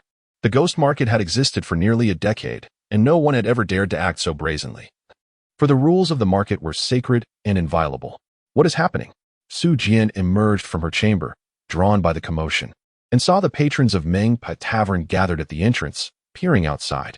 "Someone has taken hostage one of our guests," a young spirit informed Su Jian, who swiftly grasped the gravity of the situation.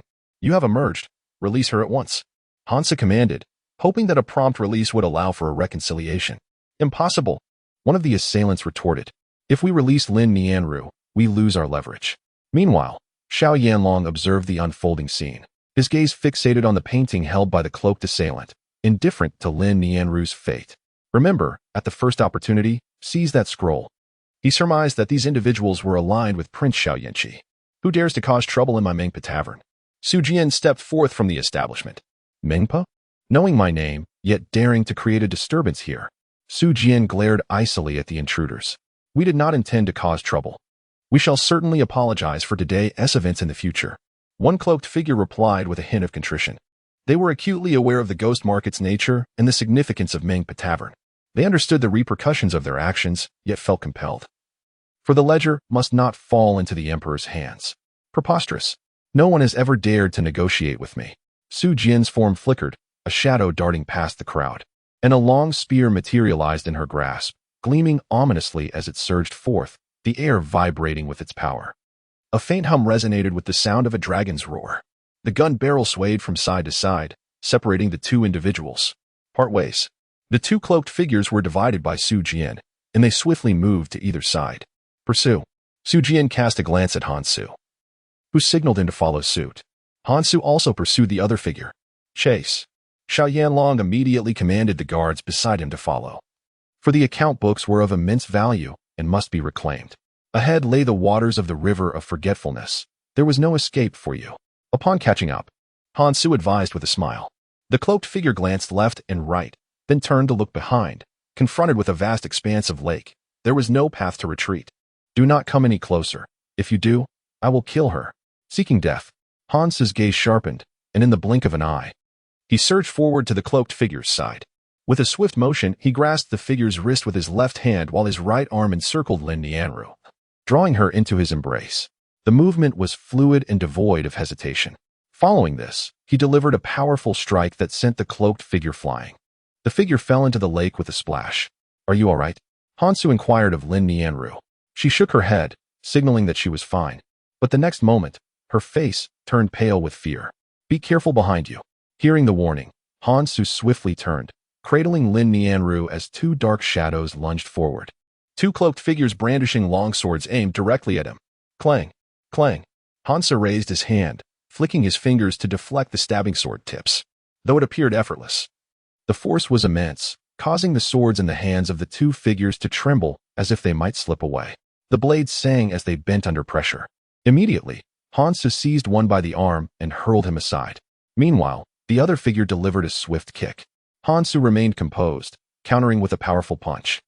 Both combatants were forced to retreat simultaneously. Han Su's feet skimmed the surface of the lake, creating ripples as he gracefully retreated 3 paces while holding Lin Nianru. Steadying himself, he perceived an undercurrent below as a whirlpool emerged. From within, a figure ascended, wielding a long sword that swept through the air. Blades of light scattered like shadows.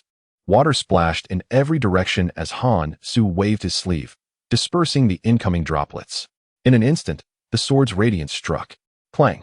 This time, Han Su did not deflect the blade. Instead, with both fingers coiled with strength, he clamped down on the sword tip, which trembled yet could not escape his grasp. The blade was less than half a foot from Han Su, yet it could not advance a single inch. You? The cloaked figure gazed at Han Su in astonishment. His eyes filled with dread and disbelief. He had not anticipated Han Su's martial prowess, let alone its extraordinary level. Capturing his long sword with mere fingers was no feat an ordinary master could achieve. A sword that flies like an immortal. Han Su named the sword technique of the assailant. Indeed, I never imagined you were from the flying sword manor. I had mentioned that matters of the martial world belong to the martial world. You brought this upon yourselves. Do not blame me, Han Su. As his words fell, Han Su unleashed his strength, shattering the sword tip and sending it flying, piercing through the chest of the cloaked figure before him. The figure could not have fathomed such an outcome. Han Su acted with remarkable swiftness, leaving no opportunity for himself to react. The two individuals on the shore were utterly unprepared for Han Su's extraordinary martial prowess, capable of instantly dispatching them. Let us go. As the two turned, shadows in black and white appeared before them. Without allowing them a moment to comprehend, the two figures struck, sending them flying with a single blow, the force piercing through their bodies and shattering their internal organs. My lord. Upon seeing Han Su and Lin Nianru, the two immediately knelt before them. Thorough investigation, Han Su uttered succinctly, before departing with Lin Nianru. As they left the ghost market and returned to the northern duke's residence, dawn began to break. Lin Nianru, exhausted, had fallen asleep in Han Su's embrace. We've arrived. Han Su gently called to Lin Nianru. Awakening from her drowsiness at the sound of his voice, she murmured, "Where's this?" "The northern duke's residence." Han Su replied with a smile, playfully squeezing her cheek, aware that the events in the ghost market had unsettled her. "We're here." Han Su nodded. Upon reaching the residence, Lin Nianru appeared unfazed, not inquiring about the identities of the dark-clad figures or the enigmatic beings known as the Black and White Impermanents. "Aren't you curious? Will you tell me?" Lin Nianru retorted. "The ghost market is, in fact, The Han army. Han Su replied with a chuckle. The revelation left Lin Nianru in utter astonishment. She had not anticipated such a shocking answer from Han Su. It was indeed a matter worthy of contemplation. Chapter 57. Half a ledger. Han Su's response was nothing short of astonishing. 10 years ago, 200,000 soldiers of the Han army perished in the northern borders. Yet today, Han Su disclosed that the denizens of the ghost market were all part of the Han army. It was an unfathomable revelation. Lin Nianru nodded, seemingly grasping the gravity of the situation, and refrained from further questioning the circumstances that had led to such a transformation. She felt content that Han Su had chosen to share such significant information with her. "My lord, Su Jian has arrived," Mu Hanfeng announced as he entered. "Let her in," Han Su replied, setting down his chopsticks. Soon, Su Jian entered, dressed not in the vibrant red gown of before, but in a more ordinary and modest attire. Yet her elegance remained unmistakable. "Greetings, my lord, madam." Su Jian acknowledged them as she stepped into the room. "Granny Ming?" Lin Nianru recognized her instantly, taken aback for a moment, but quickly understood. It was logical that Su Jian, being associated with the ghost market, was acquainted with Han Su. "Madam." Su Jian smiled subtly at Lin Nianru, offering a polite greeting. "Su Jian, the Ming of the ghost market, is my father's only disciple during his lifetime. She practices the authentic Han family's overlord spear technique, so I should actually refer to her as junior sister." Han Su introduced Su Jian to Lin Nianru. "I see. Have you eaten? Please, sit and join us. I'll have the butler fetch another set of bowls and chopsticks." Lin Nianru promptly instructed the butler nearby. "There's no need." "Madam, I have already dined." Su Jian waved her hand dismissively. Today, she arrives to offer her apologies, feeling a deep sense of shame. She never anticipated such events would unfold at her Mangpa manor. Lin Nianru was taken hostage, and she bears significant responsibility for it. "Let us sit down and share a meal," Han Su remarked from the side. "So, are you here to offer your contrition or to atone for your misdeeds?" Han Su inquired nonchalantly once Su Jian took her seat. "Both," Su Jian replied. "Your self-awareness is commendable," Han Su chuckled. "What are the account books?" "They were taken," Su Jian replied helplessly. When she pursued the thief, she discovered that the individual had been slain, leaving only an empty scroll behind, with no trace of the account books. "Does this imply it was the doing of Xiao Yanlong's men?" Han Su deduced. "If it were Xiao Yanqi's people, they would not resort to murder, as they're our own. The only plausible explanation is that Xiao Yanlong's men committed the act." "Indeed," Su Jian nodded, analyzing the wound and concluding that it was inflicted by Xiao Yanlong's bodyguard, known in the martial world as Mou Jian Deng Fan. His sword is slender, and the wounds it leaves are quite peculiar. Su Jian asserted confidently. The black-clad assailant possessed a cultivation level around the 7th realm, and the fact that he could be killed and escape before her arrival suggests the attacker must be at least of the 8th realm, coupled with the distinctive sword injuries. It is not difficult to ascertain the culprit's identity. "Well then, I had intended to discard the items to Xiao Yanlong," Han Su remarked. "My lord, I am here not only to inform you about the account books, but also to seek your counsel regarding the situation at Feijian Villa," Su Jian expressed, wishing to solicit Han Su's opinion. "Since they have already breached the rules, we need not feel any guilt." "You know how to proceed," Han Su replied succinctly. "The customs of the martial world must be resolved in accordance with its own laws." "I understand," Su Jian nodded. "At the Jin Wangfu, my lord, we have obtained the account books." Deng Fan presented the account books he had been holding to Xiao Yanlong. "Why is there only half?" Xiao Yanlong observed, surprised to find that the account books were merely half intact, documenting events from the 3rd to the 6th year of Jing Han, with the remainder torn away. The remnants of the torn edges suggested they had been recently removed. "I beg for your pardon, my lord. When I acquired the account books, only half remained. The other half is unknown to me." Deng Fan stepped back and knelt, speaking earnestly. Xiao Yanlong scrutinized the entries, although there was some regret. The information at hand would certainly keep Xiao Yanqi uneasy. "Rise. I am not blaming you, merely lamenting the loss," Xiao Yanlong replied, initially believing he could deliver a fatal blow to Xiao Yanqi, only to discover that the account books were incomplete. "Should we search for the other half, my lord?" Deng Fan queried as he stood beside Xiao Yanlong. "No need. The other half is either in Han Su's possession or with Xiao Yanqi. There is no necessity to seek it," Xiao Yanlong stated. "If it were with Han Su, he would voluntarily present it to the emperor. If it were with Xiao Yanqi, searching would yield no results." Gazing down at the account books in his hand, he recognized that this half was already sufficient. "If it remains thus, it may well prove impossible to topple the crown prince," Deng Fan remarked. The crown prince is the future heir. How could he be easily overthrown? All matters must be approached gradually, with careful deliberation. We do not seek to swallow him whole, but rather to consume him bit by bit. Xiao Yanlong spoke solemnly. He was impatient, yearning to usurp the crown prince and take his place, yet he understood that this was no simple endeavor. The greatest folly was to act with haste. Haste makes waste. The struggle for the heirship requires patience. Before ascending the throne, Emperor Jingrui was but a timid prince, devoid of any threat, yet at the last moment, he seized the opportunity to claim the imperial seat. Once on the throne, Emperor Jingrui revealed his true colors, embarking on sweeping reforms and eliminating the rebellious princes. This exemplifies the essence of patience. Your Highness is wise. Undoubtedly, the future heir must be none other than you, Deng Fan respectfully remarked. A faint smile graced Xiao Yanlong's lips, while the atmosphere within the prince's residence was somber and oppressive, almost suffocating. Chen Ping stood before Xiao Yanqi. How could this failure have occurred? Xiao Yanqi furrowed his brow, perplexed. Everything had seemingly proceeded according to their plan, yet in the end, they had failed to safeguard the account books. Your Highness, I had previously cautioned you against taking action in the ghost market. Chen Ping felt somewhat wronged.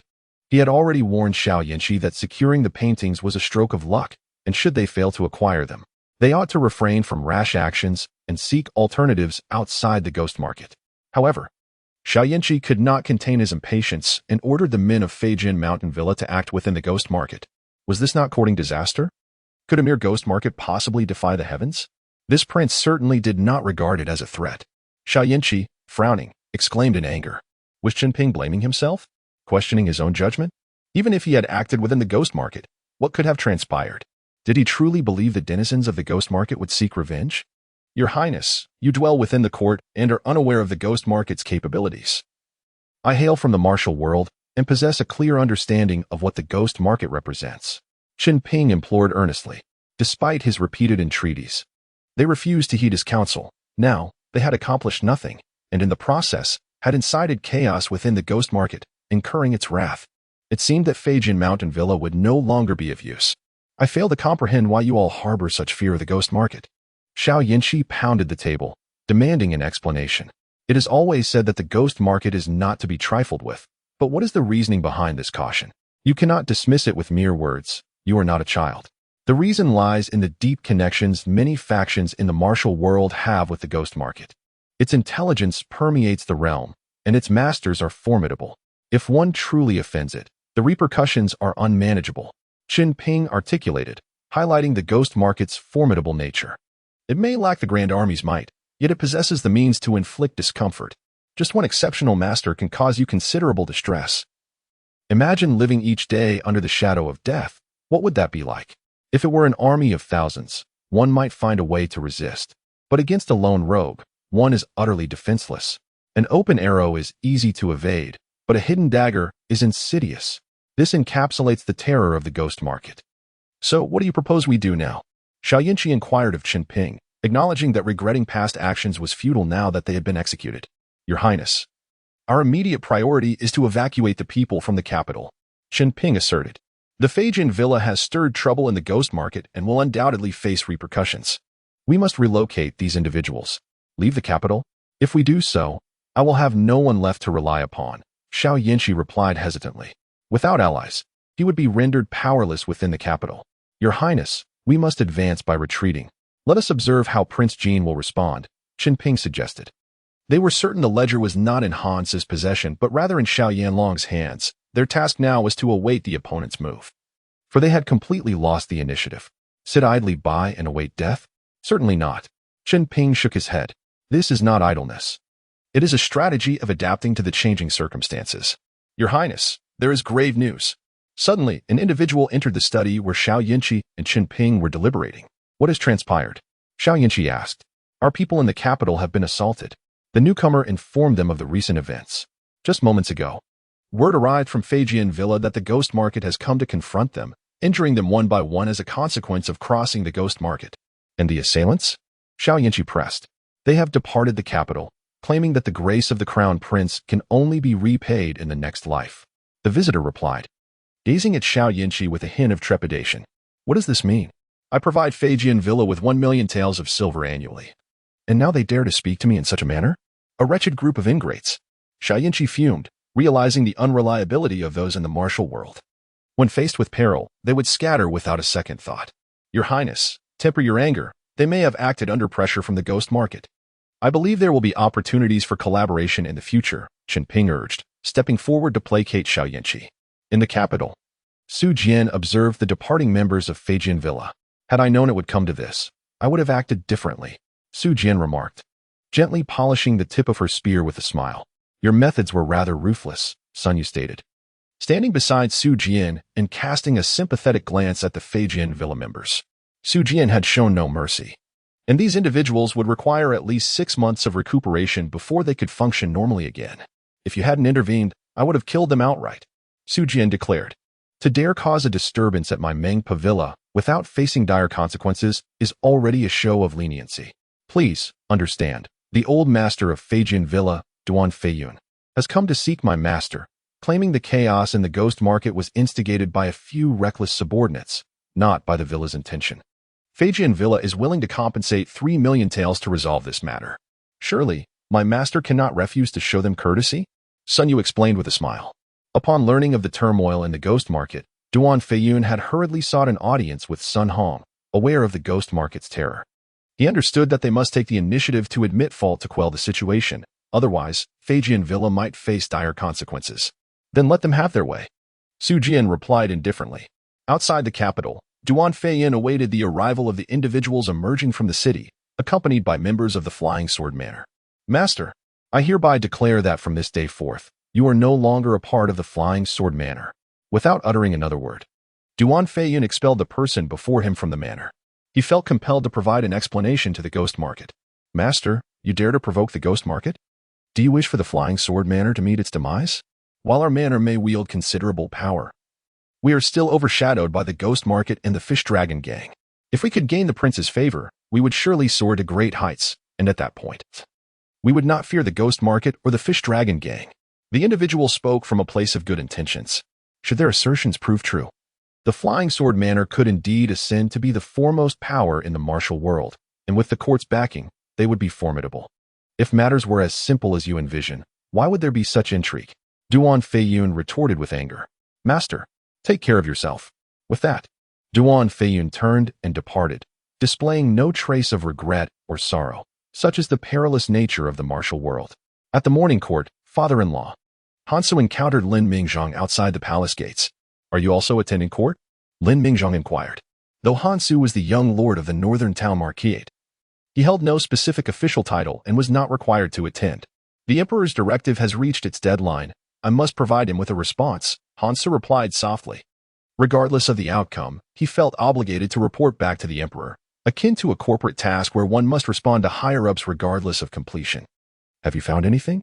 No, Hansu shook his head, omitting the details of his inquiries and only sharing the outcome. Let it be, Lin Mingzhong remarked, gazing at Hansu.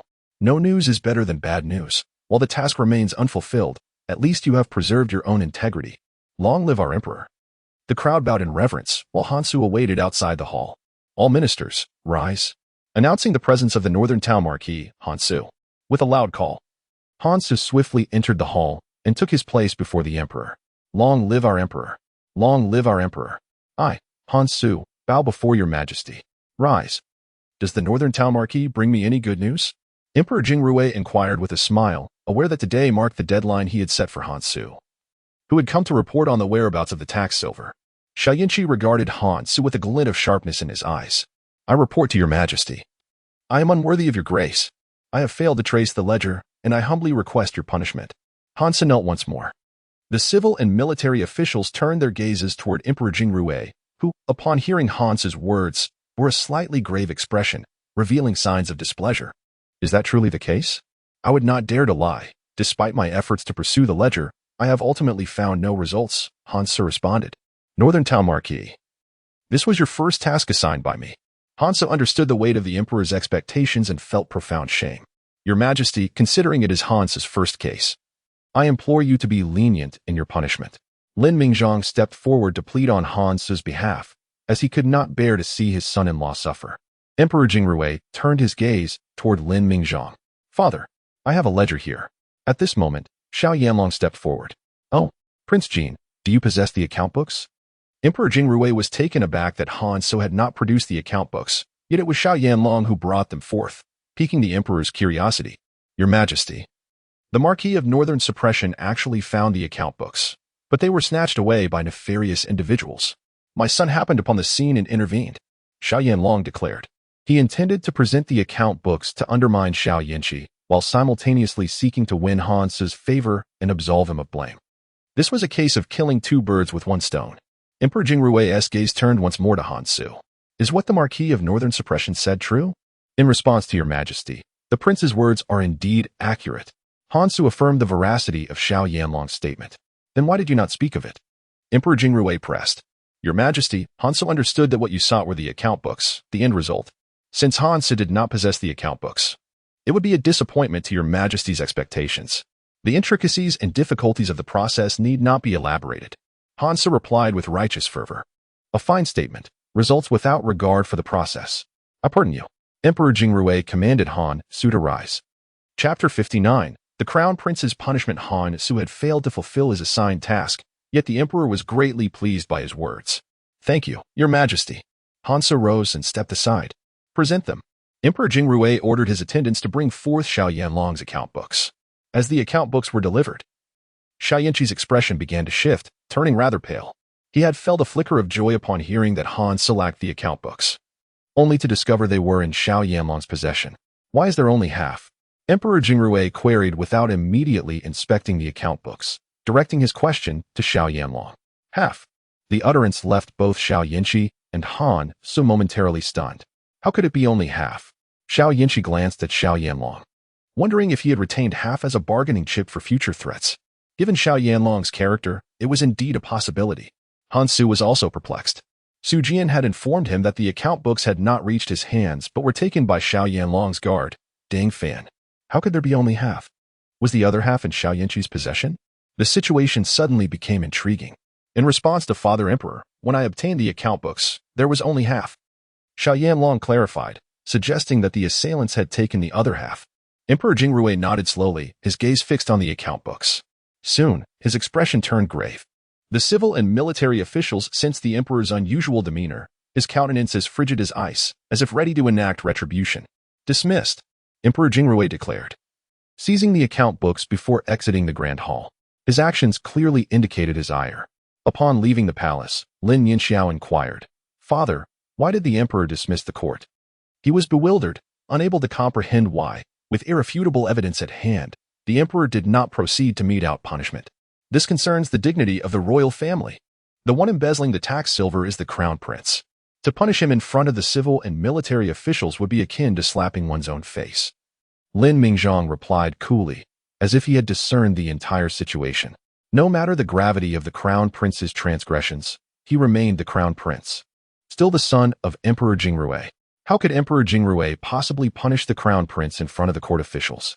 It seems that the crown prince may emerge from this ordeal unscathed. However, Lin Mingzhong shook his head.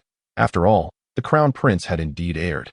If there were no punishment, how could the emperor command respect and instill fear among the officials? Would it not set a precedent for others to follow suit? If the crown prince is not punished for his mistakes, how could the emperor justify punishing others? It cannot be a governing principle that only the state officials can engage in wrongdoing while the commoners are forbidden from lighting lamps.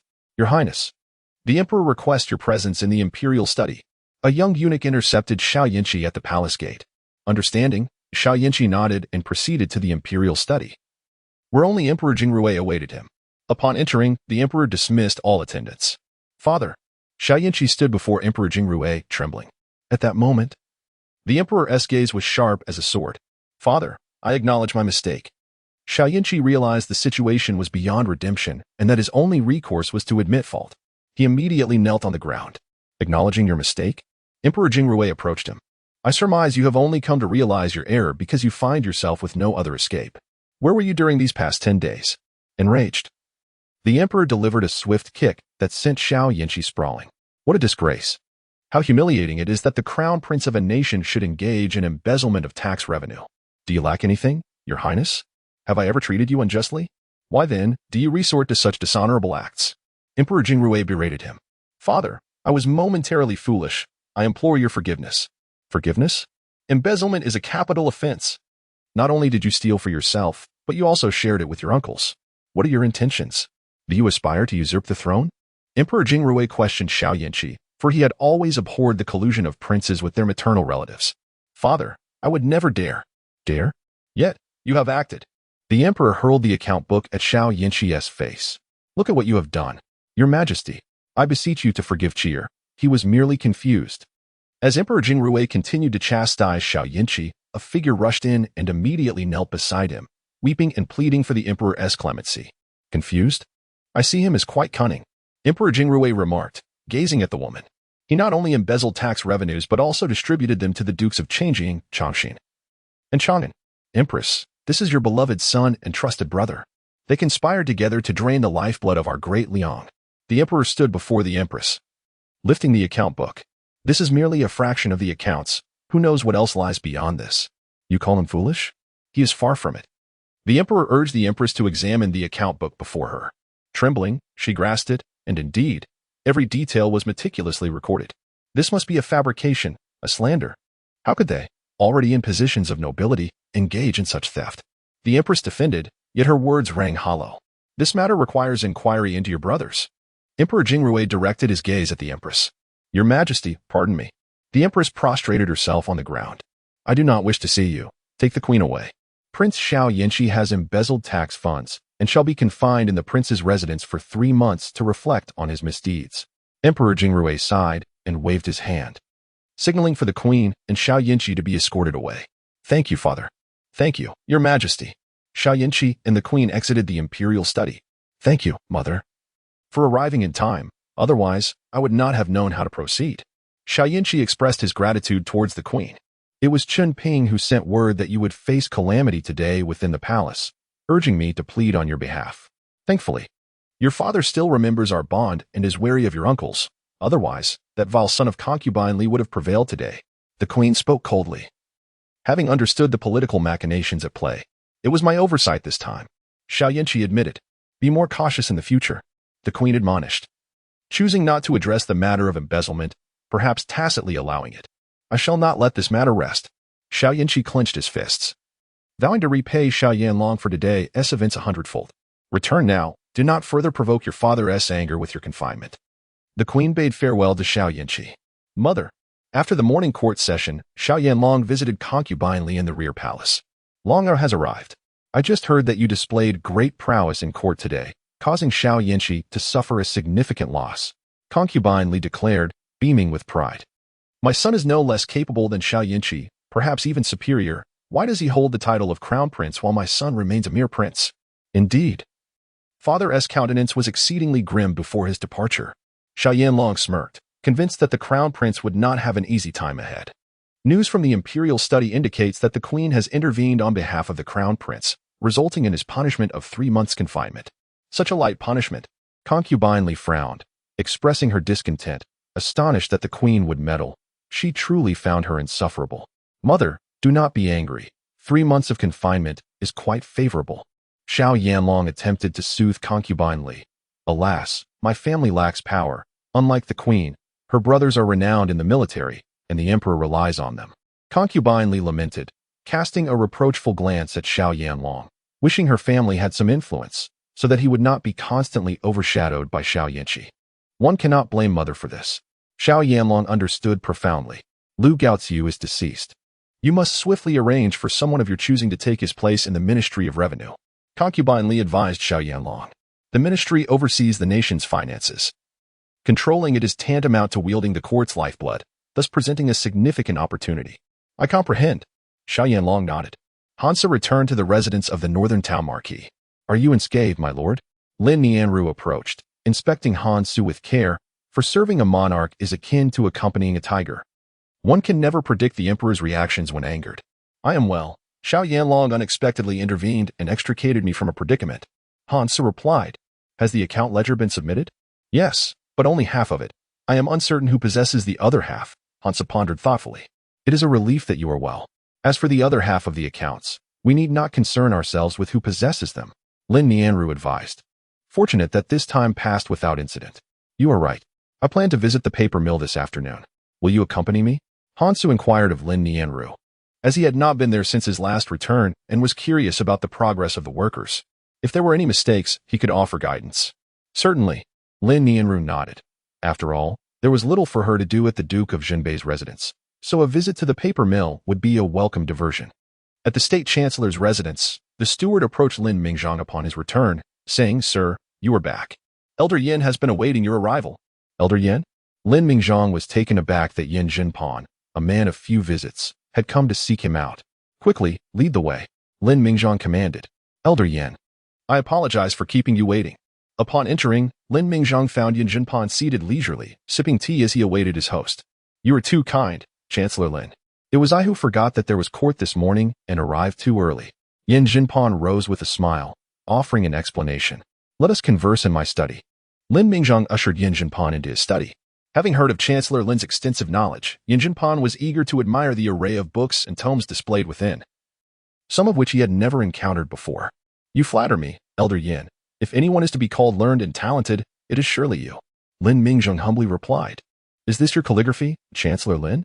Yin Jinpan soon noticed the characters on Lin Mingzhang's desk, crafted in the recently studied slender gold script, with strokes that revealed a distinct flair. "It is not my own, but rather knowledge gleaned from a book gifted to me by my son-in-law." Lin Mingzhang did not claim the credit, understanding that at his status, such accolades were of little consequence. His pursuits lay elsewhere. The Duke of Zhenbei? Indeed. This script exemplifies the slender gold style. Observe how the strokes exhibit brilliance. Unlike our customary practice of restraint, this style revels in its exposure, creating a unique aesthetic. Lin Mingzhang elaborated on the slender gold script. Yin Jinpan, captivated by its allure, concurred. "Indeed, while the strokes are bold, they do not overwhelm. Rather, they possess a certain beauty. What splendid calligraphy. I did not expect to encounter such exquisite writing at the State Chancellor's residence. If revealed to the world, it would undoubtedly stir a sensation." Yin Jinpan was certain it would spark a wave of interest in Confucian thought, inspiring many to follow suit. "Elder Yin, allow me to show you this painting as well." Lin Mingzhang unveiled a depiction of a tiger descending a mountain. "It is incredibly lifelike. Truly remarkable," Yin Jinpan exclaimed, feeling as though he were touching a real tiger. "This is a style of painting known as oil painting, distinct from our traditional ink wash. It emphasizes unparalleled realism, presenting everything in vivid truth." Lin Mingzhang elucidated that this painting had now essentially become his cherished possession.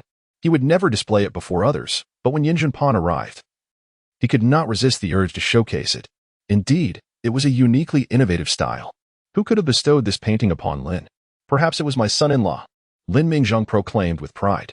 Yin Jinpan frowned slightly, sensing a hint of levity in the air.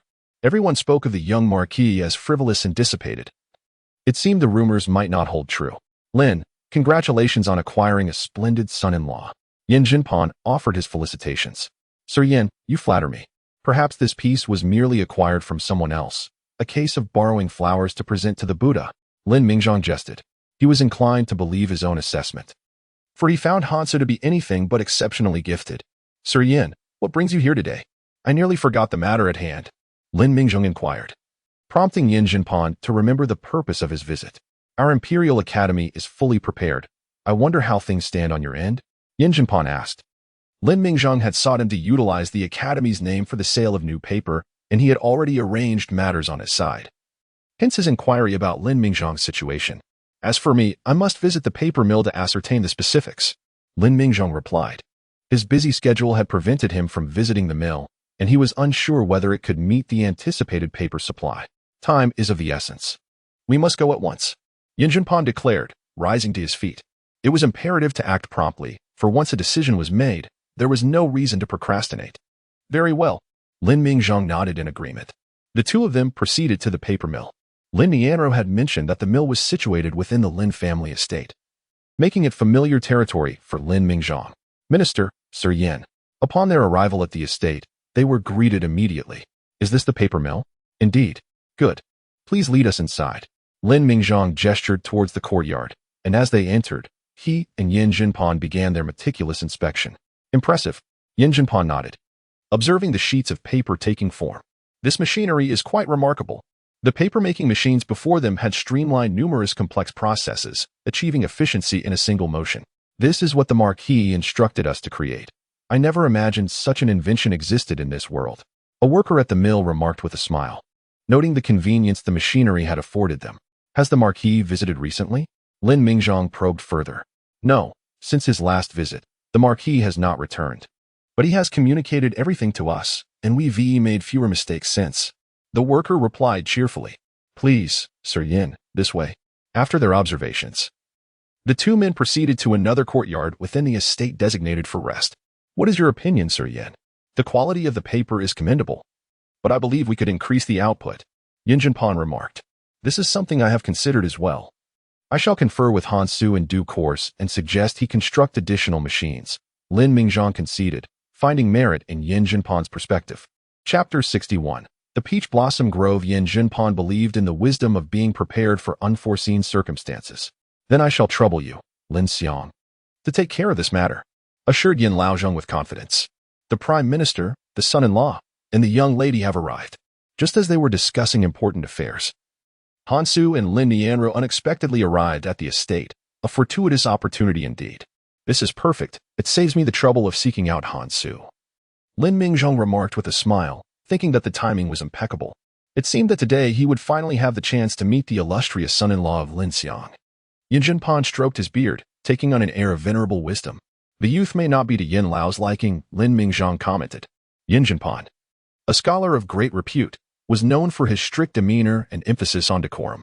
In contrast, Han Su, though occasionally clever, lacked the scholarly depth to impress Yin Jinpan. Youthful exuberance is to be expected, Yin Jinpan remarked dismissively, yet he was curious about the character capable of creating such exquisite machinery. Was he truly as frivolous as the rumors suggested? Where are they? He inquired. The son-in-law and young lady have gone to the garden, came the reply. The garden? Indeed. The peach blossoms are in full bloom, and the son-in-law has taken the young lady there. The servant explained. Shall I inform them? No need, we shall go ourselves.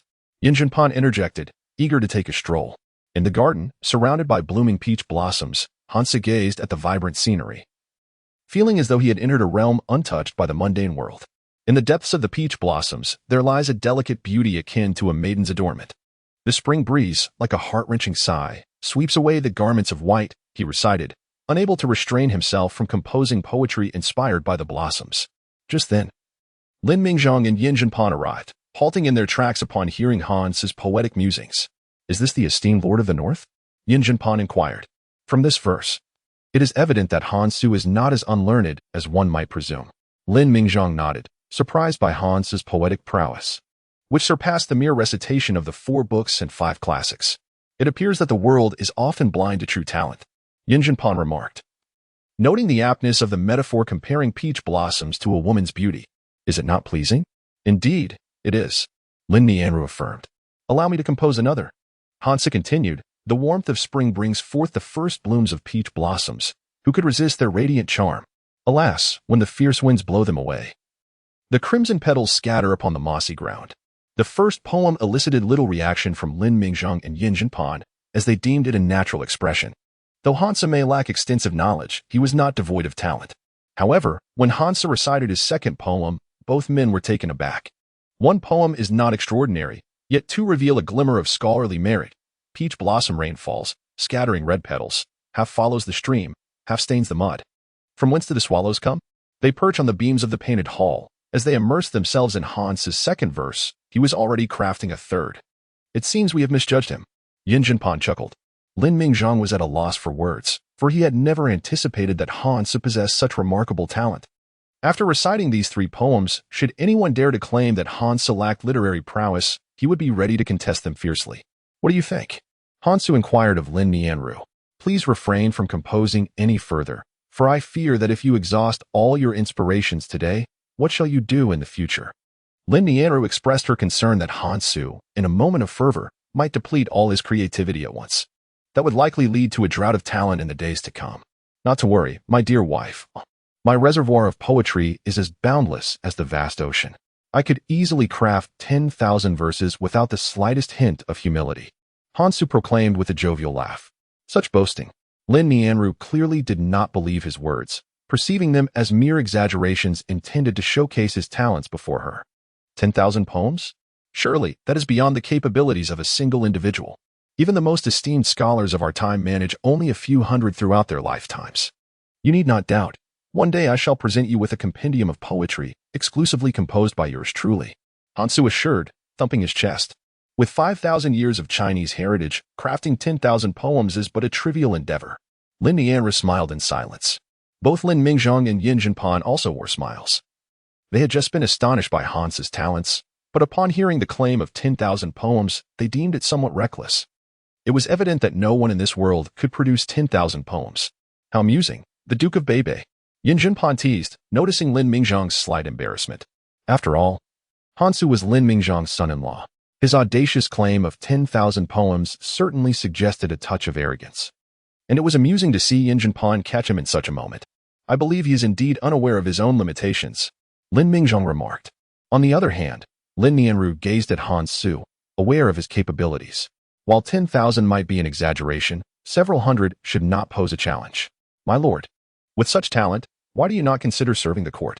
She inquired. As for me, I am accustomed to a carefree disposition. Should I enter the court as an official, I would be bound by constraints, and who knows when I might offend the emperor. I would likely meet my demise. Hansu explained.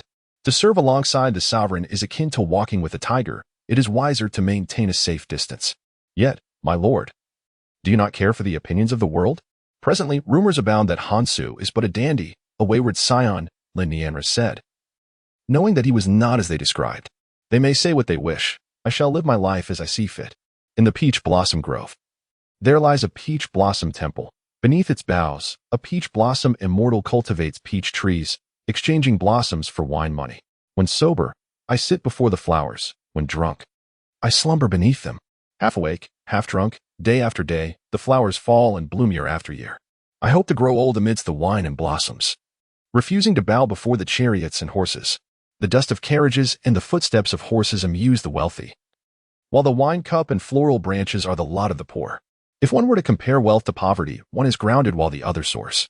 If one were to compare the impoverished to the wealthy, the former enjoys leisure, while the latter is driven.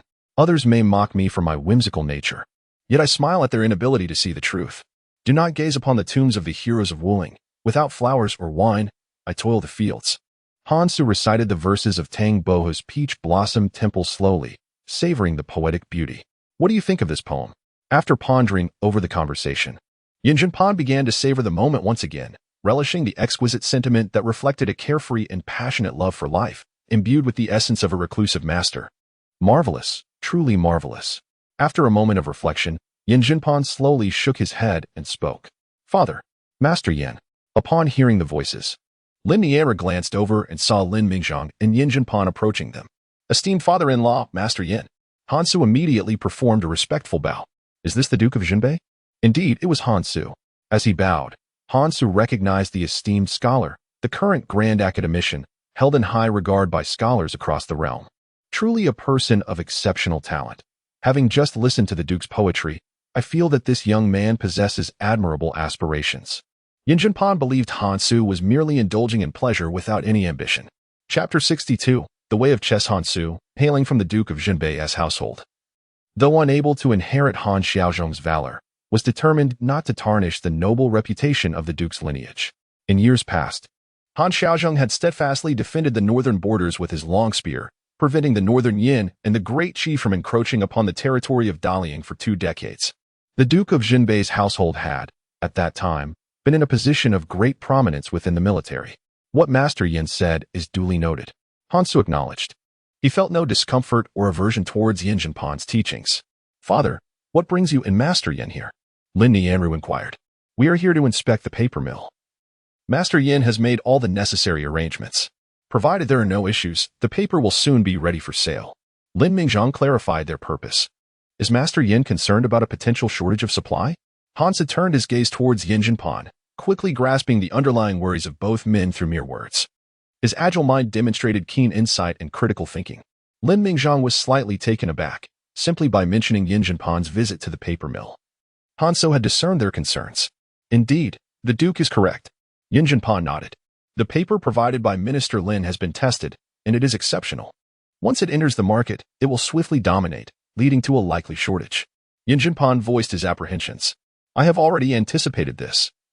I have commissioned the forging of 50 machines. Once we commence operations, it should suffice to meet the demand. with strategic foresight. Han Su adhered to the principle of not engaging in endeavors without assurance, ensuring that every undertaking had contingency plans and safeguards. Yan Jinpan and Lin Mingzhong were astonished to find that Han Su had already preempted their concerns and taken action. Yan Jinpan regarded Han Su, who evoked a peculiar impression in him. Perfectly timed. Yan Jinpan nodded in agreement. Upon returning to the estate, it was time for a meal. Do you play chess? Lin Nianru asked Han Su, noting that in ancient times, entertainment was scarce, and chess was a favored pastime to pass the time. I know a bit. Then let us play a game. By the time we finish, the meal should be ready. Lin Nianru seemed to have found her interest. As they sat down, Han Su picked up the chess pieces. Shall I let you win? Han Su's lips curled up ever so slightly, exuding an air of undeniable confidence, as though he had already secured victory over Lin Nianru before the game had even commenced. No need, Lin Nianru declared, a master of the arts herself. She was no novice when it came to the game of chess. Really? Of course, my skills in chess are formidable. If that is the case, I humbly seek your guidance. Observing Lin Nianru's resolute demeanor, Han Su smiled gently, and the two commenced their match. As the pieces fell into place, the exchange of moves commenced, but Lin Nianru's actions began to slow. She found herself increasingly challenged, her pieces sinking into the abyss like a cow into the sea. Utterly stifled under Han Su's strategic prowess, every offensive maneuver she attempted was deftly countered by Han Su, who seemed to possess an uncanny foresight. Lin Nianru's brow furrowed as uncertainty crept in, prompting deep contemplation. She grappled with indecision, unable to determine her next move. The board appeared riddled with vulnerabilities, yet she found herself bereft of viable options. How is it? Han Su inquired, not opting for aggression but rather choosing to defend, advancing through retreat. In the face of his impenetrable defenses, Lin Nianru's white pieces gradually lost their edge. Let me think, Lin Nianru said, biting her lip in defiance. Take your time. I shall step away for a moment, Han Su replied before rising to leave. Just then, Lin Mingzhong and Yan Jinpan entered, noticing Lin Nianru deep in thought. Her brow furrowed as she stared at the chessboard, evidently wrestling with a dilemma. What troubles this girl? Lin Mingzhong mused as he approached her. Drawn by the allure of the game. What a masterful display of strategy, fraught with hidden perils. It appears riddled with flaws yet is meticulously fortified, with no apparent openings. Lin Mingzhong praised, a fellow aficionado of the game. Yan Jinpan joined him, observing the board. Though the white pieces seemed to dominate, akin to a soaring dragon, the black pieces stand as an invisible mountain, suppressing the dragon beneath. Quite remarkable indeed. After pondering for an extended period, Lin Nianru conceded defeat, releasing her piece. Father. Old Master Yan. Only then did she regain her awareness of their presence. Where did this intricate game originate? Lin Mingzhong inquired, recognizing the profound complexity of the position. A novice would undoubtedly succumb within 5 moves, ensnared by the black pieces' traps. This? Lin Nianru gestured to the board. Indeed, while the black pieces may appear disadvantaged, they possess the advantage of time, place, and circumstance. Their defense is as solid as a mountain. The white pieces, seemingly sharp, have already lost their advantage. Ensnared in the black pieces' grasp, one wonders who orchestrated such a formidable setup, Lin Mingzhong remarked. Lin Nianru gazed at the board, astonished by its depth and intricacy. Was it truly as formidable as it seemed? Was it as ominous as it appeared? This was none other than the game she had played with Han Su. Yet, she realized that Han Su had seemed to play without a moment's thought, carelessly making moves, and yet, how had it transformed into such an unfathomable position? This is the game I played with Han Su, Lin Nianru exclaimed. The Marquis of Zhenbei? Yan Jinpan was astonished, unable to believe that this game was indeed played by Han Su. Indeed. Is there something wrong, Elder Yan? Lin Nianru inquired, observing Yan Jinpan's shock with curiosity. I am merely astonished. I never expected the Marquis of Zhenbei to possess such remarkable chess skills. This game is intricately linked, with each move strategically planned. Although the black pieces appear to retreat, they are, in fact, gradually ensnaring the white pieces. Yan Jinpan remarked. Lin Nianru glanced once more at the chessboard. With both her father and Elder Yan expressing such sentiments, it seemed this was indeed a formidable game. Could it be that Han Su was truly exceptional? What if the white pieces were to be placed here? Lin Mingzhong suggested, pointing to an empty space. Placing the white pieces here would indeed suppress the black pieces temporarily. However, should the black pieces occupy this position, the previously placed white piece would undoubtedly become a grave error. Yan Jinpan replied. If this position is untenable, what about here? This would obstruct the black pieces' momentum and provide the white pieces an opportunity to turn the tide. Lin Mingzhang proposed a new strategy upon hearing Yin Jinpan's rejection. Yin Jinpan took a glance and quickly shook his head. No, that won't work. Placing the white pieces here would delay their progress, and when the black pieces retaliate, the white pieces will find themselves in a precarious situation. I believe placing the white pieces here is a more prudent choice. Yin Jinpan countered after rejecting two suggestions, identifying a position for the white pieces that could flank the black pieces from behind. No, Elder Yin, cannot you see? This is a trap. If the white pieces were to land here, the once soaring dragon would find itself ensnared in shallow waters. This is dire, Lin Mingzhang exclaimed. Realizing that the position Yin Jinpan suggested was indeed a concealed pitfall, the placement of the white pieces there would lead to an irretrievable disaster. Chapter 63. Chess Skills and Character. The entire chessboard was a tempest of strategies, each move fraught with peril. There were numerous potential placements for the white pieces, yet none could be made without the risk of the black pieces seizing the opportunity to consume them. Truly, it was an extraordinary match, Yin Jinpan mused, surprised that he could witness such a game. Have you thought it over? Hansu entered and asked, momentarily taken aback upon seeing Lin Mingzhang and Yin Jinpan in the room.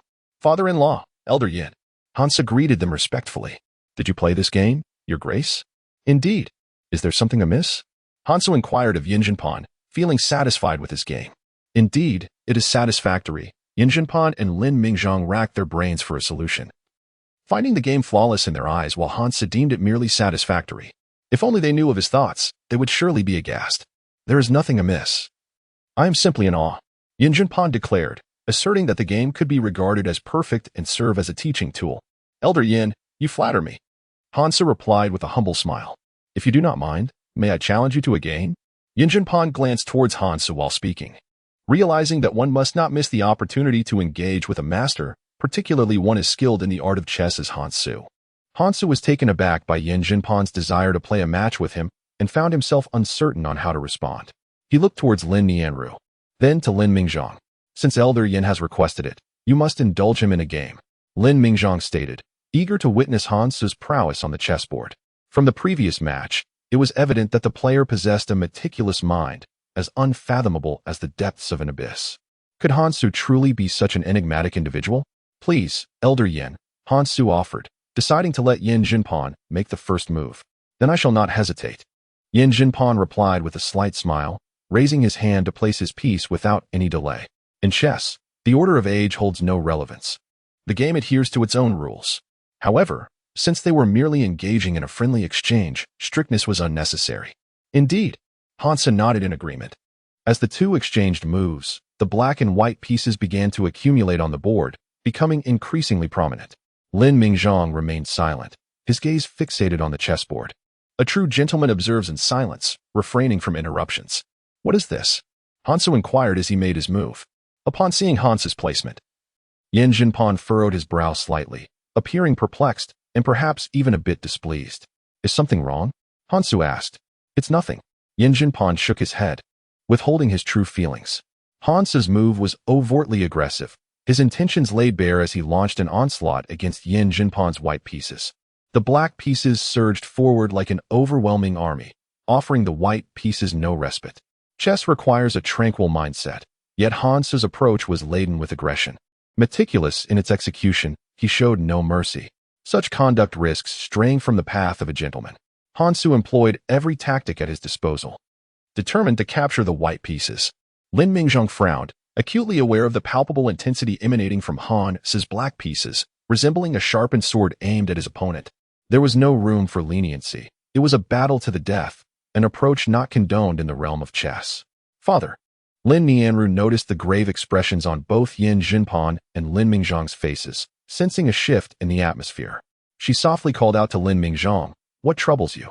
Father? Elder Yin's white pieces embody the gentleman's principle of restraint, yet Hansu's black pieces press forward aggressively, lacking the grace of a true gentleman. Lin Mingzhang remarked. In this game, Hansu displayed no humility. His singular focus was the annihilation of the white pieces. Lacking the grace of a gentleman? Lin Nianru was surprised to perceive such a sentiment. Unlike before, when Hansu had been defensive and composed, akin to a mountain, he now opted for aggression. Every move fraught with peril, leaving no room for survival. I did not anticipate Han's mastery of both defensive and aggressive strategies, Lin Mingzhang said, concerned that the latter might lead him astray. As the game progressed, Han's relentless assault left the white pieces utterly decimated, their ranks shattered. I have lost. Yin Jinpan conceded. In the end, Yin Jinpan conceded defeat, for he found himself devoid of any opportunities. Hansu was relentless, leaving no glimmer of hope for him. Old Yin, I humbly accept your concession, Hansu remarked with a smile. Lord Ho, your brilliance in the game is too ostentatious. As the saying goes, those who shine too brightly are often prone to break. I hope you will exercise caution in the future, Yin Jinpan felt compelled to advise Hansu. If one's brilliance is too pronounced, it may not bode well. Indeed, Old Yin speaks wisely. Yet I maintain that the game of chess differs fundamentally from the game of life. Hansu acknowledged Yin Jinpan's words, but he did not concur with the ancient belief that one's character can be discerned through their chess skills. This notion had always seemed fallacious to him. Please, Lord Ho, do elaborate. Hansu continued, chess is a contest of wits. As it is a competition, there must be victors and vanquished. To secure victory, one must exert their utmost effort to vanquish their opponent. This is a mark of respect for both oneself and one's adversary. On the chessboard, each player relies on their own abilities. Do not be disrespectful, Hansu. Lin Mingzhang interjected sternly, sensing an insinuation in Hansu's words. Moreover, Old Yin cannot bear to lose. Should he lose, accusations of flawed character may arise. There is no need for anger, Lin. This is the first time I have heard such a perspective, yet it holds merit. Yin Jinpan responded with a calm smile. Life is governed by human sentiments and social intricacies. It is a realm devoid of winners and losers. Hansu asserted. In his view, a loss on the chessboard was final, with no room for negotiation. However, life offered the chance for rebirth and resurgence. Very well, today I have learned much. Yin Jinpan declared with a grin. Your words are merely fanciful, Hansu. There is no need for Old Yin to take them to heart. Hansu stood up, expressing his gratitude. I have gained invaluable insights today, and my visit has not been in vain. Lin, your son-in-law is quite remarkable, Yin Jinpan remarked, noting that Hansu was the first to speak to him in such a manner, in a world where young scholars typically approached him with deference and trepidation. Hansu stood apart, fostering a sense of equality between them. Old Yin, you flatter me. The younger generation still requires further refinement, Lin Mingzhang said, guiding Yin Jinpan out of the room. Hansu gazed contemplatively at the chessboard. What is the matter? Lin Nianra pondered, still bewildered. Old Yin and my father-in-law believe my demeanor is excessively aggressive and that my actions are too resolute, which may invite misfortune in the future. Hansu explained with a smile. All because of a game of chess? Lin Nianra inquired, looking at the board. Indeed, Hansu nodded, foreseeing that his image in Yin Jinpan's eyes might not be favorable henceforth. However, he deemed it inconsequential, for he did not live for the approval of others. Upon exiting the room, Yin Jinpan paused. Lin, the Duke of Zhenbei, being young, still requires considerable honing. Such a temperament may invite calamity that could affect many. Yin Jinpan cautioned. Hansu's style is too pronounced. A youth so overtly brimming with talent is not a favorable sign. Chapter 64. Snowpaper Younger individuals must learn the virtues of patience and humility. Only through these qualities can they traverse further on their journey, Old Yin wisely noted. Acknowledging the need for Hansu's character to be tempered, Lin Mingzhang nodded in agreement. After their meal, everyone departed from the estate.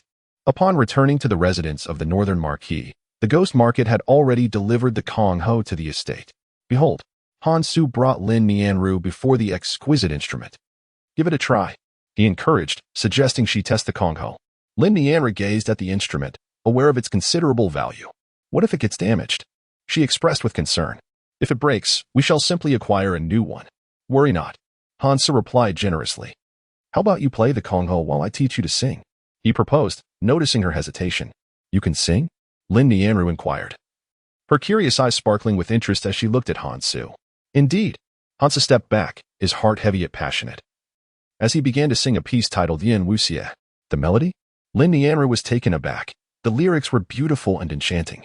Yet the style of singing was unfamiliar to her, unlike any she had learned before. Yet, there was a harmonious quality to it, rendering it utterly delightful.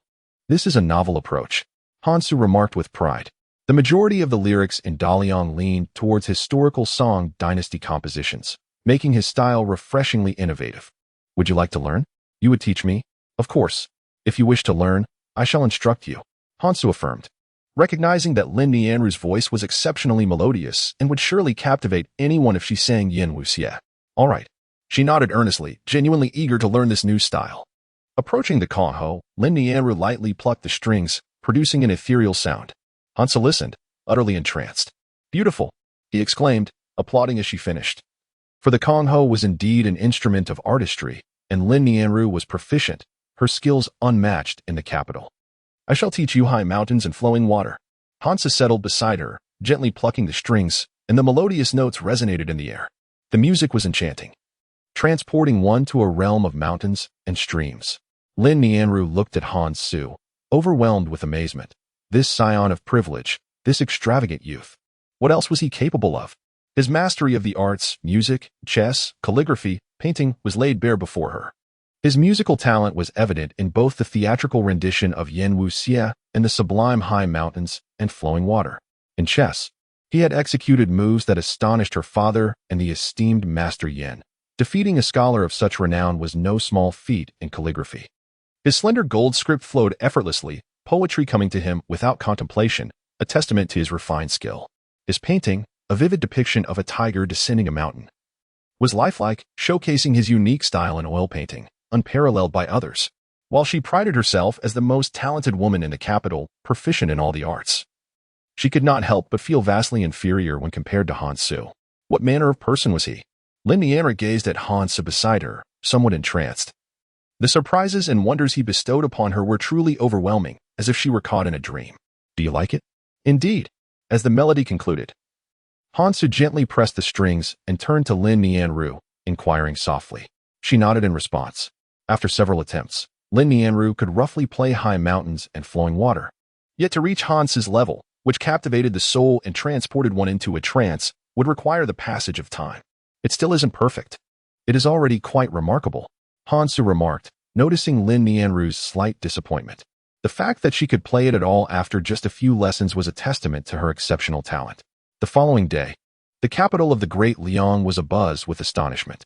The Imperial Academy unveiled a new type of paper, pristine and flawless, as delicate as a cicada's wing, yet impervious to ink stains. This was snow paper. Emperor Jingrui picked up the immaculate sheet before him, his eyes sparkling with interest as he queried the eunuch beside him. Snow paper. It is named for its resemblance to pure white snow when sold. Indeed, the sudden availability of snow paper from the Imperial Academy has spread throughout the capital. This is a blessing for our Great Liang. Quite right. A smile graced Emperor Jingrui's face. Quickly summoned the Grand Scholar to the palace. The Emperor immediately ordered the summons of Yin Jinpan to the Imperial residence. Before long, Yin Jinpan arrived at the Emperor's study. Your servant, Yin Jinpan, pays his respects to your majesty. Long live the Emperor. My Emperor, please rise and grant him a seat. Emperor Jingrui promptly assisted Yin Jinpan to his feet, honoring him as a teacher, for he governed the nation through Confucian principles, thus valuing respect for one's mentors. Thank you, your majesty. Teacher, you have rendered an unparalleled service to our Great Liang. I have decided to bestow upon you the title of Duke of Lu. Emperor Jingrui exclaimed with excitement, holding the snow paper. Duke of Lu. In Great Liang, there are currently only two individuals holding the title of Duke, Duke of Xian, Li Xian, and the Duke of the Nation, who is the father of the Empress, Hu Guogong Ho Wuji. Now, Emperor Jingrui intended to elevate Yin Jinpan to the rank of Duke, placing him among the highest honors. This cannot be. I dare not take credit. It is all due to the divine favor bestowed upon our Great Liang. Yin Jinpan declined the honor. He had long since grown indifferent to fame and fortune. Otherwise, he would not have taken the role of Grand Scholar at the Academy. Teacher, you speak too modestly. This snow paper is a product of your Academy's efforts, and you deserve the primary credit. Emperor Jingrui encouraged Yin Jinpan not to be overly humble. Though Yin Jinpan was detached from worldly gains, he recognized that some accolades should be acknowledged. There is no absolute good or bad in the affairs of the world, and the same applies to fame and fortune. I speak the truth. This matter was initiated by Minister Lin, and we worked on it together. The snow paper was also crafted by Minister Lin. Yin Jinpan revealed Lin Mingzhang's involvement. Emperor Jingrui stepped back in surprise, realizing that Lin Mingzhang was also implicated in this matter. I understand now. Minister Lin is equally deserving of recognition. The emperor nodded in agreement. Summon Minister Lin. In the afternoon, Lin Mingzhang was at his residence when a group from the palace entered. Your servant, Lin Mingzhong, receives the imperial decree. Lin Mingzhong promptly bowed in reverence to welcome the imperial command. Lin Mingzhong's contributions to papermaking have greatly benefited the state. Thus, he has been graciously awarded a royal robe. Along with this, a bounty of 1,000 taels of silver and 50 bolts of fabric were bestowed upon him. His son, Lin Yinxiao, has been reinstated to his former position and promoted to the rank of loyal and brave general. Long live our emperor! Lin Mingzhong immediately prostrated himself in gratitude for the imperial favor. Once the palace attendants departed, he gazed upon the royal robe before him. Adorned with a vividly embroidered four-clawed azure dragon, so lifelike it seemed poised to leap from the fabric. Such a grand honor for merely serving the state? Lu remarked. You do not comprehend, Lin Mingzhong replied. This robe is one of the highest accolades bestowed by the empire. Donning it grants immunity from death. And one need not bow when entering the court. Officials regard one as if the emperor himself were present. However, despite its myriad benefits, none dare wear it. It is widely understood that the robe is merely a token of recognition. To actually don it could lead to one's demise the very next day.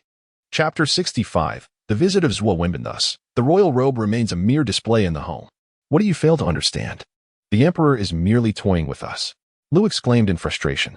This snow paper was indeed the brainchild of Han Su. Lin Mingzhong merely oversaw its production, while Yin Jinpan exploited the reputation of the Imperial Academy to market it. Yet, what is the outcome? Yin Jinpan ascends to one of the three dukes, becoming the Duke of Lu, while Lin Mingzhong receives a garment that cannot be worn. Han Su, too, gains nothing. It feels utterly suffocating to think that all our efforts have merely clothed Yin Jinpan in success while we toil in obscurity. Is this all you perceive? Lin Mingzhong countered. What else is there? Lu retorted. The Duke of Lu should have been mine, the robe destined for Han Su, while Yin Jinpan ought to have received naught. Lin Mingzhong shook his head, asserting that the matter is far more intricate than it appears. The emperor's rewards carry profound significance. Yin Jinpan, a revered scholar of his time, holds a lofty status in the eyes of students across the realm. By permitting the Imperial Academy to sell snow paper, the emperor capitalized on this opportunity to elevate Yin Jinpan to the title of Duke of Lu, demonstrating his commitment to Confucianism and the esteem in which he holds scholars. The Duke of Lu is but a ruse by Emperor Jingrui to showcase his veneration for scholarship, thereby garnering the support of scholars throughout the land. This is a calculated strategy to win the hearts of the educated class. Emperor Jingrui, who favors civility over martial might, aligns the elevation of Yin Jinpan with his vision for governance through Confucian principles. As for why Lin Mingzhong was not granted the title of duke but instead received a robe, it is because the emperor feared that Lin's accomplishments might overshadow his authority. Positioned just below the chancellor, Lin Mingzhong's acquisition of a ducal title would render him a formidable force in the court, potentially eclipsing the emperor in the eyes of the populace. Grateful scholars might then rally solely around Lin Mingzhong, leaving Emperor Jingrui in the shadows. Hence, the emperor could not bestow upon him the title of duke. Instead, he opted for a token of appreciation. This decision reflects the emperor's careful consideration of advantages and disadvantages. Although the rewards may differ in appearance, they are imbued with profound complexities. Only by discerning these intricacies can one establish a firm foothold within the court. Finally, there is Han Su, who has expressed his desire to remain out of the limelight. Thus Lin Mingzhong and Yin Jinpan had agreed beforehand not to mention Han Su's name. The snow paper has already emerged in the market, and it appears to be quite popular, Mu Hanfeng remarked. That is excellent. Han Su nodded. For it was precisely this fervor that he sought. Only through such fervor could he amass wealth. Han Su, come out. Just as Han Su sat in the parlor, examining the snow paper in his hands and contemplating the forthcoming profits, he was suddenly startled by an enraged voice cursing him from beyond the gates. Who is it? Han Su set down the snow paper. Since arriving in the capital, he had not offended anyone, and the tone of the voice suggested an intent to devour him. Mu Hanfeng furrowed his brow, equally perplexed as to who would dare act so audaciously before the Duke of Northern Town's residence. Let us go and see. Upon reaching the gates, he immediately recognized the figure before him. It was Zhuo Wenbin. Surprised to see the lively Zhuo Wenbin, Han Su realized that Zhuo Tong had not dealt him a severe punishment after all. Young Master Zhuo, what does your loud outcry before my residence signify? Han Su inquired with a smile, curious to hear the reason behind such an uproar. Do not assume that just because you are from the Duke of Northern Town's residence, you can act with impunity and disregard others. Let me tell you, in my eyes, your Duke of Northern Town's residence is nothing, Zhuo Wenbin declared, chest puffed out and head held high, sneering coldly. In times past, the Duke of Northern Town's residence commanded some respect, but now it was merely a hollow title.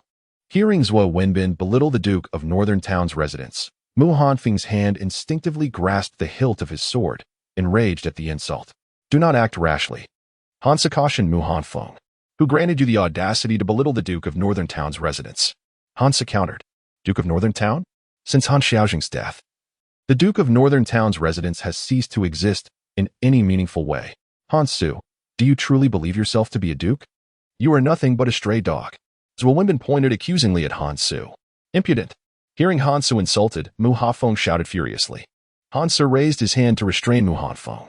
Zhuo Wenbin, if you cannot articulate your reasons today, not even your father, the Minister of Right Suotong, will be able to save you. Han Su's gaze turned icy. He had no desire to instigate trouble, yet he was not one to cower in fear. Zhuo Wenbin had gone too far, truly believing that Han Su feared him. The Duke of Northern Town's residence was not one that could be easily trampled upon. You are merely a man who married Lin Nianru and allied with the Prime Minister's estate. Do you think I fear you? Zhuo Wenbin scoffed at Han Su's cold demeanor. Intimidating me? I, Zhuo Wenbin, am not one to be cowed. Who in the entire capital could instill fear in me? Speak. What is your reason? Xia Chuchu. Zhuo Wenbin uttered those 3 words. Xia Chuchu. Han Su immediately understood. It turned out Zhuo Wenbin had come due to matters concerning Xia Chuchu. He had long heard of Zhuo Wenbin's affection for her, and now it appeared to be true. For the sake of Xia Chuchu, Zhuo Wenbin had even come to create a disturbance at his doorstep. What connection do I have with Miss Xia? Han Su inquired with a smile. The entire capital is aware of my affection for Xia Chuchu. She is, without a doubt, my beloved. Han Su, dare you to pursue her in my absence? You are courting death. Zhuo Wenbin's gaze turned fierce, fueled by a rage that surged forth for the sake of his beloved. For Xia Chuchu. Zhuo Wenbin was prepared to confront Han Su with all his might. Speak more respectfully, should you dare to refer to me in such a manner again. I won't hesitate to sever your head from your shoulders. Han Su's expression grew grave. While Zhuo Wenbin's unruly behavior could be dismissed as jest, should this farce continue, he would become genuinely enraged. Are you attempting to intimidate me? You may ascertain whether my threats are mere bluster. Han Su replied coolly.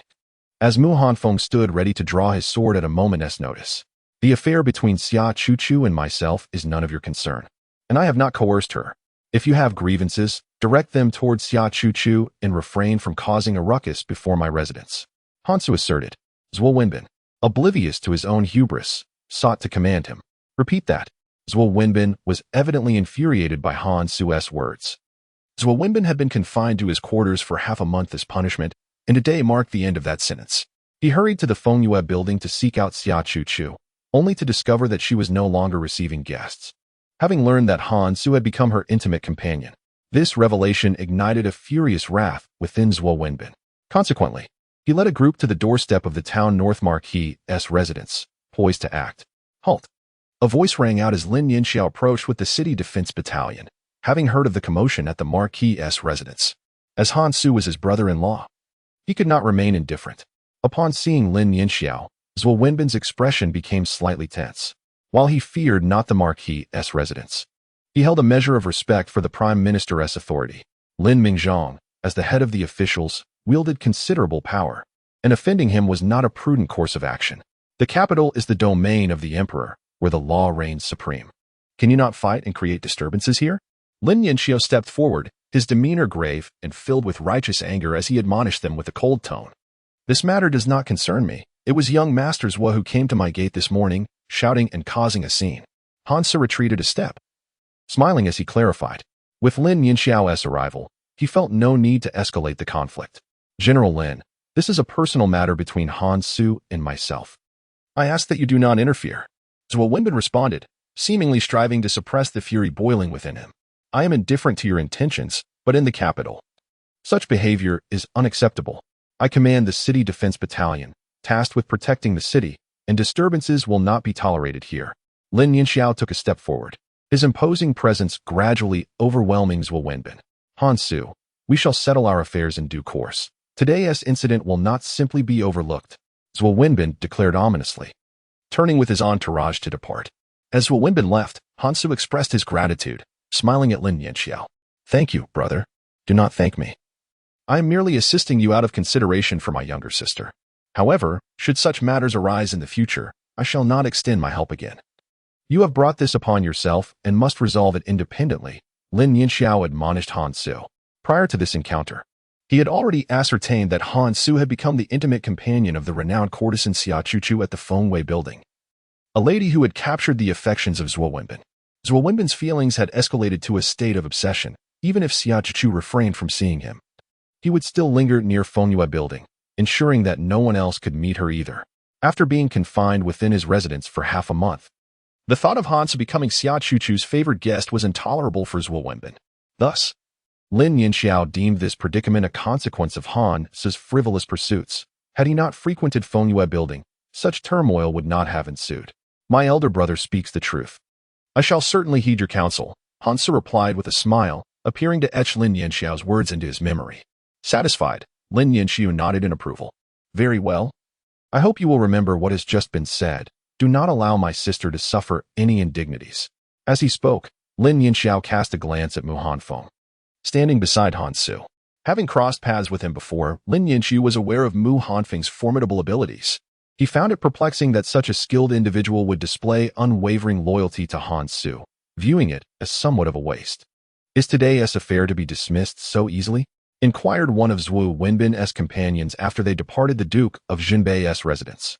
Dismissed? I, Zhuo Wenbin, do not entertain such notions. Xia Chuchu can only be my woman.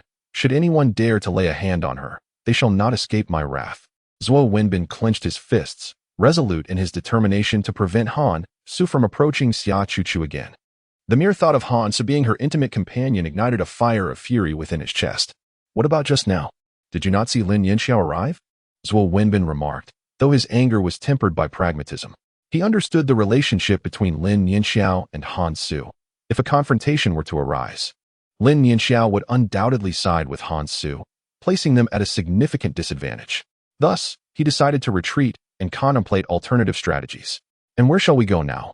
To Fengwei building. I must confront that matron.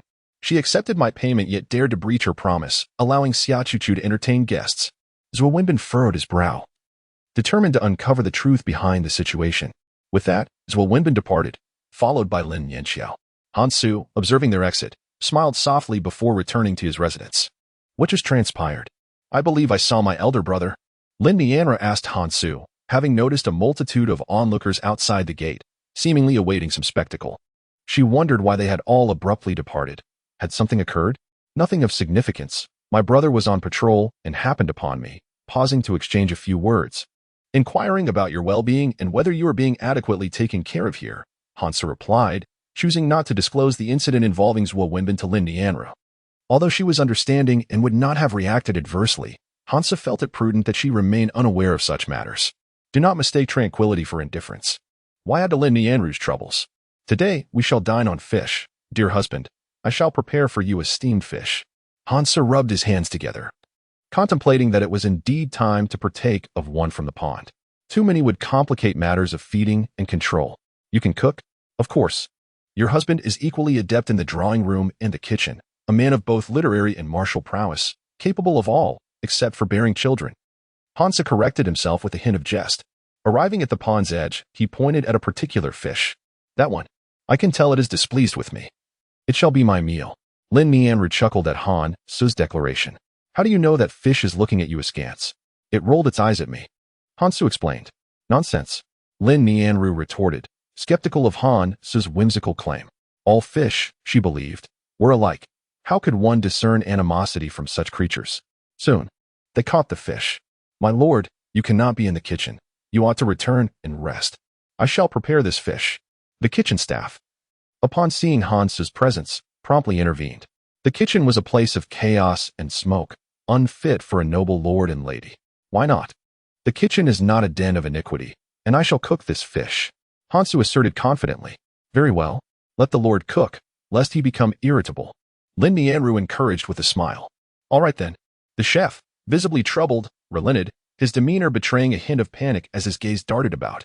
Han Su, with a calm smile, understood the chef's apprehension. He was likely concerned about Han Su's awareness of pilfering from the kitchen. Han Su had tacitly accepted this arrangement, choosing to overlook minor transgressions as long as they remained discreet. Entering the kitchen, Han Su began preparing the fish. My lord, Your knife skills are impressive, remarked the chef, as Han Su skillfully cleaned the fish in a matter of moments. I will assist you. Lin Nianru rolled up her sleeves and joined Han Su, helping to chop scallions. Excellent. Han Su nodded, welcoming her assistance. This was the life he yearned for. Nianru, may I pose a question? Do you know why we refer to daughters of wealthy families as thousand-gold young ladies? Han Su inquired while working.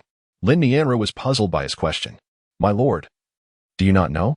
Of course I do. Han Su replied, affirming his knowledge. Then share your insight with me. Lin Nianru looked at him expectantly, eager to hear his interpretation. There is a saying in the expanded Proverbs of Wisdom, an inch of time is worth an inch of gold. Yet an inch of gold cannot buy an inch of time. Time is precious, hence the term thousand gold, as it denotes great value. As soon as Han Su finished speaking, Lin Nianru's cheeks flushed slightly. How frivolous! She exclaimed, casting aside her kitchen tools and hastily exiting the kitchen. Are you not going to help? You can manage on your own. Lin Nianru replied, leaving him behind. Ah, Han Su sighed, pondering whether he had erred in his words. The steamed fish is ready. Where is the lady? The lady has said she will not eat. Mu Hanfeng remarked, somewhat puzzled as Lin Nianru blushed and hurried out of the kitchen towards the back courtyard. I shall call her. Han Su approached the room. What is the matter? I am fine. I simply will not eat. Lin Nianru's gaze towards Han Chun was shy, her cheeks flushed. I apologize for my offensive words. Do taste my culinary skills. If the steamed fish cools, it will lose its flavor. Han Su smiled as he explained to Lin Nianru. He had not anticipated that his desire to drive would frighten away the passenger in the front seat. After the meal, I recall that Zhuo Wenbin owes me 1,000 taels of gold.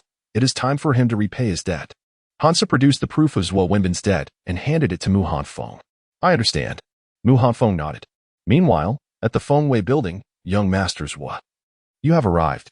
Upon seeing Zhuo Wenbin enter, the matron immediately greeted him with a smile. Zhuo Wenbin was indeed her esteemed patron. What did I tell you before? Zhuo Wenbin asked coldly, directing his icy gaze at the smiling matron. I explicitly instructed you not to allow Chu-Chu to entertain guests. I would cover any expenses. Did you take my words lightly? Zhuo Wenbin advanced, gripping the matron's wrist with increasing pressure, as if intending to crush it. The matron winced in pain, her cries echoing. Young Master Zhuo, I had no choice. It happened to be the day of the flower contest, and the Marquis of Zhenbei amused Chu-Chu. What could I do? The matron pleaded, expressing her grievances.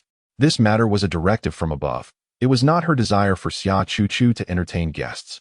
So, in your eyes, there is only the Marquis of Zhenbei and not my Zhuo family? I would not dare. The matron, sensing Zhuo Wenbin's genuine anger, immediately began to plead for mercy.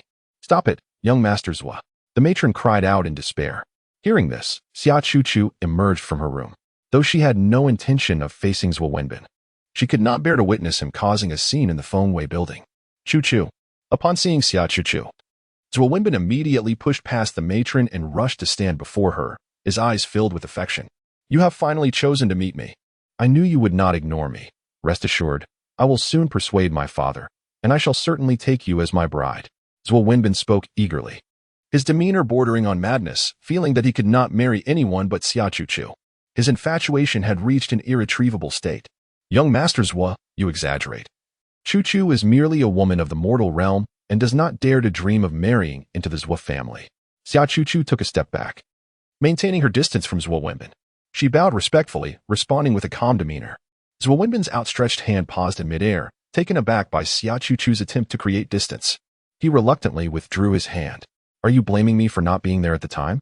Had I been present, I would never have allowed Han Su to succeed. Zhuo Wenbin earnestly explained, believing that this situation stemmed from his absence. It is not so, young Master Zhuo, please do not misunderstand. I harbor no misunderstandings. It must surely be Han Su who has wronged you. Do not worry, for I shall avenge you. Zhuo Wenbin clenched his teeth, resolute in his refusal to permit anyone to bully Xia Chu-Chu. Young Master Zhuo, you are truly mistaken. Chu-Chu and the Marquis have not engaged in any coercive actions. Xia Chu-Chu interjected. Yet, with each explanation she offered, the jealousy and fury within Zhuo Wenbin intensified. Very well. I comprehend your words. I shall not seek him out. In the end, Zhuo Wenbin acquiesced to Xia Chu-Chu's counsel, ceasing his tumultuous demeanor. Chu-Chu, might you converse with me now? Just then, an individual entered the Fengwei Tower and called out, which one of you is young Master Zhuo? Zhuo Wenbin, who had just invited Xia Chu-Chu to speak, was interrupted by this unwelcome presence, whose tone betrayed evident displeasure. "Who are you?" Zhuo Wenbin inquired, directing his attention to the newcomer. "I am Sun Yu." The man replied with a polite demeanor. "Someone has instructed me to request 1,000 taels of gold from you. I wonder if you are aware of this matter?"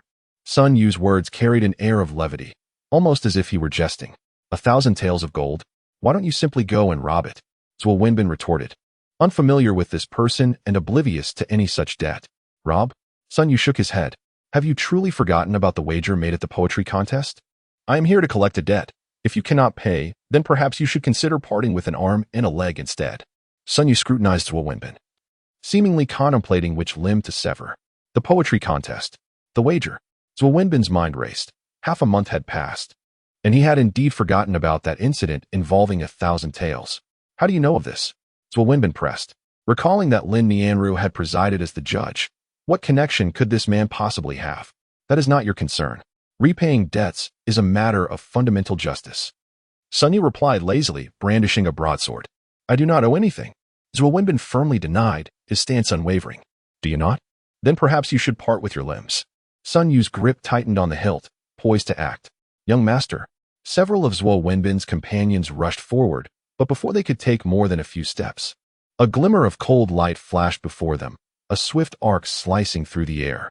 Like a sliver of moonlight, the dazzling shadow darted past, momentarily blinding. The onlookers halted abruptly, realizing they bore no injuries, only to feel their belts loosen, each one severed in an instant. "Please remain calm. It is best not to interfere in matters that do not concern you, lest you provoke a tragic outcome." Sun Yu sheathed his blade with an icy gleam. His strike had been so swift that none had perceived when he drew his weapon. Zhuo Wenbin, witnessing his companions forced back by Sun Yu's blade, was taken aback, astonished to encounter such a formidable opponent. "Young Master Zhuo, do you happen to have any funds?" Sun Yu turned, casually inquiring, his tone tinged with an implicit threat. Should Zhuo Wenbin deny once more, that blade would soon find its mark upon him. Chapter 68. Salt Production. Sun Yu exuded the demeanor of a rogue, brazen and unyielding. Zhuo Wenbin gazed quietly at Sun Yu, a flicker of fear evident in his eyes. A wise man does not suffer immediate losses. He was unwilling to provoke a scoundrel like Sun Yu. "I cannot possibly produce 1,000 taels of gold at this moment. Would you kindly grant me a few days' grace?" Zhuo Wenbin resolved to placate Sun Yu for the time being, uncertain of the latter's origins. If he truly angered the man before him, it would not bode well for his own fate. "Very well, I shall grant you 3 days," Sun Yu replied, lightly patting Zhuo Wenbin on the shoulder, his tone solemn yet penetrating, stirring the very depths of one's soul. 3 days it is." Zhuo Wenbin nodded in agreement. "You will remain in this place. Should you fail to provide, I shall pay a visit to your residence. If that yields nothing, I will seek out Miss Chuchu. I trust she must possess some wealth." Sun Yu's smile was devilish, embodying the essence of a rogue, utterly devoid of scruples. After cautioning Zhuo Wenbin against any tricks, Sun Yu departed from the brothel. Once outside, Sun Yu was beset by a torrent of emotions. How had he, the esteemed deputy leader of the Fish Dragon gang, descended to the role of a debt collector? The brothel exuded an air of leisure, while he found himself toiling in this unseemly fashion. The situation was utterly infuriating. "No, I must seek compensation from the Marquis." Sun Yu shook his head resolutely, making his way toward the Marquis's residence in the north of the town. Within the Marquis's estate, Lady Lin Nianru observed the cook approaching her with a disgruntled expression, as if he had something urgent to convey. "You ought to persuade the Marquis. He has been in the kitchen all day, oblivious to what he is doing. Even our attempts to reason with him go unheard," the cook lamented. "The kitchen?" Lin Nianru furrowed her brow.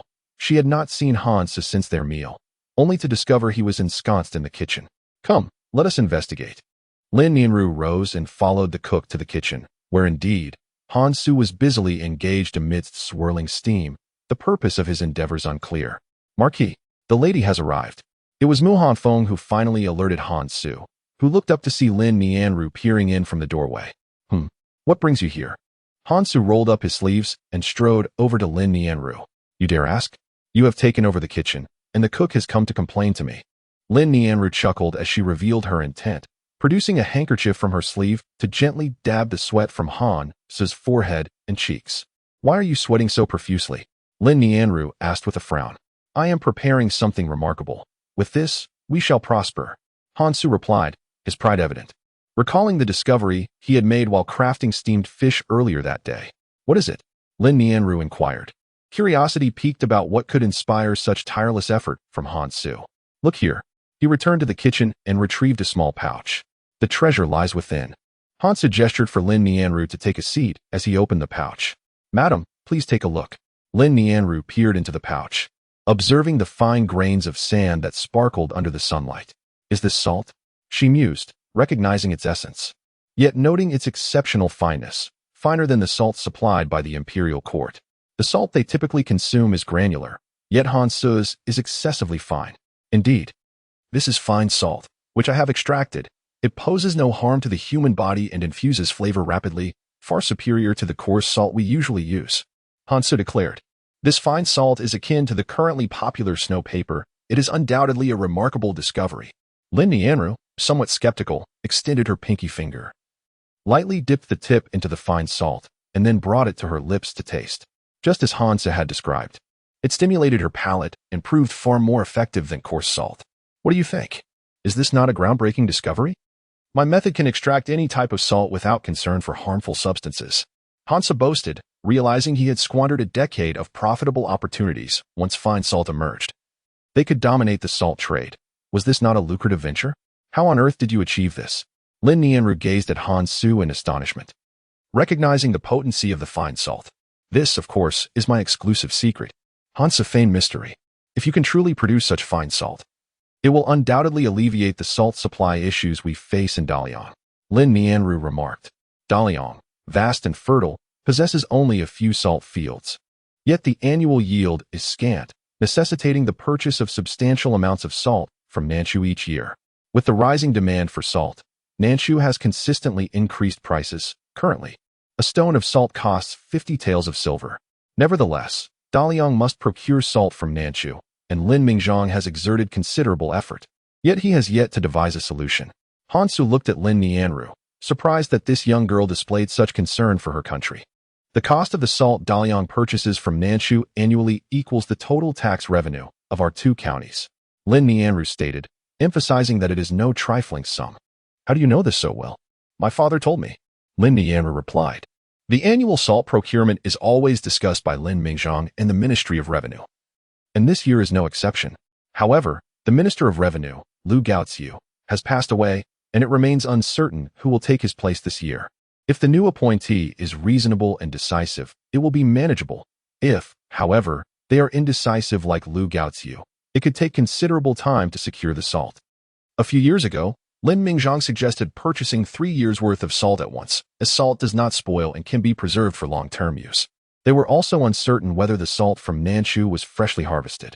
Yet, Lu Gaoziu deemed such an approach too extravagant, preferring to buy annually for convenience. Ultimately, following Lu Gaoziu's plan, when Nanshu raised the salt prices the following year, they were left helpless, merely watching as they had to pay the inflated prices for salt. I see. The time for purchasing salt is approaching, Lin Nianru noted, recognizing that this was the busiest period for Lin Mingzhang. Do not worry. This year may bring a change, and it will be our turn to sell salt to Nanshu. Han Su reassured Lin Nianru, easing her concerns. My lord. As two individuals engaged in conversation, Sun Yu's voice suddenly echoed. I'm back. Indeed, Zhuo Wenbin promised to pay me in 3 days. Sun Yu continued. Can I have a portion of the money from the Marquis? Collecting debts is quite arduous. Did you not witness my left hook and right kick as I vanquished dozens of foes, ultimately placing a knife at Zhuo Wenbin's throat? Threatening him with a ferocious tone that if he did not pay, I would sever his legs. Sun Yu gestured animatedly as he recounted the tale. Enough. If Uncle Sun agrees, I shall grant you 100 taels. Han Su readily assented. Chapter 69. The position of Minister of Revenue as soon as Han Su concluded. Sun Yu's anger dissipated. If Sun Hong were to discover that he had solicited money from Han Su, it would surely lead to his demise. Let us forget it. Sun Yu waved his hand dismissively. Once this matter is settled, I will inform Uncle Sun, and you shall have free access to my Marquis' residence in Zhenbei. Han Su made a promise to Sun Yu. Really? Absolutely. Han Su affirmed with a nod. Thank you, Marquis. Sun Yu's eyes glistened with tears, as he thought to himself that he could finally escape the oppressive clutches of the Yulong gang and the inhumane treatment he had endured. My esteemed ministers, Lu Gaoziu has embezzled tax funds, a crime that cannot be forgiven, since he has chosen to take his own life out of guilt. It is a clear manifestation of justice. However, The position of Minister of Revenue cannot remain vacant. I wonder whom you believe is worthy of this heavy responsibility? Emperor Jingrui inquired, seated upon the dragon throne, gazing upon the assembled civil and military officials. We must swiftly procure salt from Nanshu, and therefore, it is imperative to find a suitable candidate for this position. Otherwise, entrusting everything to Lin Mingzhong leaves me with some unease. What if he were to feign loyalty while embezzling funds, becoming a second Lu Gaoziu? Thus, the urgency to fill the Minister of Revenue position was palpable. The officials exchanged glances, none daring to speak. The Minister of Revenue oversees the treasury, and with the myriad expenses incurred annually, only a capable individual could bear such a weight. This person must withstand pressure from all sides while maintaining integrity. However, such individuals are rare. And should the person they recommend succumb to greed and turn into a figure like Lu Gaoziu, they too would face repercussions for their poor judgment. Thus, for the time being, it is wise to prioritize self-preservation. Seeing the silence among the civil and military officials, Emperor Jingrui understood their concerns, worry that future matters of the ministry would implicate them. Let us not shy away from recommending suitable candidates, even if they are related. If any of you truly have someone in mind, please speak up so we may discuss it together. Emperor Jingrui continued. Father, I would like to recommend someone. Xiao Yanlong stepped forward. The Crown Prince has a candidate? Indeed. Who is it? This individual is Fan Li, Xiao Yanlong declared. Fan Li? Emperor Jingrui furrowed his brow. As if this name did not ring a bell, it was unfamiliar to him. Has father forgotten? Fan Li is the legitimate son of Fan Lao, the former Minister of Revenue before Lu Gaoziu. I believe Fan Li will inherit his father's wisdom and manage the ministry adeptly, Xiao Yanlong elucidated. Ah, so he is the son of Fan Quan. Emperor Jingrui seemed to have an epiphany. Fan Quan indeed held the esteemed position of Minister of Revenue, during which he was known for his integrity and incorruptibility, ultimately retiring to his hometown. And where is Fan Li now, Your Majesty? Fan Li is currently a teacher at the National Academy, exclaimed Xiao Yanlong with a sense of excitement, knowing that Emperor Jingrui was deeply invested in the matter, feeling quite assured of its outcome. Indeed, a teacher at the National Academy must possess commendable character. The Emperor expressed his satisfaction. Your Majesty, I must voice my concerns regarding this matter. Before Emperor Jingrui could finish his statement, another individual stepped forward. It was the Minister of Justice, Wang Zhongji. What do you mean by that, Sir Wang? Is there something amiss with Fan Li? Xiao Yanlong inquired, surprised by Wang Zhongji's interruption. This was likely a scheme orchestrated by the Crown Prince. Your Highness, I implore you to consider that although Fan Li is the eldest son of the esteemed Fan Lao, he lacks significant talent. It is doubtful he can shoulder such a heavy responsibility, Wang Zhongji asserted. Your words seem rather extreme, Sir Wang. If Fan Li truly lacked talent, how could he possibly teach at the National Academy? Xiao Yanlong pressed for clarification. The National Academy is the highest institution of learning in Daliang. If Fan Li had no scholarly merit, how could he educate the next generation? Just because one can teach does not necessarily imply exceptional ability. Fan Li has failed the imperial examinations thrice and was ultimately placed in the National Academy through connections arranged by his father. Are you unaware of this, Your Highness? Wang Zhongji retorted. Of course, I am aware, Xiao Yanlong responded. Then, may I ask if you have a candidate to recommend? Emperor Jingrui inquired. Recognizing that since Wang Zhongji had dismissed the Crown Prince's suggestion, he too should propose an alternative. I recommend Li Xiao, the Deputy Minister of Revenue. Wang Zhongji put forth. Li Xiao, being the Deputy Minister, was next in line following Lu Gaoziu, who had recently passed away. Moreover, Li Xiao was well versed in the affairs of the Ministry of Revenue, making him an indisputable choice. Father, I believe this is inappropriate. Li Xiao is of timid disposition.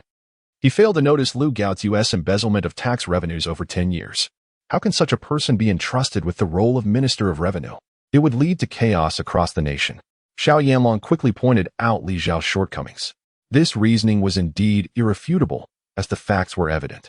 Though the minister and the deputy minister appear as a hierarchy, they are, in fact, mutual overseers. It is inconceivable that Li Xiao could remain oblivious for a decade. How could someone so oblivious be elevated to minister? Your argument holds merit, Emperor Jingrui acknowledged. Minister Lin, I ask you to propose a candidate. The emperor turned to Lin Mingzhong, the Prime Minister of Daliang, who should possess an eye for talent.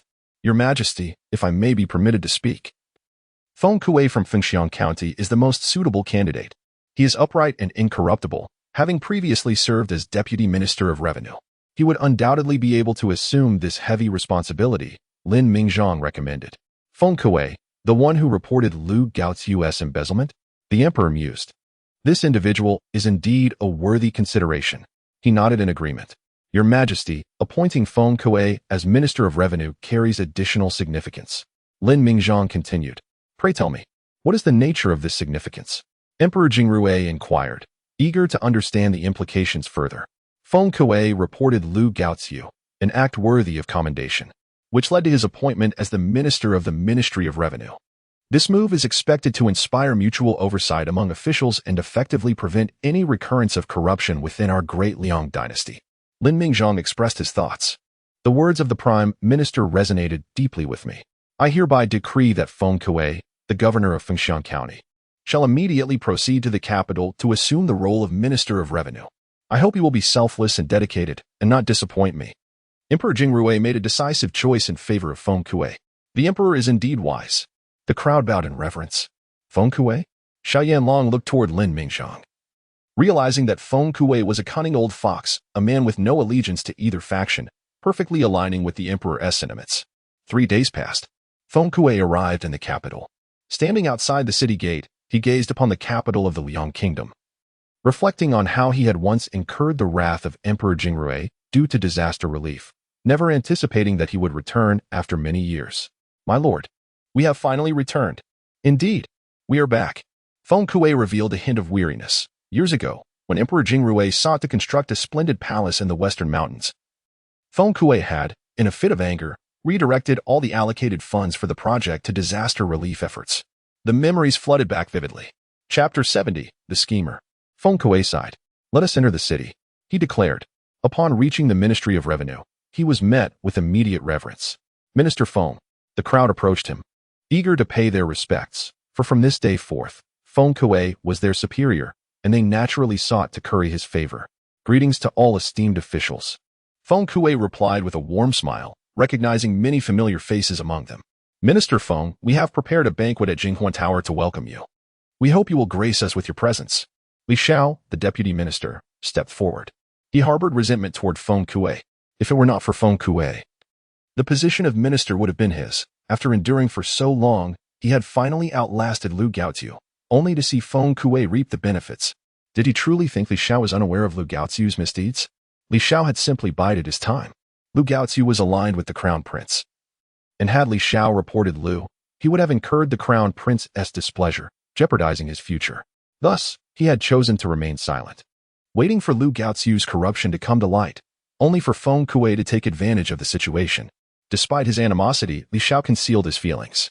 That was simply his nature. There is no need for a banquet. I am deeply honored by His Majesty's grace in appointing me as Minister of Revenue, and I must dedicate myself to my duties. Esteemed officials, please compile a detailed report on the recent affairs of the ministry and present it to me. Feng Kuei graciously declined their kind offer and subsequently assigned tasks. Upon hearing the request for a detailed report, the expressions of the crowd froze, their smiles fading. They had not expected Feng Kuei to be so assertive upon his arrival. Did he truly believe himself to possess such integrity? Feng Kuei seemed to regard them with disdain. I have other matters to attend to. You may all return to your duties. Feng Kuei bid farewell and left the Ministry of Revenue. As he departed, the others turned to Li Xiao. What does this Feng Kuei mean?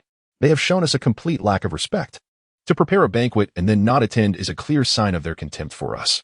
After the demise of Lu Gaoziu, the Ministry of Revenue has turned its gaze towards Li Xiao, prompting many to question him.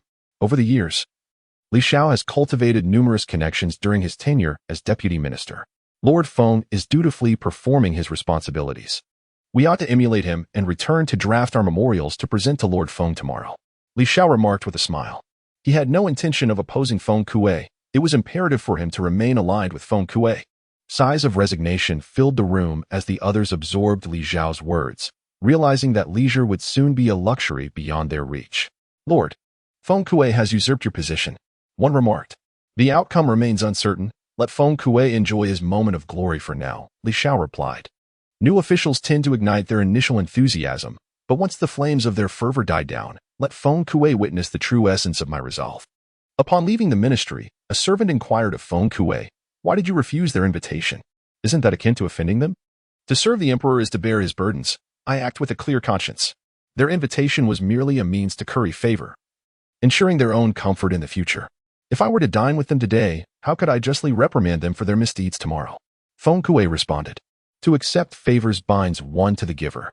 He believed it prudent for all to adhere to their respective roles, maintaining a distance from personal relationships to ensure impartial governance and clear distinctions between reward and punishment.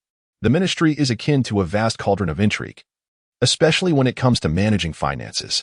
Once one engages with money, matters become intricately complicated. Therefore, it is essential for me to remain untainted to effectively govern the ministry. Yet, if that is the case, it seems you may find yourself without friends in the future. The bonds of true gentlemen are as insipid as water. If they are mere companions and indulgence, I shall gladly forego them, Feng Kuei declared. If he were to succumb to the corruption of such individuals, he would not have transformed project funds into disaster relief. As they meandered along, they arrived at an inn. Dear guest, will you be dining or lodging? I have an appointment with a friend, Feng Kuei replied, making his way to the second floor, to the third room from the left. After a few knocks, the door was opened. Is Lord Ho in? Present. Mu Hanfeng nodded. Upon entering the room, Feng Kuei greeted Lord Ho. I have come to pay my respects, my lord. Upon his entrance, Hansa rose to welcome him, and Feng Kuei immediately bowed in reverence. No need for such formalities, my lord. Please, take a seat, Hansa urged, inviting Feng Kuei to sit. It was Hansu who had prompted Feng Kuei to report on Lu Gaoziu, otherwise as a governor of Fengshan County. How could he have known of Lu Gaoziu's embezzlement of tax revenues? Congratulations on your stewardship of the ministry, Lord Feng. This is all thanks to Lord Ho's schemes, Feng Kuei humbly acknowledged. Hansu had orchestrated this entire affair when he had first approached Feng Kuei with the proposition of returning to the capital to lead the ministry. Feng Kuei had been incredulous. Yet, within less than half a year, Hansu had indeed made it happen. He remained unaware of the intricate planning and strategies Hansu had employed, yet he recognized that Hansu had succeeded. At this moment, Feng Kuei began to comprehend the formidable nature of Hansu. The Marquis of the Northern Defense, Hansu, possessed a terrifying strategic acumen. The imperial court resembled a chessboard before Hansu, with the officials acting as mere pawns in his masterful game. In the years of disaster that befell the Northern Liang, it was Feng Duran, risking his own life, who allocated disaster relief funds when Lu Gaoziu failed to provide any financial aid. Such a profound kindness was deeply etched within Hansu's heart. Hansu expressed his gratitude sincerely, devoid of any pretense or exaggeration. He was genuinely appreciative of Feng Kuei's benevolence.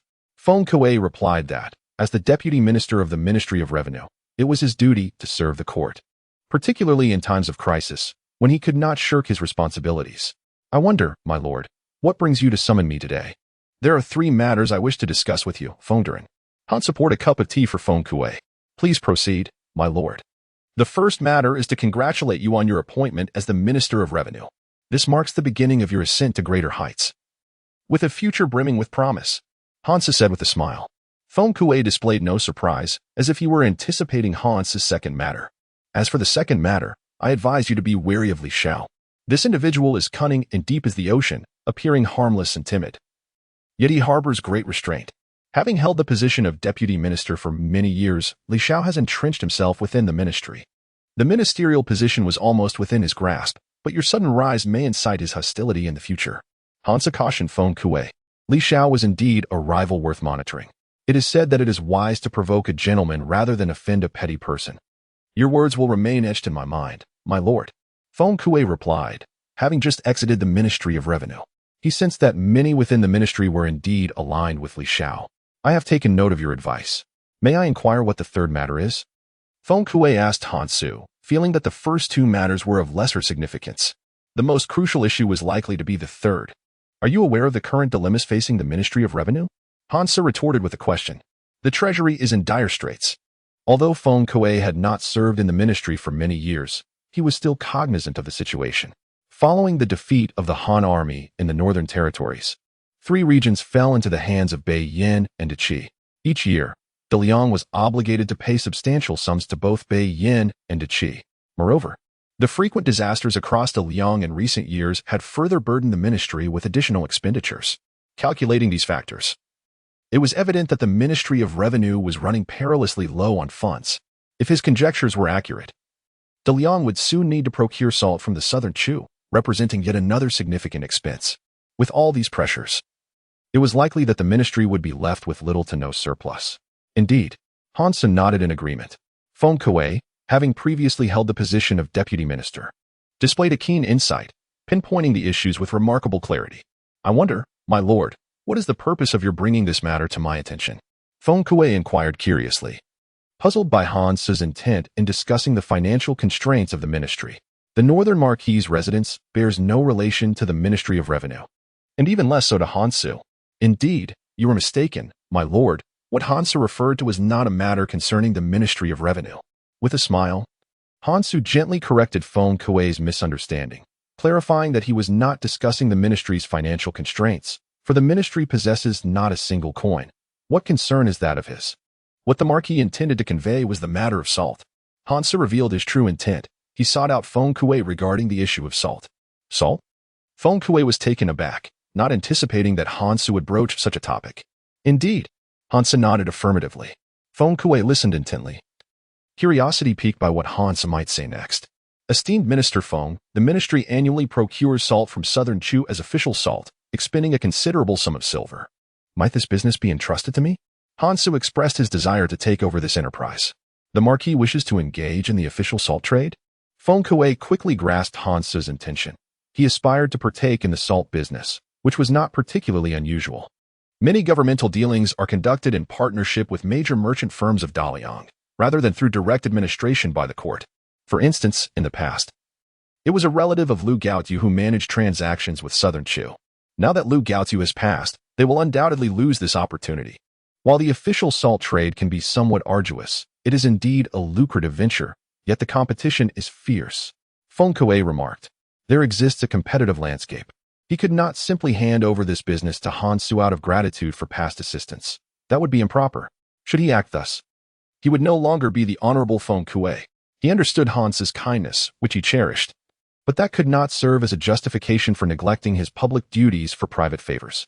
I am fully aware of that, and I did not invite you here for you to feel indebted to me and then bestow this business upon me. Hansu clarified with a wave of his hand. Truly, Feng Kuei remained unchanged even after a decade. He was still the same upright and principled man, distinguishing clearly between public and private matters. Thank you for your keen insight, Marquis. Feng Kuei expressed his gratitude, surprised that Hansu understood his predicament and sentiments, alleviating his discomfort considerably. Otherwise, he would have felt quite awkward. Returning to the matter at hand, if this business were to be entrusted to me, I would provide you with double the quantity of salt at the same price as before. How does that sound? Hansa made his promise. Double the quantity at the same price? Feng Kuei was astonished, his mind racing with disbelief, wondering how such a proposition could be possible unless the people of Southern Chu had lost their wits. Is this a jest, my lord? Feng Kuei chuckled, questioning Hansu directly. Esteemed Minister Feng, you are remarkably forthright. Hansu smiled, unfazed by Feng Kuei's impertinence. If I do not believe in myself, how can I expect others to believe in me?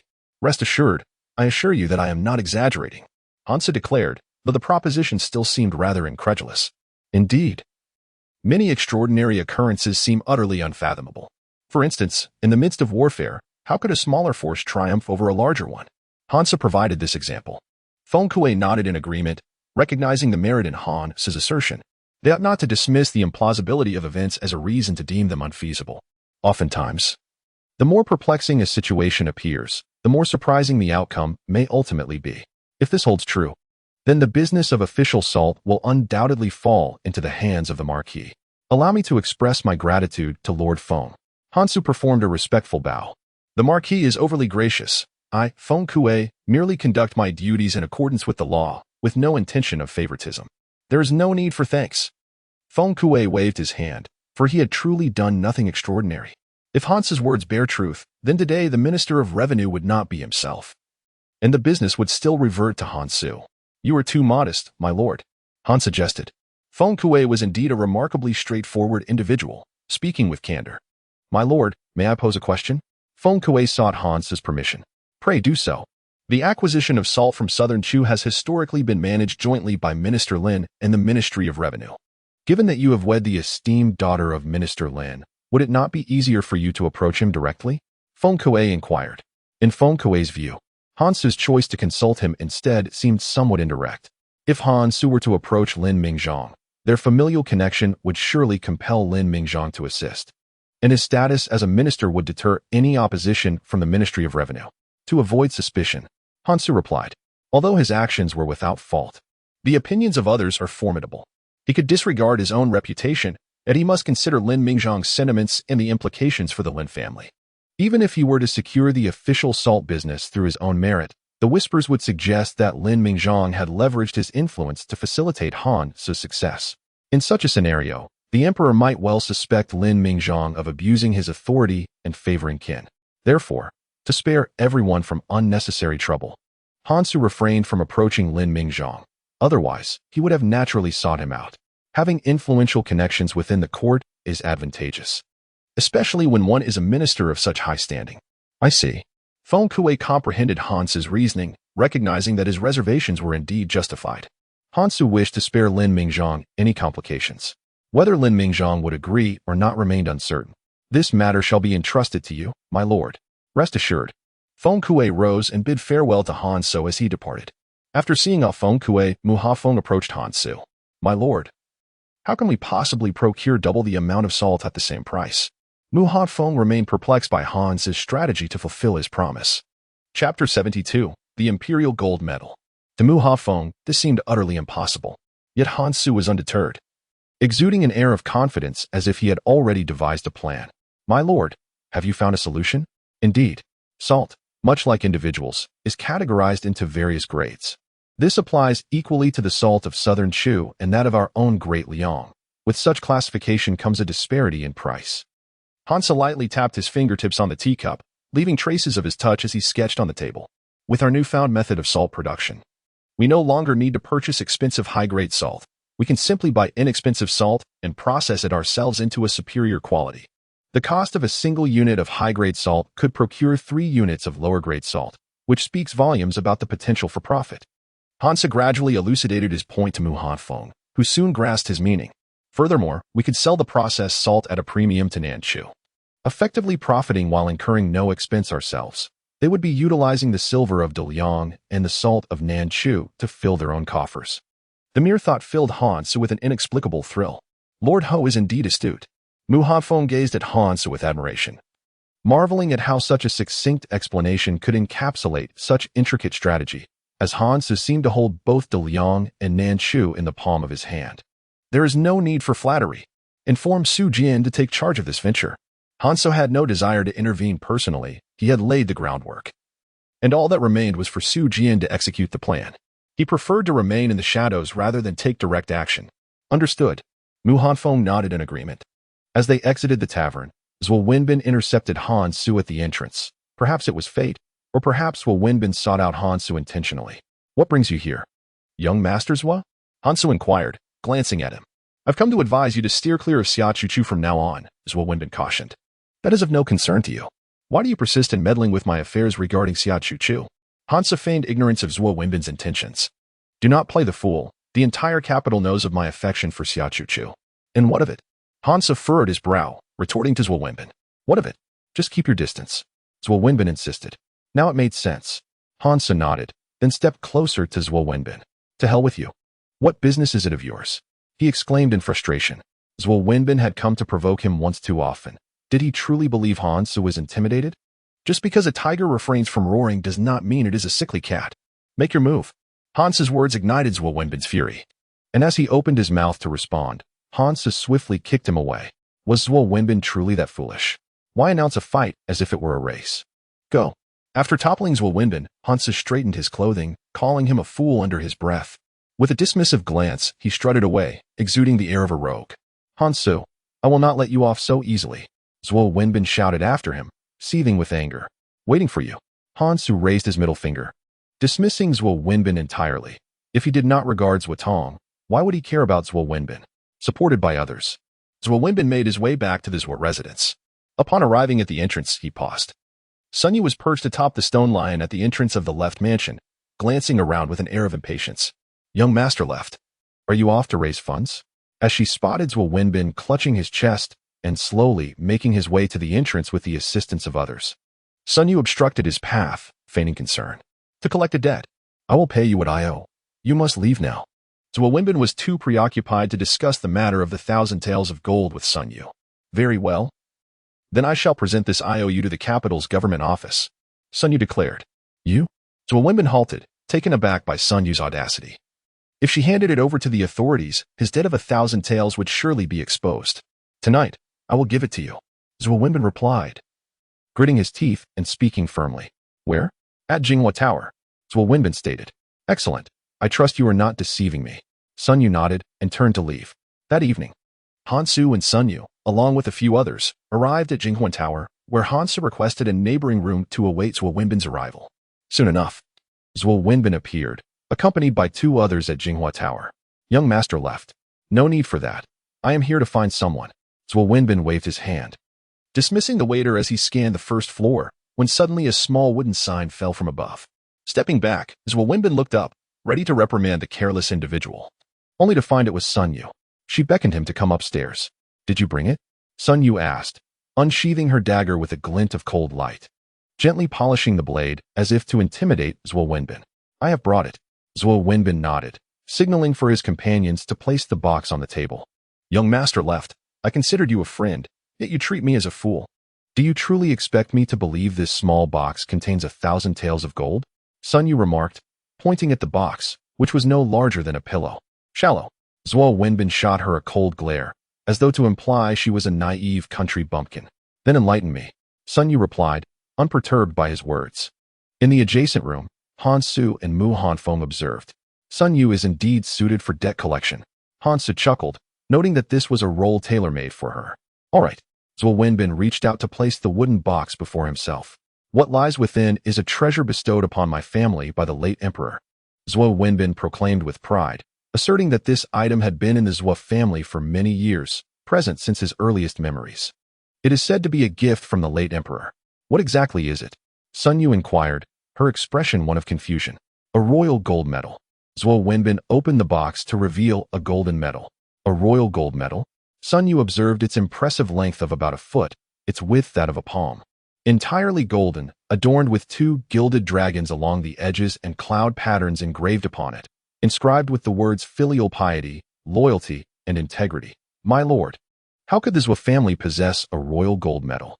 Mu Hanfeng pondered, bewildered, as such medals were typically awarded to distinguished military heroes or ministers of great merit, and only families known for their generations of loyalty and valor would qualify. The Zhuo family, it seemed, did not fit that description. The gold medal from the Zhuo family is not a talisman against death, but rather a symbol of filial piety, loyalty, and integrity, Hansu remarked slowly. This gold medal is indeed genuine, lacking any form of immunity from death. During the reign of the late emperor, it was observed that the examination system for selecting virtuous and learned scholars was inadequate, prompting the cancellation of the old practice in favor of a merit-based selection process. Zhuo Tong's father was the last individual to be appointed through the virtue examination, in recognition of his filial devotion. The late emperor granted the Zhuo family this medal as an endorsement of benevolence and filial piety. Chapter 73, The Confucius Temple. Although the gold medal lacks practical utility, its intrinsic value persists. I see now. Mu Hanfeng gradually comprehended Hansu's words. So, Lord, does this imply that Zhuo Wenbin intends to use this medal as collateral for 1,000 taels of gold? Mu Hanfeng seemed to grasp Zhuo Wenbin's intentions. Indeed, Hansu nodded, deducing from Zhuo Wenbin's tone that this was likely the case. Do we truly consent to this? Mu Hanfeng felt they were at a disadvantage. Exchanging 1,000 taels of gold for merely a medal, which may not even be made of pure gold. Of course we must agree. Otherwise, the steamed fish will have been for naught, Hansu replied slowly, as if he had been waiting for the seemingly useless gold medal in Zhuo Wenbin's possession. In another room, Sun Yu gazed disdainfully at the medal within the box, displaying signs of contempt and annoyance. Young Master Zhuo, you cannot possibly believe that this medal is worth 1,000 taels of gold. It is not even made of pure gold, Sun Yu remarked, appearing dissatisfied. Zhuo Wenbin's expression faltered. This was a medal bestowed by the emperor, a treasure coveted by many. Yet, Sun Yu seemed utterly unimpressed. Do you understand what this is? Zhuo Wenbin questioned, his voice laced with anger, feeling that Sun Yu's disdain had crossed a line. I do. Please do not be angry, young Master Zhuo. Harmony brings prosperity, Sun Yu chuckled, gesturing for Zhuo Wenbin to calm down. This medal was conferred by the late emperor. How about I use it to secure a promissory note for 1,000 taels of gold? Zhuo Wenbin revealed his intention, confirming Han Su's earlier assertion. Sun Yu hesitated, appearing troubled. Although it was a royal gift, it held no value for them. If you do not agree, I have no alternative. This is all I can offer at present, Zhuo Wenbin stated. Upon returning home, the Zhuo family regarded the medal as their only asset of significance, as it had remained untouched in their residence. Zhuo Wenbin perceived it as merely a decorative item and resolved to use it to settle his debts. Very well. Sun Yu raised his hand to close the wooden box. I will accept it, but this can only serve as collateral for 500 taels of gold. The remainder will require further efforts from young Master Zhuo. Sun Yu clearly did not intend to settle the matter entirely. 500 taels? This is a royal gift. Zhuo Wenbin exclaimed in astonishment, never anticipating that their esteemed medal would be valued at merely 500 taels of gold. I understand. But what use is this gold medal to me? If I take it back, it can only serve as an object of appreciation. Young Master Zhuo pondered, questioning himself. If given the choice between 1,000 taels of gold and an imperial gold medal, which would you choose? Sun Yu retorted. Zhuo Wenbin remained silent. Realizing that Sun Yu was indeed correct, choosing gold over a mere medal was the wiser decision, as the utility of gold is undeniably substantial. Exactly. Sun Yu nodded in satisfaction. Upon departing, Zhuo Wenbin, carrying the gold medal, made his way to Han's chamber, where he unceremoniously tossed the medal onto the table, showing no signs of reverence. My lord, is this pitiful gold medal truly worth 1,000 taels of gold? It's such a loss. Sun Yu lamented. It is indeed remarkable that you acquired the medal so easily. Take pleasure in that. As I mentioned, the medal itself holds no intrinsic value. Yet its significance is quite different. Hansa remarked, lifting the medal and revealing a cunning smile. What shall we do next, my lord? Wait. Hansa replied. Both Mu Hanfeng and Sun Yu nodded in agreement, refraining from further inquiry, trusting that Hansa's reasoning was sound. After leaving Jinghua Tower, Zhuo Wenbin arrived at Fengyue Tower, resolved to protect Xia Chuchu, ensuring no one would approach her again. Where is Chuchu? Zhuo Wenbin inquired, noting her absence. Chuchu is in the back courtyard teaching the young ladies music, chess, calligraphy, and painting. The matron cheerfully responded. Understood. Zhuo Wenbin nodded, not waiting for further words before heading toward the back courtyard, a place where the young ladies resided and honed their skills, typically devoid of visitors. Young Master Zhuo. The matron attempted to intervene, but Zhuo Wenbin had already entered the courtyard through the back door. Inside, Xia Chuchu was instructing the young ladies in song. Upon seeing Zhuo Wenbin, the previously focused young ladies suddenly stiffened, glancing toward the entrance. Xia Chuchu turned to see Zhuo Wenbin standing behind her. Young Master Zhuo, she exclaimed, surprised by his presence in the courtyard. Chuchu, do you have a moment? Let me take you out for a stroll. Zhuo Wenbin approached her.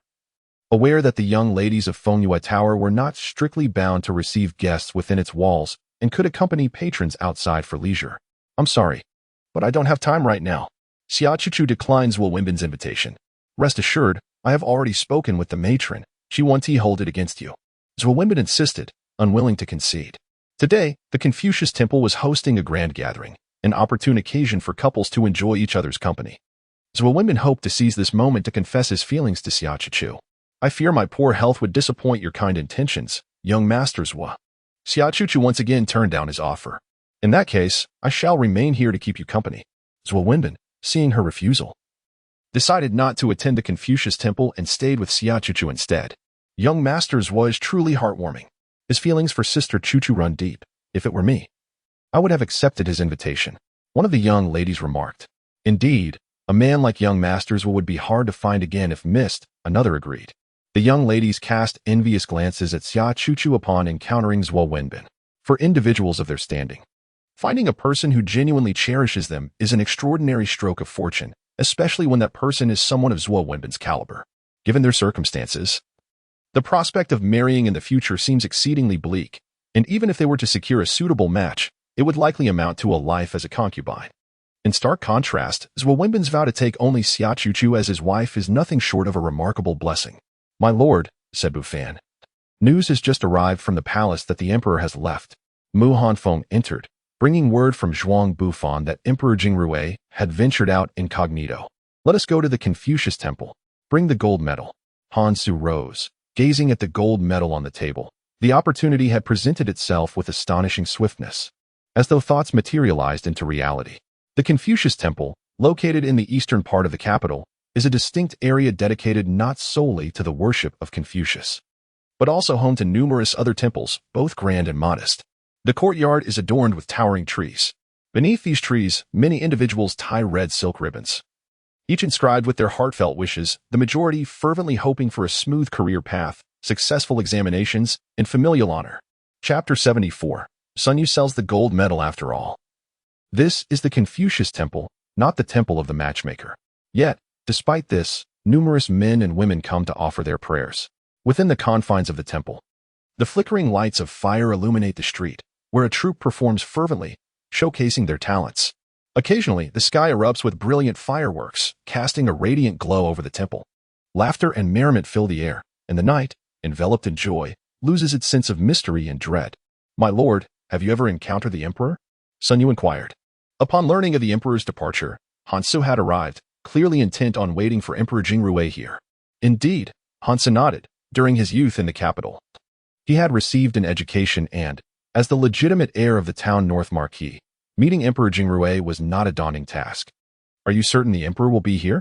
"Today is a day of homage to the Confucius Temple. Given the emperor's fondness for Confucianism, how could he possibly miss it?"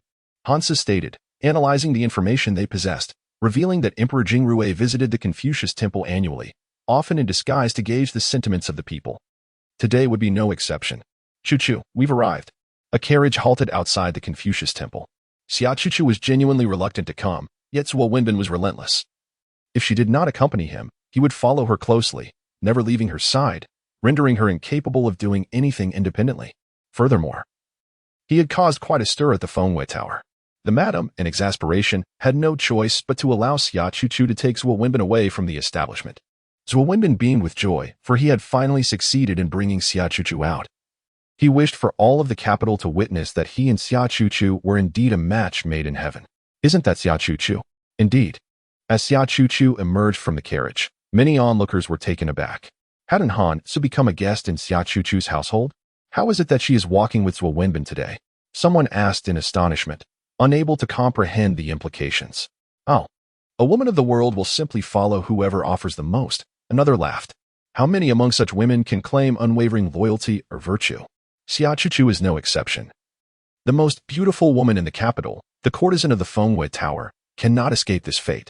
Zuo Wenbin is wealthy, and thus Xia Chuchu naturally accompanies him. When Hansu possesses wealth, she follows him as well. Is it not absurd to expect a courtesan to uphold chastity? Ultimately, Xia Chuchu and Hansu's connection is merely a fleeting moment of tenderness. As Xia Chuchu alighted from the carriage, she stood beside Zuo Wenbin. "Shall we go?" He smiled, radiating an aura that commanded attention, truly the center of admiration.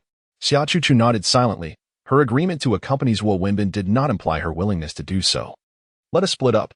Han Feng, you and Sun Yu will proceed together. You know what to do. Ensure the gold medal reaches Emperor Jingrui."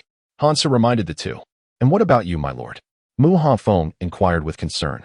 "Do we need to worry about you, my lord?" Sun Yu nudged Mu Hanfeng, knowing well that Hansu's abilities surpassed theirs, rendering their concern unnecessary. "Off you go." Sun Yu led Mu Hanfeng away. Once they departed, Hansu smiled faintly and continued deeper into the venue. "My lord, be cautious. There is no need for such alarm. I have come to gauge the sentiments of the people. Why the excessive vigilance?" Emperor Jingrui frowned. It was absurd that he ventured out accompanied by more than a dozen guards, including a personal protector, as if he wished to broadcast his identity. "We are merely concerned for your safety. I understand, but this is excessive. Disperse. Do not follow me so closely."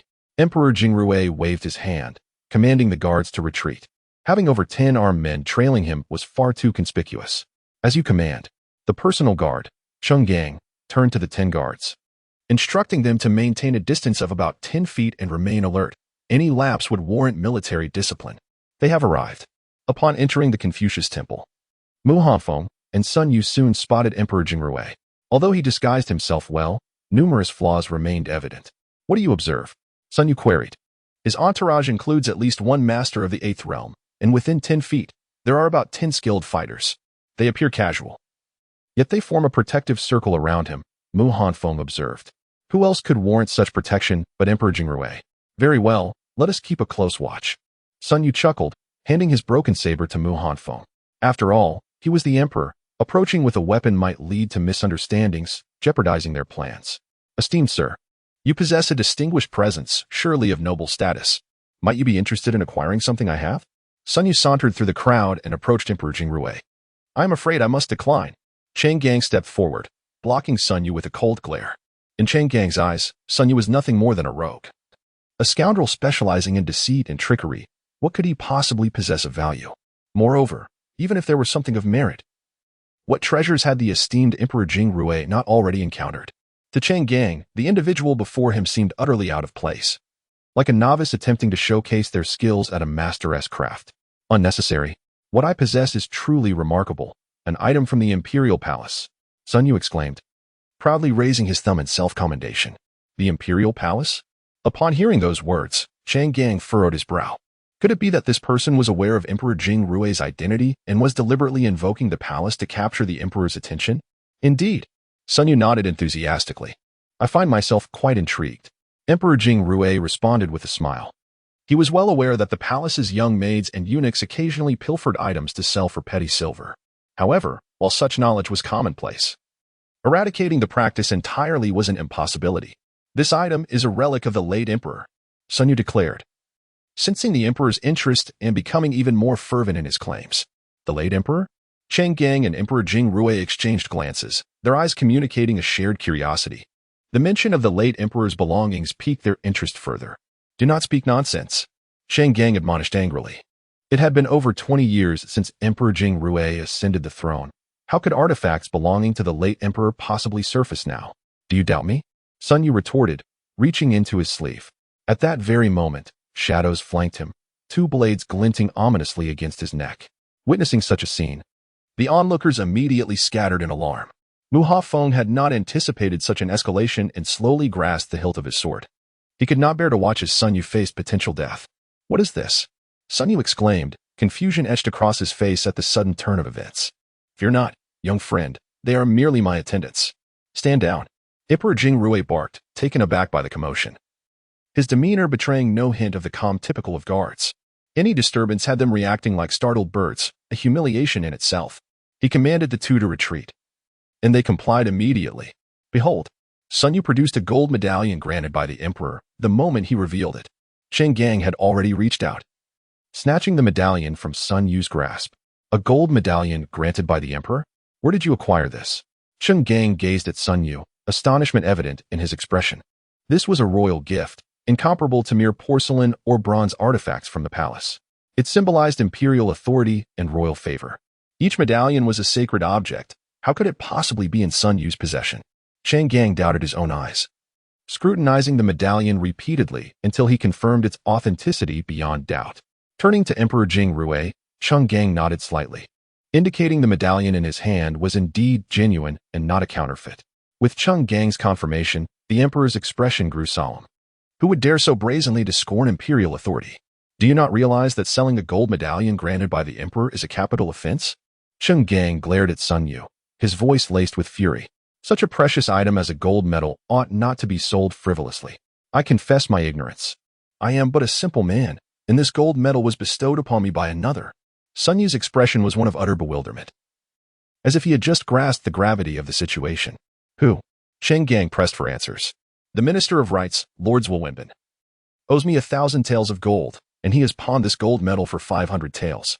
I feel I am at a loss, contemplating selling it for a modest profit. If you find it agreeable, esteemed sir, I offer you a friendly price of 400 taels of gold. Sun Yu cheerfully proposed. Sun Yu began to haggle with Emperor Jingrui. 400 taels? A royal gift, bestowed by the court, cannot be acquired for such a paltry sum. Chang Gang retorted angrily. The emperor reached for the gold medal in Chang Gang's hand. On its reverse side were inscribed 4 grand characters: filial piety, brotherly love, loyalty, and trust. Indeed, it belonged to the Zhou family, Emperor Jingrui remarked. Years ago, the late emperor had granted the Zhou family a gold medal inscribed with these very words. What do you think, my lord? Chang Gang inquired, seeking the emperor's opinion. Young friend, I sense a connection between us. I will offer you 1,000 taels of silver for this medal, as it holds no practical value in your possession. The emperor said with a smile. 1,000 taels? Silver? Sun Yu was taken aback by the emperor's firm bargaining. I find it appealing. It shall serve as a decorative piece in my home, the emperor declared. Very well. After much contemplation, Sun Yu consented to sell it to Emperor Jing Rui. Once Sun Yu departed, the emperor's demeanor suddenly shifted to one of grave seriousness, a glint of ruthlessness igniting in his eyes. The Zhuo family dared to disregard imperial authority. And this was a gift from the late emperor. My lord, has ministers Watang grown too complacent, to the extent of disregarding our court? Emperor Jing Rui stated calmly. While Chang Gang sensed a rising fury, Zhuotong was likely to face dire consequences. It was unimaginable that Zhuotong would meet his downfall through the actions of his own son, pawning a royal gift, clearly courting disaster. Sun Yu approached Mu Hanfeng, clutching a silver note of 1,000 taels. Behold, my success is swift and certain, Sun Yu exclaimed triumphantly. Now that we have succeeded, let us inform the Marquis. Mu Hanfeng cast a fleeting glance at Sun Yu's smug expression, then coldly remarked, devoid of any visible emotion, would you have rescued me had I been captured? No. Mu Hanfeng replied with unflinching honesty. How could you? I considered you a friend, yet you show me such callousness. Mu Hanfeng, you have wounded my heart. Sun Yu lamented, feeling betrayed by Mu Hanfeng's lack of support. Meanwhile, within the Confucius temple, Han Se found little novelty in the surroundings. The towering pavilions, steeped in ancient elegance, were filled with the scent of incense and throngs of visitors. What troubles you, Chu Chu? Just as Xia Chu Chu and Zhuo Wenbin arrived at the main hall of the temple, Xia Chu Chu halted in her tracks upon spotting Han Su. Following her gaze, Zhuo Wenbin also noticed Han Su, who was attempting to tie a piece of red silk. Zhuo Wenbin's face was aflame with anger. Indeed, it was a case of enemies crossing paths. Wasn't he this the young master of the Zhenbei Marquis? What brings the Marquis here to seek the sage's blessing? I believe you should visit the matchmaker temple instead. Zhuo Wenbin approached Han Su, delivering his words with icy disdain. Everyone knew that Han Su lacked any scholarly merit. A person of such caliber would derive no benefit, even from a pilgrimage to the sage's temple. Master Zhuo. Han Su paused his activities and turned to face Zhuo Wenbin. Marquis, it seems unnecessary for you to intervene. This temple is not meant for someone of your disposition. Zhuo Wenbin's eyes glimmered with contempt. Why not? I am a citizen of Daliang. As long as I am within its borders, I have every right to visit. Han Se replied with an open hand and a smile, sensing the underlying aggression in Zhuo Wenbin's words. Do not misinterpret my meaning. You should comprehend my intent. Zhuo Wenbin recognized that Han Su was feigning ignorance, fully aware of his insinuations but choosing to deny them. I do not understand. Han Su shook his head. Marquis. Soon. Xia Chu Chu approached Han Su, performing a respectful bow. Greetings, Miss Chu Chu. Han Su acknowledged her presence warmly. Did you hear? Before the main hall of the sage's temple, Xia Chu Chu, Zhuo Wenbin, and Han Su have converged. Is that true? If so, it promises to be quite the spectacle. Zhuo Wenbin harbored affection for Xia Chu Chu, while Han Su had become an esteemed guest in her presence. The gathering of these three was sure to incite much intrigue. I heard that today. Xia Chu Chu accompanied Zhuo Wenbin. I wonder how she feels upon encountering Han Su. Curiosity rippled among the onlookers. Before long, news of the trio, Han Su, Zhuo Wenbin, and Xia Chu Chu spread throughout the temple, drawing an increasing crowd eager to witness the unfolding drama. As the throng grew, Xia Chu Chu appeared increasingly uncomfortable. Whispers and pointed fingers filled the air. Although the words lacked any substantiation and were mere conjectures, their presence was still disquieting. I have matters to attend to. I shall take my leave.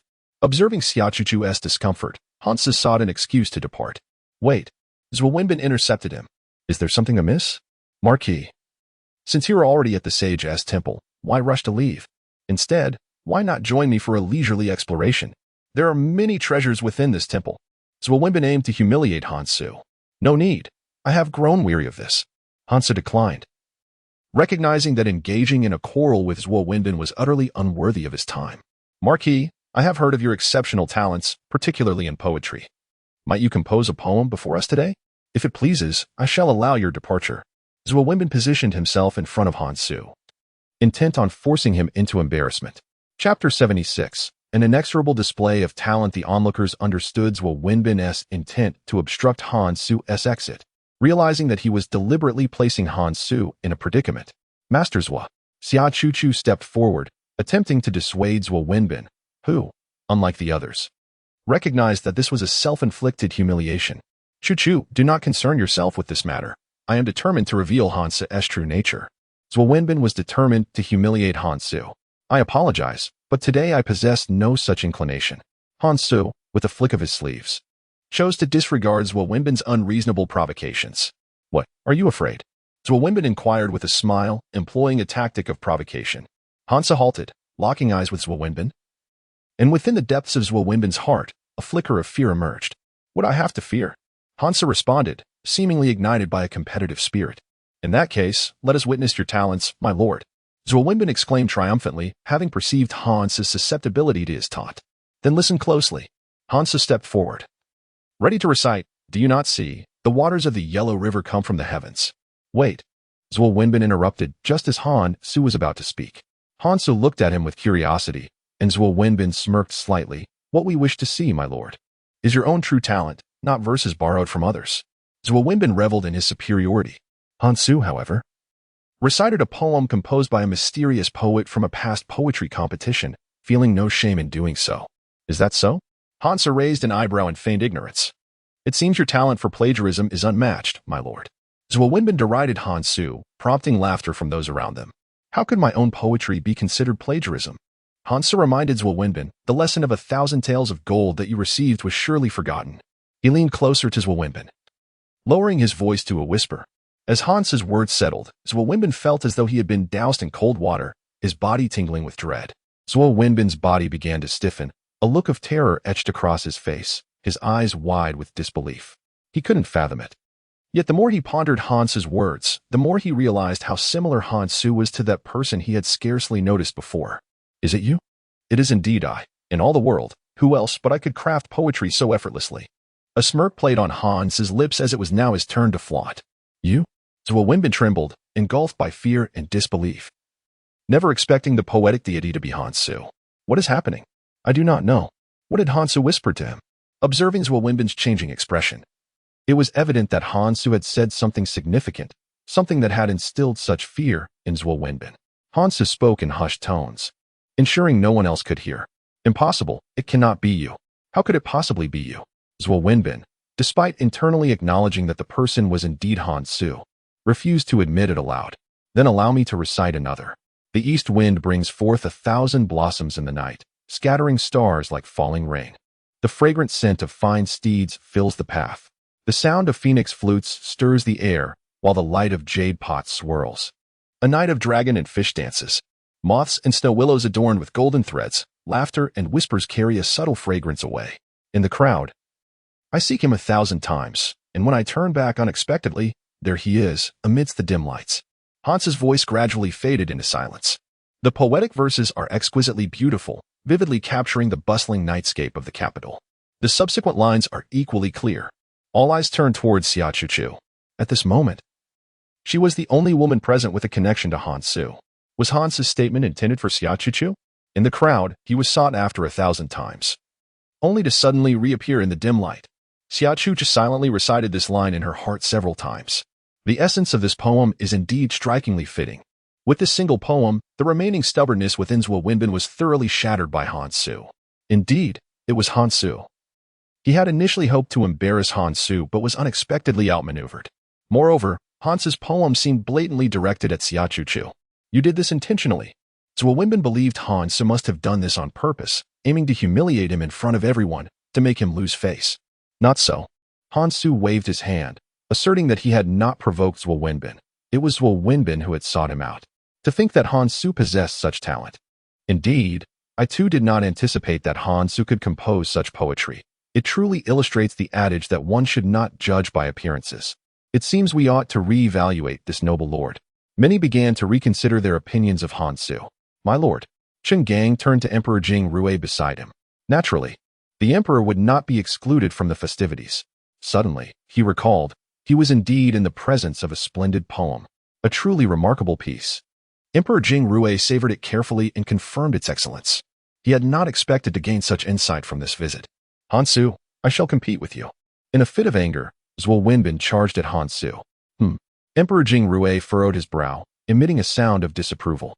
Two figures darted out to subdue Zhuo Wenbin, pinning him to the ground. The son of the Minister of Rights, behaving so rudely and barbarically, akin to a rogue. What a disgrace. Release me. My father is the Minister of Rights. If you dare treat me with disrespect, you shall regret it. Zhuo Wenbin shouted furiously as he was held down. After all, he was the son of the Minister of Rights. Who in the capital would dare treat him this way? Upon seeing the two men before him and then Emperor Jing Rui across the way, Han Su was about to bow, but the emperor gently shook his head. Wishing not to reveal his identity, Han Su immediately understood. Let me go? Let me go? Zhuo Wenbin bellowed. Take him away, Chen Gang commanded. And Zhuo Wenbin was swiftly dragged out of the crowd. The onlookers were astonished, uncertain of who possessed such audacity to lay hands on the son of the Minister of Rights. Go tell Zhuo Tong to come to my study tomorrow to collect his son. There's no need for him to come tonight. I have no time to deal with him. Emperor Jing Rui instructed someone nearby, simultaneously handing over a token. Miss Chuchu, are you all right? Hansa stepped forward to express his concern. Throughout the incident, Xia Chuchu had remained silent, standing still without uttering a word. It was only when Hansu called her name that she slowly regained her composure. I am fine. Thank you for your concern, my lord. It is good to hear. Hansa nodded. Hanchen and Xia Chuchu exchanged a few words when Emperor Jing Rui, accompanied by Chang Gang, approached Hansu. Young friend, your poem has astounded everyone. Truly, your talent is remarkable, a blessing for our Great Liang. The emperor praised with a smile. Such praise is excessive. My talents are meager and merely trivial. Hansa humbly replied, recognizing the need for modesty in the presence of the emperor. Chapter 77. Responsibility. The emperor did not require Hansa's assistance and, after offering a few words of advice, departed. Once Emperor Jingrui left, Xia Chuchu turned to Hansu. What is the matter? Hansa noticed a change in her gaze. Has the lord not concealed his talents any longer? She inquired, aware of Hansa's scholarly prowess. Today's recital of Qing Yuan would likely render his brilliance undeniable. It was inevitable. My talents would eventually reveal themselves in the capital, Hansa replied calmly. To him, his knowledge was merely a foundation for his existence here, never intended for boastfulness or concealment. When the time was right, he would present it without reservation. That person was the emperor, was he not? Xia Chuchu asked softly. Walking beside Hansu, she sensed that only someone of significant power, such as the emperor, could intimidate Zhuo Wenbin, the Minister of Rights. Astute.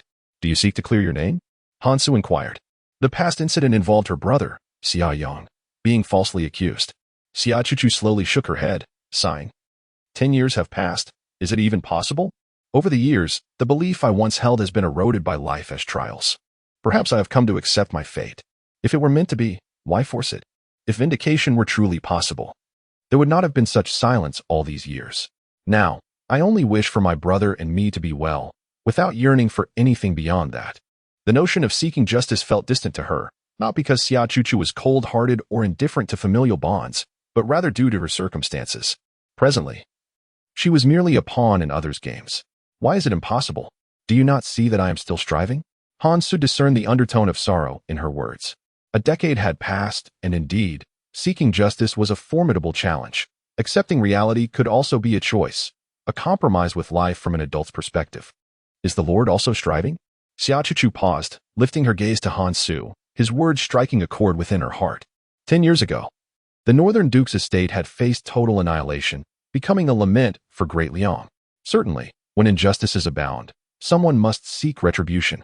Hansu declared earnestly, devoid of jest. Compromise may be an option for many, but not for me, for behind me lie the restless souls of 200,000 Han soldiers, who guarded the northern borders only to be forsaken by the court. I shall demand an explanation. Even if the path is fraught with thorns and peril, one is willing to bear the burden of responsibility. In those bygone days, Xia Yong was among the fallen. I fear I lack the tenacity of the Lord Marquis. Xia Chuchu remarked with a bittersweet smile tinged with self-mockery. Unlike Hansu, she possessed nothing. Her only identity was that of the courtesan of the Fengwei Tower. While the Marquis of Zhenbei, despite the waning of his house, still held his title, bolstered by his connection to Lin Mingzhang, his father-in-law. Yet, she had nothing to call her own. Where there's a will, there's a way, Hansu said, gazing at Xia Chuchu, unable to refrain from dispensing some motivational wisdom. Life is meant to be seized by one's own hands. If you have ever yearned to live for yourself, that will provide you with a reason to persevere. Xia Chuchu was indeed a person worthy of pursuit. The likes of Xiao Yanlong might yet become allies. The Marquis's words struck Chuchu as somewhat naive. She hadn't expected Han Su to utter such sentiments, which seemed to echo the musings of a youth untouched by the harsh realities of the world. Perhaps this was the essence of a pure heart. However, Xia Chuchu perceived a certain cunning in Han Su, who, while exhibiting some innocence, was not without depth. In this world, where interests intertwine and hedonism reigns, is it not refreshing to maintain a heart of innocence? Hansa continued. Chuchu nodded slowly, gradually realizing that conversing with Han Su had a way of stirring her emotions, creating ripples within her soul. His tone was unassuming, yet it beckoned one to listen, enveloping her in a sense of comfort. My lord. Han Su was about to speak further when Mu Hanfeng and Sun Yu approached. We are leaving. The two had come to inform Han so that the matter was settled, and there was no need for him to linger. Then I shall take my leave as well, Chuchu announced. The carriage of the Fengwei Tower awaited just ahead. Take care. Shall I accompany you? Xia Chuchu inquired, noting that Han Su was walking back from the Confucius Temple to the Zhenbei Marquis' residence, which required traversing quite a distance. No need. I have yet to admire the night scenery of the capital. Han Su waved his hand, wary of returning with Xia Chuchu after the recent uproar, which had already stirred enough gossip. To return together now would only exacerbate matters and provide more fodder for the storytellers. Very well, Han Su declined, and Xia Chuchu respected his decision, both understanding each other without words. Miss Chuchu, ponder this thoroughly upon your return. Han Su offered one last piece of advice as Xia Chuchu departed. My lord, the task is accomplished. Sun Yu stepped forward. I am aware. The Emperor Jingrui has just taken Zhuo Wenbin away. Han Su replied with a smile. If it had merely been a case of senseless provocation, the Emperor would not have involved Zhuo Wenbin. It was evident that Zhuo Wenbin had angered him, likely due to the matter of the imperial gold medal. Open the door. At the entrance of the left minister's residence, two imperial guards approached and knocked on the door with an air of authority. Disregarding the fact that it was the abode of a high-ranking official, they represented the emperor's might.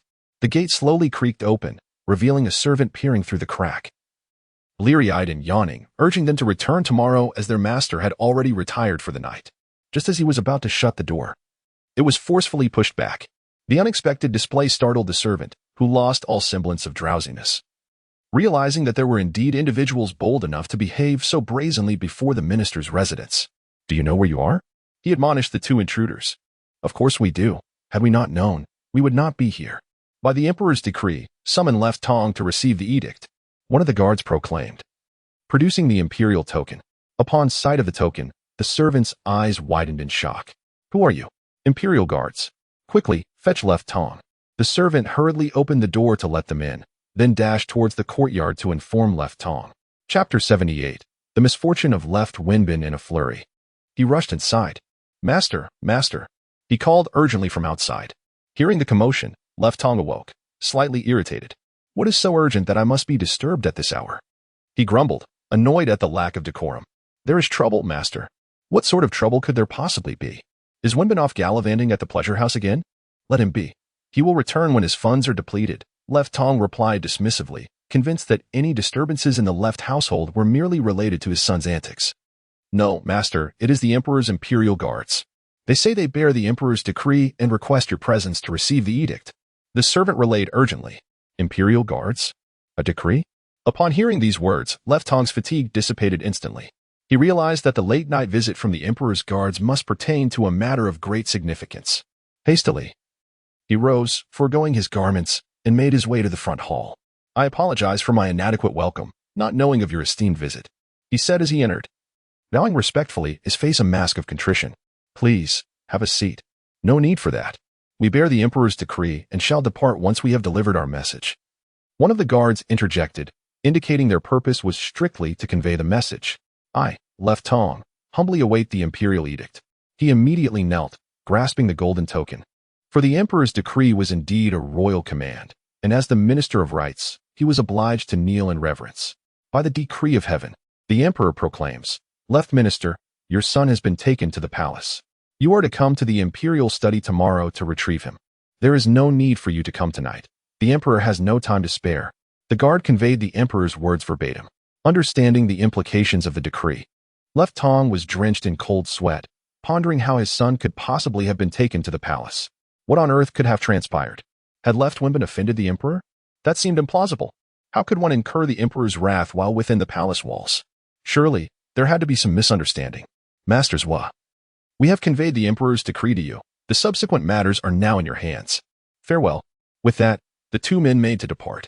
Zhuo Tong hurriedly sprang to his feet and dashed before them. "Esteemed gentlemen, please wait." He intercepted them, promptly signaling the steward beside him to fetch some items. "Might I request a brief pause? I have a few modest gifts for you, intended as a token for your tea expenses," Zuotong hastily clarified, his interception not meant as an offense. Upon hearing his words, the two men ceased their insistence to leave. "What is it you wish to say, Master Zhua?"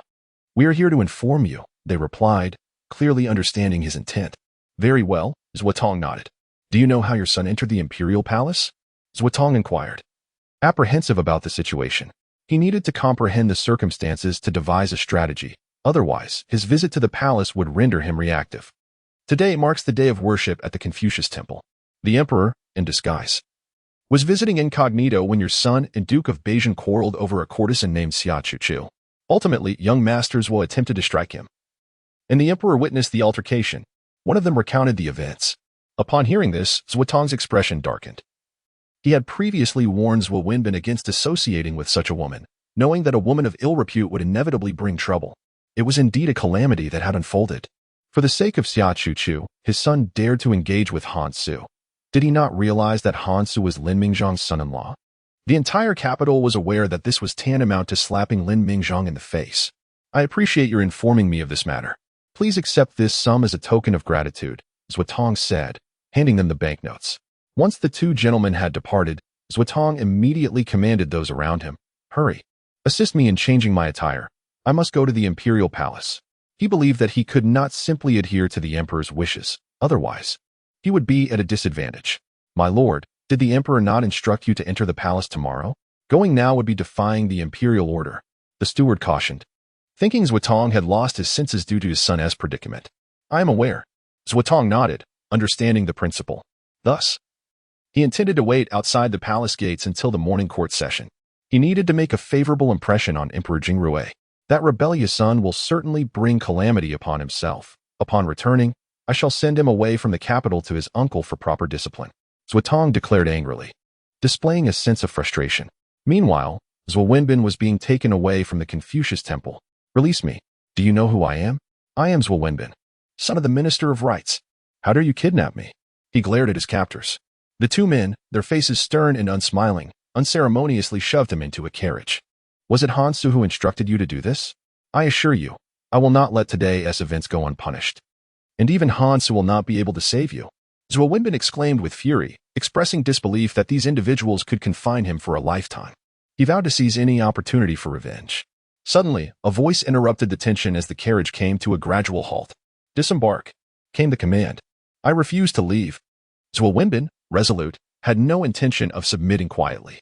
Upon hearing his defiance, the two men offered him no kindness, forcibly dragging him from the carriage. As he emerged, Zhuo Wenbin beheld the scene before him. Even a fool would recognize this place, the imperial palace. How could he have arrived here? "Who are you? Why have you brought me to the palace?" His voice trembled, betraying his growing fear. "Imperial Guard, by the emperor's decree, we request young Master Zhuo to enter the palace for a cup of tea." Witnessing the previously arrogant Zhuo Wenbin now rendered speechless, the guards found amusement in his sudden humility. "Imperial Guard?" Zhuo Wenbin mused, bewildered. He had not offended them. His altercation with Han Su should not have summoned the guards. Was this another of Han Su's schemes? "I have been set up," he stammered, realizing the plot against him. "Whether you have been framed is unknown to us." "Young Master Zhuo, you have arrived. Please proceed." The guards ceased their aggression, for Zhuo Wenbin's demeanor had shifted upon entering the palace. There was little satisfaction in confronting a soft target. Zhuo Wenbin hesitated, uncertain of his next move. He could not fathom why he was summoned here. Chapter 79, A City in Turmoil. He resolutely dismissed the notion that the emperor truly wished for him to partake in tea. "Young Master Zhuo, please enter." After being escorted into the palace, no accommodations were arranged for him. Instead, he was taken directly to the imperial study and left alone. Standing in the study, Zhuo Wenbin glanced around. Although no one was watching him, he dared not make a move, quietly awaiting what was to come. Outside the palace gates, Zuotong had arrived. He refrained from inquiring about Zhuo Wenbin's situation, understanding that his role was to be obedient rather than to pry. Any inquiry would only irritate Emperor Jingrui. He had a general understanding of the circumstances. Zuotong knelt outside the palace gates. Meanwhile, Han Su returned to the residence of the Duke of Zhenbei. "My lord, can we truly bring Zuotong down?" Sun Yu questioned Han Su, sensing the precariousness of the situation. Han Su turned to Sun Yu, a calm smile gracing his lips. The Zhou family holds considerable influence in the court. Zhou Tong, in particular, surpasses his father. Over the years, he has risen from deputy minister of war to minister of rights. If he lacked talent, he would have been discarded long ago, Han Se remarked. To topple the Zhou family with merely a gold token is implausible. It serves only as a spark. Are you suggesting we need more time? Mu Hanfeng grasped Han Se's intent. Indeed, the gold token is merely an appetizer. We must stoke the flames further. Much like preparing steamed fish, this matter cannot be rushed. Han Se spoke leisurely. If a single gold medal could bring down the Zhou family, there would be no need for him to court Xia Chuchu. I see. Sun Yu suddenly seemed to grasp something. Is the Lord intending to leverage the situation with Xia Yong? As he spoke, Sun Yu glanced at Han Se. As if he had comprehended Han Se's intent. Han Se nodded gently. Indeed, it pertains to the matter of Xia Yong. Years ago, the private whispers surrounding Xia Yong suggested that Zhou Tong and King Jin conspired to slander him. The scandal involving Xia Yong became the greatest stumbling block for Zhou Tong. My lord, based on your words, will Xia Chuchu assist us? Sun Yu inquired, fully aware of Xia Chuchu's status. I believe she knows how to make her choice. Han Se replied with confidence, asserting that Xia Chuchu is an astute young lady who understands her decisions. If that is the case, it might implicate King Jin. And we could end up offending both him and the crown prince, making it exceedingly difficult for us to establish ourselves in the capital. Mu Hanfeng expressed his concerns. Though they had prepared thoroughly upon their arrival in the capital, their strength still paled in comparison to the local elite. Success is determined by human effort, Han Se declared. These matters need not require his direct intervention. The next day, have you heard? Han Se is not a man devoid of knowledge. He possesses genuine talent. Is that true? He doesn't appear to be so. This is a classic case of not judging by appearances. It seems our young lord is quite remarkable. The taverns and tea houses in the capital began to buzz with discussions about Han Se. Did you know? Last night at the Confucius Temple, Han Se clashed with Zhou Wenbin over Xia Chuchu, and his poem, Qing Yuan, astonished all present. Tell me more. The lines the east wind releases 1,000 blossoms. Scattering stars like rain were recited softly. What a splendid line. That person is amidst the dim lanterns. It appears Han Se has truly developed feelings for Xia Chuchu. Many began to savor the poetic essence. They envisioned the scene as Han Se composed the verses. One could only wonder how Xia Chuchu felt. If Han Se is thus, what of Lin Nianru? Such is the prowess of our young lord. Tranquility reigns at home, while vibrant banners flutter outside. Truly a model for our generation. Many expressed envy towards Han Se, Lin Nianru, and Xia Chuchu, feeling a twinge of admiration. Since morning, Han Se had been sneezing incessantly. What is wrong? Are you feeling unwell? Lin Nianru looked at Han Se with concern and touched his forehead, finding nothing amiss. I'm fine. Han Se waved dismissively. My lord, you have certainly gained fame in the capital today. Sun Yu, having returned from purchasing breakfast, was different from Han Se and the others. He grew up in the Yulong gang, accustomed to street food. On his way back, he had overheard conversations about Han Se. It seems that trying to remain low-key is futile. Han Se spread his hands, lamenting his unfortunate fate. What is it? Lin Nianru asked curiously, puzzled by Sun Yu's words. Last night, at the Confucius Temple, Zhou Wenbin provoked Lord Ho, only to be swiftly silenced by a poem from him. It seems that Lord Ho's scholarly talents can no longer be concealed. Sun Yu explained. Is that so? Lin Nianru was taken aback by Han Se's actions. Did he not choose to remain low-key? I was compelled by Zhou Wenbin. Han Se waved his hand dismissively, appearing entirely unfazed. Han Se, come out. Lin Yanxiao entered from outside. Elder brother, what do you mean by this? Was your confrontation with Zhou Wenbin last night due to that girl, Xia Chuchu? Lin Yanxiao directly questioned Han Se upon entering. There was a hint of that, but let me clarify, my relationship with Xia Chuchu is entirely innocent. Han Se asserted. Innocent? Then how do you explain the line? When I turned back, that person was amidst the dim lights. Who is that referring to? Who are you searching for in your dreams? Who is the one amidst the dim lights?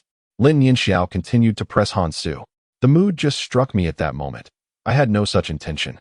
If you disapprove, I can change it to amidst the dim lights, there is no one. Would that suffice? Han Se replied, exasperated. He finally understood how rumors spread often. They are merely fabrications of the mind. At that time, it was simply the ambience that inspired the poetry. It was merely a coincidence. You are twisting words. Lin Yanxiao clearly did not believe Han Se's words. In his eyes, Han Se was merely evading responsibility, and he had never held him in high regard since their initial betrothal. Enough. Lin Nianru could no longer contain herself. Sister, do not interfere. I will teach Han Su a lesson. Lin Nianxiao instructed Lin Nianru to stay out of the matter, believing he could handle it on his own. Lord Ho, today's incident was my elder brother's fault. I apologize on his behalf. What do you mean? We are husband and wife. Why are you apologizing to me? Han Su looked at Lin Nianru, having never expected her to apologize on his behalf. Would you kindly step aside, Lord Ho? I need to speak with my elder brother. Lin Nianru requested Han Su to leave. Actually, Han Su sensed the implication in Lin Nianru's words and was about to explain that he did not mind. But she interrupted him. Lord Ho, I beg you. Lin Nianru insisted. With the conversation reaching this point, Han Su decided not to press his own opinions any further, nodded, and turned to exit the front hall. Chapter 80. Upon seeing Han Su leave, Sun Yu and Mu Hanfeng immediately followed suit. With everyone gone, only Lin Nianru and Lin Nianxiao remained in the front hall. Did you suffer any grievances, sister? Tell your elder brother, and I will avenge you. Lin Nianxiu looked at Lin Nianru with affection. Thank you, elder brother. Lin Nianru gazed gratefully at Lin Nianxiao. Throughout her life, he had been undeniably supportive, caring for her deeply. He had always placed her first, considering her needs and looking after her. Thus, Lin Nianru grew up under Lin Nianxiao's protection, filled with joy knowing she had an elder brother to safeguard her. But now, things were different. What is it?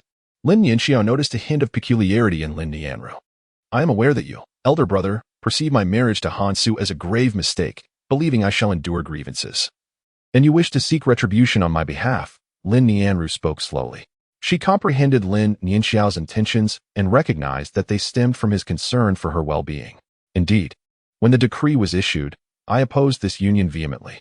With the conversation reaching this juncture, Lin Nianxiao felt no need to disguise his sentiments any longer. He genuinely believed Han Su was unworthy of his sister. Han Su was notoriously known as a libertine, a scoundrel. How could such a man ever be deemed suitable for his sister? The man deserving of her hand should be a paragon of virtue and talent, a gentleman of refined character. Thus, even though the marriage had taken place, Lin Nianxiu could not reconcile with Han Su in his heart. However, I am now married, Lin Nianru asserted. No matter your reluctance, the matter is now irrevocably settled. I understand. Hence I shall teach Han Su a proper lesson, ensuring he does not dare to mistreat you. Just within a few days of our marriage, he has already caused so much trouble. Lin Nianxiao gesticulated as he explained to Lin Nianru. Competing with courtesans, inviting scandal, quarreling with Zhuo Wenbin, and now, in front of everyone, composing verses for Xia Chu Chu. Is this the behavior of a married man? Lin Nianru smiled gently. I am aware of all that you have mentioned. Yet, why do you persist in your tolerance? Lin Nianxiao questioned, baffled as to why Lin Nianru would endure Han Su's actions when she was cognizant of the circumstances. Was it because she married Han Su that she felt compelled to adhere to traditional virtues and submit to him? Lin Nianru, being the daughter of the Lin minister's household, felt that Han Su was essentially disregarding her family's stature. Tolerance? To me, it is more a matter of understanding. The Han Su I perceive differs vastly from the one you see. They are worlds apart, as disparate as clouds and mud, Lin Nianru articulated. What does the world perceive Han Su to be? A cynic, a ne'er-do-well, devoid of knowledge, indulging in debauchery, bringing shame to his family name. Yet, this is merely the facade he presents to the world. What remains unseen is a man of profound knowledge, a man of exceptional talent. In my eyes, Han Su is the finest of individuals. What sort of enchantment has he cast upon you? Lin Nianxiao mused, still unable to fathom his sister's sentiments. You mentioned he composed verses for Xia Chu Chu. Have you truly considered the meaning behind those words? Lin Nianru retorted. While many are aware of Han's act of composing for Xia Chu Chu, they fail to recognize the brilliance of his artistry, and therein lies the tragedy. This? Lin Nianxiao thought to himself, uncertain of the deeper significance of the verses. Elder brother, your criticism of Han Su arises from the fact that he is your brother-in-law. Yet do not forget, he is also the Duke of the Northern Defense, a title bestowed by the Emperor. Lin Nianru continued. One must exercise moderation. Crossing the line is unacceptable. For instance, today, Lin Nianxiu barged into the Duke of the Northern Defense's residence, confronting Han Su without regard for his status. Should Han Su take offense, the fault would lie with Lin Nianxiao. That Han Su does not hold a grudge is merely due to his regard for our family. Han Su wished to avoid being caught in the middle. Thus he chose to endure Lin Nianxiao's behavior. To interpret tolerance as fear or trepidation would be a grave misunderstanding. I am aware of this, yet I find his demeanor intolerable. What position does he place you in? Lin Nianxiao remarked. Ultimately, This is a matter concerning the Duke of Zhenbei's household. Lin Nianru corrected her. What of Han Su? This is the affair of the Duke of Zhenbei. It is their concern. Lin Yanxiu burst in, vehemently rebuking Han Su, leaving herself in a difficult position. Is this not a source of distress for herself? Brother, I recognize that you have my best interests at heart. I am your sister, and this truth shall never change. However, you must also acknowledge that I am no longer merely your sister, but the wife of Duke Han Su of the Duke of Zhenbei. Lin Nianru reminded Lin Yanxiao. I understand. Upon hearing Lin Nianru's words, Lin Yanxiao suddenly realized that her sister was no longer the little girl who trailed behind him, needing his protection. The girl had grown up and gotten married. My sister has matured. Lin Yanxiao felt a pang of emotion as a mix of feelings surged within him. The day had finally arrived. Sister, Lin Nianru looked at Lin Yanxiao. Today's events were impulsive on your part, and such behavior will not recur. But do not compromise your own feelings. If Han Su mistreats you, come to me, and I shall seek retribution for you. Lin Yanxiao vowed. He should have grasped this truth sooner. After all, the girl would eventually leave. Brother, stay for dinner. No, I shall dine at the city defense camp. Lin Yanxiao exited the Duke of Zhenbei's residence. In the back garden, Lord, are you not concerned? Son, you gazed at Han Su, who appeared calm and untroubled. What should I be worried about? Lin Yanxiao and Lin Nianru are siblings. Han Su replied. They share a blood bond. Lord, the lady requests your presence for dinner. Very well. Han Su nodded and proceeded to the front hall, where Lin Yanxiao had already departed. Has my brother left? Yes. He mentioned there were matters to attend to at the city defense camp. Lin Nianru explained with a smile. Was that too much?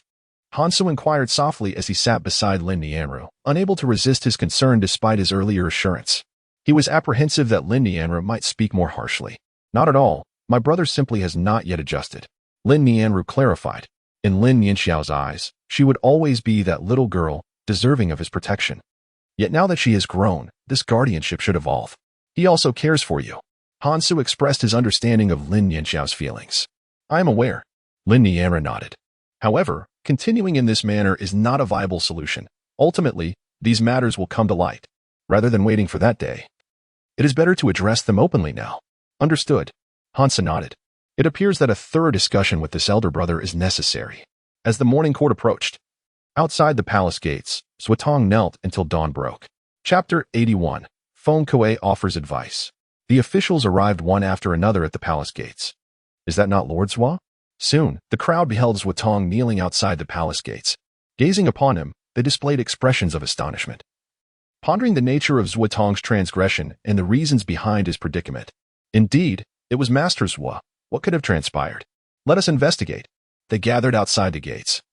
Awaiting entry to the court, Master Zhua, an official approached Zuotong, raising his hand in salute. Zuotong, still on his knees, looked up to find it was none other than Lord Wang. The two exchanged polite greetings. What brings you to this state, Master Zhua? Inquired Wang Zhizong, curiosity evident in his voice. If Zuotong had indeed committed an offense, they would surely be aware of it. Alas, at this juncture, Zuotong sighed deeply, his expression laden with bitterness, as if a myriad of helplessness and indignation burdened his heart. I am ashamed to say, my son has caused trouble and has been summoned to the palace by the emperor. Zuotong gestured dismissively, shaking his head in sorrow. Were it not for Zhuo Wenbin's misdeeds, he would not find himself kneeling before the palace gates. Upon hearing Zuotong's words, the crowd was not overly surprised. Everyone was well aware of Zhuo Wenbin's disposition. In the capital, Zhuo Wenbin, relying on his father's stature and a modicum of talent, often behaved arrogantly. And it was inevitable that he would encounter dire consequences. Do not fret, my lord. The emperor is wise and will not trouble your son unduly. It is merely a lesson for him to learn. One person stepped forward to offer words of comfort. Yet, they wondered what offense could warrant such a response from the emperor. Unable to articulate the situation, Zuotong remained silent. He could not divulge that Zhuo Wenbin and Han Su had clashed over a woman, a tale too absurd to recount. Before long, the palace gates opened, and the officials entered for the court session. With a loud proclamation, the civil and military officials slowly made their way inside. Master Zhua, will you not join us? Kind sirs, please proceed. I shall wait here for the emperor's summons. Zuotong remained on his knees, feeling that after prostrating for so long, a few moments more would not matter. Very well. The officials began to enter one after another. Lin Xiang. As Lin Mingzheng passed by, Zuotong suddenly called out to him. Master Zhua, what is it? Lin Mingzhang halted and inquired. Yesterday's incident involved my son and your son-in-law in a physical altercation. I kindly ask for your understanding, and should the emperor inquire, please speak favorably on my behalf. Zuotong earnestly implored Lin Mingzhang. Upon hearing this, Lin Mingzhang was taken aback, realizing it was indeed a conflict involving Han Su. Very well, he nodded in agreement. The imperial study. As night passed, Zuo Wenbin found himself in a state of discomfort, unable to sit or stand, let alone sleep. He spent the entire night standing in the imperial study. Daunted by the prospect of slumber, the room remained undisturbed, its emptiness amplifying his solitude. Suddenly, the door creaked open, and several eunuchs and palace maids entered. Hurry and clean this place thoroughly. The emperor will come to the imperial study after the morning court session, and we cannot allow him to see even a speck of dust, commanded the head eunuch, directing the young eunuchs and maids to their tasks. Zuo Wenbin obediently stood aside. Master eunuch, Zuo Wenbin softly called out, raising his hand to beckon. Young master, do you require something?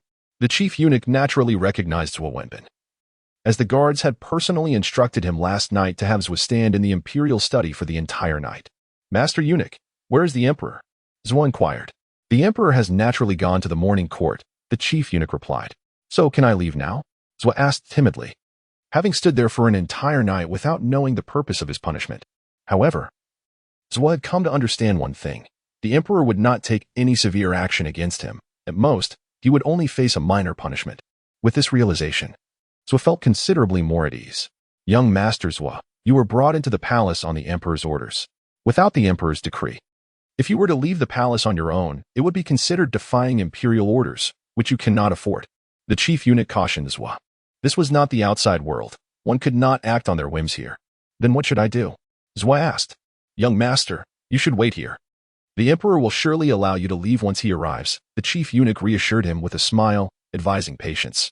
In the morning court, the emperor addressed his ministers. If any of you have matters to present, please do so. If not, you may withdraw. Your Majesty, I, Minister Feng Kuei, have something to report. Feng Kuei stepped forward. The assembly turned their gaze toward him. Feng Kuei, serving as the Minister of Revenue, had unexpectedly risen to speak so soon. Please, Minister Feng, go ahead. The emperor encouraged. Your Majesty, I am deeply grateful for your favor in appointing me as Minister of Revenue. I vow to be selfless and dedicated in my duties. Yesterday, while reviewing the accounts, I discovered numerous unnecessary expenditures. I humbly request that your Majesty cease these allocations. Feng Kuei presented his meticulously prepared memorial. Present it to me, commanded Emperor Jingrui, as he summoned someone to bring forth the document. After glancing over the contents, he remarked, even meals require reimbursement from the Ministry of Revenue. It seems the officials in my court are well aware of the wealth in the treasury of the Great Liang. Upon hearing this, all officials immediately bowed in reverence. Feng Kuei, handle this matter as you see fit. There is no need to report back to me. Emperor Jingrui directly approved Feng Kuei's proposal, internally acknowledging that Lin Mingzhang's recommendation had been quite astute. As you command. Feng Kuei nodded in compliance. The assembly regarded Feng Kuei with a mix of concern. His actions had indeed displeased many, as he had effectively severed their financial lifelines upon his arrival. Your Majesty, my second matter concerns the procurement of salt from the southern Shu. Feng Kuei continued, emphasizing that while reorganizing the ministry was a minor issue, securing salt was of utmost importance. A shortage of salt would inevitably lead to chaos in Great Liang. This matter has always been discussed between the Prime Minister and the Ministry, and this year shall be no exception. Emperor Jingrui affirmed. I shall comply. Lin Mingzhang and Feng Kuei stepped forward to receive the Emperor's decree. Your Majesty, regarding this year's salt purchase, which merchant should we engage? Wang Zhizong inquired. Previously, this was handled by Lu Gaotiu, but now that he has passed, should we not reconsider our choice of merchant? Your Majesty, I believe we should invite competition among merchants this year. Let the most capable prevail. Feng Kuei asserted, suggesting a more judicious approach rather than direct appointment, advocating for a selection process that would yield the most competent merchant. Minister Feng speaks wisely. The Emperor acknowledged. Emperor Jingrui nodded, realizing that this approach would help prevent officials from engaging in underhanded tactics. Historically, the collusion between officials and merchants has always been a taboo. The crowd turned their gaze toward Feng Kuei, who had certainly captured attention during today's South Morning Court session. First, he reformed the Ministry of Revenue, then acquired salt, and finally proposed strategies for competition. Every step endeared him to the Emperor. The onlookers wondered what had transpired with Feng Kuei. Had he finally gained wisdom after all these years in Fengxiang County? However, after the matters of the Ministry of Revenue were concluded, where was Wutong, the Minister of Rights? Emperor Jingrui noted the absence of one of his 6 ministers. Your Majesty, Minister Zhuo is currently kneeling outside the palace gates and wait, came the immediate report. Kneeling outside the palace gates? Indeed. It was reported that Minister Zhuo had spent the entire night in prostration. Emperor Jingrui nodded, recognizing that Wutong had grasped the gravity of the situation. Hoping to learn a lesson this time. As the Minister of Rights, his failure to educate his son reflected poorly on his ability to lead the ministry. Very well. Have Wutong wait for me in my study, Emperor Jingrui commanded. Court is dismissed. Lin Xiang, please stay. Feng Kuei called out to Lin Mingzhong as they exited the Grand Hall. Lord Feng, Lin Mingzhong responded. Since the Emperor has entrusted us with the salt matter, I wish to discuss it with you, Feng Kuei stated, emphasizing the urgency of the situation. Of course, please proceed, Lin Mingzhong replied. As they emerged, they encountered Wutong being escorted by guards towards the Emperor's study. The 3 exchanged slight bows, acknowledging one another.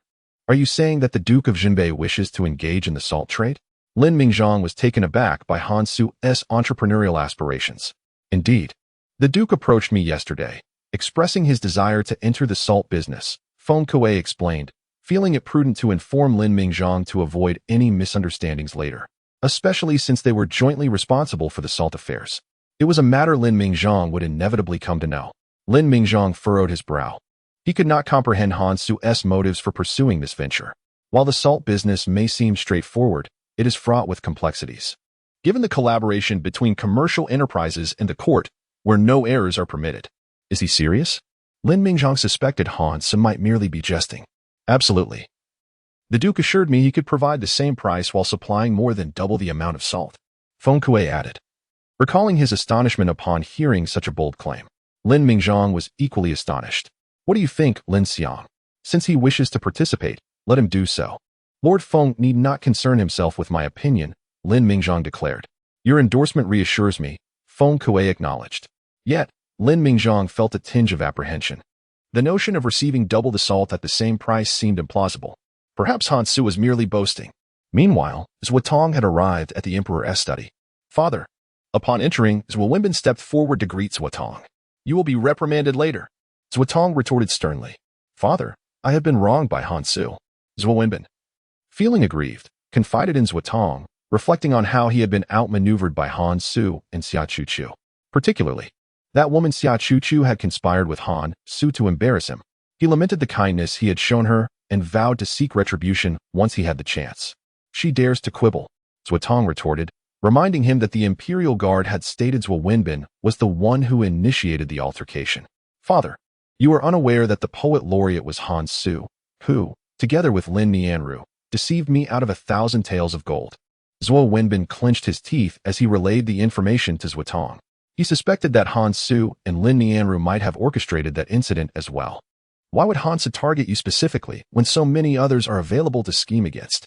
Wutong countered, suggesting that perhaps Wenbin possessed a certain allure that others lacked. How should I know? Wenbin shrugged, lamenting that had he known the truth, he would not have fallen for their ploy. Now, tell me precisely what transpired.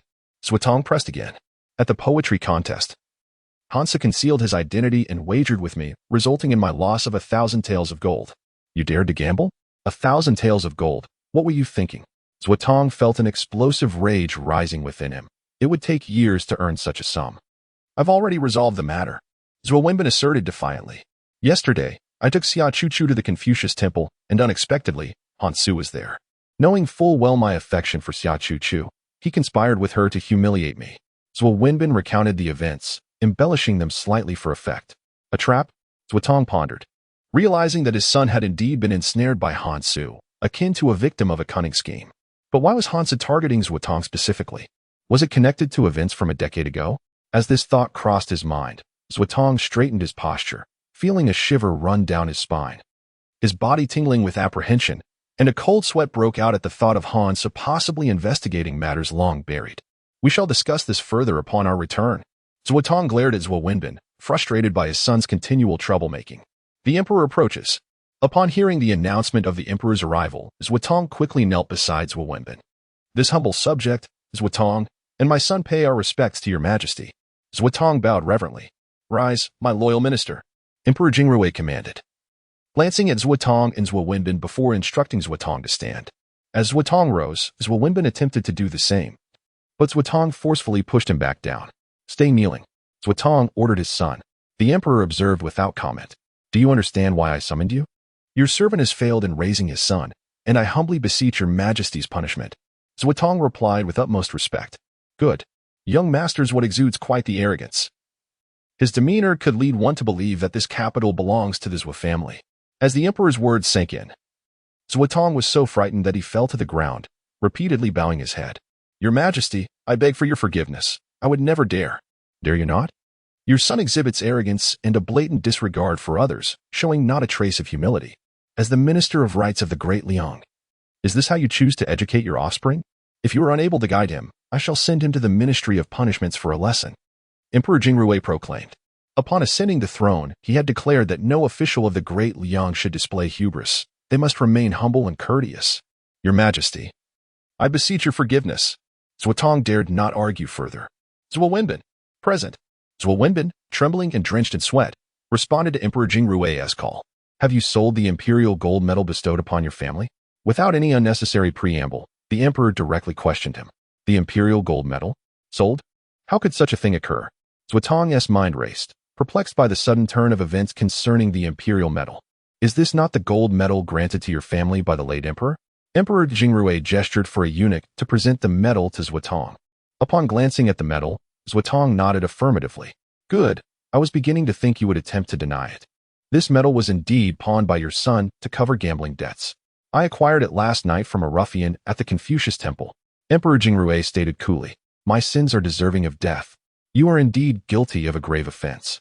With the emperor's graciousness, the treasures bestowed by the late emperor should never have been used as collateral for debts. Only your family would dare to so brazenly disregard imperial authority. In a fit of anger, Emperor Jingrui slammed his hand upon the table, while Zuotong and Zuo Wenbin knelt before him, their faces pale, sweat pouring down as their bodies trembled. To defy imperial authority is no trivial crime. Zuotong finally comprehended the gravity of the situation. He had been summoned due to the matter of the imperial medal, which he had found peculiar at the time. Believing Zuo Wenbin's transgressions were not severe enough to warrant a royal audience. Chapter 83. Evidence from the Ministry of War. The imperial gold medal is indeed a significant matter. I acknowledge my wrongdoing, and I implore your majesty to punish me. Zuotong stammered. I shall reclaim this medal. Henceforth, you shall serve as the deputy minister of rights. You may leave. Emperor Jingrui waved his hand, dismissing Zuotong. Upon exiting the palace, Zuotong confronted his son. Father, slap. Zuotong struck Zuo Wenbin, who stood frozen in shock, unable to comprehend the situation. You ungrateful wretch. Are you intent on bringing ruin upon the Zuo family? Zuotong bellowed, delivering a kick in addition to the slap. The audacity to pawn even the imperial medal. Surely there is nothing Zuo Wenbin would shy away from doing. I was left with no choice. How could I have known it would come to this? Zuo Wenbin protested, covering his cheek in indignation. Do you dare to argue? At your age, do you not understand that there are certain things one must not touch, certain actions one must not undertake? Zuotong chastised. Zuo Wenbin, now grown, remained as heedless as ever. At the Northern Duke's residence. My lord, news from the palace. Zuotong has been demoted from minister to deputy minister. Mu Hanfeng relayed the information to Han Su. Excellent, excellent. Han Su nodded in approval, relishing the outcome. Though it was a minor demotion from Minister of Rights to Deputy Minister, it sufficed for his purposes. My lord, there is another matter. Xia Chuchu wishes to see you. Where is she? Awaiting you outside the gates of the residence. Mu Hafeng remarked, today, Xia Chuchu has arrived outside the gate. Please, come in. Han Su rose and made his way to the front hall. Before long, Xia Chuchu, under Mu Hanfeng's guidance, entered the hall. I have met with the Marquis. There is no need for formalities, Miss Chuchu. I trust that your visit bears good tidings. Han Su instructed someone to pour a cup of tea for Xia Chuchu. The Marquis is astute. After returning, I pondered your words and found them to hold merit, Xia Chuchu replied. After departing from the Confucian Temple, she reflected repeatedly on Han Su's matters. In that case, let us proceed with a fruitful collaboration.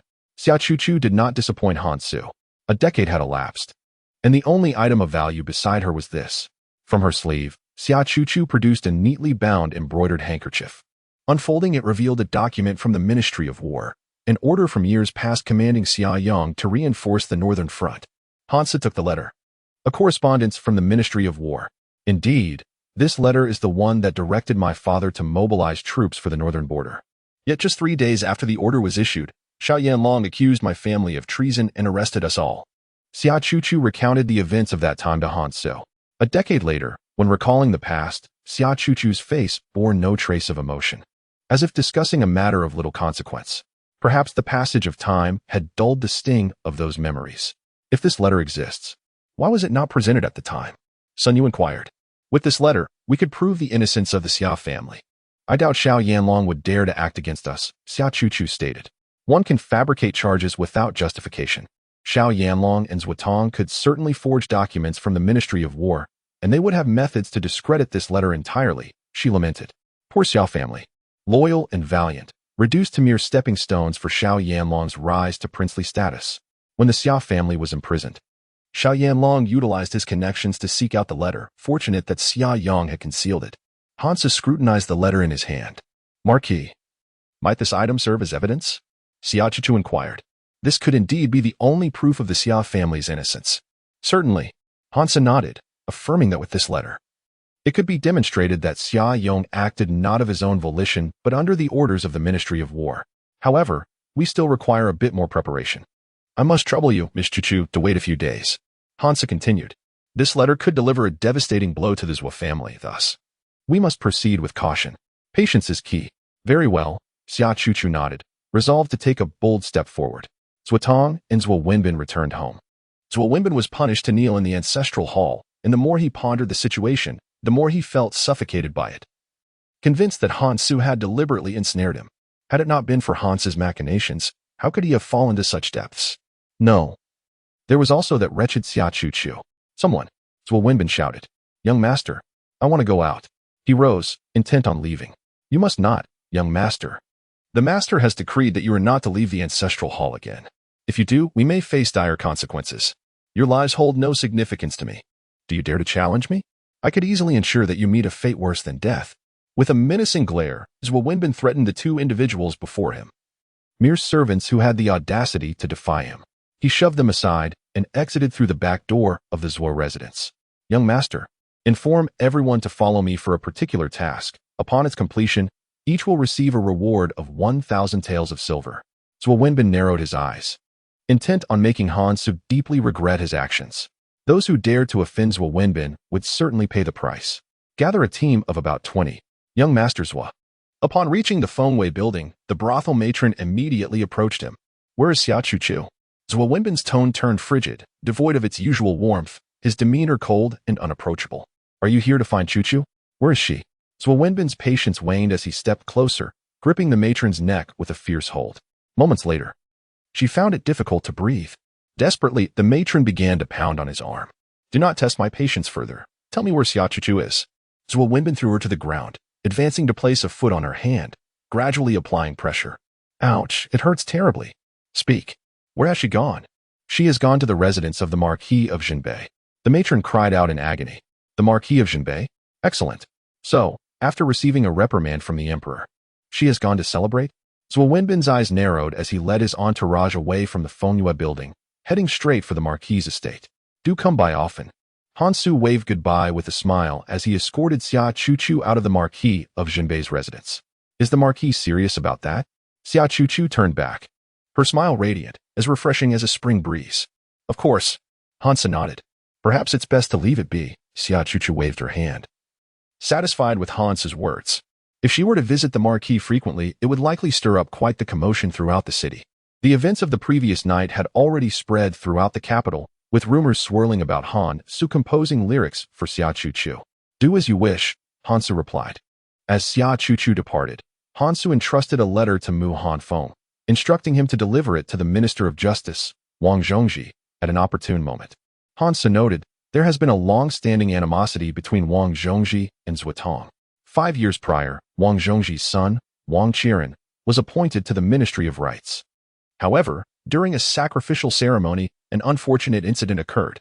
The Emperor Jingrui issued a decree, and Zuotong shifted all blame onto Wang Qiren. As a result of Zuotong's machinations, Wang Zhongji's son was exiled 3,000 miles, leaving him with swollen legs and a lifelong disability. Thus, the two were like oil and water in the court. If Wang Zhongxi were to obtain leverage over Zuotong, he would undoubtedly pursue it with fervor, leaving Zuotong to face a dire outcome. Understood. Mu Hanfeng comprehended Han Su's intent. What preparations have been made on Su Jian's end? Han Su aimed to take over the Ministry of Revenue Salt Procurement, a matter that could not afford any delays. Everything is under control. Su Jian has already begun recruiting personnel. Sun Yu remarked that with the assistance of the Fish Dragon Gang, Su Jian could conduct affairs with much greater ease. Upon returning to the Marquis' residence, it was not long before a message arrived. My lord, someone is seeking your presence. Who is it? It is a young girl who claims her name is Qiuzhu, Mu Hanfeng replied. Qiuzhu? The Qiuzhu from the Fengyue Tower? Due to the incident involving the Chrysanthemum Gathering, Han Su retained a faint recollection of the girl named Qiuzhu. Please invite her in. After entering, Qiuzhu greeted the Marquis. My lord, has Miss Xia Chuchu departed? Upon noticing the absence of Xia Chuchu in the front hall, she wondered if she had left. Miss Chuchu has been gone for a quarter of an hour, Han Su responded. Hearing this, a look of alarm crossed Qiuzhu's face, as if sensing something amiss. What has transpired? Han Su detected the unease in the atmosphere. My lord, you may not be aware, but just moments ago, Zuo Wenbin came to our Fengyue Tower in a furious state, accompanied by a group. He demanded to see Miss Chuchu. When my mother exchanged a few words with him, he violently struck her to the ground. In desperation, my mother revealed that Miss Chuchu had come to your residence. I feared for her safety and rushed to inform you. Qiuzhu recounted the events leading up to the situation. Zuo Wenbin was searching for Xia Chuchu. According to Qiuzhu's analysis, Zuo Wenbin should have arrived at the Marquis' residence by now. However, if he had not yet arrived, it was likely he encountered Xia Chuchu en route. If that is the case, it is dire. Xia Chuchu is in danger. Hafeng, Sun Yu, you must investigate immediately. Han Su recognized the gravity of the situation and promptly instructed Mu Hafeng and Sun Yu to look into it. Thank you, Miss Qiuzhu, for bringing this to my attention. In that case, I shall take my leave, Qiuzhu said, departing from the Marquis' residence. Meanwhile, a figure had joined Xia Chuchu in her carriage. Zuo Wenbin, what do you intend to do? Xia Chuchu fixed her gaze on the sullen Zuo Wenbin, whose eyes glinted with malice, foreboding trouble ahead. What do I intend to do? Xia Chuchu, you wretched creature. How foolish of me to have harbored feelings for you. Only to discover you have conspired with Han Su to disgrace me before the emperor. Zuo Wenbin stepped closer, gripping Xia Chuchu's chin. What punishment do you think I should impose upon you? Release me. As Zuo Wenbin drew near and seized her chin, Xia Chuchu turned her head, struggling to break free, raising her hand to deflect his grip. I do not know what you are speaking of. I assure you, I have not plotted against you. Please, leave the carriage. Xia Chuchu spoke with firmness, taken aback by Zuo Wenbin's outrageousness. Leave the carriage? This is not the route to Fengyue Tower. Today, you shall learn the price of crossing me. You truly believe yourself to be a treasure worthy of reverence? You are merely a courtesan. Zuo Wenbin sneered. Do you truly consider yourself a paragon of virtue? Zuo Wenbin, I implore you to speak more courteously. If I refrain from courtesy, what can you do about it? The fact that I, a man of stature, would take interest in someone like you is a blessing indeed. As he spoke, Zuo Wenbin reached out to caress Xia Chuchu's cheek. Xia Chuchu raised her hand to block his advance. Dare you still obstruct me? With a swift motion, Zuo Wenbin furrowed his brow and struck her with a resounding slap, devoid of any tenderness, completely abandoning his previous gentleness. In that moment, he resembled a feral beast. You? A vivid red handprint immediately appeared on Xia Chuchu's fair cheek. You have crossed the line. Soon, you shall discover the extent of my power. Zuo Wenbin gazed intently at Xia Chuchu, who was glaring at him, and suddenly revealed a wicked smile. Xia Chuchu instantly comprehended his intentions. She attempted to flee from the vehicle, but Zuo Wenbin seized her wrist and flung it behind her back. No one can save you, he declared with a grin. I would rather die than allow you to succeed. She retorted. Oh, really? Zuo Wenbin produced a small vial from his pocket, originally intended for last night, but thwarted by Han Su. Nonetheless, it was equally useful today. He shook the vial before Xia Chuchu. Shameless. Xia Chuchu was taken aback by the presence of such a substance on him. How can this be deemed shameless? Zuo Wenbin approached and firmly grasped her cheek, pouring the concoction from the vial into her mouth. Rest assured, it poses no harm to your body. He released her as Xia Chuchu coughed violently, struggling to expel the contents, but the elixir had already settled within her. Zuo Wenbin, even as a ghost, I will not spare you. She vowed. I am unafraid of your living presence. let alone your death. Zhuo Wenbin was evidently unfazed by her threats. Meanwhile, Han Su sat in the residence of the Northern Marquis, gently tapping his fingers on the table, producing a rhythmic sound. My lord, we have news. Xia Chuchu's carriage has exited the North City Gate. Mu Hanfeng entered and relayed the information to Han Su. Let us depart. Han Su rose and left the Northern Marquis' residence with Mu Hanfeng. Upon exiting the North City Gate, Han Su glanced at the carriage tracks on the ground and, along with Mu Hanfeng and Sun Yu, pursued the direction of the carriage. Zhuo Wenbin, release me. As they disembarked from the carriage, they arrived at an estate. You were fortunate to be the fourth pet I have raised here. No one can rescue you in this place. Zhuo Wenbin declared triumphantly as he ushered her into the estate. Xia Chuchu felt her strength waning, and her surroundings began to blur. Zhuo Wenbin, you shall face the retribution you deserve. She spoke in a faltering voice. Unfortunately, the one to punish me is not you. You are the one who is being punished now. Zhuo Wenbin commanded his subordinates to wait in the courtyard, leading Xia Chuchu to the door and pushing her inside. The room was dimly lit, yet Xia Chuchu could clearly see various instruments of torture surrounding her, as if she had entered a dungeon of the Ministry of Punishment. To her astonishment, the seemingly cultured Zhuo Wenbin harbored such a sinister side. A beast cloaked in human skin, possessing the heart of a monster. Welcome to my domain, Zhuo Wenbin proclaimed with pride, extending his hand toward the wall. The Marquis has arrived. A carriage had just come to a halt outside the estate. Quickly, upon reaching the estate's entrance, before Han Su could utter a word, Sun Yu had already kicked open the courtyard door.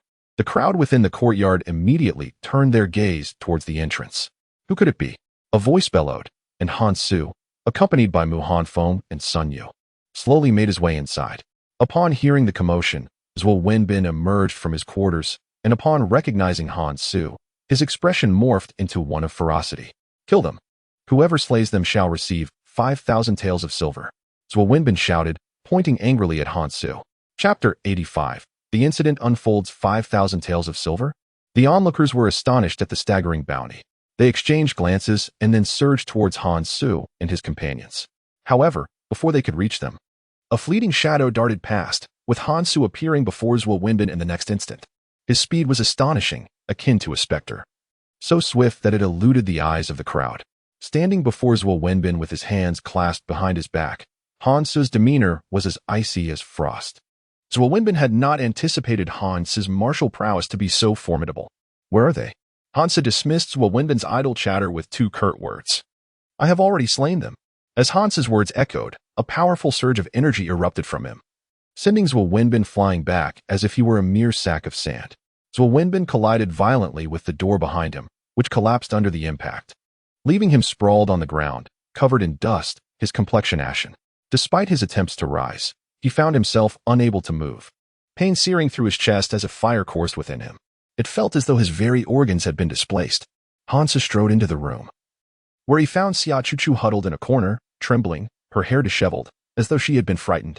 Heaven may spare those who are misfortunate, but self-inflicted misfortune is inescapable, Han Su remarked to Zhuo Wenbin, deeming him unworthy of a man's role in dealing with a young woman. Han Su, I tell you, my father is the Minister of Rights. If you dare to harm me, my father will surely kill you. Zhuo Wenbin seethed through clenched teeth, glaring at Han Su. Is that so? It appears that is no longer a possibility. Han Su advanced and delivered a swift kick, sending Zhuo Wenbin crashing against the wall, instantly rendering him unconscious. Lord, Mu Hanfeng arrived at the threshold of the room. Han Su surveyed the courtyard. All had been subdued. This must be Zhuo Wenbin's private property. Inform Wang Zhengxi. Han Su instructed, confident that such a significant gift would be gladly accepted. Understood. Mu Hanfeng nodded in acknowledgement. Han Su turned his attention back to Xia Chuchu, approaching her cautiously. Are you all right? He asked, lowering himself to her level, reaching out to touch her. Don't. Xia Chuchu suddenly cried out, halting Han Su's hand midair. He gazed upon her disheveled appearance, noticing the swelling on her cheek, the mark of a slap, along with a faint redness around her neck. You have been drugged, Han Su deduced, realizing that Zhuo Wenbin had likely administered a substance to her. I am fine, Xia Chuchu insisted through gritted teeth, convinced that once the effects of the drug wore off, she would be all right. Yet, the more she resisted, the more it felt as though her insides were being devoured by 1,000 insects. I am sorry, but I cannot assist you with this poison, Han Su admitted helplessly, for he was not a deity capable of remedying every ailment. Today's events are largely due to the efforts of Miss Qiuzhu. My lord, you too. Go to the courtyard and bind them all. Han Su instructed Sun Yu and Mu Hanfeng to proceed. My lord. Just as Han Su was about to rise, the voice of Xia Chuchu rang out as she embraced him from behind, her slender arms wrapping tightly around him. Xia Chuchu gently leaned against Han Su. Miss Chuchu. My lord. Han Su turned around, and before he could react, Xia Chuchu slowly raised her head and kissed him. Upon awakening, Han Su realized that the day had turned to dusk. Where is Xia Chuchu? He inquired of Mu Hanfeng. She left while my lord was asleep. Sun Yu saw her off. She instructed that you should not take this matter to heart. Mu Hanfeng relayed Xia Chuchu's words to Han Su, gazing at the star-studded sky. Han Su remained silent. My lord, someone has arrived. Mu Hanfeng announced upon hearing a commotion. Let us go. The two leapt over the courtyard wall. Hurry inside, search thoroughly, and spare no one. A group of constables rushed in from outside, identifiable by their attire as members of the Ministry of Justice. Soon, they uncovered Zhuo Wenbin and a number of others. My lord, only Zhuo Wenbin and about 20 individuals were found. No other circumstances reported. Wang Zhongji entered from outside, inspecting each room meticulously. Bring them forward. What is this place? Wang Zhongji inquired of the individuals brought forth, expressing gratitude to the informant for providing him with an opportunity for vengeance. If Zhuo Wenbin's crimes are confirmed, he shall be flayed alive. He too desires to make Zhuo Tong experience similar torment. This place belongs to Zhuo Wenbin, where he often brings the women he covets to torment and ultimately murder them. The trembling witness stammered. A smirk crept across Wang Zhongji's lips. Where are the bodies? They are buried in the backyard. Dig up the bodies. I want Zhuo Tong to suffer a fate worse than death. Wang Zhongji immediately commanded the bailiffs to unearth the remains from the backyard. Soon, a report came in. My lord, we have found them. They arrived at the backyard, where a large pit revealed 3 corpses wrapped in straw mats, 2 of which had already decomposed, while the topmost body appeared to have died not long ago. The evidence is irrefutable, Wang Zhongji declared with satisfaction. My lord, it seems that Zhuo Tong is doomed this time. Mu Hanfeng remarked, astonished that Zhuo Tong, as the Minister of Rights, harbored such peculiar inclinations. Zhuo Tong is here. Hansa glanced down the path and spotted a carriage racing towards them. Stop. The carriage halted, and Zhuo Tong immediately leapt down. His expression flustered as he hurried into the courtyard. Who are you? What brings you here? Zhuo Tong questioned the surrounding constables. Lord Zhuo, we have received a report that claims your son has set up a private court and is recklessly taking lives. Wang Zhongji walked over from the backyard, raising his voice in explanation as he spotted Zhuo Tong. Wang Zhongji? Zhuo Tong looked at him, recognizing a familiar adversary. Lord Zhuo, you seem in quite a rush. What is your intention? Could it be that you are feeling guilty? Wang Zhongji asked Zhuo Tong with a calm demeanor. They both understood each other well, and thus could not deceive one another. Zhuo Tong fixed his gaze upon Wang Zhongji, realizing that his suspicions had indeed been confirmed. He had long since discovered the matter, even within the confines of the manor, leading him to reprimand Zhuo Wenbin. However, Zhuo Wenbin remained obstinately unchanged. Fearing that the truth would eventually come to light within the manor, Zhuo Tong had purchased a residence for Zhuo Wenbin in a secluded area of the northern city, rarely frequented by others. Do not slander me, Lord Wang. I suspect this is a deliberate act on your part to frame my son, Zhuo Tong shouted, pointing an accusatory finger at Wang Zhongji. Frame? Wang Zhongji replied with a dismissive smile. As the victor, he had no need to lower himself to Zhuo Tong's level. In his eyes, Zhuo Tong was merely flailing in desperation. With all evidence at hand, Wang Zhongji coldly proclaimed, Lord, prepare for your son to face exile. This time, I shall ensure he is banished 6,000 miles. Chapter 86. Imprisonment. Now that he had finally obtained this opportunity, Wang Zhongji would not let it slip away easily. Take them away, he commanded without a hint of hesitation. Zhuo Tong stepped forward, halting the proceedings. Lord Wang, obstructing official duties is a crime, Wang Zhongji softly reminded Zhuo Tong. This morning, he had perhaps been cautious, but the circumstances had changed. Zhuo Tong was now the Vice Minister of Rights, while he held the position of Minister of Justice. You cannot simply take them away based on your word, Zhuo Tong protested. Do you intend to hinder my department's work? Wang Zhongji understood Zhuo Tong's intention to retain Zhuo Wenbin. Should he let him go, capturing him again would prove difficult. Wang Zhongji was not a fool. Take them away, he repeated, and his subordinates disregarded Zhuo Tong's feelings entirely as they led Zhuo Wenbin and the others away. Lord Wang, I beseech you, consider today's events as if they never transpired. The Zhou family will surely repay your kindness. Zuotong, realizing his resistance was futile, quickly softened his stance, pleading for Wang Zhongji to release Zhou Wenbin. He had only one son, and he could not allow him to be taken away by Wang Zhongji.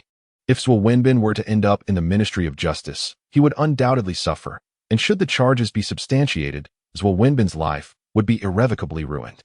I am sorry, but I oversee the Ministry of Justice and cannot act unjustly. If young Master Zhou is truly innocent, I will ensure his name is cleared. Wang Zhongji declared, adopting a posture of righteousness. Lord, you have 3 corpses in your courtyard. How can I ignore that? Wang Zhongji asserted firmly, his words devoid of any flaws. As the Minister of Justice, he was bound to act according to the law and dispense justice impartially. Lord Wang, upon hearing this, Zuotong realized Wang Zhongji was unwilling to release Zhou Wenbin. When your Ministry of Rights shifted the blame onto my son, did you ever consider today? This is the natural order of justice, a consequence that cannot be escaped. Wang Zhongji's tone turned icy as he concluded his remarks. Wang Qi still lay in bed, and matters of this nature were intolerable to Wang Zhongji. He left Zuotong behind and took the others away.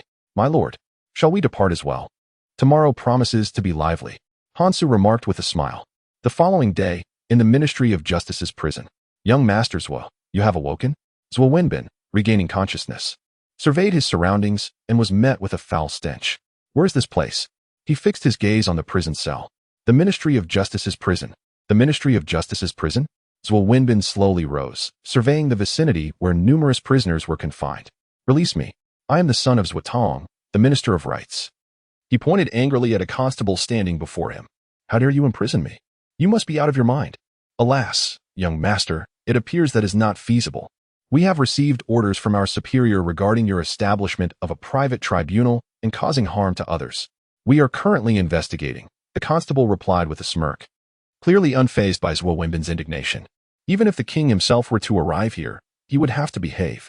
What private tribunal and what harm? I know not of what you speak. Should you fail to release me, I shall ensure you regret it once I am free. Zhou Wenbin's eyes glinted with fury, wishing nothing more than to render the constable to pieces. This was likely another scheme by Hansu. Where is Hansu? Is he conspiring with you to slander me? I cannot say what you mean, but we trust that you are aware of your own actions. Young Master Zhou, it would be wise to remain calm here, lest you suffer physical punishment, the constable cautioned. Who do you think you are to speak to me in such a manner? You are but a lowly constable. Zhou Wenbin, indignant, could not accept being belittled by such a minor official. In former days, he could have dealt with him without anyone knowing. How dare you presume to act so arrogantly? Brothers, take him out and show him the unique characteristics of our Ministry of Justice. Seeing Zhou Wenbin reduced to a prisoner, yet still brimming with audacity, the constable promptly summoned a few men to give Zhou Wenbin a lesson. What do you intend to do? I am the son of the Minister of Rights. Zhou Wenbin panicked as he realized the men before him were truly preparing to act against him. At the Zhou residence, Zuotong sat in the main hall, his expression grave and silent. My lord, you must do something. If Wenbin suffers in prison, what then? Zuotong's wife stood beside him, her voice tinged with distress as she urged him to act swiftly. This son has been cherished since childhood. How can he endure the hardships of that prison? It is precisely your indulgence as a mother that has led to this trouble. Had you not coddled him, would he have found himself in such a predicament? Zuotong shot a furious glance at his wife. Whenever he punished Zhou Wenbin, everyone in the household would secretly assist him, leading to Zhou Wenbin's utter disregard for his father's discipline. He was becoming increasingly unruly. It was indeed her indulgence that allowed Zhou Wenbin to act without fear. A mother's excessive kindness often leads to a son's downfall, was an adage that rang true. The wife, startled by Zuotong's words, took several steps back in dismay. Finally, it dawned upon her. Why are you venting your anger on me? That is not your son. You suffered humiliation at Wang Zhongji's hands, and now you come home to unleash your frustrations on me. If you have the capability, go and rescue your son, the lady retorted. Is that something you need to tell me? Zuotong rose in a fit of anger. Go seek the Jin Wang, the lady suggested after a moment's contemplation. Although the Zhou family had lost contact with the Jin Wang after the incident concerning Xia Yang, they had once collaborated on matters. If the Jin Wang refuses to assist, we can reveal what transpired back then. At worst, we would perish together. Do you think it's easy to find the Jin Wang? Zuotong replied. Seeking help is not a simple task. Moreover, the Crown Prince and Jin Wang are embroiled in a fierce struggle. Approaching the Jin Wang now would be akin to aligning ourselves with him. What are you afraid of? Regarding the Xia Yang affair, You assisted the Jin Wang in falsifying the Ministry of War documents. If he does not lend his support, we shall make this matter public. The lady insisted. Silence. How many times must I tell you not to speak of this? It must rot in our own bellies. Zuotong stood up, demanding that the lady cease her words. Should this information reach others, it could lead to our execution, possibly resulting in the annihilation of our entire clan. Then what do you propose? The lady countered, pointing out that Zuotong, by his own merits, could never contend with Wang Zhongji. The only recourse was to leverage the Jin Wang's power. This is not the time for cowardice. Our son is languishing in the dungeons of the Ministry of Justice, and you must devise a plan, the lady urged. The only one capable of rescuing Zhuo Wenbin is the Jin Wang. Very well. Zuotong nodded, realizing that he must indeed seek an audience with Xiao Yanlong. He had thought that after the events a decade ago, their paths would never cross again. Chapter 87. Threat upon leaving the Zhuo residence. Your Highness, the Jin Wang. Zuotong requests an audience. Deng Fan approached Xiao Yanlong, delivering the message of Zuotong's visit. Zuotong? Xiao Yanlong furrowed his brow. He had not anticipated that Zuotong would seek him out. He was a cunning old fox. Although Zuotong had been involved in past events, he had ceased all communication thereafter. His urgent demeanor suggested he was in dire straits. Urgent matter? Xiao Yanlong pondered. Bring him to the study. He instructed Deng Fan to escort Zuotong there. Upon entering the study, Zuotong observed the room. Your Highness, Master Zhua. He was surprised to find that the Jin Wang study remained unchanged from several years prior. You jest. How could it remain the same? Surely you have forgotten after so many years. Xiao Yanlong chuckled, sensing a hidden meaning in Zuotong's words. Mentioning 10 years was perhaps a reminder of something. I am curious as to why Master Zhua has come to my Jin Wang's residence. Are you truly here to inspect my study? Xiao Yanlong inquired with a smile. Your Highness, I implore you to save my son. Zuotong immediately knelt before Xiao Yanlong after the latter's question. He has placed all his hopes on Xiao Yanlong. If Xiao Yanlong cannot save Zhuo Wenbin, then truly no one can. What is the situation? Xiao Yanlong immediately stepped forward to assist Zuotong, revealing a look of deep concern, as if greatly troubled. My son has caused trouble and has been taken away by Wang Zhongji. I implore your Highness to save my son's life. I, Zuotong, shall repay this immense kindness in the future. Zuotong knelt on the ground, earnestly beseeching Xiao Yanlong. My dear Zhua, please remain calm. Rise and speak slowly, Xiao Yanlong urged, encouraging Zuotong to sit down and elaborate on the matter. After listening to the events, Xiao Yanlong was taken aback to discover that Zhuo Wenbin harbored such proclivities. However, among the officials in the capital, many shared similar inclinations. Your Highness, what do you think of this matter? Wang Zhongji from the Ministry of Justice is an ally of the Crown Prince. It may be rather difficult to extract someone from his grasp. Xiao Yanlong narrowed his eyes as he spoke. What shall we do then? Zuotong inquired anxiously. Do not fret, my lord. I mentioned it was difficult, but not impossible. We can devise a way for this matter to be handled by the Northern Pacification Office. And then all decisions will rest in our hands, Xiao Yanlong replied. While he is in the Ministry of Justice, they are powerless. However, once he is transferred to the Northern Pacification Office, everything will change. Even if Zhuo Wenbin is guilty, it will merely be a formality, he added. Zuotong nodded in agreement. Deng Fan, instruct Lu Qian to request Zhuo Wenbin from the Ministry of Justice, citing his involvement in a brawl. The Northern Pacification Office requires him for questioning. Xiao Yanlong contemplated for a moment, deciding to retrieve Zhuo Wenbin from the Ministry of Justice. And then they would strategize for subsequent actions. Thank you, Your Highness. I am deeply grateful. Zuotong expressed his heartfelt appreciation as he bowed repeatedly. As Zuotong departed, Xiao Yanlong reflected, are you truly willing to assist Zuotong? Did you not see? He came today under the guise of seeking my aid, but in truth, he came to threaten me. Xiao Yanlong squinted. He was well aware of Zuotong's intentions. Zuotong dared to use a matter from a decade ago to intimidate him. Lu Qian is at the Northern Pacification Office. The Prince Jean wants us to retrieve someone from the Ministry of Justice? Indeed, simply find any pretext to bring Zhuo Wenbin out. Deng Fan relayed Xiao Yanlong's instructions to Lu Qian in detail. Understood. I will proceed immediately. Given that it was Xiao Yanlong's command, Lu Qian felt compelled to act without delay. Upon arriving at the Ministry of Justice, he encountered Wang Zhongji, who was diligently organizing cases and investigating Zhuo Wenbin's affairs, with sufficient evidence to convict him. Master Qianhu, what brings you here? Wang Zhongji inquired. We from the Northern Pacification Office are involved in a case concerning the son of the Minister of Rights, Zuotong. I have heard that Zhuo Wenbin has been brought to the Ministry of Justice. I would appreciate your cooperation in releasing him, Lu Qian said with a smile. Though the Northern Pacification Office and the Ministry of Justice were typically rivals, often viewing each other with disdain, cooperation was not uncommon, including the lending of personnel and sharing of case files. Is that so? Wang Zhongji gazed at Lu Qian with a perplexed expression, sensing that there was something amiss in this matter. Of course it is true, Lu Qian replied gravely. I must apologize, but Zhuo Wenbin has already been convicted by me, and you cannot take him away. If the case you are investigating is indeed related to Zhuo Wenbin, you may assign it to my Ministry of Justice. We can resolve it together, Wang Zhongji retorted, asserting that Zhuo Wenbin could not be handed over to Lu Qian. What crime? Murder. Wang Zhongji presented the charges to Lu Qian, who scrutinized the allegations. If they were indeed accurate, Zhuo Wenbin was capable of causing quite a stir. Is this true? Of course it is. Would I lie about such a matter? Wang Zhongji's demeanor turned serious. Cases at the Ministry of Justice are always handled in accordance with the law, with no room for error. The evidence against Zhuo Wenbin was irrefutable. In that case, we shall take our leave. Lu Qian understood that Zhuo Wenbin could not be taken by their Northern Pacification Bureau. Travel safely. No need for formalities. Wang Zhongji replied with a smile. What? You didn't bring the man out? Xiao Yanlong was taken aback that Lu Qian had failed to retrieve Zhuo Wenbin.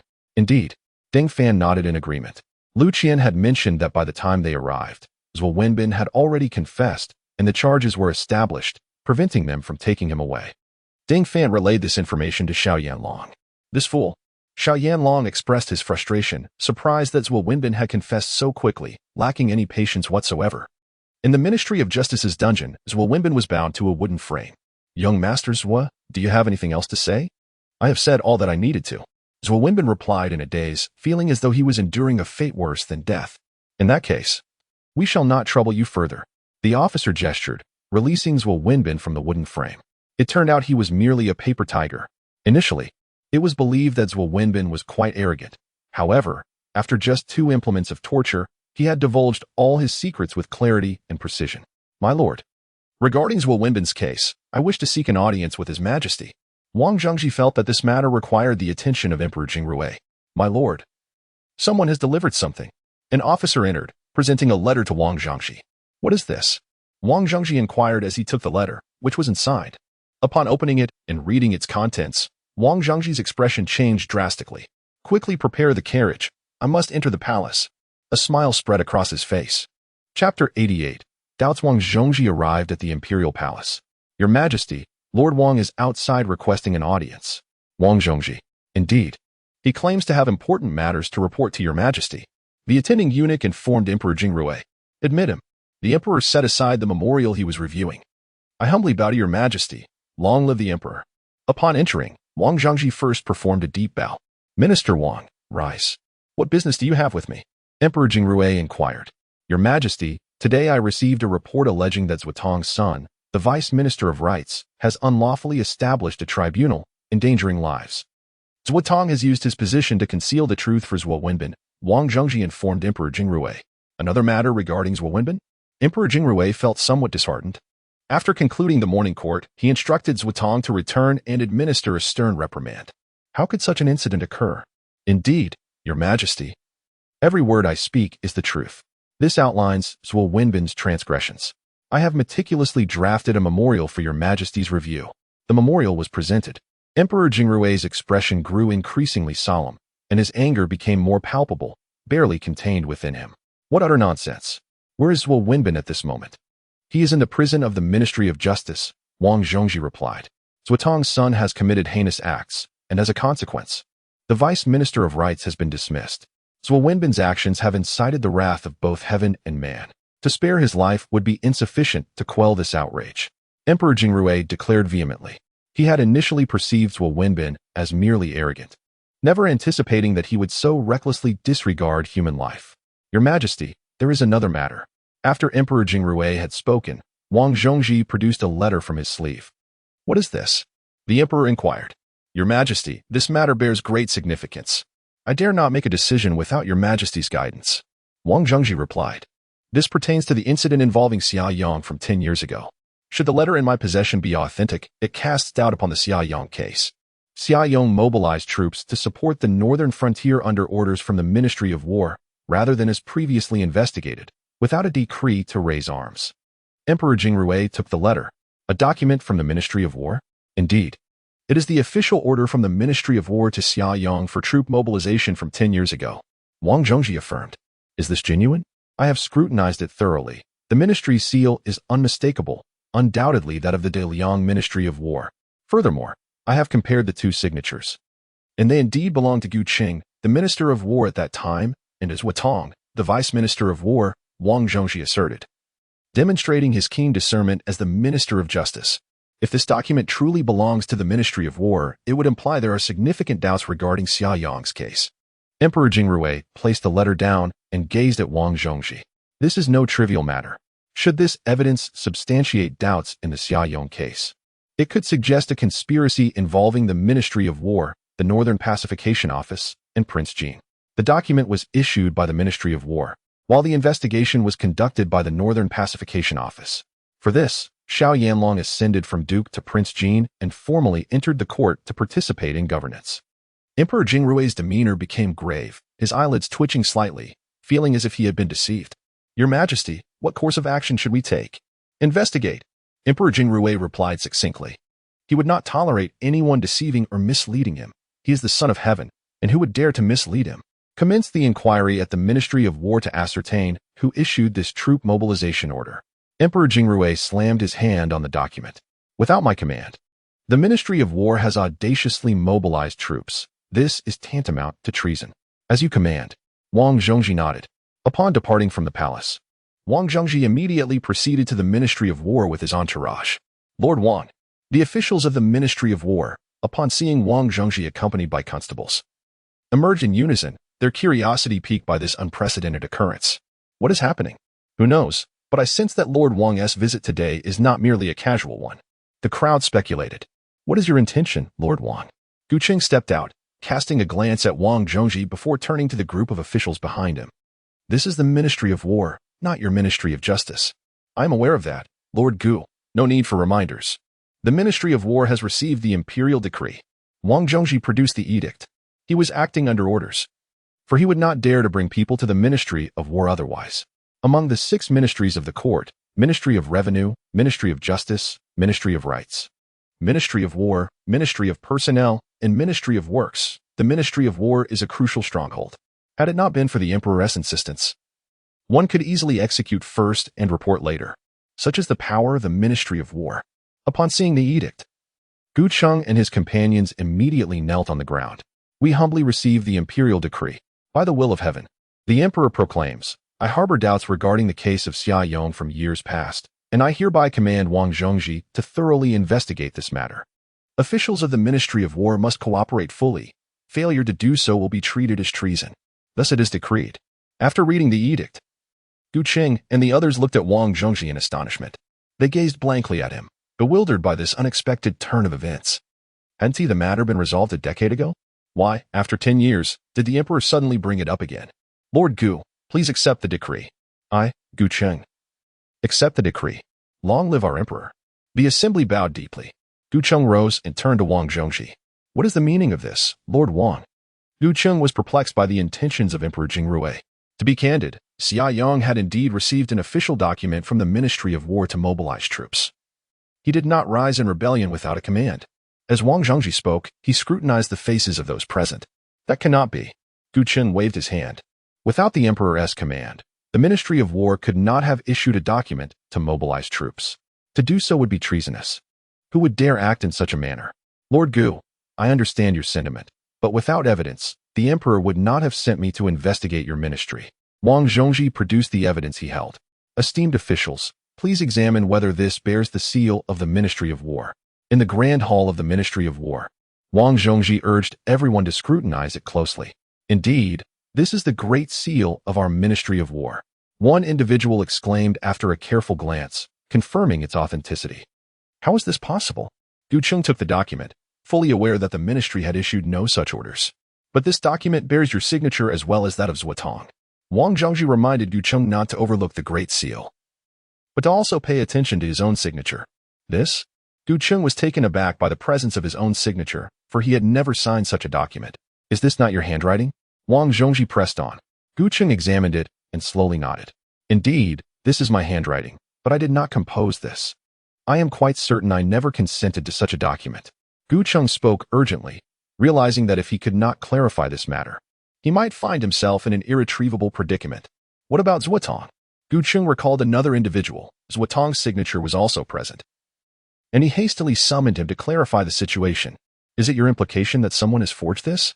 Indeed, Master Wang, you are well aware, even without my saying, that all matters pertaining to the Ministry of War are of utmost significance. This document is drafted by a designated individual, should you doubt it.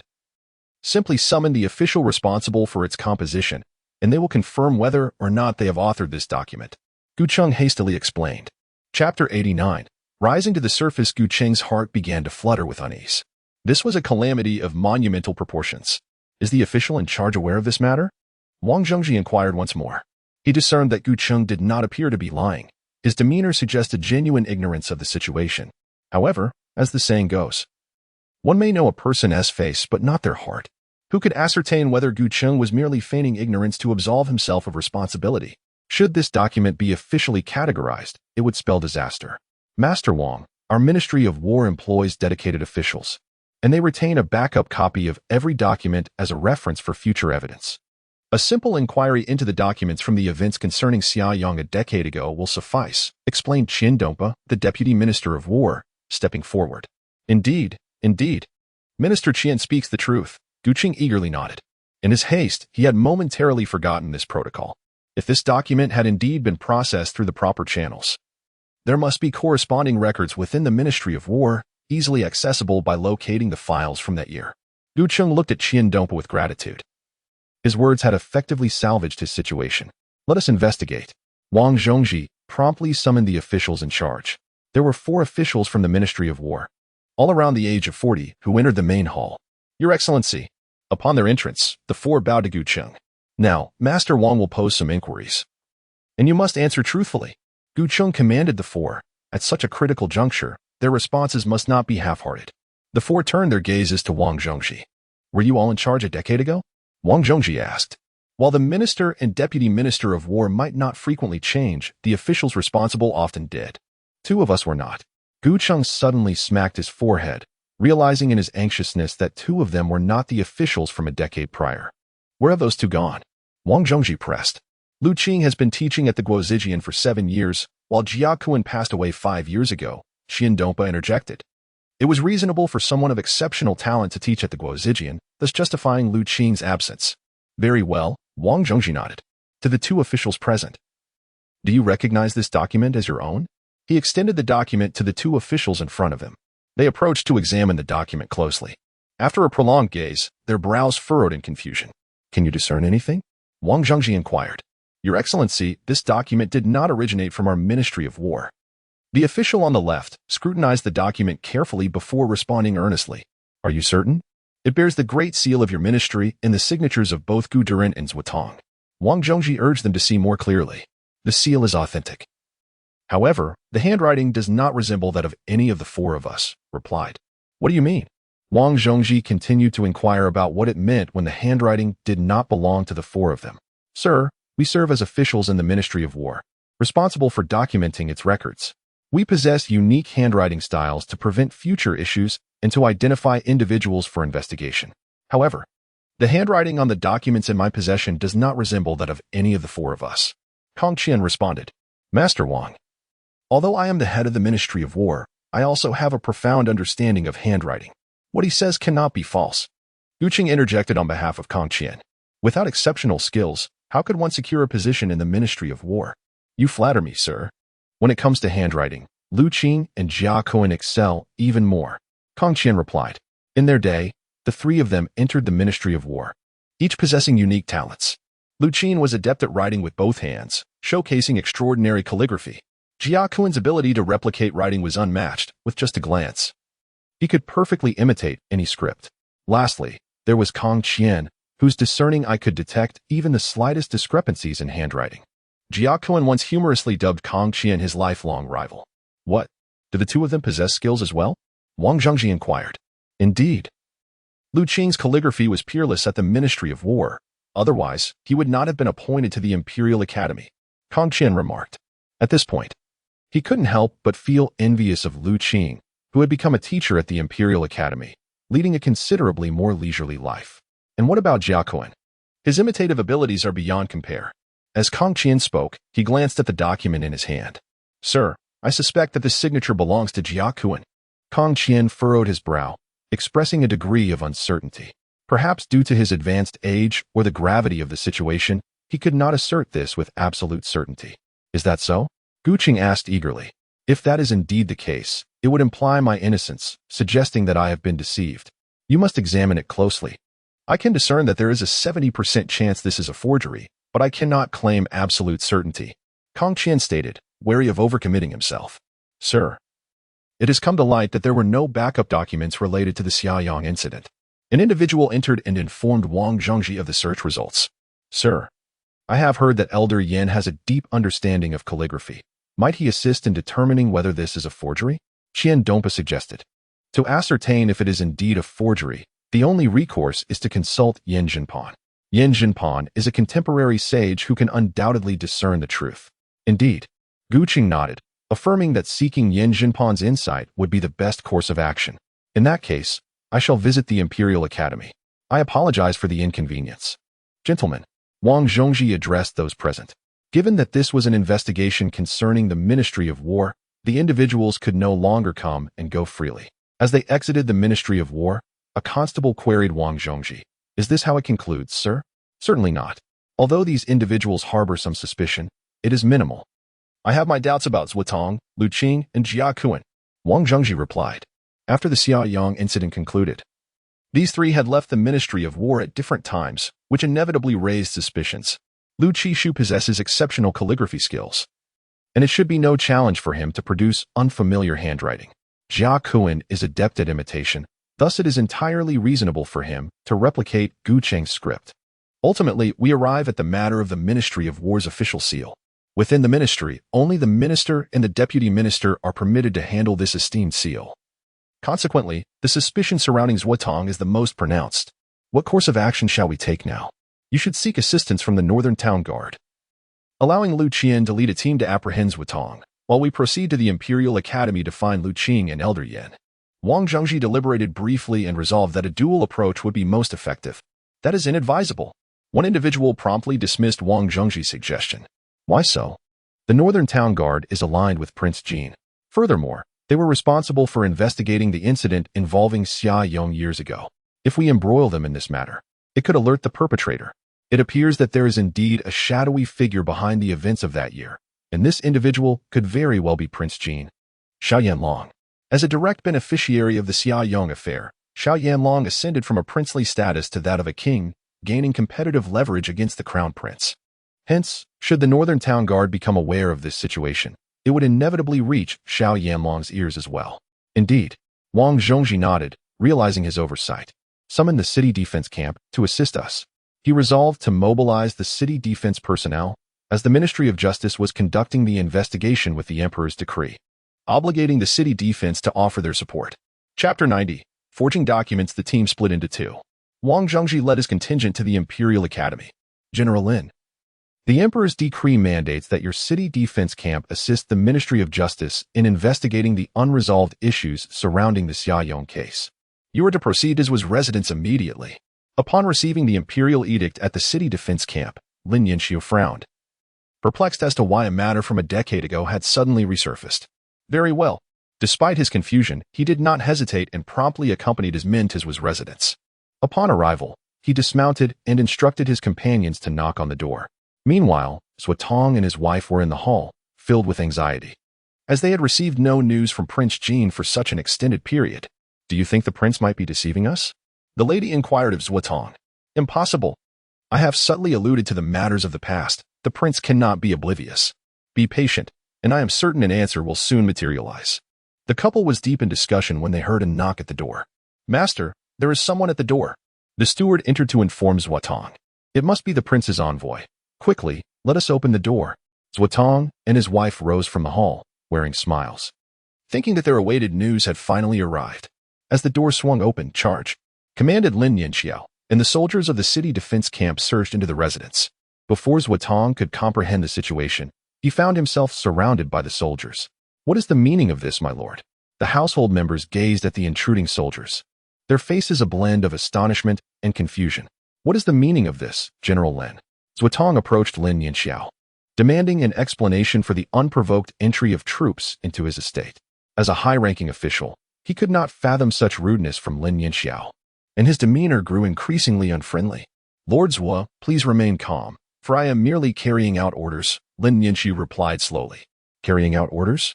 Upon hearing this, Zuotong realized it was a command from the emperor, and he could not fathom why it had come to that. "I have done nothing to betray the emperor," Zuotong stammered, perplexed by the emperor's intentions. "Are you aware of the case of Xiaoyong from years ago?" Lin Yanxiao inquired.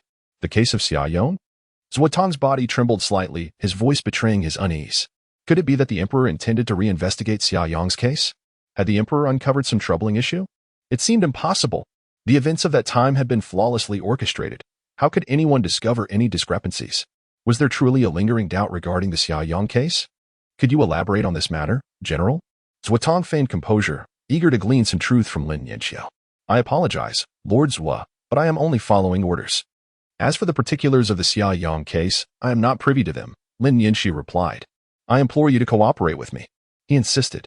Zuotong exchanged a glance with his wife, and they nodded before returning to the front hall, while Lin Yanxiu commanded the others to search Zuo's residence.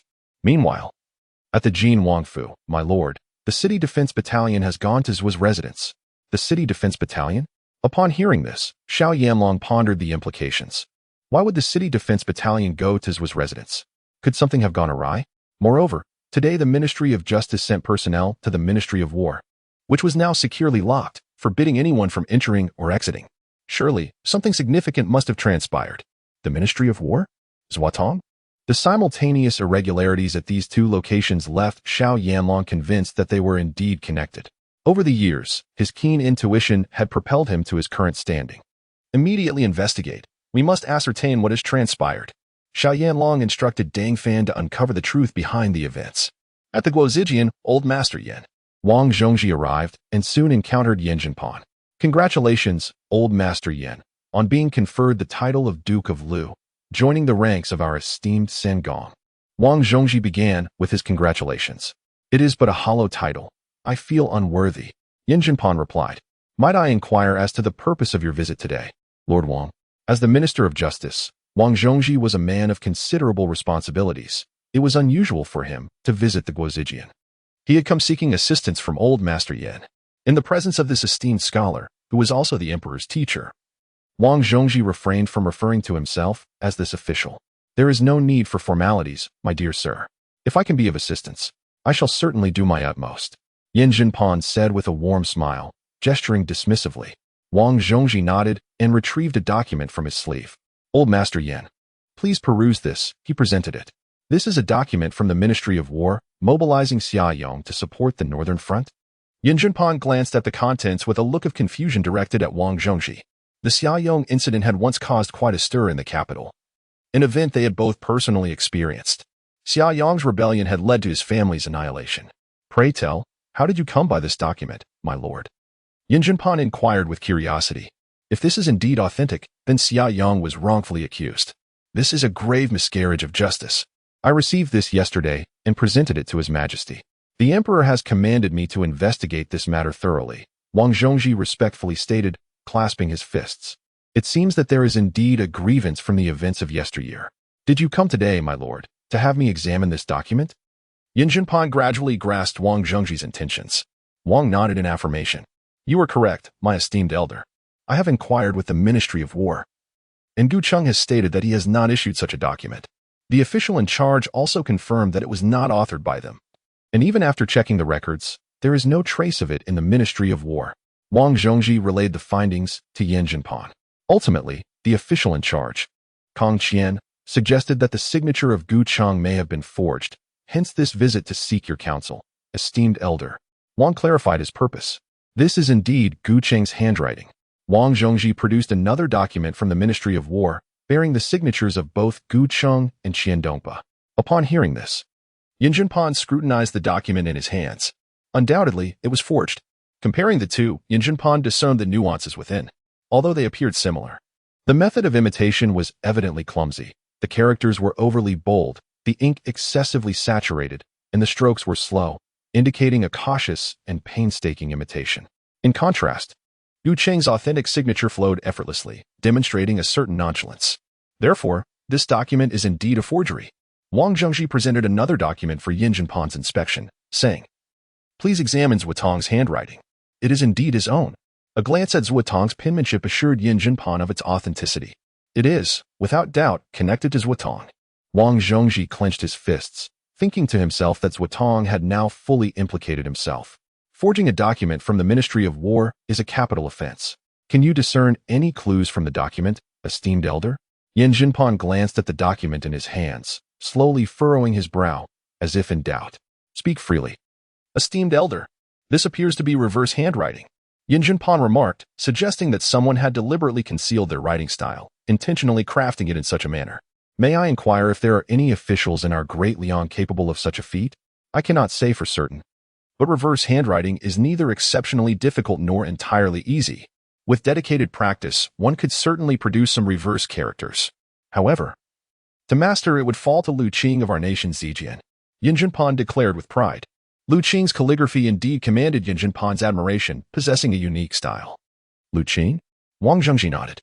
It is now apparent that there is no room for doubt. This is undoubtedly a conspiracy involving Lu Qing, Zuotong, and Jia Kuan. Esteemed elder, Lu Qing was the official in charge of the Ministry of War 10 years ago. If that is the case, Lu Qing must be one of the culprits. Yin Jinpan set the document aside. Send someone to summon Lu Qing to me immediately. Yin Jinpan ordered a student nearby to fetch Lu Qing. Chapter 91. The grievance unveiled after a brief wait. The student rushed back in, appearing flustered and terrified. What is the matter? The unease in his expression was palpable. Master, it's terrible. Teacher Lu has died. The student stammered, his voice trembling. Dead. Both Wang Zhengji and Yin Jinpan immediately sprang to their feet and dashed out of the room. They hastened to the location. Indeed, Lu Qing has met his demise. How so? Wang Zhengji inquired of the officer beside him. The officer examined the wounds on Lu Qing's body. A swift death by a single sword stroke. It appears that someone intended to silence him. The officer remarked. The assailant acted without a moment's hesitation, evidently targeting Lu Qing directly. It seems Lu Qing was a crucial witness in the case concerning Xia Yong. Carry him back. Wang Zhengji commanded. My lord, with Lu Qing murdered, does this not place Zuotong in jeopardy as well? Yin Jinpan reminded Wang Zhengji. For if someone has already taken action, they would surely not allow Zuotong to live. Indeed. Thank you for your warning, Elder Yin. Let us proceed to the Zuo residence. Wang Zhengji led his men from the Imperial Academy straight to the Zuo residence. My lord, have you uncovered the truth? Xia Yanlong asked Deng Fan. The truth has been revealed. The emperor is investigating the Xia Yong case from years past, and it seems new evidence has emerged. Deng Fan responded, though he was unaware of the specifics. However, it is sufficient to potentially influence the case concerning Xia Yong. It appears that the forged document has been discovered. Xia Yanlong squinted. When they apprehended Xia Yong, they searched the Xia family thoroughly yet found nothing, believing it to be destroyed, only to have it resurface now. My lord, could this matter be related to the Xia siblings? Deng Fan pressed for clarification. Absolutely not. Xiao Yanlong replied confidently. After a decade, Xia Chuchu has remained under my watch, and I am well aware of her every move. If she possessed that document, I would have discovered it long ago. Moreover, how could it have only emerged now? Xiao Yanlong held no suspicion towards Xia Chuchu. But what could be the reason? Who knows, perhaps it is a scheme orchestrated by the crown prince. Xiao Yanlong speculated that this might indeed be a plot devised by Xiao Yanqi. Xiao Yanqi had been punished with 3 months of house arrest. This could very well be an order from Xiao Yanqi to Wang Zhengji. For Wang Zhengji is aligned with him. My lord, Wang Zhengji has tracked down Lu Qing, but I have already eliminated him. The Zuo residence is under the watch of the city defense camp, and I cannot gain entry. Deng Fan reported. Zuotong, I have my methods. Xia Yanlong instructed Deng Fan to step forward to heed his command. Do you understand? I comprehend. Deng Fan nodded in agreement. Wang Zhengji arrived at the Zuo residence. My lord, you have worked hard, General. Where is Zuotong and the others now? Wang Zhengji expressed gratitude to Lin Yinxiao, then inquired about Zuotong's whereabouts. They are all in the front hall. Lin Yinxiao indicated the direction of the front hall, expressing concern that someone might resort to murder to silence them. So he had confined everyone from the Zhou family there. Very well. Open the door. Lord Zhou, please. Wang Zhengji declared. This time, he would not hold back.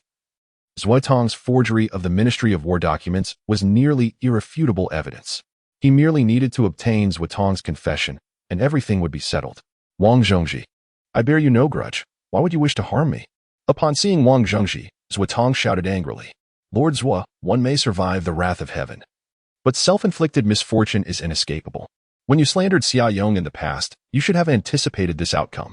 This is the way of divine justice, and retribution is inescapable. Wang Zhengji asserted. Every action yields a consequence. I demand to see the emperor. I apologize, Your Majesty, for being unable to meet you due to your pressing affairs. Perhaps you should visit my prison in the Ministry of Justice. Wang Zhengji swiftly took away the entire Zhou family, sealing off their residence in an instant. The city was engulfed in turmoil. Minister of Rights Zhou Tong has been captured. What could have transpired? It remains a mystery. But it appears that Zhou Tong is destined for misfortune this time. As the crowd watched Zhou Tong being taken away, whispers of curiosity erupted among them.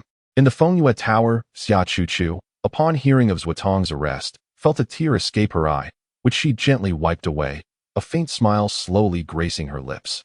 In the Northern Duke's residence, the Duke was informed, My lord, Wang Zhengji has apprehended Zhou Tong. It seems he cannot evade his fate this time. Mu Hanfeng remarked. This is the consequence of karma. Hansu replied with a chuckle. 3 days passed. Zhou Tong, if you confess, the emperor may show you leniency. Wang Zhengji implored Zhou Tong. Yet, 3 days slipped by without a word from Zhou Tong, who seemed to be waiting for something. He believed someone would come to his rescue. Xiao Yanlong would not stand idly by. If he spoke out, Xiao Yanlong would face inevitable peril. Thus, he could neither confess nor utter a word. To do so would spell his end. Stubborn. Ensure that Zhang Han compels him to speak. Wang Zhengji commanded upon witnessing Zhou Tong's silence. Later that evening, Zhang Han arrived at the Ministry of Justice's prison.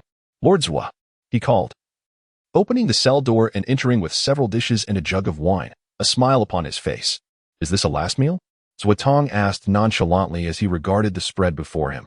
Having seen the world, he was not one to easily yield. Certainly not. Zhang Han waved his hand. This is merely a small gesture from me. As the saying goes, a gentleman may be killed but not humiliated. Although you, Lord Zhou, may find yourself in dire straits, you still hold the esteemed position of minister. Zhang Han bowed respectfully. Zhou Tong regarded Zhang Han with surprise. I did not expect the Ministry of Justice to harbor such eloquent individuals. He then seated himself at the table, deciding to partake in the meal now that it had been presented. There is no place that could lack someone of my caliber, Zhang Han responded, unperturbed by the subtle mockery in Zhou Tong's words, maintaining a smile. I shall not speak. Zhou Tong declared resolutely. I understand what you were thinking. Zhang Han nodded, gesturing for the guards behind him to leave. Doesn't the esteemed lord consider his son and wife? He inquired while pouring wine for Zhou Tong. As Zhou Tong lifted the cup, his hand hesitated in midair. What do you mean? He asked Zhang Han. Forging documents from the Ministry of War is a crime punishable by the extermination of 9 generations. Does Lord Zhou truly wish for his family to face such a fate? Zhang Han asked with a smile. Are you aligned with the crown prince? Zhou Tong sensed something amiss in Zhang Han's demeanor, recognizing the veiled implications.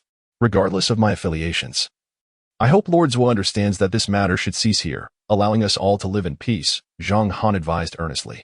Zhou Tong fell into contemplation. Take your time to ponder. I shall take my leave. Zhang Han placed the wine jug down and departed. Xiao Yanlong, you scoundrel. Zhou Tong realized that Xiao Yanlong was indeed threatening him. The following day, Zhou Tong confessed to all charges. Zhou Tong, I am aware that there are others behind you. Speak the truth, and I assure you, your life shall be spared. Wang Zhengji declared.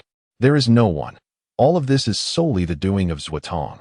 Zhou Tong took full responsibility for his crimes. Observing Zhou Tong's demeanor, Wang Zhengji realized that he would likely glean no further information.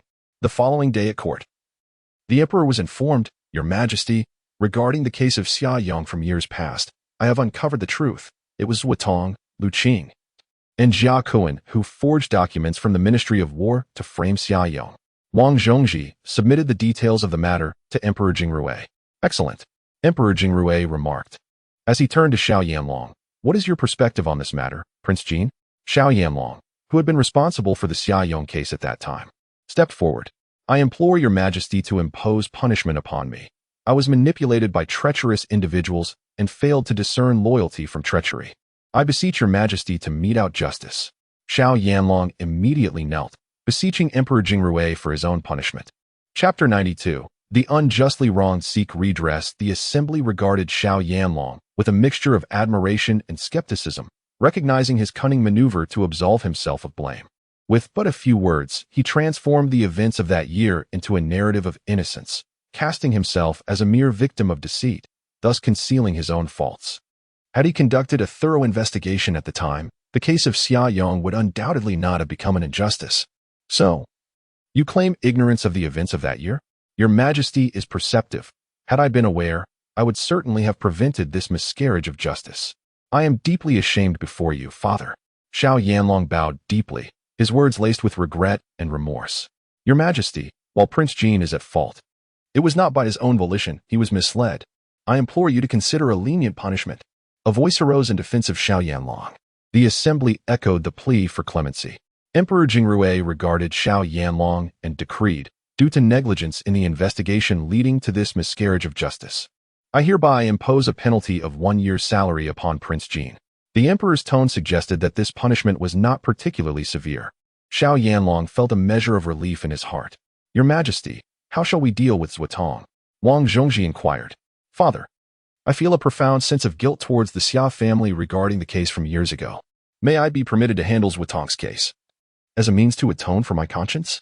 After Wang Zhongji's inquiry, Xiao Yanlong promptly volunteered to take charge of Zuotong's case. His proposal was both reasonable and justifiable, given that he had been the catalyst for the events of the past. Very well. Emperor Jingrui consented, ordering the Ministry of Justice to assign this matter to Prince Jin. With the court session concluded, Lin Mingzhang returned to the state minister's residence. Father, what has transpired with the Xia Yong case? Lin Yinxiao inquired, anticipating a resolution following today's court. Prince Jin has been penalized with a year's salary and will take over the case of Zuotong to redeem himself. Lin Mingzhang succinctly summarized the outcome. This is utterly absurd. Lin Yinxi was taken aback that Prince Jin faced no substantial consequences, merely a year's salary penalty. What does that amount to? It should be noted that the greatest beneficiary of the events back then was Prince Jin, as a member of the royal family. Punishing him would imply that the royal household had erred, betraying its ministers. Do you believe the emperor would act in such a manner? Lin Mingzhang responded. At all times. The majesty and authority of the royal family are beyond question. Only the subjects are held accountable for their transgressions. There has never been a case of a monarch erring. The case of Xia Yong will ultimately rest with Zuotong. Lin Yinxiao could hardly anticipate such an outcome. My lord, news has arrived from the palace. Prince Jin is unharmed. Mu Hafeng remarked, noting that the true instigator, the mastermind, has seemingly faced no repercussions. This is to be expected. Our emperor will never acknowledge the faults of the royal family. Han Se replied with a smile. In this regard, Xiao Yanlong was acutely aware. My lord, why does Zuotong not reveal the truth about Prince Jin? Prince Jin is at the zenith of his power, with influence permeating the court. Revealing it would only hasten his demise. Moreover, Xiao Yanlong possesses ample means to ensure Zuotong confesses without implicating himself. Han Se mused, reclining in his rocking chair, viewing the affairs of the court as a crystal-clear chess match. Your Highness, here are all the testimonies regarding the Zuotong case. Wang Zhongji presented the evidence to Xiao Yanlong, marking the formal handover. The next day, the court convened. Zuotong, for falsely accusing Xia Yong and causing a grievous miscarriage of justice, was deemed irredeemable. He was stripped of his position and relegated to commoner status, while the entire Zhuo family was exiled 5,000 miles, condemned to hard labor in Ningguda for 30 years. Imperial edict. A voice rang out at the city gates, announcing the decree. What was the content of the edict? It was still unknown. The Xia Yong case had been vindicated, with Zuotong found guilty of fabricating documents and framing the loyal. The emperor, in recognition of the Xia family's loyalty and bravery, conferred upon Xia Yong the title of General of Loyalty and Righteousness, as well as the position of city god of Ling'an. The Zhuo family was exiled 5,000 miles, condemned to 30 years of hard labor in Ningguda. Deservedly so. Retribution. Many began to cheer. What is causing such commotion outside? Summer Chu-Chu inquired of her companion Xiaozhu, who had been by her side throughout these days. I am unsure. Xiaozhu approached the door and called a maid to inquire. Sister Chu-Chu, it is rumored that the emperor has vindicated the Xia family. The true culprit, Zhuotong has forged documents to frame the loyal and has been exiled 5,000 miles. Sentenced to 30 years of hard labor in Ningguta. Qiu Zhu relayed the news to Summer Chuchu. At the moment she heard this, tears began to well in the corners of Summer Chuchu's eyes. She found it difficult to contain herself as the tears flowed freely. Sister Chuchu, why are you crying? It is nothing, just something has gotten into my eye. Summer Chuchu gently rubbed the corner of her eye, striving to steady her emotions. Qiu Zhu, may we go to the city gate to witness the exile of Zhuotong? Summer Chuchu expressed her desire to see the scene. Of course, Qiu Zhu nodded. They exited Finjiula and made their way to the city gate, where a considerable crowd had gathered. The officials of the Ministry of Justice escorted the Zhou family to the city gates. Father, save me. I do not wish to be exiled. Zhou Wenbin pleaded desperately. Having never experienced exile himself, but having seen those who had suffered greatly. My lord, are we truly to be exiled? Zhuotong's wife asked, her voice trembling with tears. Zhuotong remained silent, offering no words. What could he say at this point? Enough, enough. Everyone, please return. Master Zhou, we must depart. A constable approached Zhuotong to remind him of the necessity to set off early, for if they did not, they would fail to reach the lodging station by nightfall. And sleeping rough in the wilderness would spell trouble. It's your fault, you wretched woman, Xia Chuchu. Zhou Wenbin roared in a fit of rage upon encountering Xia Chuchu. She gazed at Zhou Wenbin and Zhuotong with an expression devoid of any emotion, casting a fleeting glance before resolutely turning away. Without a hint of hesitation, she departed. Her satisfaction rooted in the thought of bringing Zhuotong to justice and vindicating the Xia family. Han Su had also arrived at the city gates, accompanied by Mu Hanfeng, though they awaited at a greater distance. After a considerable journey, Zhuotong spotted a carriage halted under the shade of a tree, beside which stood a figure, sword in hand, bearing a serious demeanor. My lord, the people have arrived, Mu Hanfeng announced. Han Su lifted the carriage curtain and descended.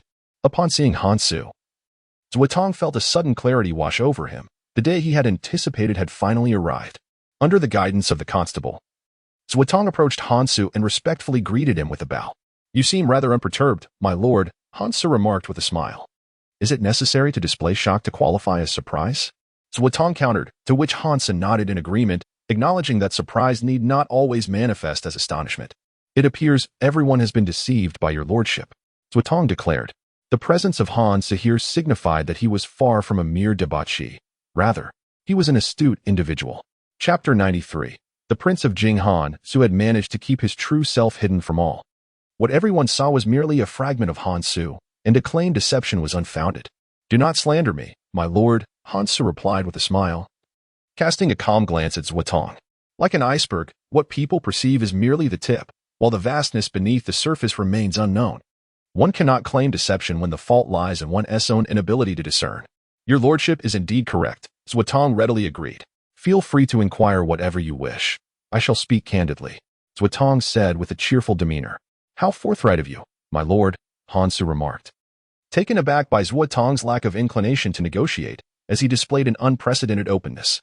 As a bird nearing death sings a mournful tune, so too does a man on the brink of demise speak with sincerity, Zhuotong reflected.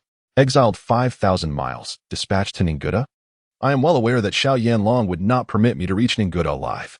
Lu Qing's demise stands as testament to that fact. Knowing my fate is sealed, I have no need for subterfuge. I wish to know why the Ministry of War failed to support the northern borders a decade ago. Han Su inquired. Surely the court was aware of the significance of the northern front. How could they neglect to send troops or even supply provisions, allowing the 200,000 troops of the Han family to perish in the north? My lord, I do not possess complete knowledge of the intricacies involved. I am only aware that Lin Xiang visited the Ministry of War a few times, after which the affairs of the northern border were never mentioned again. Zhuotong seemed to be recalling meticulously, as if he were transported back to that time. What did you say? Lin Xiang went to the Ministry of War? Han Su felt a sense of disorientation upon hearing this. Indeed, I remember clearly that he came 3 times. Precisely when the Han family army was defending against enemies in the northern border. Zhuotong was certain it was indeed 3 times, as he personally received Lin Mingzhong on each occasion. Is there anything else? There is one more matter. Our Ministry of War once dispatched supplies for support, Zhuotong added. Once dispatched? Han Su inquired again in surprise. This is impossible. The Han family army did not receive a single grain at that time. How could there have been any supply support? Absolutely true. At that time, we ordered the 5 counties of the northern border to gather 300,000 dan of grain. This matter cannot be false. Zuotong asserted, his words devoid of deceit. That cannot be, at that time in the northern border. The Han family army received no supplies whatsoever, Mu Hanfeng interjected, skeptical of Zuotong's claims. As the surviving members of the Han family army had all stated that they were completely cut off from provisions. Where then? Did those 300,000 dan of grain vanish to? Did they simply disappear? Thank you for the information, my lord. I am immensely grateful. Han Su expressed his gratitude with a bow. No need for such formality. Zuotong replied, returning the bow before turning to leave. As he watched Zuotong's receding figure, Mu Hanfeng asked, my lord, do you truly believe Zuotong's words? Partially true, partially false. Han Su was not naive enough to wholly trust Zuotong's statement. Even if Zuotong intended to deceive, there must be a fact to substantiate his claims. Lies, too, require a foundation of truth. Have Qian Dopa investigate the Ministry of War's documents to confirm whether there was indeed any grain support sent to the northern border, Hansa suggested. Understood. Mu Hanfeng nodded.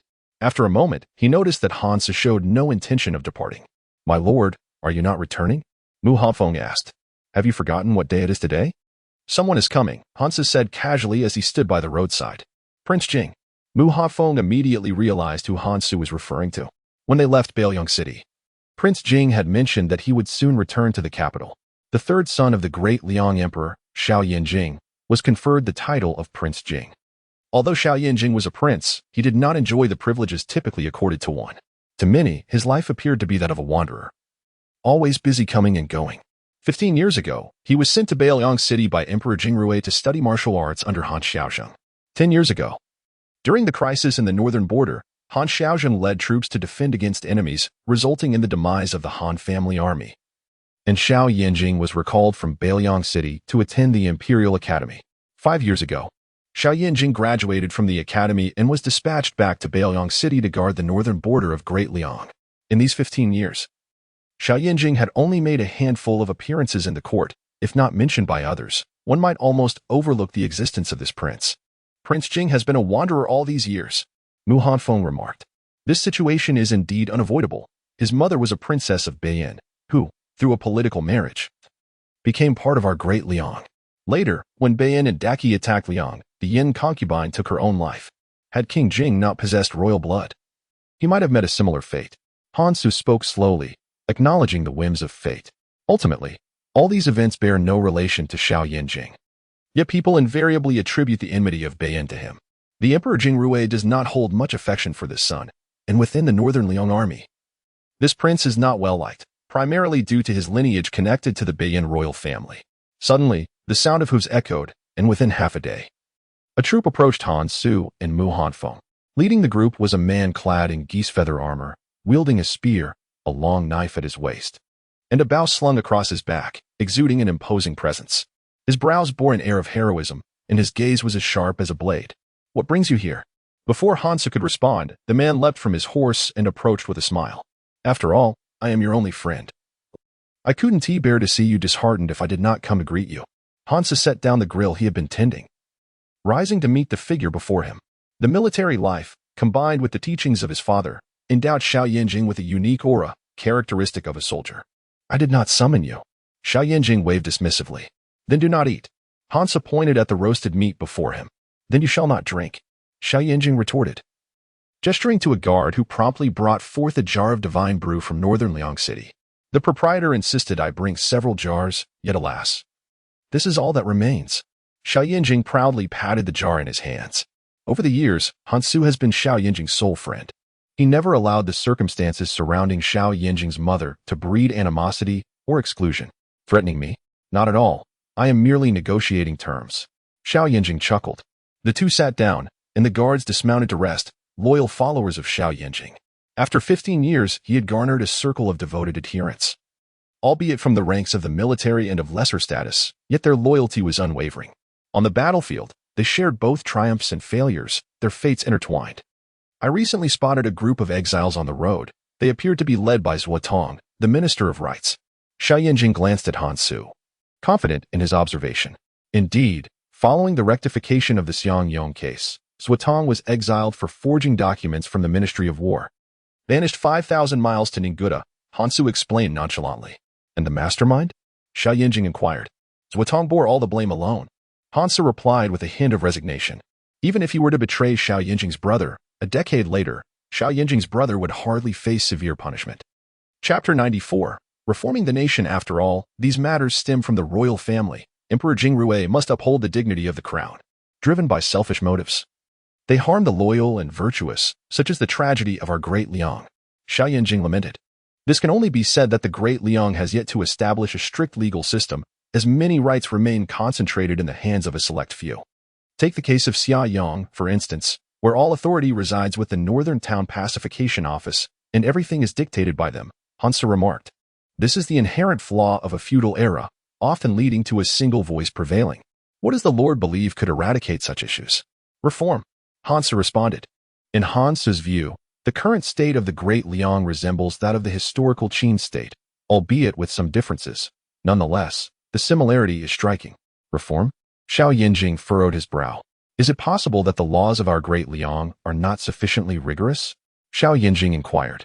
Every time he discussed matters with Hansu, Xiao Yinjing approached it with a sense of inquiry, believing that Hansu possessed a wealth of knowledge from which he could learn greatly.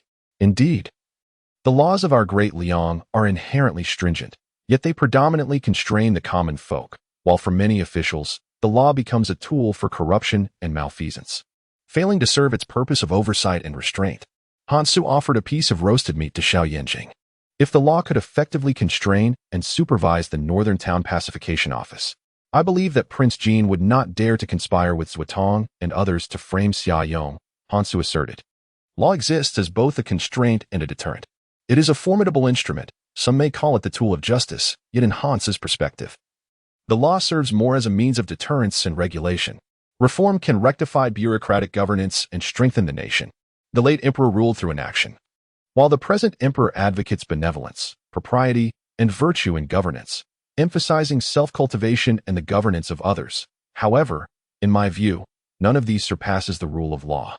A nation can only prosper and strengthen through legal governance, while the philosophies of Taoism and Confucianism may serve merely as ancillary support.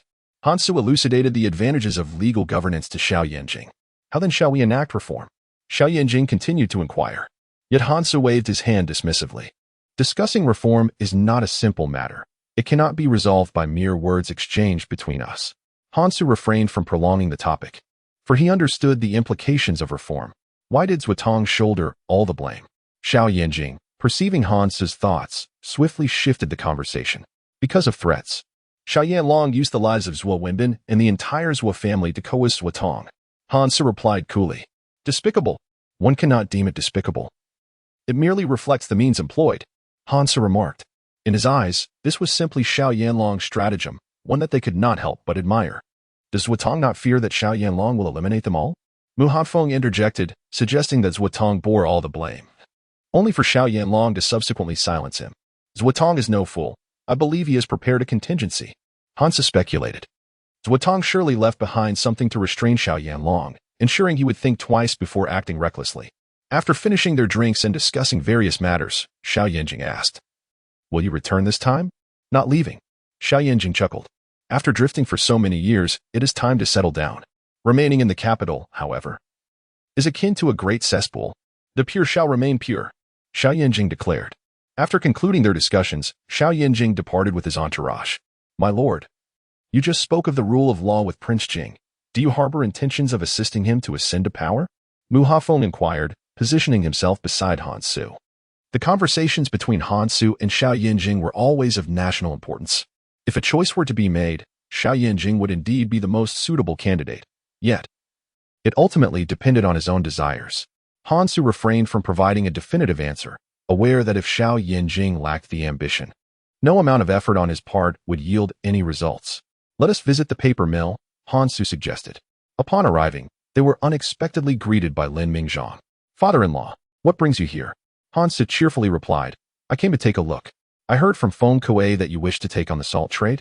Lin Mingzhang had been contemplating an opportunity to inquire about Hansu and was pleasantly surprised to encounter him today. Indeed, Hansu nodded affirmatively. This is quite a burdensome task.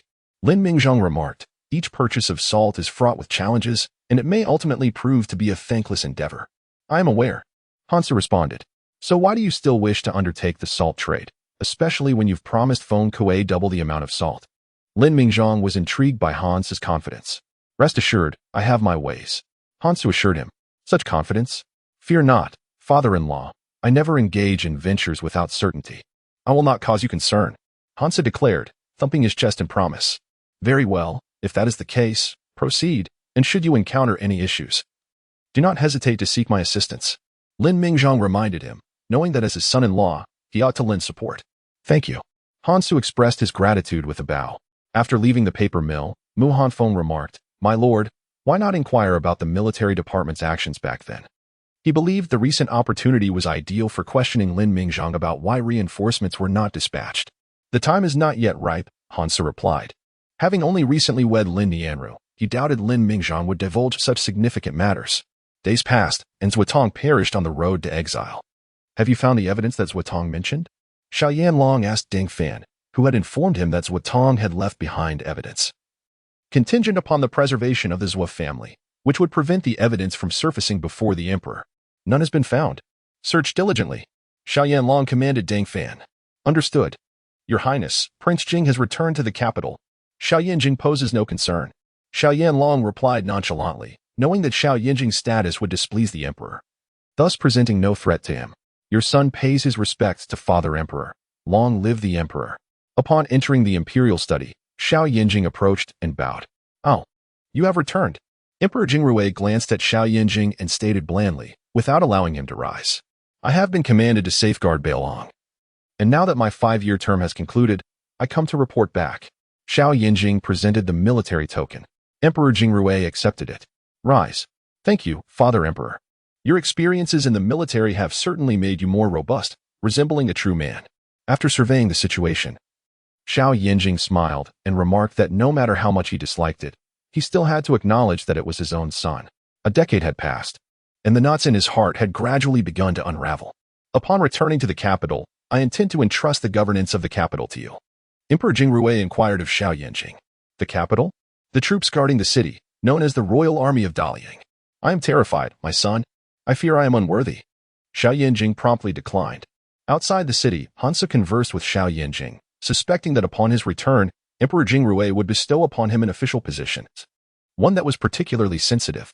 To his surprise, Hansu's prediction proved accurate. To command the troops of the capital? Wasn't that placing oneself at the center of a storm? In the eyes of the Crown Prince and Prince Jean, these troops were coveted like a prized delicacy. Any move on his part would likely provoke exclusion from both factions. According to Hansu, it was best to push away. Chapter 95, Diplomatic Mission to Nanchu. Upon seeing Xiao Yanjing refuse the position of commander of the capital's troops, Emperor Jingrui was momentarily taken aback. Very well, the position of Minister of Rights is still vacant. You shall take that role.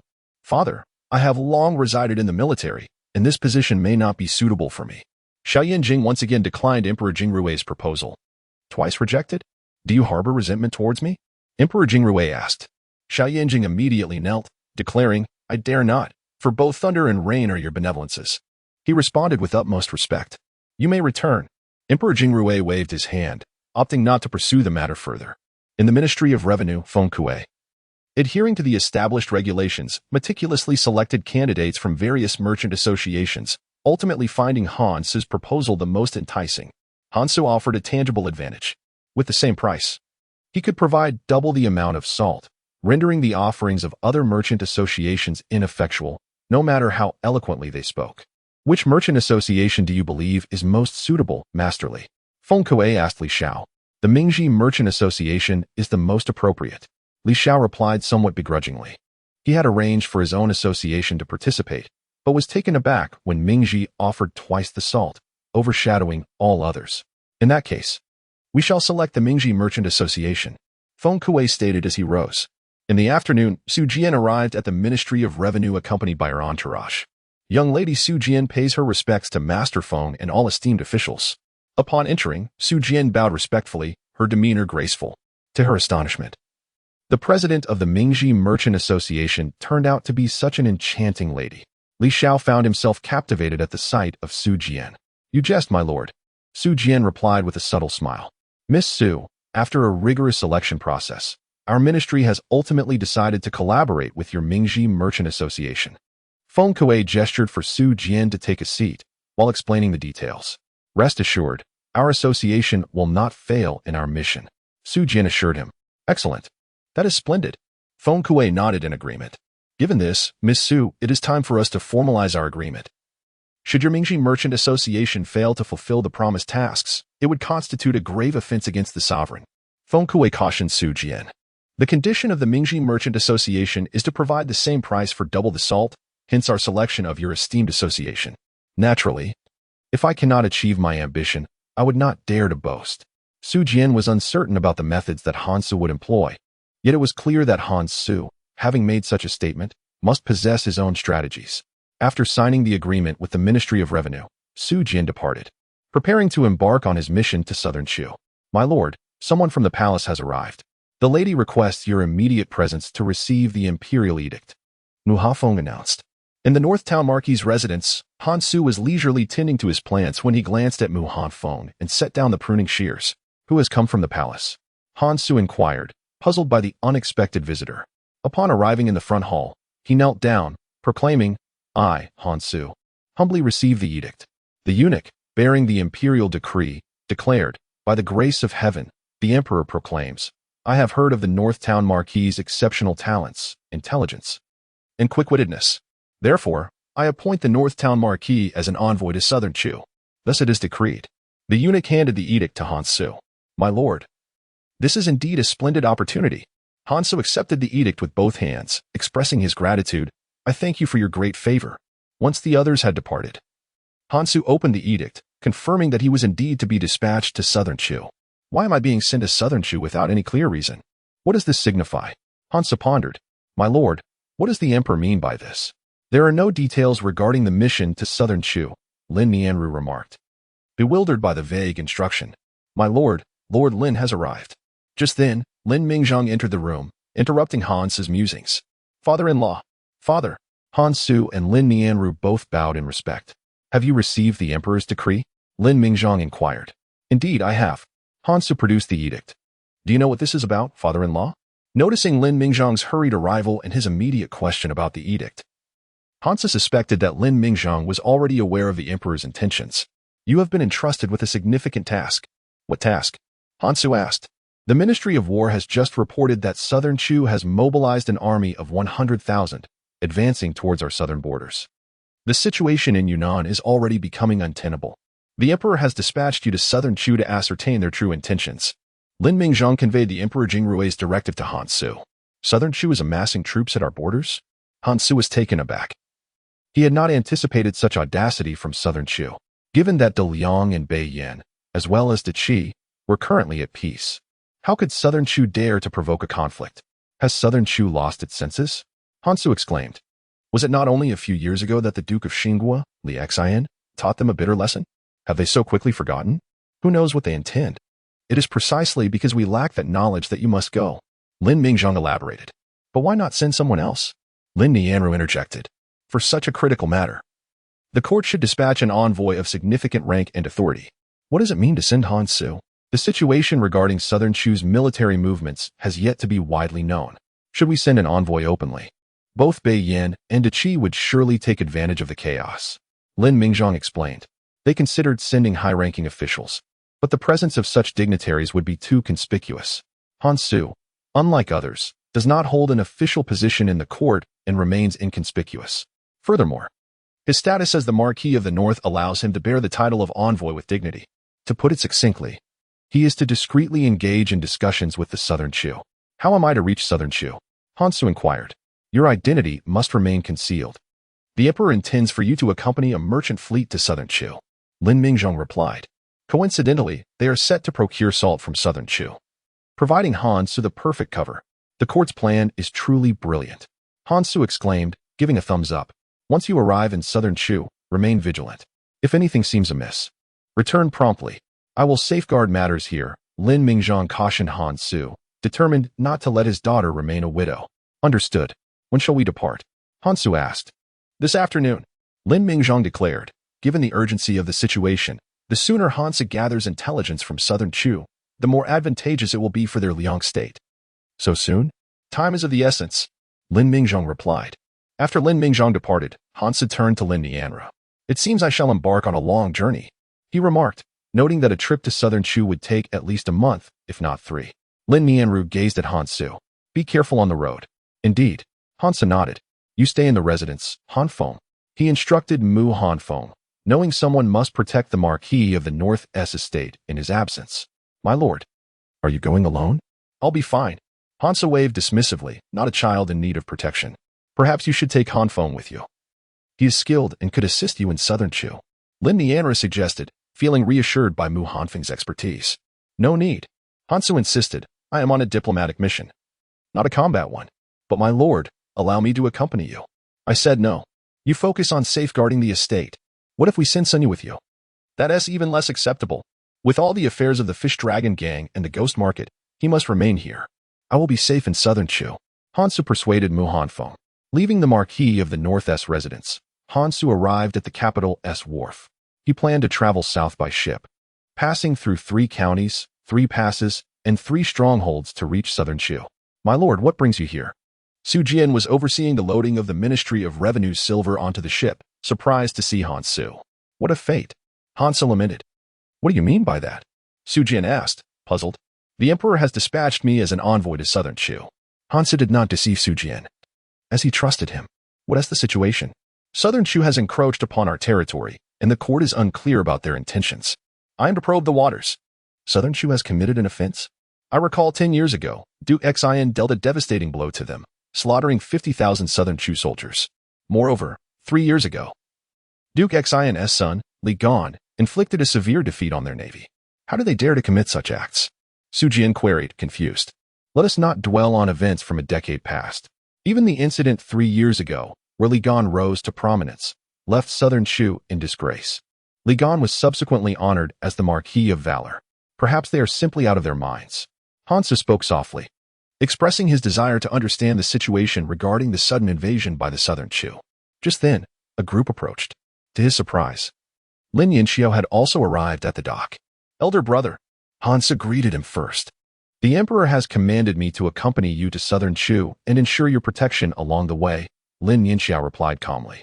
After their previous conversation, he had gradually come to grasp certain matters. Is this the will of my esteemed father-in-law? Hansu inquired softly, suspecting that the comprehensive planning might have originated from Lin Mingzhong. Indeed, Lin Yinxiao nodded, confirming that it was indeed Lin Mingzhong's intention.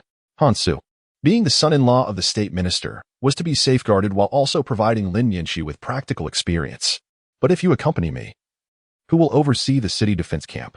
Hansu asked. Prince Jing will handle it, Lin Yinxiao assured him. With his departure from the capital, Xiao Yanjing would take charge of the city defense camp.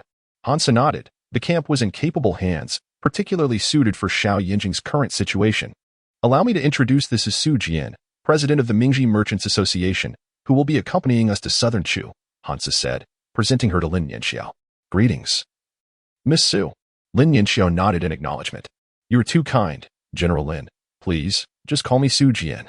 The title of Miss is undeserved, Su Jian replied with a sweet smile, her eyes shimmering with light. Captain, the cabin is full. Someone soon shouted from the deck. Then let us proceed to the ship at the back. Su Jian turned and began directing everyone to their tasks. Sir, Feng Kuei is clearly targeting us. He must be colluding with the Mingji Merchants Association to squeeze us out. One man said furiously. The conditions proposed by the Mingji Merchants Association are simply impossible, offering the same amount of silver for double the food salt. Nevertheless, Feng Kuei chose to trust the Mingji Merchants Association, which undoubtedly harbored ulterior motives. The most likely scenario was that Feng Kuei was attempting to eliminate them, denying their association any opportunity to profit. Everyone turned to Li Xiao. Please remain calm, everyone. Since Lord Feng has chosen the Mingji Merchants Association, he must have his reasons. And they surely possess their own strategies. Li Xiao urged, attempting to maintain harmony. He had become the mediator of the Ministry of Revenue. Why do you so readily accommodate Feng Kuei? If not for him, you would already be the Minister of Revenue. After all your years at the ministry, you should have been appointed long ago. One man stepped forward. We cannot let this matter rest. Gentlemen, Feng Kuei is the Emperor's appointed minister, and I trust the Emperor's judgment, Li Xiao explained to the crowd. Seeing Li Xiao's stance, they ceased their complaints. At the dock, Hansu approached Su Jian on the deck, reminding her, "Have all the funds been thoroughly checked? We must not fall prey to any deceit." "Yes, everything has been inspected, and there are no issues." "My lord, are you worried that someone might tamper with it?" Su Jian replied, "Certainly, those chambers of commerce are invariably supported by officials. Severing their financial lifeline will undoubtedly breed resentment." Han Su cautioned Su Jian, emphasizing the necessity of vigilance against potential treachery. "The essence of prudence lies in meticulous caution." "What are those?" Su Jian inquired, gesturing toward the wooden crates used for salt. "The salt utilized within the palace differs from that of the common folk. It must be stored in wooden boxes," she elucidated. "Is it properly processed salt?" he asked. "Indeed," Su Jian affirmed, nodding. "Items within the palace are invariably of the finest quality." "So many large crates?" Han Su scrutinized them closely. The crates for silver were stowed in the ship's hold, while the empty ones rested on the deck, draped with fabric. "How much silver is involved in total?" 10 million taels. Su Jian calculated for Han Su. "Why can't De Liang and Nanshu utilize the same currency notes? Why must it be in actual silver?" She expressed her exasperation. "If it were silver notes, one could simply carry 10 million taels without the hassle of transporting crates. This is to prevent mutual deceit." Han Su replied. "In essence, it reflects a lack of trust. Yet, such caution is understandable. Is there any solution to this?" she queried. "A unified system of measurement, script, ethics, and currency," he proposed. "However, there is no peaceful resolution. The only solution lies in conquering the opposing realm and achieving unification." "Unification of the realm?" Su Jian discerned the implication behind Han Su's words. "Indeed, only in such a manner can it be accomplished," he nodded. "That is exceedingly difficult." Su Jian resolutely dismissed the notion. With Emperor Jing Rui favoring literature over martial prowess and employing Confucian principles for governance, the nation's strength is arguably the weakest among its neighbors. Following the downfall of the Han army, the situation has only deteriorated, with the northern territories still under the control of Bei Yin and De Qi. The dream of unification seems rather elusive. As for Han Su, Lin Yanqiu exited the room, realizing that Han Su had long since departed. "The Lord is on the deck." Someone who had encountered Han Su informed Lin Yanqiu. "The deck?" Lin Yanqiu approached and found Han Su conversing earnestly with Su Jian. "Han Su," Lin Yanqiu approached. "Brother, is there something amiss?" "Nothing of consequence, merely came to observe the deck," Lin Yanqiu replied nonchalantly while casting a wary glance at Su Jian. "My lord, I shall take my leave." Su Jian nodded and turned to depart. "What troubles you?" Han Su noticed Lin Yanqiu's unwavering gaze on Su Jian as she left. "Our current mission necessitates that we avoid unnecessary complications, especially with those from the Chamber of Commerce. It is prudent to limit our interactions," Lin Yanqiu advised Han Su. "It is not mere suspicion. Those in the chamber traverse far and wide, and the individuals involved are often a mix of the virtuous and the dubious. Should word of this leak, all their meticulous plans would be rendered futile. Fear not, my elder brother, I shall exercise utmost caution." Han Su concurred with Lin Yanqiu's sentiments, for they were indeed well-founded. As the sun dipped below the horizon, the crimson rays illuminated the river's surface, creating ripples that mirrored the splendor of the twilight. Resembling an expansive sea of flames, under the sun's gaze, the capital gradually descended into a tranquil silence. "Set sail," the lead vessel called out. And with the resounding beat of drums, the ships began to glide slowly away from the docks of the capital. The Grand Canal, an artificial waterway forged through the efforts of 3 successive emperors of the preceding dynasty, unites the economies of the North and South, a feat of monumental significance. Yet, it is precisely due to the Grand Canal that countless laborers are compelled into servitude, leading to the suffering of the populace and ultimately to its downfall. "My lord, General Lin, we have prepared some provisions. Would you care for a taste?" Su Jian emerged from the cabin, noting Han Su and Lin Yanqiu still on the deck, and inquired. "Certainly," Han Su replied with a nod, for he had not dined properly that day. As they journeyed southward, the Grand Canal meandered through towering mountains, akin to a dragon in flight, traversing hills and valleys, uniting vast territories. "In just 2 days, we shall reach Lushan County," Han Su remarked, gazing at the breathtaking scenery on either side of the deck. "Indeed, it has been 3 days since our departure from the capital, and the journey has been rather uneventful," Su Jian expressed, feeling relieved. Carrying such a significant sum of silver, he was reluctant to sleep soundly at night. Upon arrival in Lushan County, a thorough examination of the silver was imperative. Despite the absence of issues thus far, they could not afford to be lax. Han Su reiterated, a cautious approach ensures longevity. Should anyone attempt to meddle, we would be ill-prepared. Lushan County, the first county encountered upon leaving the capital to the south, boasts well-connected roads in all directions. Flourishing around the canal docks, earning it the moniker of Little Capital, Lushan County has been reached. At the riverbank, a steep cliff bore two vividly carved characters, Lushan.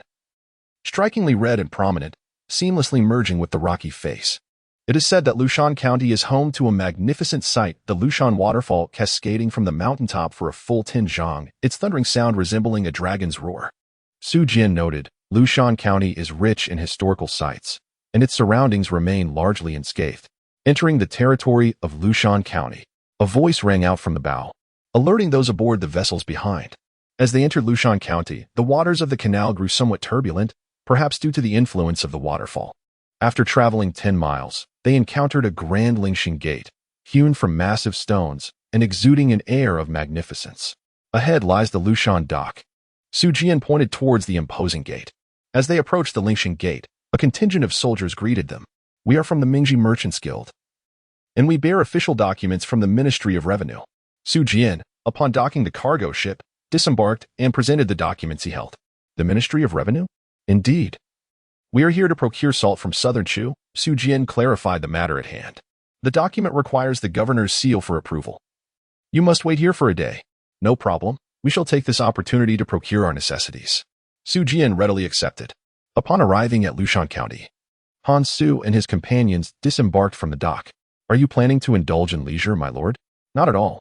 Han Su waved his hand, for he was burdened with a mission and had no time for amusement. My lord, since we are staying here for a day, why not visit the Lushan waterfall? Su Jian proposed. Hansa glanced at Lin Yanxiu beside him, who remained silent, seemingly preferring the safety of the boat amidst the throngs of people. Very well. Hansa nodded. Su Jian's suggestion piqued his curiosity. He wished to see how the waterfall of Lushan County compared to Li Bai's poetic depiction. Was it truly a spectacle of water cascading 3,000 feet, resembling the Milky Way descending from the heavens? Let us go together. After all, we have a whole day. Han Su beckoned Lin Yanxiao to join them, for leaving him alone on the boat was not an option. As they traversed through Lushan County, they encountered a charm reminiscent of the water towns in Jiangnan, with numerous waterways crisscrossing, forming an extensive network. Further ahead, they would need to take a boat. After walking down a street, they reached a point where boarding a boat was essential. Every household had a wooden post at their entrance, tied with a rope. Lushan County truly lived up to its name. Han Su was captivated by the scene before him, which resembled a picturesque painting. Boatman. How long will it take to reach Lushan County? Su Jian approached a middle-aged ferryman. 21. Then may we three board? Certainly. They set off on the boat. Traversing the heart of Lushan County, and even from a distance, they could hear the thunderous roar of the waterfall, echoing like rolling thunder, reminiscent of 1,000 galloping horses. Here we are. After a quarter of an hour, the boat docked, and the three of them made their way along a narrow mountain path toward the Lushan waterfall. The river flowed swiftly, waves crashing against the banks, splashing droplets around them. As they ascended the mountain path, the true magnificence of the Lushan waterfall gradually came into view. What a breathtaking spectacle of nature! Hansa could not help but exclaim in admiration. The mountains on either side were cloaked in lush greenery, and a striking silver waterfall cascaded from the peak. My lord, this place inspires poetry. You might consider composing a verse. He pointed to a nearby pavilion, where many scholars had left their poetic musings. I shall refrain from showing off. Hansa waved his hand dismissively. Your talents are well known, my lord. If you do not compose a verse, would our visit not be in vain? Su Jian looked at Han Su, while Lin Yanxiao followed behind silently, curious to see whether Hansa truly possessed poetic prowess. Lin Nianra remarked that the Hansa they had encountered differed from the one she had known. In what way was he different? In that case, let us hear a poem. Hansa stepped forward. The sun shines on the incense burner, producing purple smoke from afar. I gaze at the waterfall hanging before the river. It cascades straight down 3,000 feet, resembling the Milky Way falling from the heavens. Hansa stepped forward, crafting the verse without hesitation. Li Bai's looking at the Lushan waterfall was indeed fitting for the occasion. What is this? Lin Yanxiao was astonished that Hansa had indeed composed poetry on a whim, and it was evident that his verses were not crafted with a dismissive attitude. Only a person of exceptional talent could create such works. Could it be that Han Su truly possessed scholarly brilliance? Chapter 98. A state of unease. Lin Yanxiao realized that her understanding of Han Su was, in fact, woefully insufficient. Her perceptions were merely echoes of what others had said. She had never taken the time to know him personally. As a day passed, Su Jian returned from the governor's office with the necessary travel documents. With these papers in hand, they could traverse Lushan County freely. The following morning, they set off, leaving the dock to continue their journey southward. Yet, something felt amiss. Hansu observed the laborers aboard the ship, each exhibiting an air of anxiety, as if gripped by nervousness, while one or two could be dismissed. The collective demeanor of several individuals set off alarm bells in Hansu's mind. "Have you noticed?" Hansu inquired of Lin Yinxiao, who was beside him. "Noticed what?" she asked curiously. "Their emotions are somewhat askew. Their faces are pale, and their eyes betray a sense of fear and unease. They seem perpetually tense," Hansu pointed out, gesturing toward a few men who were busy unloading crates. He could not shake the feeling that something was wrong. "Perhaps it is seasickness. They may not be accustomed to traveling by water," Lin Yinxiao suggested thoughtfully. "In the capital, they seldom had the experience of sailing. Most traveled overland. This sudden journey by boat, especially over a considerable distance, could easily lead to dizziness and a heightened sensitivity to their surroundings." Hansu pondered Lin Yinxiao's words. There was merit to her reasoning. Since entering Lushan County, the waters had grown turbulent, and the ship had begun to sway ominously. Could it truly be seasickness? He furrowed his brow. As night fell, Su Jian returned from her patrol outside. "Su Jian, my lord, have you noticed that the people on the ship seem rather off?" Hansu expressed his concerns, despite acknowledging that Lin Yinxiao's explanation had some validity. "I have observed their tension," Su Jian replied, her keen insights reflecting her nature as a woman. Upon hearing Hansu's remark, she immediately spoke up. "Do you know the reason?" he asked. "I do.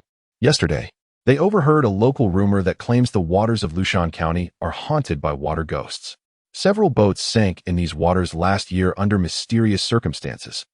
And when divers attempted to recover the wreckage, the bodies aboard were mysteriously absent." Su Jian recounted the tale she had heard. "Water ghosts?" Hansu was taken aback, surprised that such tales still circulated. Indeed, the locals firmly believe in these spirits, as every year, vessels passing through Lushan County pay homage to the water ghosts. Su Jian elaborated. "Then why are our people so anxious?" "We have not worshipped these spirits," Hansu queried. "They fear retaliation from the water ghosts.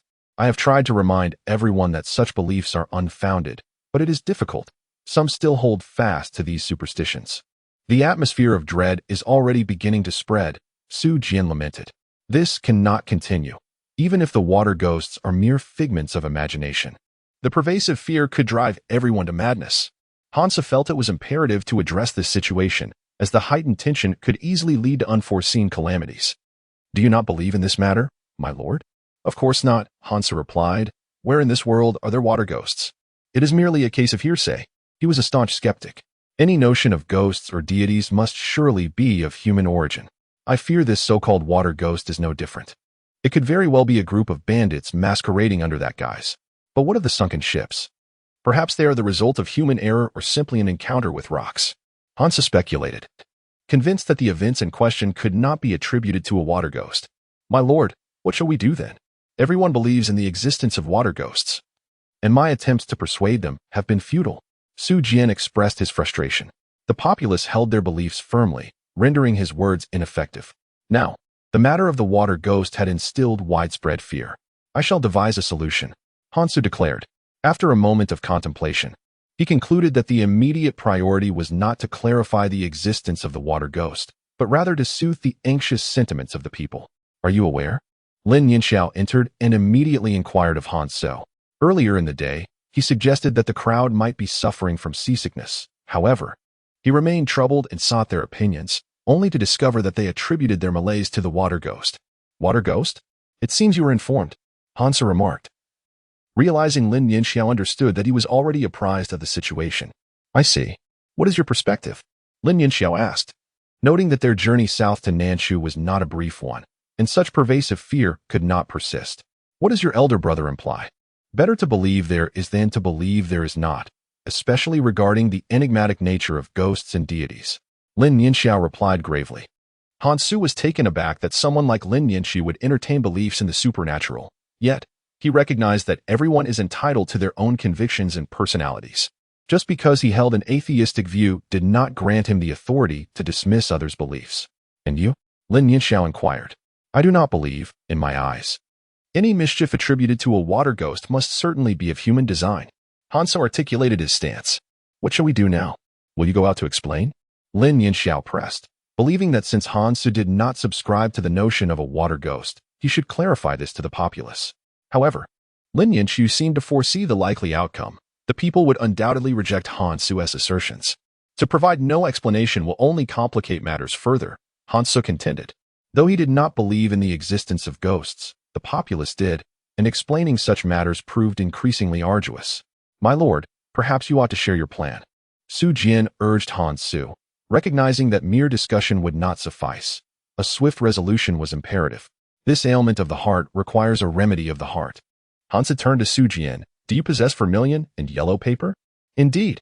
Su Jian nodded, confirming she had these items on her person. Prepare the vermilion and yellow paper, Hansu instructed. For what purpose? Lin Yinxiu questioned, perplexed by Hansu's intentions. To conduct a ritual and exorcise the water ghost. Hansu replied with a smile.